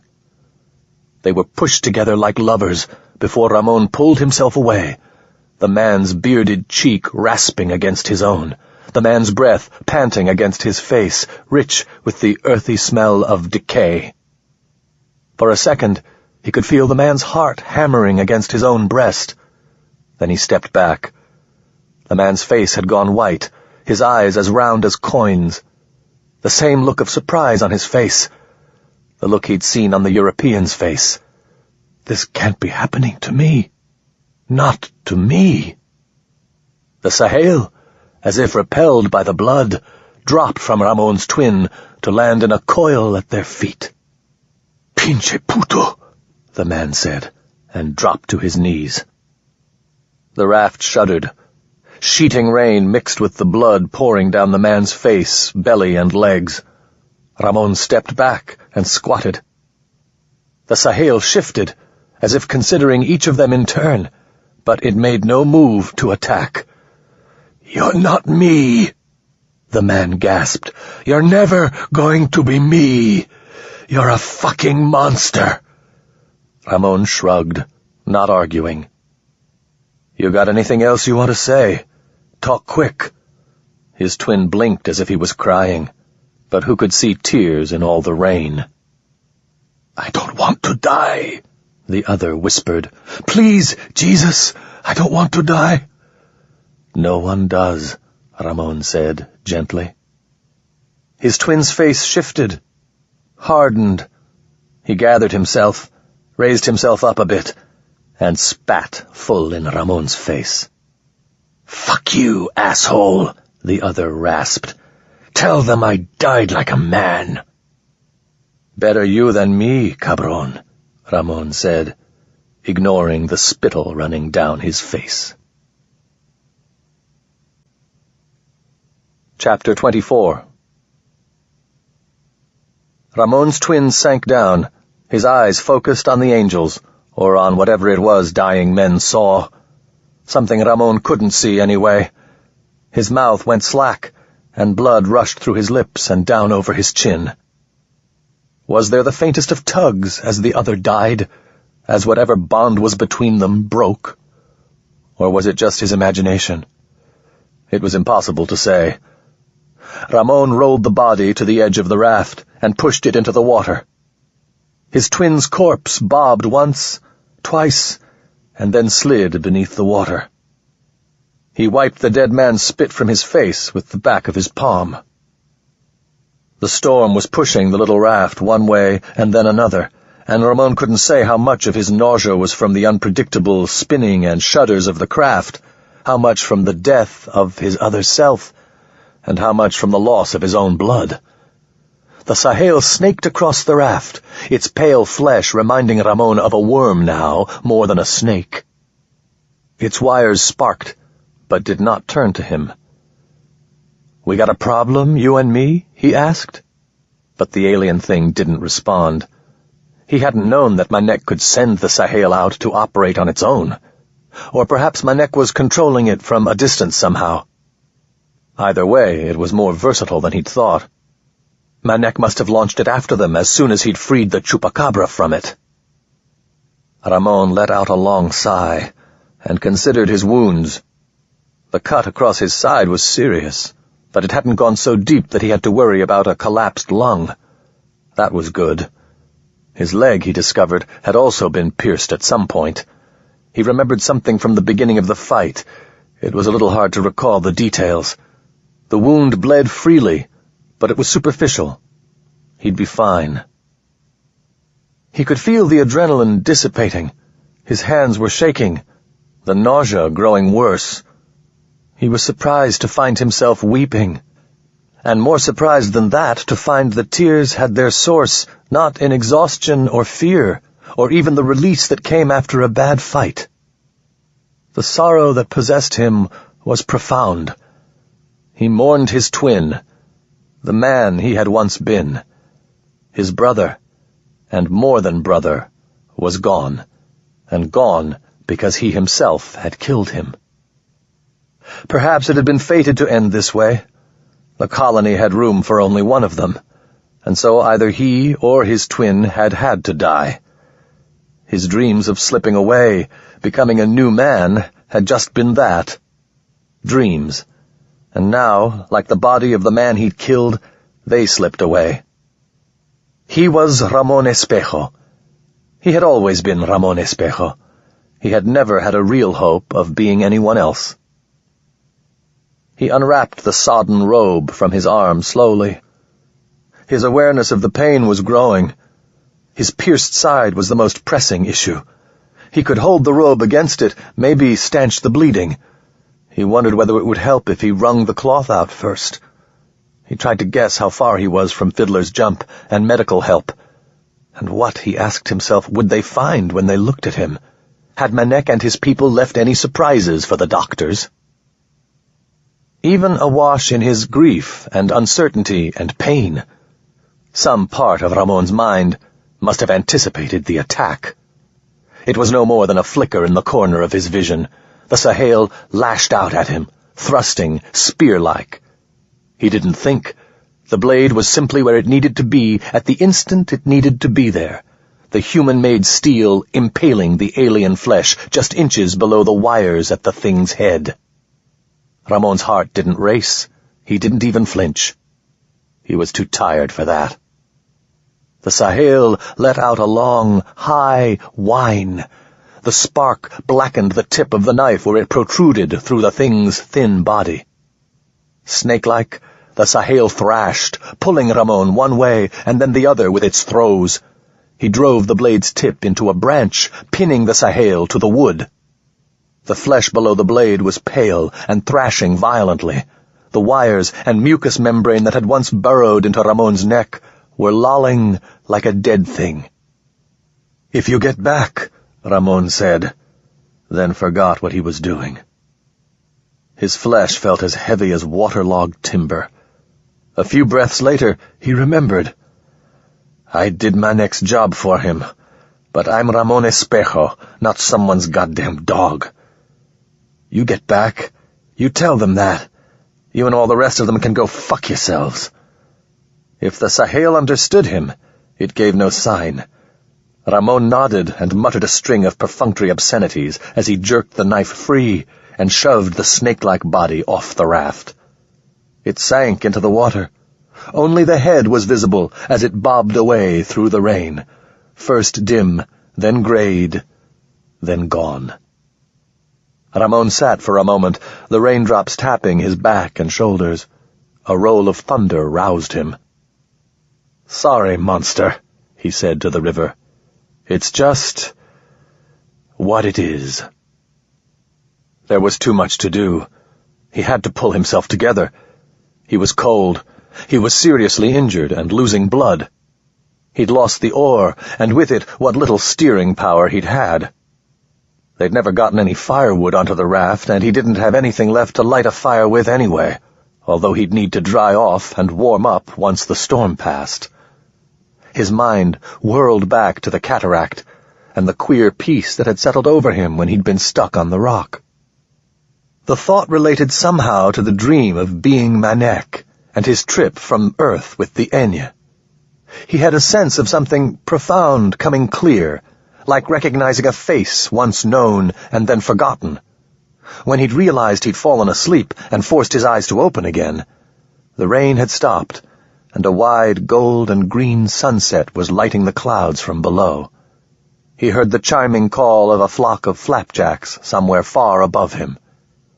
He had to get an oar, something to steer with in case there was another waterfall or rapids.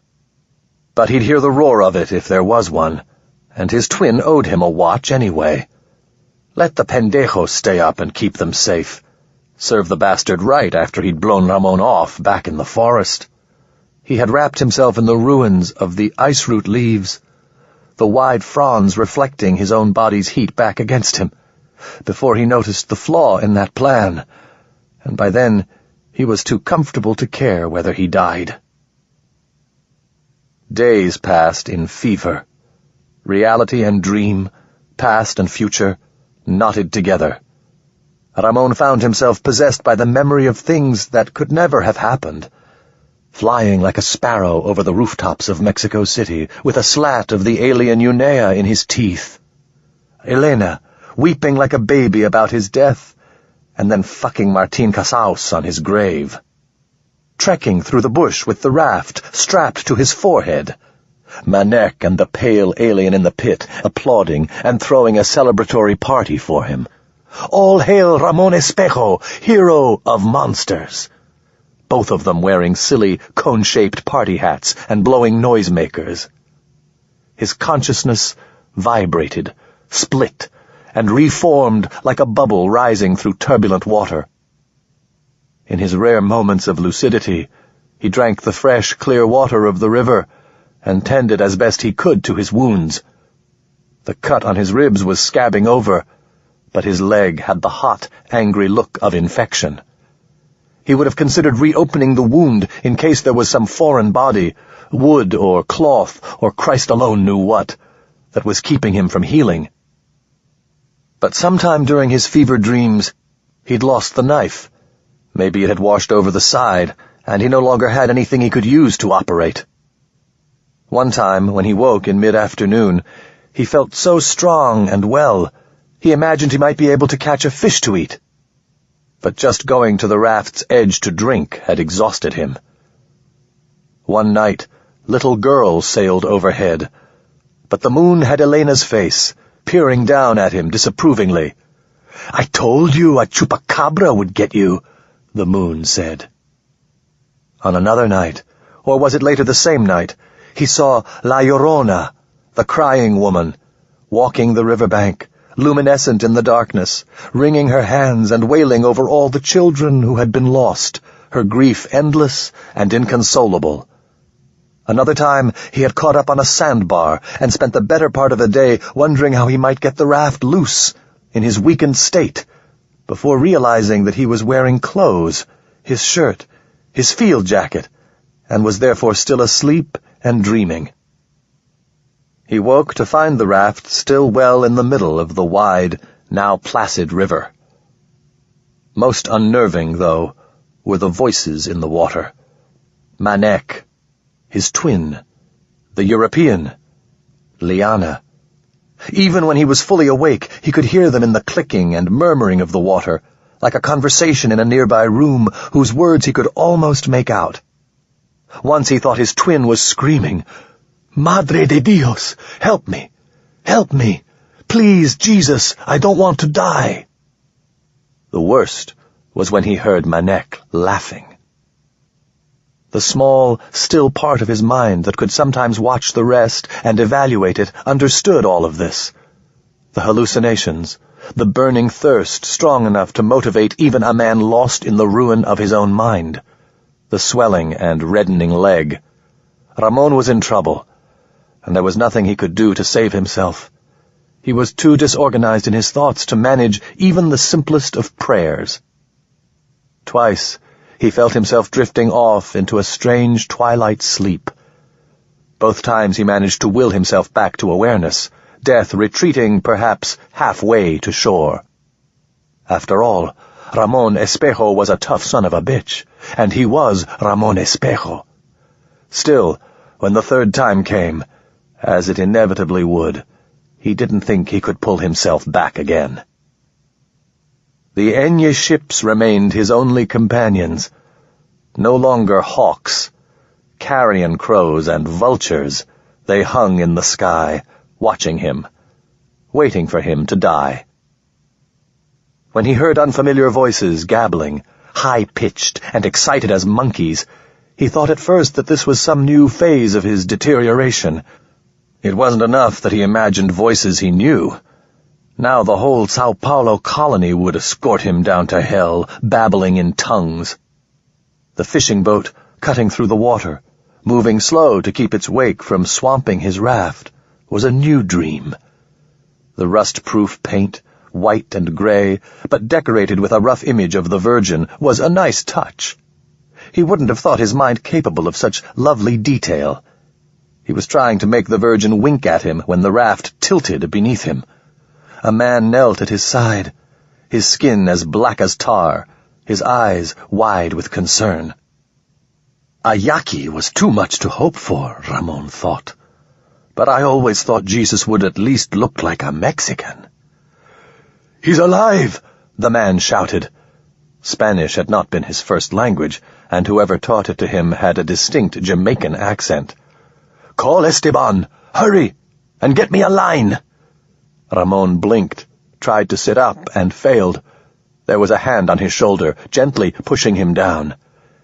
"It's okay, muchacho," the black man said. "It's okay. We've got you. Esteban's the best doctor on the river. We'll get you taken care of. Just don't try to move." The raft thudded again, shifting on the breast of the water. Something else happened. Time skipping like he'd dropped acid, and he was on a stretcher, with his robe lying over him like a blanket, rising up the side of the boat. The painted Virgin at his right winked as he went past. The deck stank of fish guts and hot copper. Ramon craned his head, trying to make out something, anything that could tell him for certain that this was real and not another artifact of a dying brain. He wet his lips with a sluggish tongue. A woman, 50-ish, gray-haired, with an expression that said nothing could surprise her, sat on the deck beside him. She took him by the wrist, and he tried to grasp her. She turned his wooden fingers aside, holding him firmly still as she took his pulse. Overhead, the Enya ships blinked in and out of existence. The woman made a disapproving sound and leaned forward. It occurred to him for the first time that he'd reached Fiddler's Jump. His first reaction was relief, so profound it approached religious awe. The second was an unfocused, suspicious anger that they might steal his raft. "Hey," the woman said again. He didn't know how often she'd said it, only that this wasn't the first. "Do you know where you are?" He opened his mouth, frowning. He had known, just a moment ago, but it was gone. "Do you know who you are?" That at least was worth a chuckle. She seemed pleased by his reaction. "I am Ramon Espejo," he said. "And, hand to God, that's all I can tell you." Part 4. Chapter 25. Ramon Espejo awoke, floating in a sea of darkness. The tiny lights, green and orange, red and gold, that blinked or flickered around him, illuminated nothing. Ramon tried to sit up, but his body rebelled. Slowly, he became aware of the machines around him, the pain in his flesh. For a muzzy, half-sleeping moment, he was certain that he was back in the strange caverns beneath the mountain, back in the vat where he'd been born, swimming again in that measureless midnight ocean. He must have cried out, because he heard the soft, fast sound of human footsteps, and a cheap white LED light blinked on. He tried to lift his arms against the sudden brightness, but he found himself tangled in the thin tubes that were penetrating his flesh like a half-dozen Sahales. And then there were hands on his wrists, human hands, guiding him back down to the bed. "It's okay, Senor Espejo. It's all right." The man had to be near 50, short gray hair in tight curls, and a smile that looked like the aftermath of sorrow. He wore a nurse's smock. Ramon squinted, trying to see him better, trying to see the room better. "You know where you are, sir?" "Fiddler's Jump," Ramon said, surprised by the gravel in his voice. "Good guess," the nurse said. "They brought you down from there about a week ago. You want another try? You know what this building is?" "Hospital," Ramon said. The nurse turned to look at him more directly. It was as if he'd said something interesting. "You know why you're here?" "I got fucked up," Ramon said. "I was on a raft. I was prospecting up north. Things went bad on me." "That's pretty good. Up to now you've been saying that you were swimming underwater, hiding from baby killers. You keep this up, I'm telling the doctors that you're oriented." "Diego Town? I'm in Diego Town?" "Have been for days," the nurse said.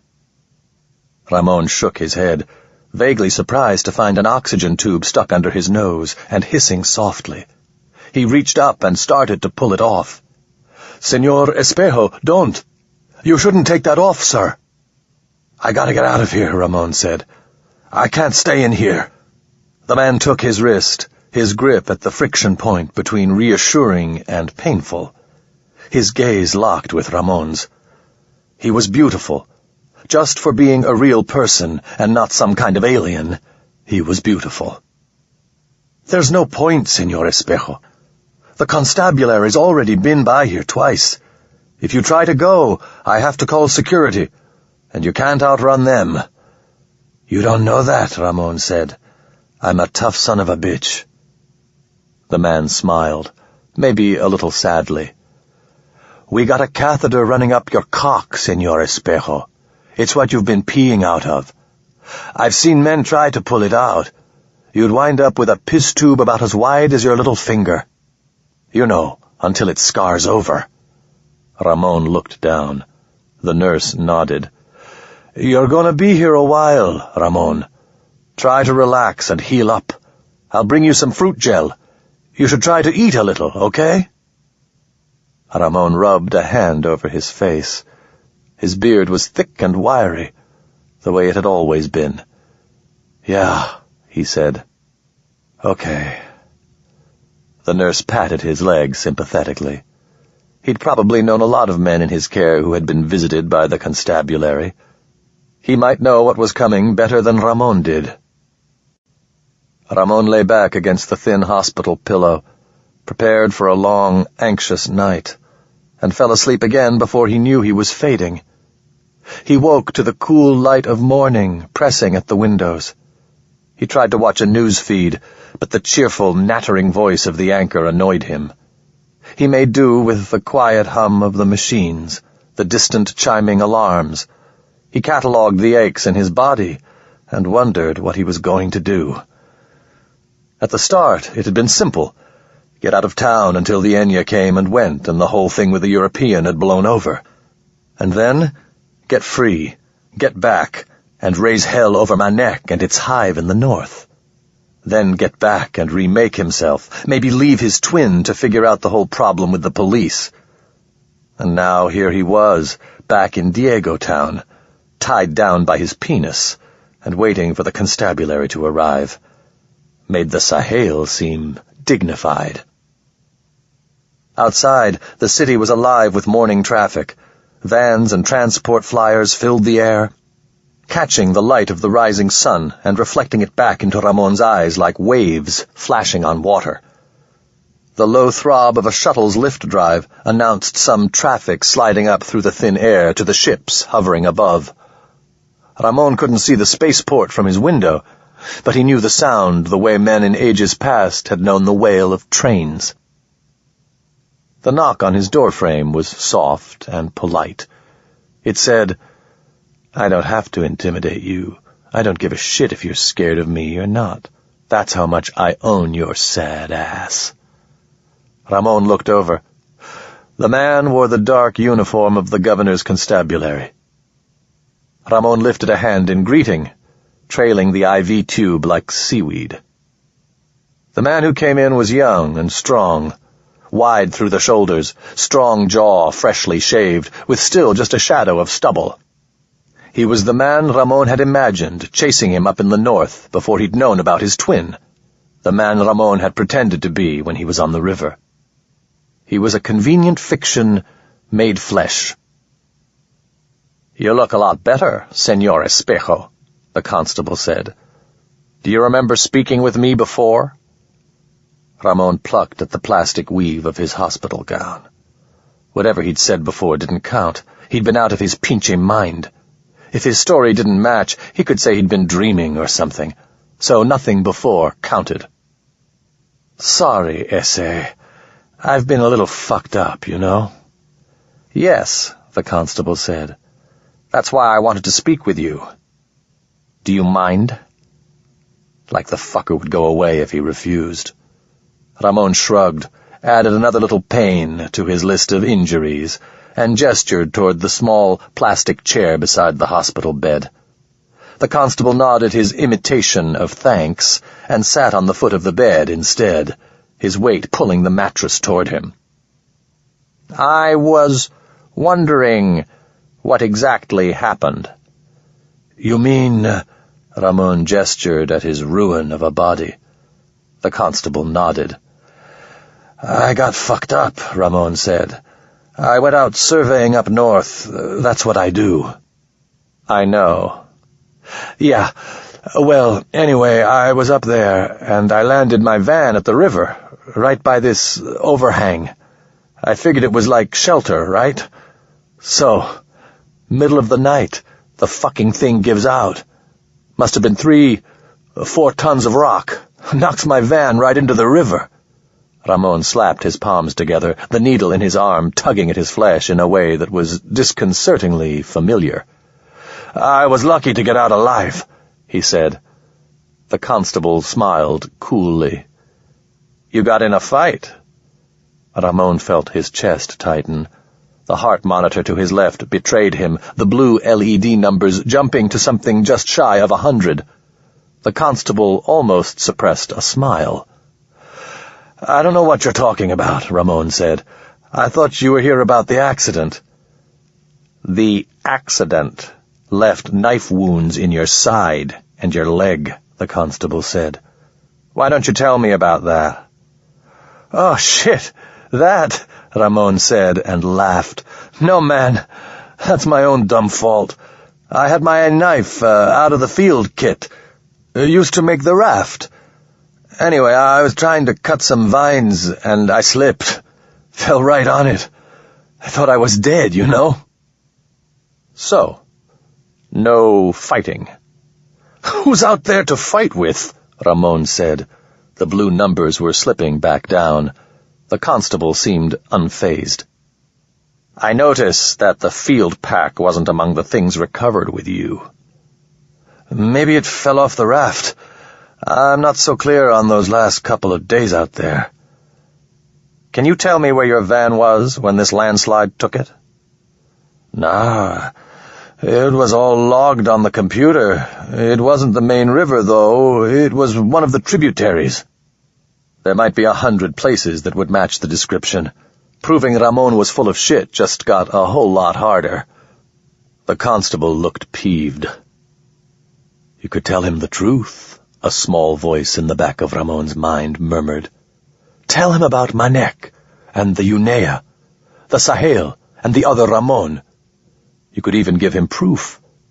You could lead them all right up to that Pinche mountain and everything under it. They took you prisoner, tortured you, almost got you killed. You don't owe them shit. You've got no reason to lie. Except that the man was a cop, and Ramon was a killer. And besides which, fuck him. The constable coughed, rubbed his chin. The subject was about to change.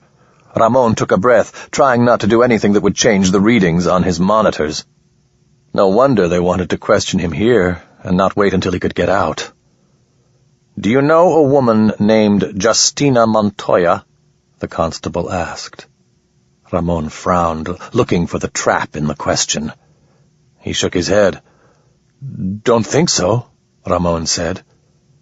"Calls herself Keiko? Maybe you know her by that name. She's the governor's secretary. She was showing the ambassador around. Tour guide." Ramon thought of the woman at the El Rey, the European's date, the laughing woman.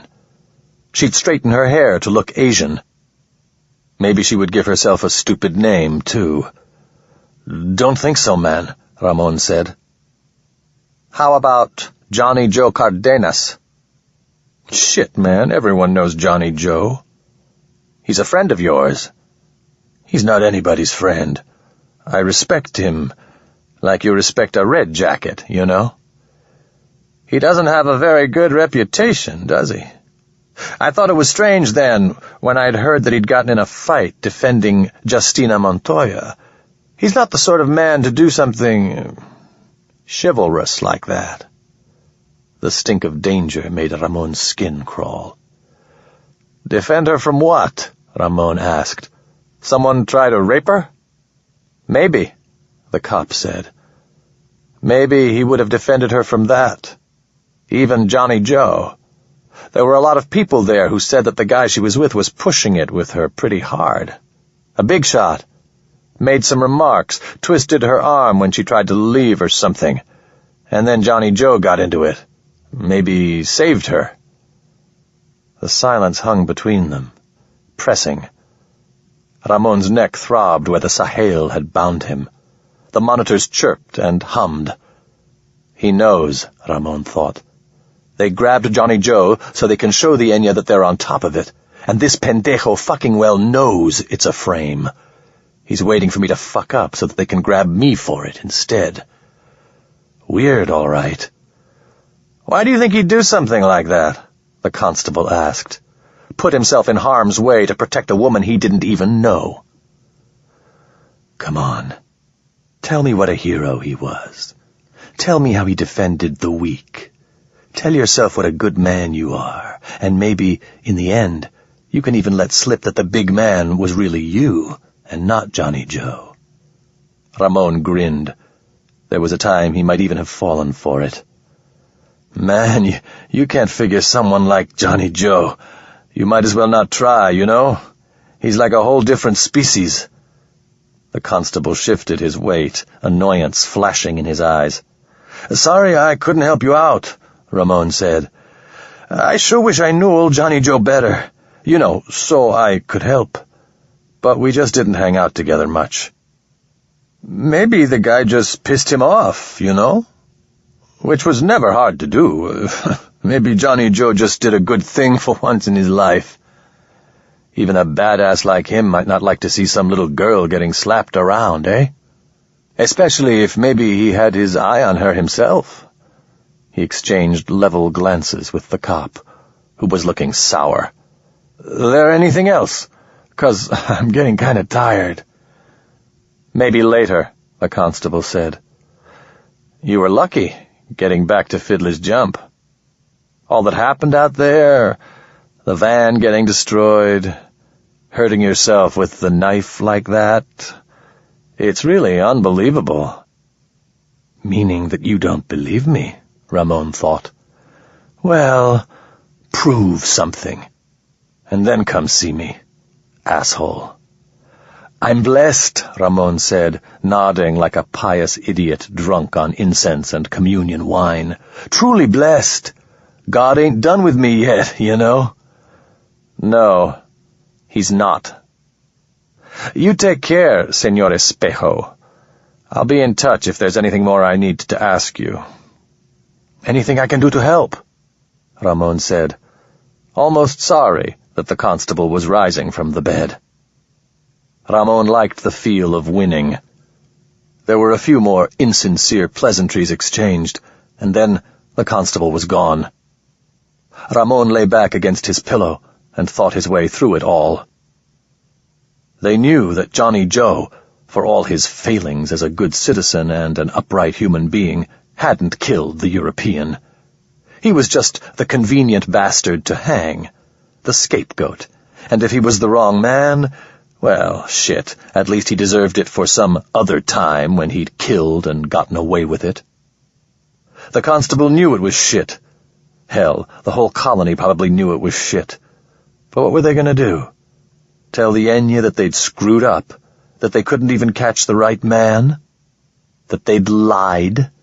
That would be suicide. The investigation was closed. If Ramon didn't open it again for them, and he wasn't about to do that, it would stay closed. Not that the eaters of the young would care, one way or the other.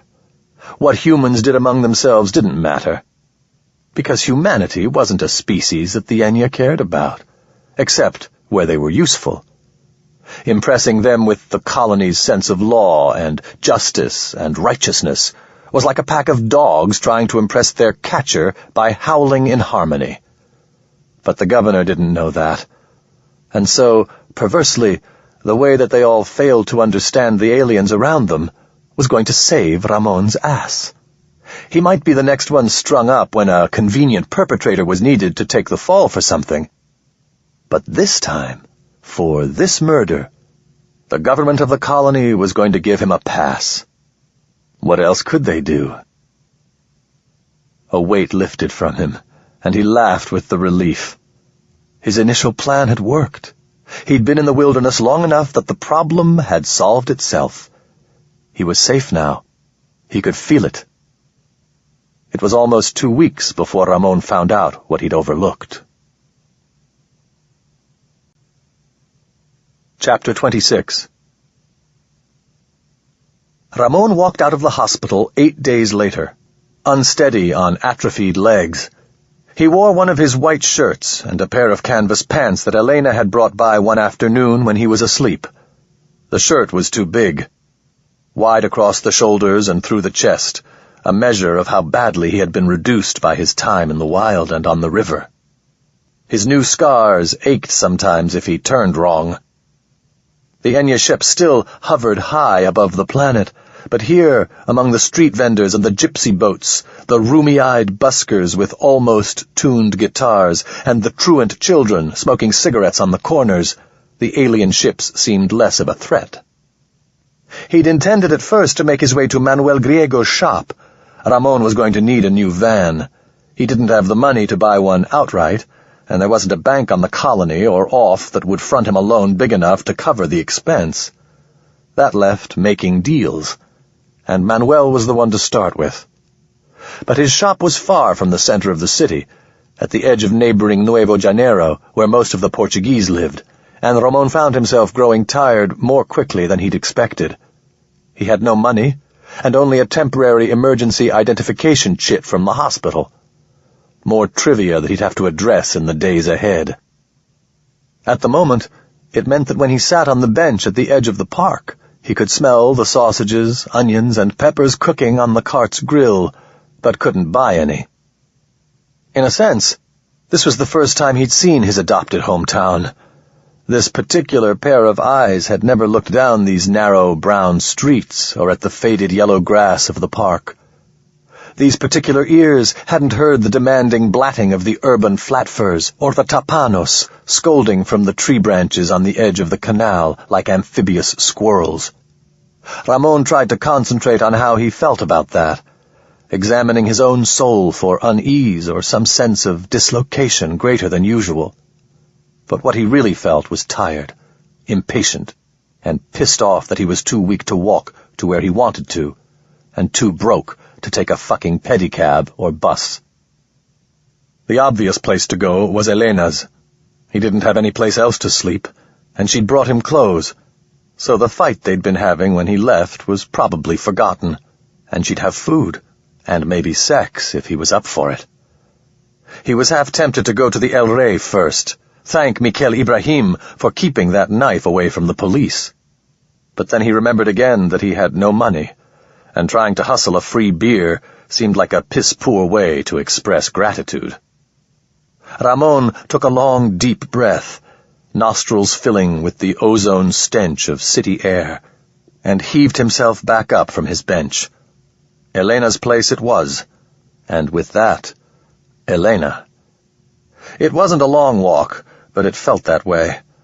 When he reached the butcher's shop that squatted below her apartment, Ramon felt like he'd tracked a full day through the underbrush, Manek at his side. He wondered, as he made his way up the dingy, dank-smelling stairs, what Manek would think of this wide, flat human hive that lay open to the sky.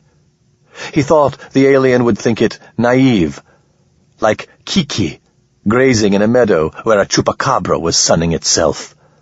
The Enya ships stuttered in and out of existence high above, vanishing only for a moment before returning. At the top of the stairs, Ramon punched in the code, hoping that Elena hadn't changed it in a fit of pique when he'd slipped out on her, or, if she had, that she'd changed it back. And when the last number shifted the status light to green, the bolt clicking audibly and the hinges hissing as the door swung open, Ramon knew he'd been forgiven. Elena wasn't home, but the cabinets were stocked with food. Ramon opened a can of black bean soup, one of the self-heating kind, and ate it with a beer. It tasted of the heating element, but not so much that he didn't enjoy the meal. The couch smelled of old smoke and cheap incense. The afternoon light showed all the dirt on the windows, skitterlings scurried across the ceiling, the charnel stink of the butcher's shop tainted the air. Ramon lay back on the couch, his limbs heavy. He let his eyes close for a moment and opened them again in panic. Something had him, strangling him, pulling him off the ground. Ramon had cocked back a fist, ready to kill the alien, or his twin, or the Sahel, or the chupacabra, or the cop, before his muzzy brain recognized the shrill squealing. Not an alarm, not a battle shriek. Elena, delighted. "Fuck," he breathed, but softly enough that even with her head pressed against his, she didn't seem to hear him. The threat of violence passed. Elena pulled back from him, her eyes wide, her mouth in a little knot, like she was trying to make her lips look like a baby doll's. She wasn't bad-looking. "You didn't tell me you were getting out," she said, half accusing, half pleased and surprised. "They didn't tell me for sure until today," Ramon lied. "Besides, what were you going to do? Miss work?" "I would have. Or I could have got someone to come get you, fly you home." "I can walk," Ramon said with a shrug. "It's not far."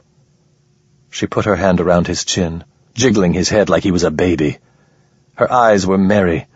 It was an expression he knew, and his poor, abused penis stirred slightly. "Big macho guy like you doesn't need any help, eh? I know you, Ramon Espejo. I know you better than you do. You're not so tough." "I cut off my own finger stump," he didn't say, in part because it hadn't exactly been him, and in part because there wasn't any point in telling her anything. It was Elena, after all. Batshit crazy, even if she was in her good place right now. He couldn't trust her, not any more than she could trust him. Whatever meaning she attributed to his silence, it wasn't what he was thinking. She smiled, shifting her body from side to side. "I missed you," she said, looking up at him through her eyelashes. Ramon felt a twinge of pain in his groin and stepped back. "Jesus Christ," he said. "They only took that thing out of my cock a few days ago, woman. I'm not healed up down there yet." "Yeah?" she said. "That hurts? What about this?" She did something very pleasant, and it did hurt, only not enough to tell her to stop. The next few days were better than Ramon had expected them to be. Elena was away at work most of the day, leaving him to sleep and catch the news. At night, they screwed and listened to music and watched the half-assed telenovelas they made down in Nuevo Janeiro. He made himself walk as long as he could, never straying too far from the apartment in case the weakness came on quickly. His strength came back faster than he expected. His weight was still down. He looked like a fucking twig. But he was coming back. He was getting better. He told Elena the story, the one he'd made up, over and over. It wasn't long before he half believed it himself. He remembered the roar of the stone as it came down, the shuddering of the van. He remembered racing out into the cool northern night and watching his ride washed into the river. If it hadn't happened, so what? The past was what you made it. The only thing that marred the time was the small voice in his head reminding him of what had really happened and what he had heard and thought. In the early hours of the morning, when Elena was still fast asleep, Ramon found himself waking and unable to fall back into slumber. His mind returned to the realization that his twin could have done better with Elena, that even that sad sack of shit he'd dropped into the river had been a better man than he made himself out to be. He had meant to break things off with her when he came back, but here he was, drinking her beer, smoking her cigarettes, spreading her legs. When things got bad again, he told himself. No point ending things when they were still good. And, like a ghost, there was Liana. He remembered the way his twin had told the story. All bravado and bluster, none of the real pain, the loss. He was coming to understand better now why it came out the way it had. It hadn't only been to avoid the appearance of weakness before another man. He needed to tell it to himself that way, too. And that was harder for Ramon to do now that he had seen all that he'd seen. He kept meaning to go see Griego, but he never quite got around to it. Almost a week after Ramon had left the hospital, he woke before dawn, haunted by dreams he couldn't remember. He slipped out of bed, pulled on a robe, and as quietly as he could, took Elena's good whiskey from its hiding place behind the kitchen cabinet. It took him 3 drinks and almost an hour to get the courage to open a link to the city directory and search for her. But there she was, Liana Delgado. Still a cook, but at a new place now. Her address was down by the river. He'd probably walked past it 100 times, stumbling back from the bars. He wondered if she'd ever seen him, and if she had, what she'd thought. Elena mumbled something and shifted in her sleep. Ramon killed the link, but the idea that had taken root out there in the wilderness was growing again in the city. He had wanted to be someone new, had been ready to be someone new, start again. So why not now? All the things he had done and suffered could pass away from him just as easily now with his old name and face and self as they might have had his twin lived. It only meant doing the things that needed to be done. Leave Elena, find a new place for himself, a new van to work with, some other way of being himself. Himself like he'd always been, only better. And then, when he was cleaned up and solid, when he had something in the bank and didn't have to beg off a woman just to keep from sleeping in the Pinche Park, Liana was in the directory. He could call her, or, if he had the balls, go to her house like a schoolboy singing at his lover's window. He was Ramon Espejo, after all. He was a tough son of a bitch. The worst that would happen was that Liana would turn him away, and if it broke his heart, so what? He was strong enough to make a new one, a better one. In the next room, Elena yawned and stretched. Ramon took one last clandestine pull at the whiskey bottle and silently returned it to its place, rinsing the glass out before slipping into the bathroom to brush the scent from his breath. If Elena found out he'd been breaking into the good stuff without her, there'd be hell to pay. "Hey, baby," he said as she shambled into the kitchen. Her hair was in disarray and her jaw set a little forward. "You couldn't make some fucking coffee," she replied. "I feel like shit." "You should stay home," he said. "Take a day off." "It's Sunday, asshole." "Sit," Ramon said, gesturing to the cheap plastic and chitin chair at her kitchen table. "I'll make you some food, eh?" She managed a smile at that, her black mood thinning a little. Ramon surveyed the contents of her pantry carefully, consulting the freshness readouts on the sides of the cans and boxes and having a little trouble with them. He might have had a little too much of the whiskey. He just needed to seem sober long enough for a little of the alcohol to burn off. He got a can of black beans, a couple of tortillas, some eggs from the back of the refrigerator, and a hunk of cheese. A little green chili, and it would be huevos rancheros. It was a good meal because with a little practice it could be made in a single pan. Ramon had enough practice cooking it in his van that he could probably do it even a little drunk. "So you're going to get a job in town now?"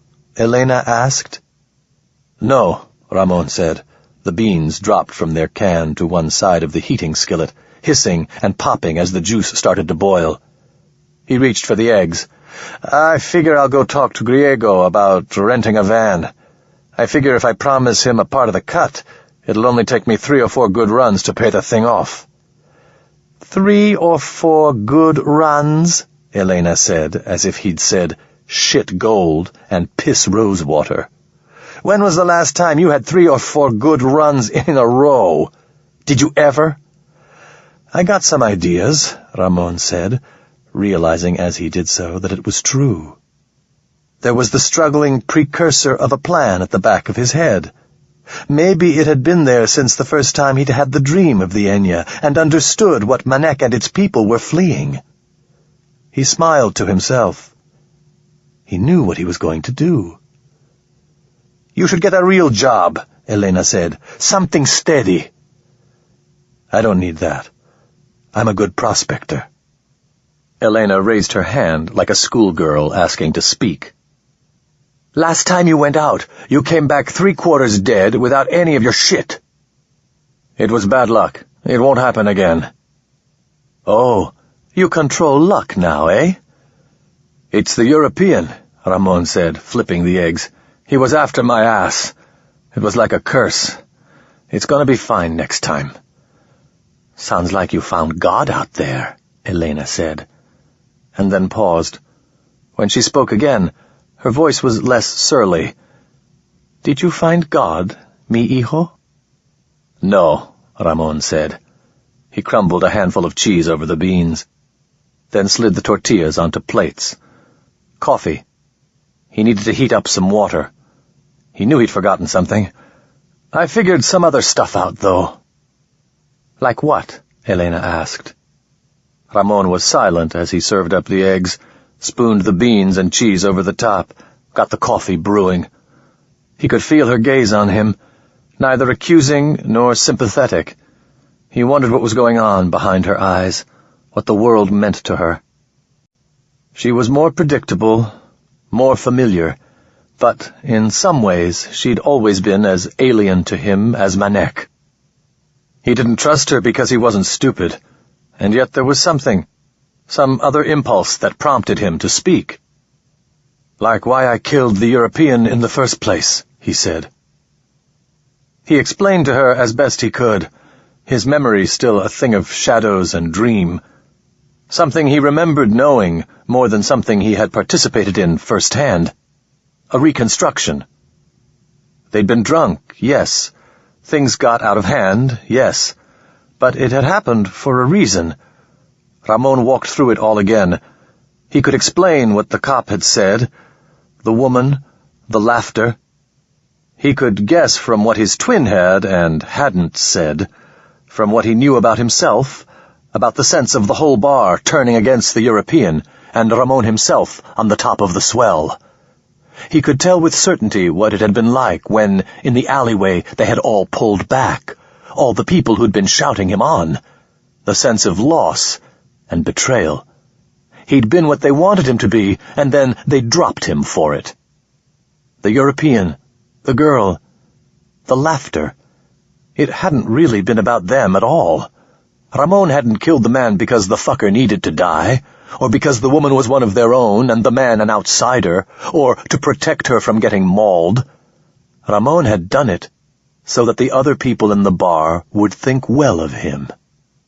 He'd killed out of a need to be part of something. Ramon shook his head, smiling. Elena hadn't touched her food. The coffee was warm, the beans cold as the table. Her eyes were locked on his, her expression unreadable. Ramon shrugged, waiting for her to speak. "You are fighting over a fucking woman?" Elena breathed. "No," Ramon said. "It wasn't like that. There was this lady he was with, but—" "And you didn't like how he was treating her. So you picked a fight. You drunk, selfish son of a bitch. What the fuck was wrong with the woman you had waiting for you here? You had to go risk getting your ass killed for some puta because of what?" Ramon felt the rage swelling up in his breast. He'd told her. He'd bared his soul to Elena, and all she could do was turn it into some kind of bullshit jealous fight. He'd been really talking to her, talking like real lovers are supposed to, and this was what he got for it. Another fucking bunch of accusations, another load of shit. His face flushed, his fists clenched. But then it faded, the bottom dropping out of the rage. Elena threw her plate at him, the food splattering against the wall, immediately gathering a swarm of skitterlings.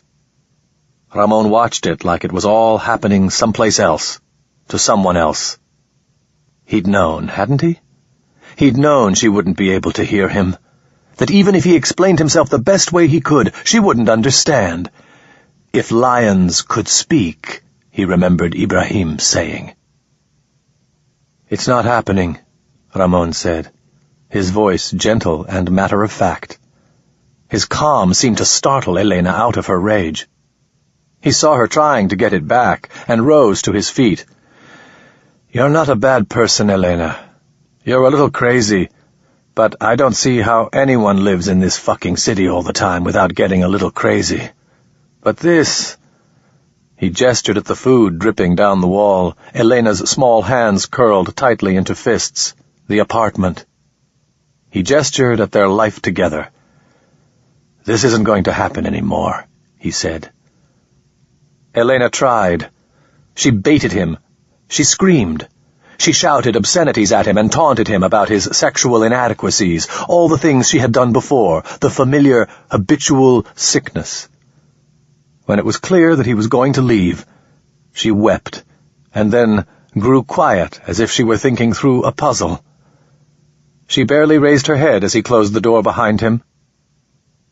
An hour later, Ramon was walking down the riverside, listening to the music coming off the boats. He had a satchel packed with 2 changes of clothes, a toothbrush, a few documents that he'd left at her apartment, everything he owned. The sun shone on the water, and the air was cool with the first bite of autumn. It was like being born again. He had nothing, and yet he couldn't stop smiling. And somewhere nearby, in one of the small apartments with their weedy courtyards and leaking roofs, Liana was making her life. She wouldn't be that hard to find, and he was a free man. First, though, there was Manuel Griego and the problem of the van. There was a future to create, and now he had a plan to do it. "Ramon Espejo!" Ramon stopped, looking back over his shoulder. The man looked familiar, but it took the 2 uniformed brutes coming from the van behind him to give the face and voice context. The man from the constabulary. The cop. Ramon considered running. It was only a few yards to the river. He could dive in before they caught him. But then they could also get boats out and haul him up like the world's ugliest fish. Ramon raised his chin in greeting. "You're that cop," Ramon said. His mind was racing. Elena. It had to be Elena. She'd called the cops and passed on all he told her about the European. Johnny Joe Cardenas had just gotten his prayers answered. "Ramon Espejo, I have a warrant from the governor for your detainment for questioning. You can come with us of your own free will, or I can put you in restraints. Any way you want." There was a glitter in the cop's eye, a lilt in his voice. He was having a very good day. "I didn't do anything," Ramon said. "You aren't accused, Señor Espejo. We just need to talk to you about something." The station house was one of the oldest in Diego Town, grown when the first colonists had arrived, and not updated since. Where the chitin superstructure showed, it had become gray with time. The plaster and paint had been freshened for the Enya, but the building still seemed old and sad and brooding, ominous. The interrogation room wasn't entirely unfamiliar territory for Ramon. Dirty white tiles lined the walls, marred by unidentifiable stains and threatening dents and cracks. A long table set just a little too high. A metal chair bolted to the floor and set just a little too low, so you felt like a kid. The light was too bright and blued to make anyone look dead. The air was stale and close and still as the grave. Ramon felt like he'd been breathing the same 4 lungfuls since he'd entered. There was no clock, no window, nothing to tell him how far the hours had stretched. His only company had been the uniformed guard who told him he couldn't smoke, and the old flat black surveillance camera set into the wall at the corner of the ceiling. The design was intended to make a man feel small, insignificant, and doomed.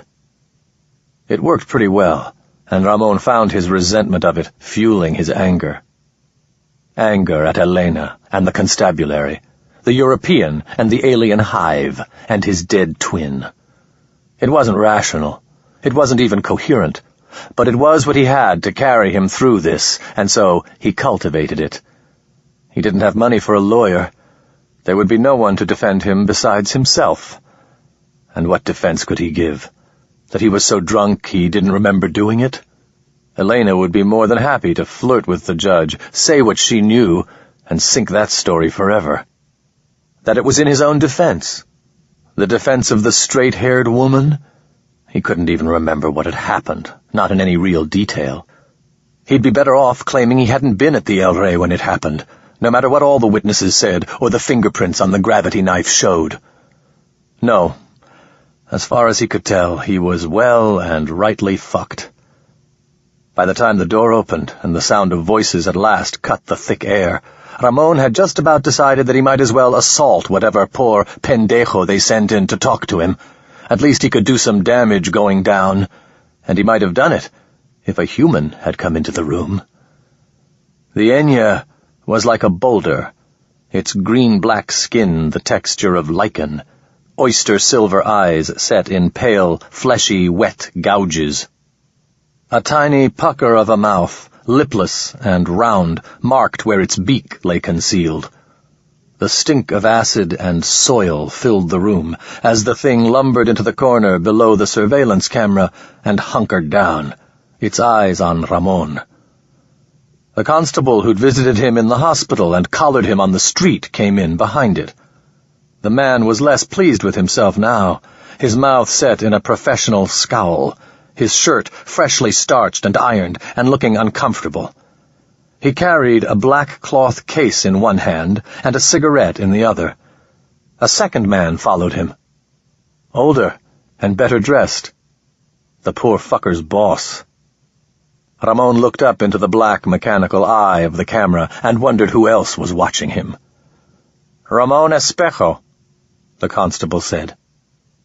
"Better be," Ramon said, then gestured at the alien with his chin. "The fuck is this?" "We're going to ask you some questions," the constable said. "You are under warrant from the governor to answer completely and honestly. If you fail to do so, you will be charged and punished. Do you understand what I've just said?" "I've been arrested before, Ese. I know how this works." "Good," the constable said. "Then we can get straight to business." He lifted the cloth case to the table, unzipped it, and pulled something out. With a flourish that the cabron must have practiced for an hour, he unrolled something. Dirty rags, colorless where they weren't blood-stained, cut almost to ribbons in places. They might have once been leather or a thick cloth. It was his robe, the one he'd worn tracking through the northern wilderness, the one he'd wrapped around his arm in the final knife fight with his twin, the one Manek's aliens had given him. He looked up into the Enya's glistening eyes and saw nothing he could understand. The alien hissed and whistled to itself. "Senor Espejo," the constable said, "would you please tell us exactly where you got this?" Chapter 27. They began God only knew how far away, how many hundreds or thousands, or with time dilation, maybe millions of years ago. They came up from some alien sludge under some forgotten star, struggling and fighting and evolving just like humanity rose from small, unlikely mammals dodging the dinosaurs.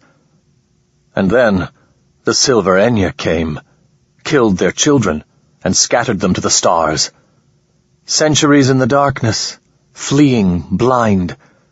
One group carried this way, another that. So many lost. And then here, to Sao Paulo, far to the north, where they pulled the mountains up over them like a child with a blanket. Don't let the monsters see me. So long, and so far, and then to have everything rest on some selfish fuck more than half in trouble with the law. Ramon almost felt sorry for them. I will kill you all, Ramon had thought back on that first day, the Sahel newly dug into his flesh. Somehow I will cut this thing out of my throat, and then I will come back and kill you all. And now here was his chance. He scratched his arm, even though it didn't itch. "Can I have a cigarette?" he asked. "Why don't you answer my question first?" the constable said, his jaw tense. He wasn't going to gain anything by lying. Manek and the aliens had used him, had created him as a tool for their own selfish purposes. Turning them over to the Enya would settle his score with them and make him a hero in the governor's eyes, all at the same time. He had every reason to tell them everything, just the way he had every reason to keep to himself in the El Rey. But on the other side of the balance were the key. The young, killed for no reason that Ramon or Manek could fathom. That, and the fact he didn't like the idea of dancing to some pinche alien's tune, no matter if it was Manek or the Enya. "Maybe you could tell me," Ramon said, "what the fuck business it is of yours." The constable's boss glanced at the Enya, and then the surveillance camera, and back. Just a flicker, like a poker player's tell. "We'd like to know," the constable said. "The governor wants to know about my fucking bathrobe," Ramon said. "He gonna have you sniff my panties, too? Fuck off." The Enya spoke. Its voice was high, and piping, and awkward, a being speaking a language not merely foreign to it, but nearly unthinkable. "Why do you refuse?" Ramon gestured to the constable with his chin. "I don't like this motherfucker," Ramon said. The Enya considered this, its long tongue flickering out to cover its body in saliva. The constable flushed nearly purple with rage, but said nothing. The alien was running the show now, the power shifting visibly. Ramon tried to keep his body relaxed while his thoughts darted and spun. Part of his mind was bright with panic, another part defiant and amused. It was like being in a fight. He enjoyed it. "You," the Enya said. "the one called Paul." The constable took on an attitude of respect, just short of clicking his heels. Ramon shook his head in disgust. "You are removed. Leave. Do not return." The constable blinked, his mouth gaping for a moment, then audibly closing. He looked at his supervisor, who shrugged and nodded to the door. The constable, Paul, walked out of the interrogation room, stiff as a man with a broom up his ass. Ramon lifted a finger to the remaining human. "Hey, ese," he said. "I get that cigarette now." The supervisor was an older man, and his anger had room for amusement at the corners of his eyes. He took a cheap, self-lighting cigarette from his pocket, struck it on the floor, and rolled it, burning, across the table to Ramon. It smelled like old cardboard and tasted like somebody's ass. Ramon sucked the smoke in deep and let it float out as he spoke. "It's my bathrobe," Ramon said, pointing with his left hand. "Had it for years. There was this accident with my van. I was sleeping. That's all I got out in. Fucking pain not having shoes, too. I still got blisters." Where did it come from? The Enya fluted. By now, Ramon had come up with his lie. For short notice, he was proud of it. "From you," he said. In the ensuing silence, the supervisor leaned forward a centimeter. His voice was equal parts warm, avuncular joking and cold steel threat. "Don't push it, hijo." The Enya shifted back and forth, its eyes rolling slowly. Its tongue, thankfully, had retreated inside its hidden beak. Ramon knew from his time, years before, that when an Enya stopped licking itself, it was pissed off. "I got it on the trip over," Ramon said. "From Earth, on an Enya ship. There were a couple of you people wanted to learn how to play poker. We had a game going, so we let them in on it. They sucked. One time, I was drunk. I let this one big pendejo put this fucking bathrobe in instead of whiskey. He said it was a battle souvenir or some such shit. I didn't catch it all. Anyway, he loses 4s and 7s to my 3 queens, and I got me a bathrobe. It was bigger then. I had to make him cut it down to fit me, but it held up pretty good until now." He paused to take another drag. "So, you want to tell me what's so important about it?" A stench like rotting eggs and boiling turnips filled the room, intense enough to make his eyes water. This one will be isolated, the Enya said. Its eyes were still on Ramon, but it was clear enough that it was speaking to the supervisor. There will be no communication. "We'll see to that, sir," the supervisor said. The Enya turned, and Ramon could see the supervisor brace himself as the alien's tongue emerged and licked the man in farewell. He took it pretty well, Ramon thought. Some trace of Ramon's amusement must have shown through, though. When the Enya lumbered out of the room, the supervisor raised an eyebrow and smiled mirthlessly. Ramon shrugged and finished his cigarette. He had a feeling it would be his last for some time. 2 uniformed cops came in to escort him to his new quarters. The cells under the station house were also not entirely new to Ramon, but this was the first time he'd walked down the gray concrete hallways sober. He caught sight of the supervisor still wiping his neck with a bandana, and talking to a tall, intense man whom it took Ramon a moment to recognize as the governor. A third person glanced up as Ramon stepped out of sight. A woman with dark, straight hair. Ramon was sorry as he descended the stairs that he hadn't gotten a chance to wave at her. He hadn't seen her since the night at the El Rey. Down in the cells, the constable was waiting. Ramon could feel the anger coming off the man like heat. His gut went tight, his mouth dry. Ramon's guards stopped him, and the constable stalked forward like a hunting cat. "I know you're lying," the constable said.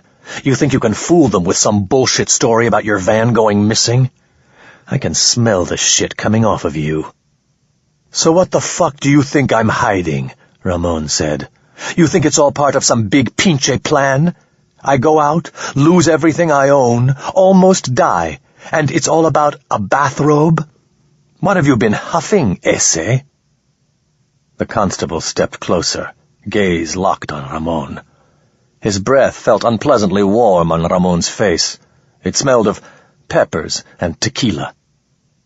He was 5 or 6 centimeters taller than Ramon, and drew himself up to make the fact clear. Ramon had to fight the instinct to step back, away from the big man's anger. "I don't know what you're hiding," the cop said. "I don't know why those fucking rocklickers care. But I do know Johnny Joe Cardenas wasn't the one who killed that ambassador. So how about you tell me what's really going on here?" "Don't have a clue, man. So how about you get out of my way?"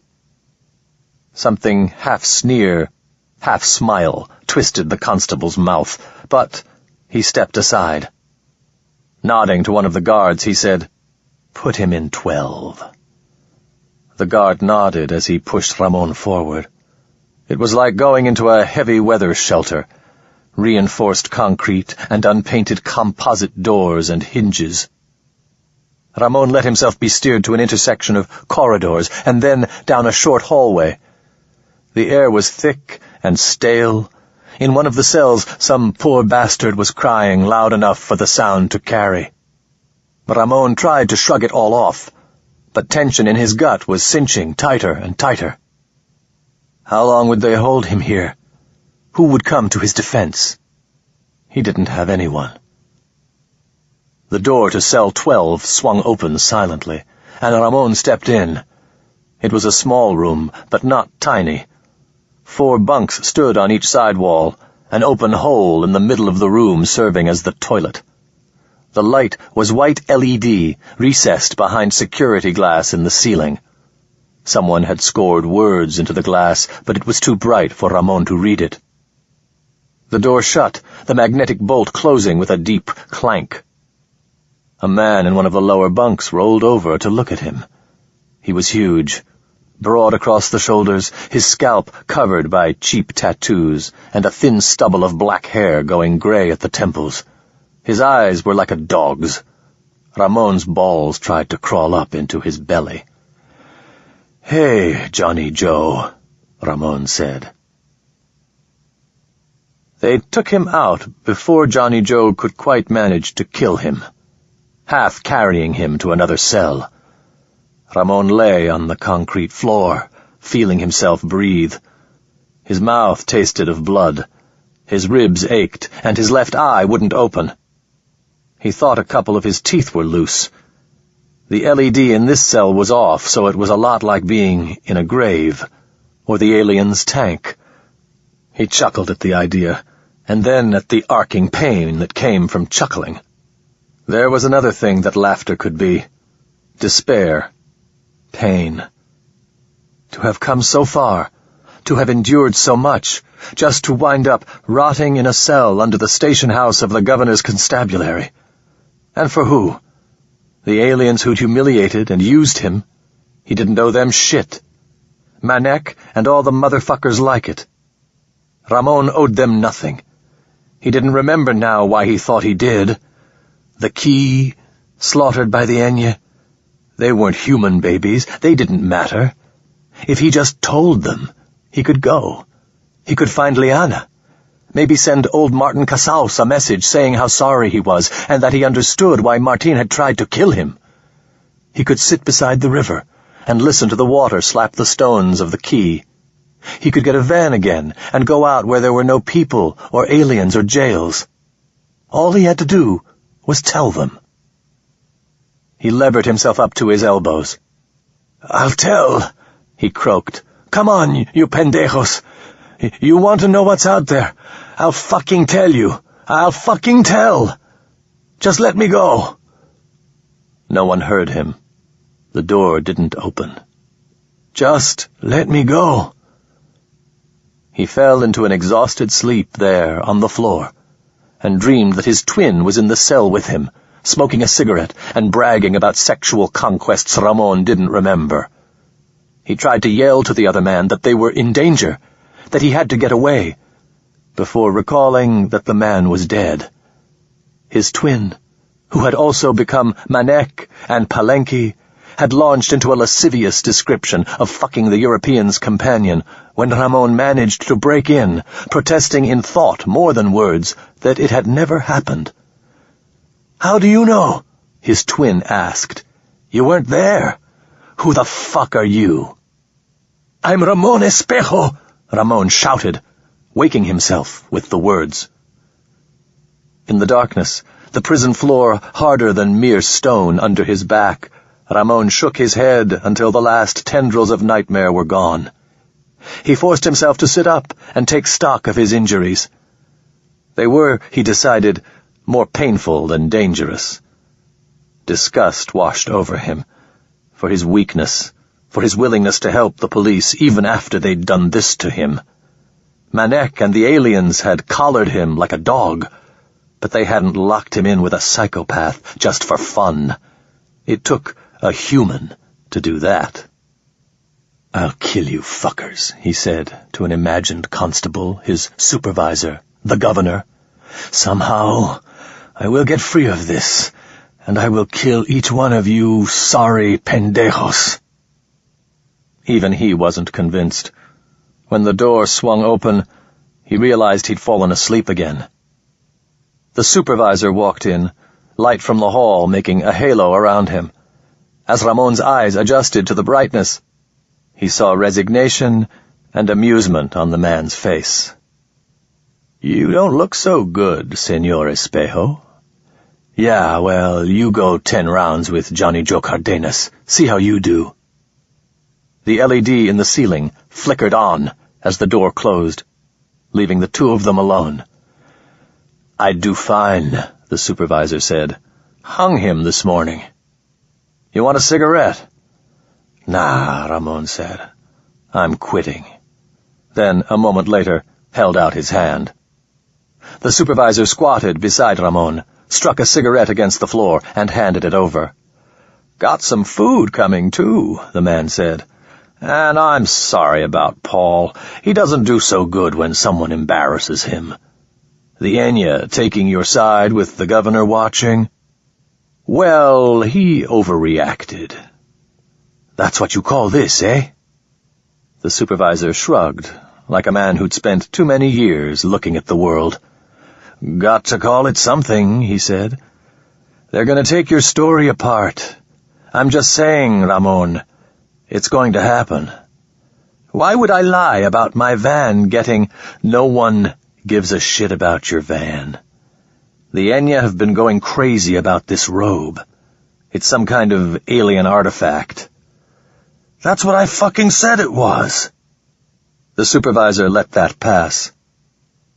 "If there's something you're hiding, we're going to find out. The governor's not going to watch out for you. He knows you killed the European ambassador, even if he doesn't want to admit it. The cops... Well, we can't back you if the governor doesn't. The Enya are hot about this thing, whatever the fuck it is. They'll want us to turn you over to them." Ramon sucked the smoke deep into his lungs. When he exhaled, he could see where a little draft from the hallway caught the air and spun it. The smoke made the flow visible. "You're negotiating for them?" "I'm saying it's going to be better if you tell them what they want to know. They're the ones who've got all the power." Ramon rested his head on his knees. A memory assaulted him. The first flashback of its kind in many days. The last, it turned out, he would ever have. It began with laughter. A woman's laughter, fighting its way past the clink and clatter of the pachinko machine. Ramon was in the El Rey. The memory was clear now. The reek of the smoke, the smooth blackness of the bar. He remembered the glass in his hand, the way it clinked when he plunked it with his fingernail. The way the back mirror looked gray from the low lights and the accumulated film of old cigarettes. Music played, but softly. No one had paid to have the speakers turned up loud enough to dance to. "It's about power," the European said. His voice was too loud. He was drunk, but not as drunk as he pretended. His accent was broad and nasal. "You know what I mean? Not like violence. Not physical violence. The woman beside him glanced around the bar. There were maybe 20 people in the place, and they could all hear the conversation she and her European companion were having. She caught Ramon's eyes reflected in the mirror for a fraction of a second, then looked away and laughed. She neither agreed with the European nor disagreed. He went on as if she had spoken. That her opinion didn't matter proved his point. "I mean, take you," he said, his other hand on her arm as if he was pointing it out to her. "You came to me because you had to." No, don't disagree. It's okay. I'm a man of the world, right? I understand. I'm the traveling big shot, and your boss wants to make sure I'm happy. That gives me power, you see? You came out to this bar with me, didn't you?" The woman said something, her voice too low to hear, her mouth in a tight smile. It didn't work. "No, seriously," the man said. "What would you do if I told you to come back to my room with me right now and fuck me? I mean, are you really in a position to say no? You could, right? You could say you didn't want to, but then I'd have you fired, just like that." He snapped his fingers and grinned coldly. Ramon sipped his drink.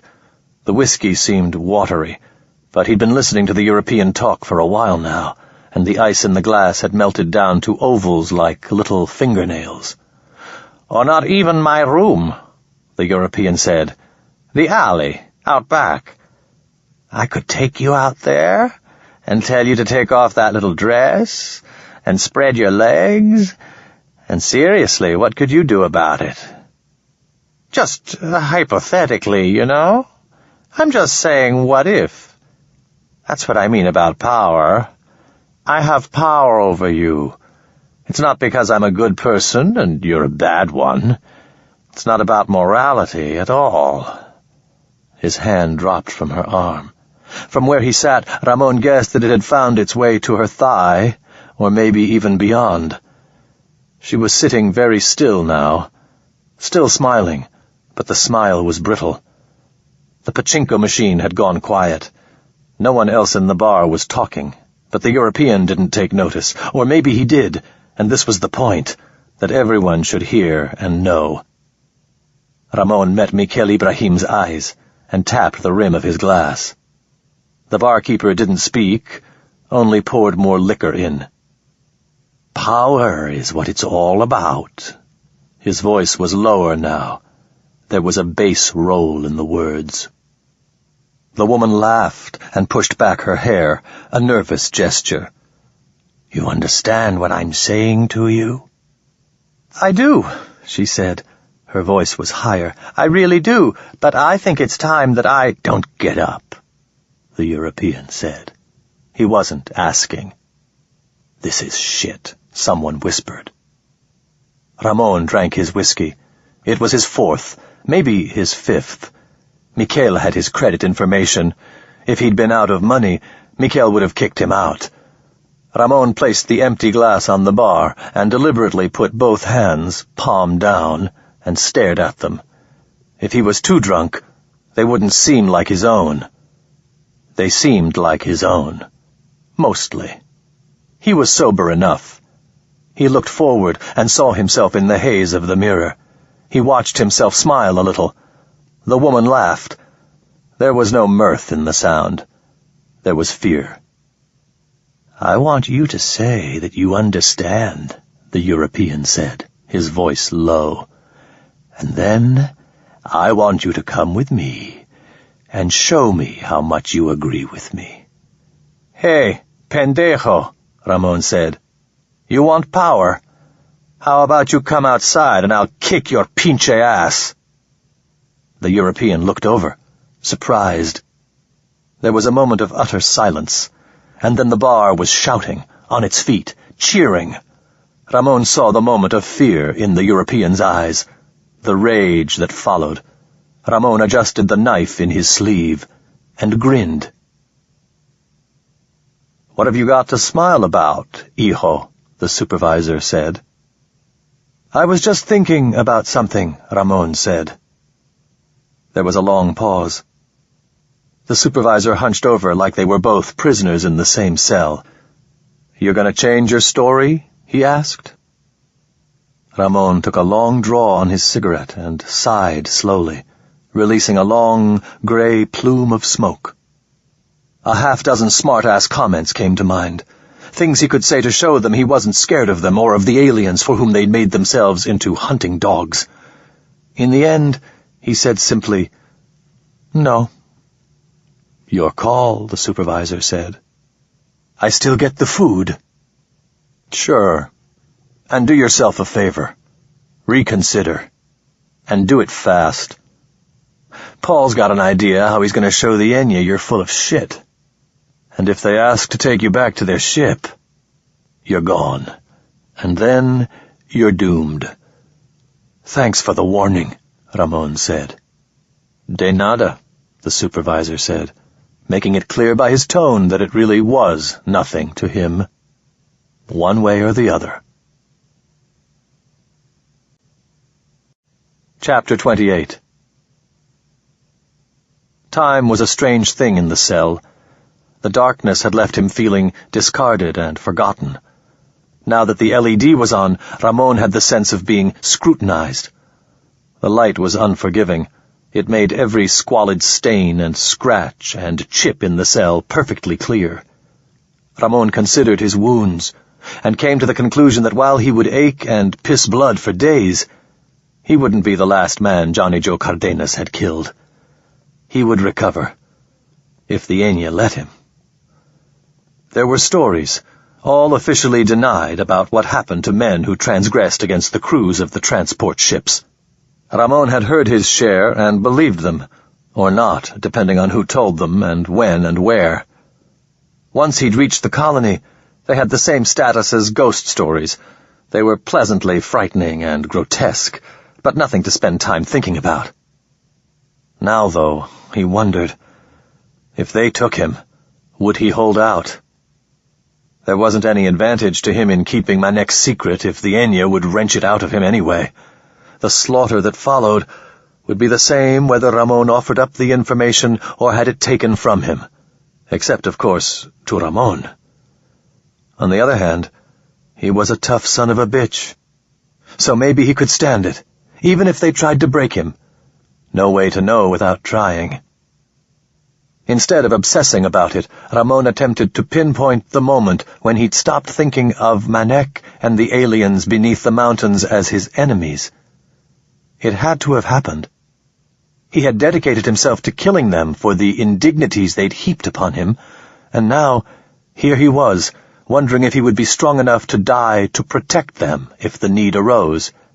It wasn't a small change of heart, and yet he couldn't say when it had happened, or why it felt so much like the moment he'd spoken up for the woman in the bar, or why the prospect of his own torture and death didn't fill him with some greater dread. But there had been no promise of survival with the European either. He could have died in that alley as easily as he had killed. The result wasn't the point. It was all about being the kind of man who would do the sort of thing he was doing. It was a reason to be, a reason to die a good death, if that's what it meant. And maybe he had a thing for lost causes, like that guy in the telenovela. And then there were also long stretches when Ramon knew that if anyone had asked at that particular moment, he'd have told them anything, everything, just as long as they'd let him go. As the hours passed, he came to fix Manek's chances at maybe 60-40 against, depending on what part of its cycle of heroism and cowardice his mind was in when they came, and whether they pissed him off enough that he'd be willing to sacrifice himself out of spite. When the door opened and the guards stepped in, the supervisor was with them. He'd changed his suit, so Ramon figured at least a day had passed since he'd been hauled into the cell. That seemed plausible. Once he was shackled, the guards marched him, one before, two behind, and all of them with electric batons out and charged, to a small meeting chamber. It was nicely appointed, none of the slaughterhouse feel that the rest of the station maintained. The Enya from before, or else one enough like it to fool Ramon, stood against one wall, its slick tongue darting contentedly over its body. The governor was there, and, to Ramon's surprise, the woman from the bar. The supervisor had the guards lead Ramon to a chair bolted to the floor and chain him to it. The governor looked at him with a mixture of disgust and shrewd evaluation. The woman glanced at him once, her expression profoundly bored, and turned back to her datapad. "This is all your fucking fault."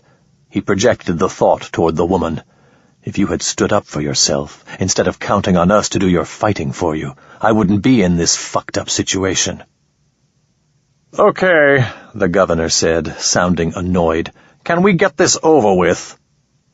"They're just getting her into the interrogation room now, sir," the supervisor said. "Who?" Ramon asked. "What the fuck's going on?" "What I told you, hijo," the supervisor said. "End of the line." A wall screen popped once and then hummed to life. The hellish little interrogation room came into being, canted at a disturbing angle. He could see the back of the constable's head and the place where the man was just starting to bald. Across from him, Elena was looking annoyed and fidgeting with a cigarette. Ramon coughed. Hey, wait! No fucking way! No way! I just broke it off with her! She's fucking loca! You can't believe a thing she says!" The governor shot a glance at the supervisor. The Enya's wet oyster eyes seemed to flicker as it considered Ramon. The woman pretended she hadn't heard him. "Señor Espejo," the supervisor said, "extradition hearing needs the governor, a representative of the foreign power, a representative of the police, and the accused. That's you. Doesn't say a goddamn thing about the accused getting to talk. With all due respect for your rights as a citizen, this is your chance to shut the fuck up before I gag you. Okay?" On the screen, the constable and Elena were going through the motions, stating her name and address, whether she knew Ramon Espejo. "But she's a liar," Ramon said, embarrassed to hear the whine in his voice. "I known that asswipe for 7 years," Elena said from the screen. "Whenever he comes to town, he stays with me. Eats my food, leaves his crap on my floor. I even washed his pinche clothes. You believe that? I got a good job, and I'm spending my time off-shift making sure that slack-ass cabron has clean socks." "So would you call your relationship with Señor Espejo an intimate one?" Elena glanced at the constable, then down at the floor, shrugging. "I guess," she said. "I mean, yeah, we were intimate." "In your time with Señor Espejo, 7 years, you said? You washed his laundry often?" "Sure," Elena said. "She never," Ramon began. The supervisor shook his head, once, left, right. "Stop," with a sense of threat that made Ramon go quiet. "And in that time," the constable said, "did you ever come across this garment?" With a flourish, he produced the robe. Ramon looked over at the Enya. Its gaze was on the screen, its tongue moving restlessly, darting in and out of its mouth, the fringe of chartreuse cilia that lined its body squirming like worms. "I've got to tell them," Ramon thought. "For fuck's sake, I gotta tell them now before they give me to that thing." Second-hand visions danced through his mind. The silver Enya on their path of slaughter. What methods would they devise to wring information from a human? All he had to do was talk, say a few words, and condemn Manek's people to death. How fucking hard could that be? "That rag? All the time," Elena said. "Leaves it on the floor of the fucking bathroom whenever he takes a shower. And you know why? Because he thinks I'm his goddamn maid. Pendejo. I'll tell you what, I'm way better off without him. Kicking his ass out was the best thing I ever did." Ramon's panic had deafened him, so it took a moment before the meaning of her words came to him. He turned to the screen, his jaw slack. In the interrogation room, silence stretched. The constable's mouth moved as if he were speaking, but no words escaped. Elena scratched herself indelicately. Ramon's head spun. It was bullshit. Elena couldn't have seen this robe. Not even after he'd come back from the hospital. She was lying, and lying in just the right way to save his sorry ass. He couldn't understand it. "Are you sure of that?" the constable asked. His voice sounded a little strangled. "Please take a very close look at this. You're sure you've seen this particular piece of clothing?" "Yeah," Elena said. "But in your deposition, you said that Senor Espejo doesn't own a robe." "That's not a robe," Elena said. "Robe is like down to your ankles long. That would only go to just under his knee. It's more like a smock." "And this smock," the constable said, then trailed off. Ramon almost felt sorry for the little shit. What was there left for him to say? "He's had it since I met him," Elena said. "I kept telling him to throw the fucking shabby thing out, but did he ever listen to me? Never. Never once, about anything. Pinche motherfucker." "Ah," the constable said, and then, hopelessly, "You're sure?" "Do I look stupid?" Elena asked, frowning. A sense of unreality washed over him. Someone had gotten to her. Someone had gotten to Elena between the time she gave her deposition and now, and coached her on how to pull Ramon's sorry balls out of the fire.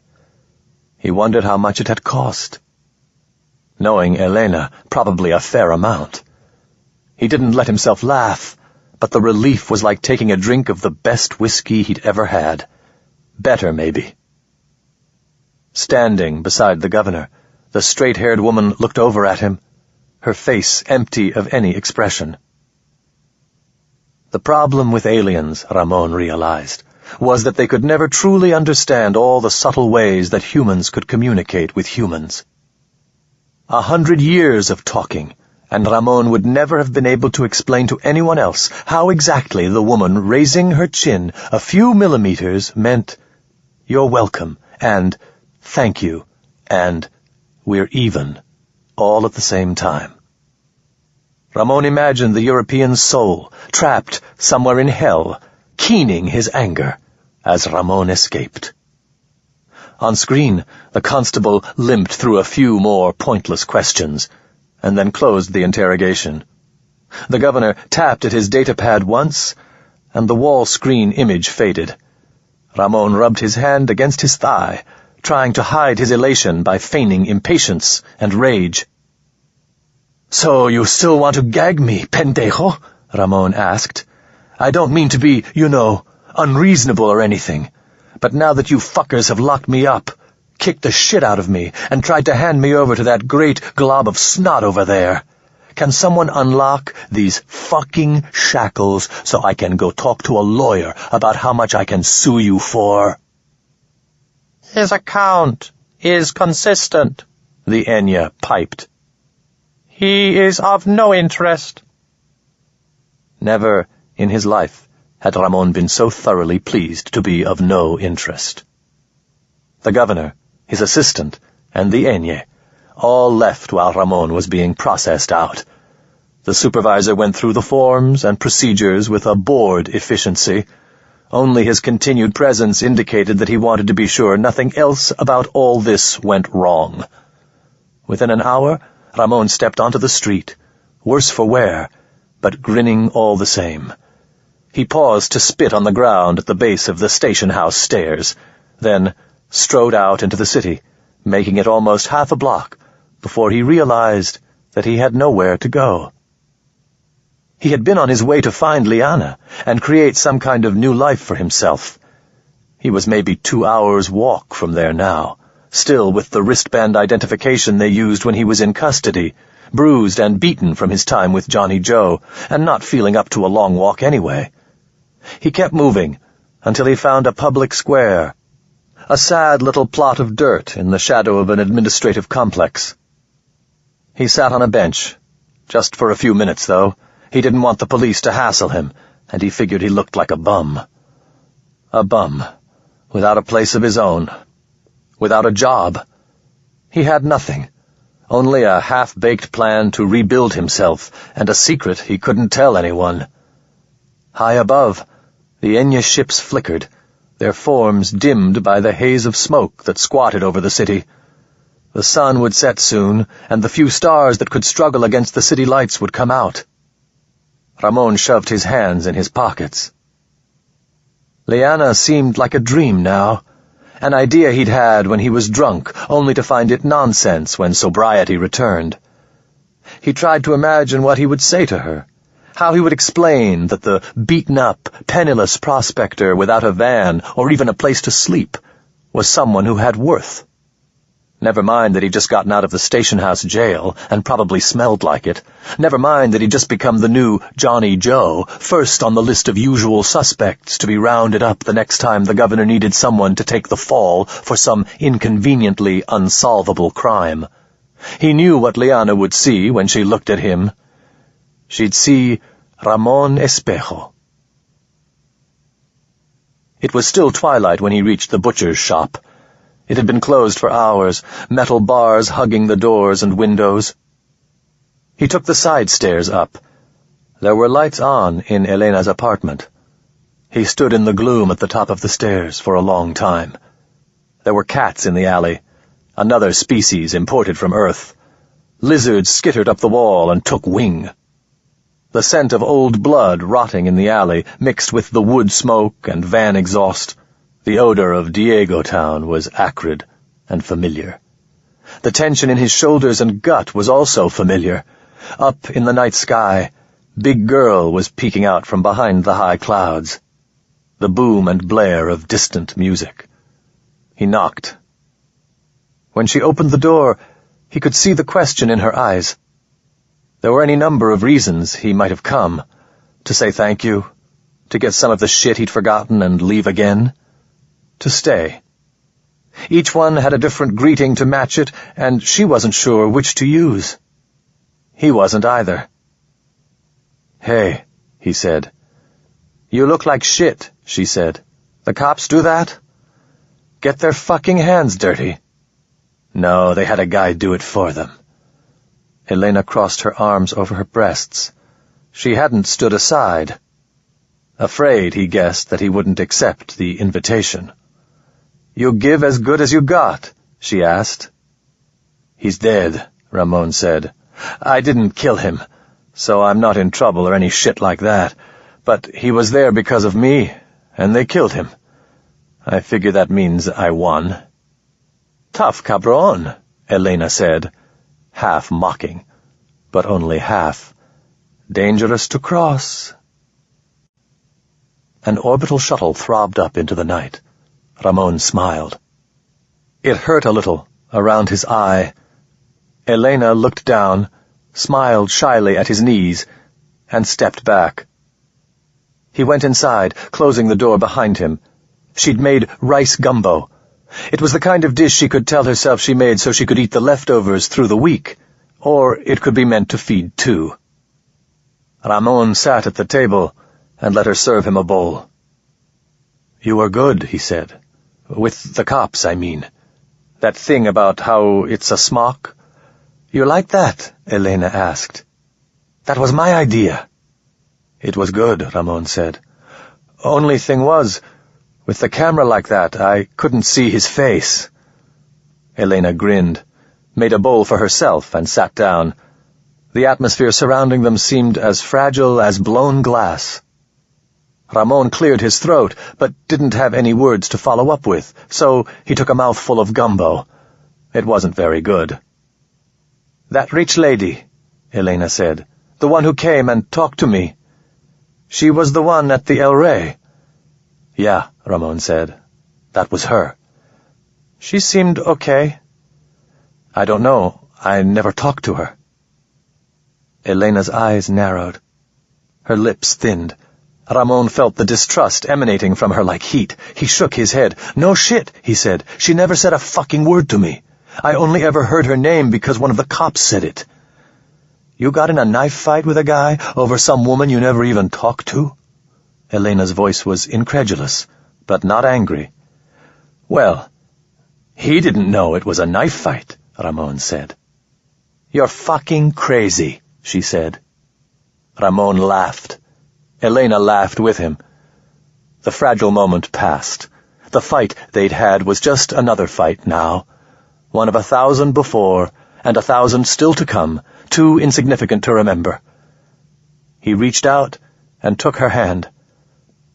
"I'm glad you came back," she said. "I fit here," he said. "I thought for a while I was someone else, but this is where I am, you know? To be Ramon and not Ramon is aubre." "What's that mean?" "Damned if I know," Ramon said through a grin. "It's just something a friend of mine used to say." Chapter 29. It was a crisp, clear day in October. The van's lift tubes whined, and one of the rear pair lost power sometimes. If Ramon didn't keep an eye on it, he'd wind up flying in a long, slow circle, the terreno cimarron below him going on until his fuel cells ran down. It was especially a pain in the ass because the winter night fell early this far north, and he would have liked to put the van on autopilot and get a little sleep. Instead, he stayed humped over the bullshit instrument panel running diagnostics and telling himself that his days of fifth-rate rented vans were going to end. Just 4 or 5 good trips in a row, and after this trip, 4 or 5 good runs should be easy. The Enya had remained parked above Sao Paulo for 2 months, shuttles rising into the sky and dropping back down, sometimes as often as 12 times a day. As the weeks went by, Ramon had found it harder and harder to stay in the city. Once his latest set of wounds had more or less healed, the impulse to get out of the city and into the wild returned. His patience with the people around him grew shorter and shorter, and to make things worse, he didn't dare get drunk. The police were making it quite clear that they had their eyes on Ramon. He couldn't go to the store without seeing someone in a uniform lurking nearby. On the few occasions he did go into a bar, a constable always seemed to materialize a few minutes later. Twice he got pulled in for questioning over some petty crime he'd had nothing to do with. Both times he'd had alibis that even the police couldn't deny. But it was clear enough. They wanted him out, and he wanted to oblige them. He would have, if he had any money. Instead, he stayed at home and drank a little of Elena's whiskey.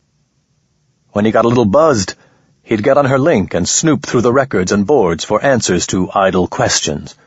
It was how he learned that Martin Casaus had died 3 years before in a wreck, that Liana was married and had a kid.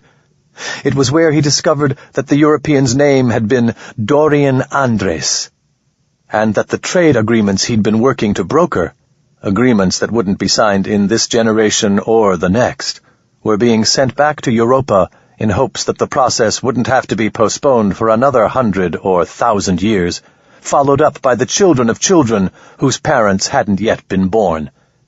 Space was too large for these things to mean as much as the politicians wanted them to. And it was where he discovered that the Silver Enya were moving on. The Eaters of the Young had finished trading, and they were heading out to the next colony, searching for their prey, though no woman or man on the planet knew that, besides himself. The afternoon they were scheduled to go, there was another big carnival downtown in their honor. But instead of attending, Ramon got a couple beers, crawled up onto the roof of Elena's apartment by himself, and watched the ships go. When the last light of their drives had faded from the deep blue sky, Ramon flipped them off. Fucking pendejos. Elena kicked him out about the time of the first snow. But even that was strange. The way it used to be, he would have done something. She would have got pissed, and they'd have ended throwing punches and plates. Instead, one morning, Elena looked at him, shook her head, and told him it was time for him to go before he did something stupid. It had been like that ever since she'd saved his ass with the police. They still fought. They still yelled, but when it was something important, it was just a statement. The beans are cold. That shirt's not clean. It's time for you to go before you do something stupid. The plan Ramon had been working on was as close to ready as it was ever going to be, and the call of the open sky was getting louder in his heart every day. She was right. He needed to get out for a while. And then, when the city and the people and the lingering threat of the Enya were out of his system, he would need to come back. Griego had been a hard-ass about the whole thing, pressing Ramon about why he didn't have better insurance on his last van, pointing out that Ramon was asking him to trust equipment to a crazy fuck who'd gone out last time with a perfectly good machine and come back naked and 3/4 dead with nothing to show for it. The negotiation had gone on over cans of Griego's beer until they were both drunk off their asses and singing old songs. In the morning, they'd both remembered they'd made an agreement, but the contract they'd drawn up was half gibberish. It had their signatures on it, though, so Griego had agreed to loan Ramon a van on the understanding that the rental fee would be half of any income that resulted from the run, plus depreciation on the van. He was fucking Ramon over, but Ramon didn't care. He was making shit off this run anyway. This was just the first part of the plan. Getting rich came later. The moons were both out. Big Girl high in the sky, while Little Girl was just starting to peek over the horizon. Their cool blue light allowed glimpses of the terrain below. The Oceano Teatrico was black as coffee in the darkness. But Ramon knew that the daylight, when it came, would reveal water a deep, lush green. Winter was growing time in the ocean, just the reverse of the land, something to do with oxygenation levels, but what it meant to him was an endless plain of tiny green waves, the bite of winter air, and the scent of salt and turning tides. He conjured it all now, constructing the world in his mind. His belly had lost that sick feeling since he'd left Diego Town. His mind felt calmer, slower, less like a dog caged in a kennel. It was moments like this that made the difference. The van chimed, and he turned his attention back to the next of the near-infinite small manual corrections flying the thing required. In a real van, and not this half-dead lump of tin, he would have gone on to the Sierra Hueso in a single jump, but he knew that if he left the panel and tried to bed down, his distrust of the van would keep him awake anyway. Near midnight, he overflew Fiddler's Jump, aimed the van east to the unlogged forests, and circled until he found a little clearing to set down in. The snow was deep enough that it would have been hard work to get the door open, had he intended to go out. But inside the small box, its heating system online and keeping the air warm, it felt like being wrapped in a good wool blanket on a cold night. He curled up on his cot and fell asleep, wondering what the difference was between blackmail and extortion. The plan, once it had finally coalesced, was a simple one. Manek and its people had been squatting, hidden on this planet since long before the colony had begun. They'd chosen this place to hide their hive. They might even have other hives scattered around the planet. He would offer them the trade, share the information they had about the planet's mineral resources, and once he was making enough money to keep it from seeming weird, he'd put stop claims on the land they inhabited, make sure those sites weren't developed, that no other prospectors blundered upon them. In order for that to work, he'd have to be making a lot of stop claims, so he'd have to be making a lot of money. In fact, he'd have to be one of the richest men in the colony. So it was pretty important for Manek and the others to make sure Ramon got a lot of very rich claims. The trick, of course, was that he had to tell all this to the aliens so that they'd understand what the deal was and what the consequences to them would be if they just killed him on the spot rather than listen. He'd recorded it all. Times, coordinates, descriptions of the aliens and their relationship to the Enya. Then encrypted the file and given it to Mikel Ibrahim to keep in whatever drawer held Ramon's old gravity knife. The man had proven himself capable of keeping a secret. Maybe, when Ramon got rich, he'd hired him as an overseer or something. Regardless, the agreement was that Ramon would come get the data when he was done with this run. If spring came without him, Mikhail would hand it over to the cops. Ramon knew intellectually that trusting the alien's fate to Griego's fifth-rate van was a shitty thing to do. If the lift tubes failed, or the power cell blew, the aliens would suffer the same fate as if they'd killed him. But Ramon hadn't seen any other way to go about it. Plus, if it came down that way, he'd be dead himself and wouldn't care. It was a risk, of course. Maybe a big one. There was no knowing what these bastards would think or do. Stranger than a Norte-Americano, or even the Japanese. If he couldn't make them understand about the insurance policy he'd left behind, they'd probably kill him.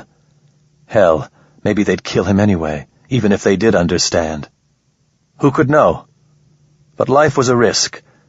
That was how you knew you were living. The morning came late that far north, and Ramon had to cycle through startup 3 times before the lift tubes all de-iced the way they were supposed to. It was just shy of noon before he took to the sky again, skimming over the snow-laden treetops, watching the ice clouds high over the mountains and humming to himself. Off to the west was the thin, silver-white band that was the Rio Embudo, where he'd almost died. Somewhere in that flow, eaten by fish, his bones washed out to sea, the other Ramon had by now become part of the world in a way that could never be undone. Ramon touched his brow in a sign of respect for the dead. "Better you than me, cabron," he said again. He had been afraid that the change of seasons would have made the discontinuity in the land's face hard to find. He'd budgeted 3 days to poke through the mountains, but he didn't need them. He put the van down in the same upland meadow where he'd landed so long ago, in another life, wrapped himself in warm, waterproof clothes, and took up his new field kit. It took him less than an hour to divine the shape of the stone beneath the snow, to recognize where exactly he was and where he wanted to go. As he trudged through the snow, he pulled the caver's spike from his pack. It was as long as his forearm, with a tempered, sharp point and a small blasting cap on the end. Ramon had also brought coring charges, but he didn't want to take down the whole rock face again, if he didn't have to. When he reached the cliff, he dusted it with his hands, looking for a likely spot, paused to judge the overhanging snow. Dying in an avalanche would be a stupid way to go at this point, and set the caver's spike. It fired off with a sharp, dry report. White-feathered lace crows unfolded themselves awkwardly from the trees, squawking in complaint, and tenfin birds flew up along the slope, crying like grieving women. Hopefully the tip of the spike had driven into the silvery metal of the hive. Ramon remembered what he'd felt like, walking up to that imperfect mirror, seeing his own foggy reflection stumbling toward him out of it. For a long time, nothing happened. Ramon began to wonder if he'd gotten the wrong place, or if the spike hadn't gone in far enough, or if the aliens had abandoned the hive, fleeing to some even more distant corner of the world, or maybe burrowing deeper into it. That would have been just his luck. What if they'd decided that his own escape had constituted Gesu after all, and all committed suicide? What if inside the mountain there was nothing but the dead? But as he began to turn back to the van to get the coring charges, to try again, the snow far above him and off to the left shifted. Great sheets of it crumbled and fell as the stone beneath it irised open. A hole appeared, blacker from being set in the white of winter, and then, with a high-pitched whine like a centrifuge spinning up, a Unea emerged, its pale, ropey sides shining the yellow of old ivory. The box hovered for a moment, as if considering him. Ramon waved his arms, trying to catch the thing's attention, and also show that he wasn't afraid of it. He'd come there intentionally. The alien craft hovered, shifted one way and then another, as if trying to make sense of him.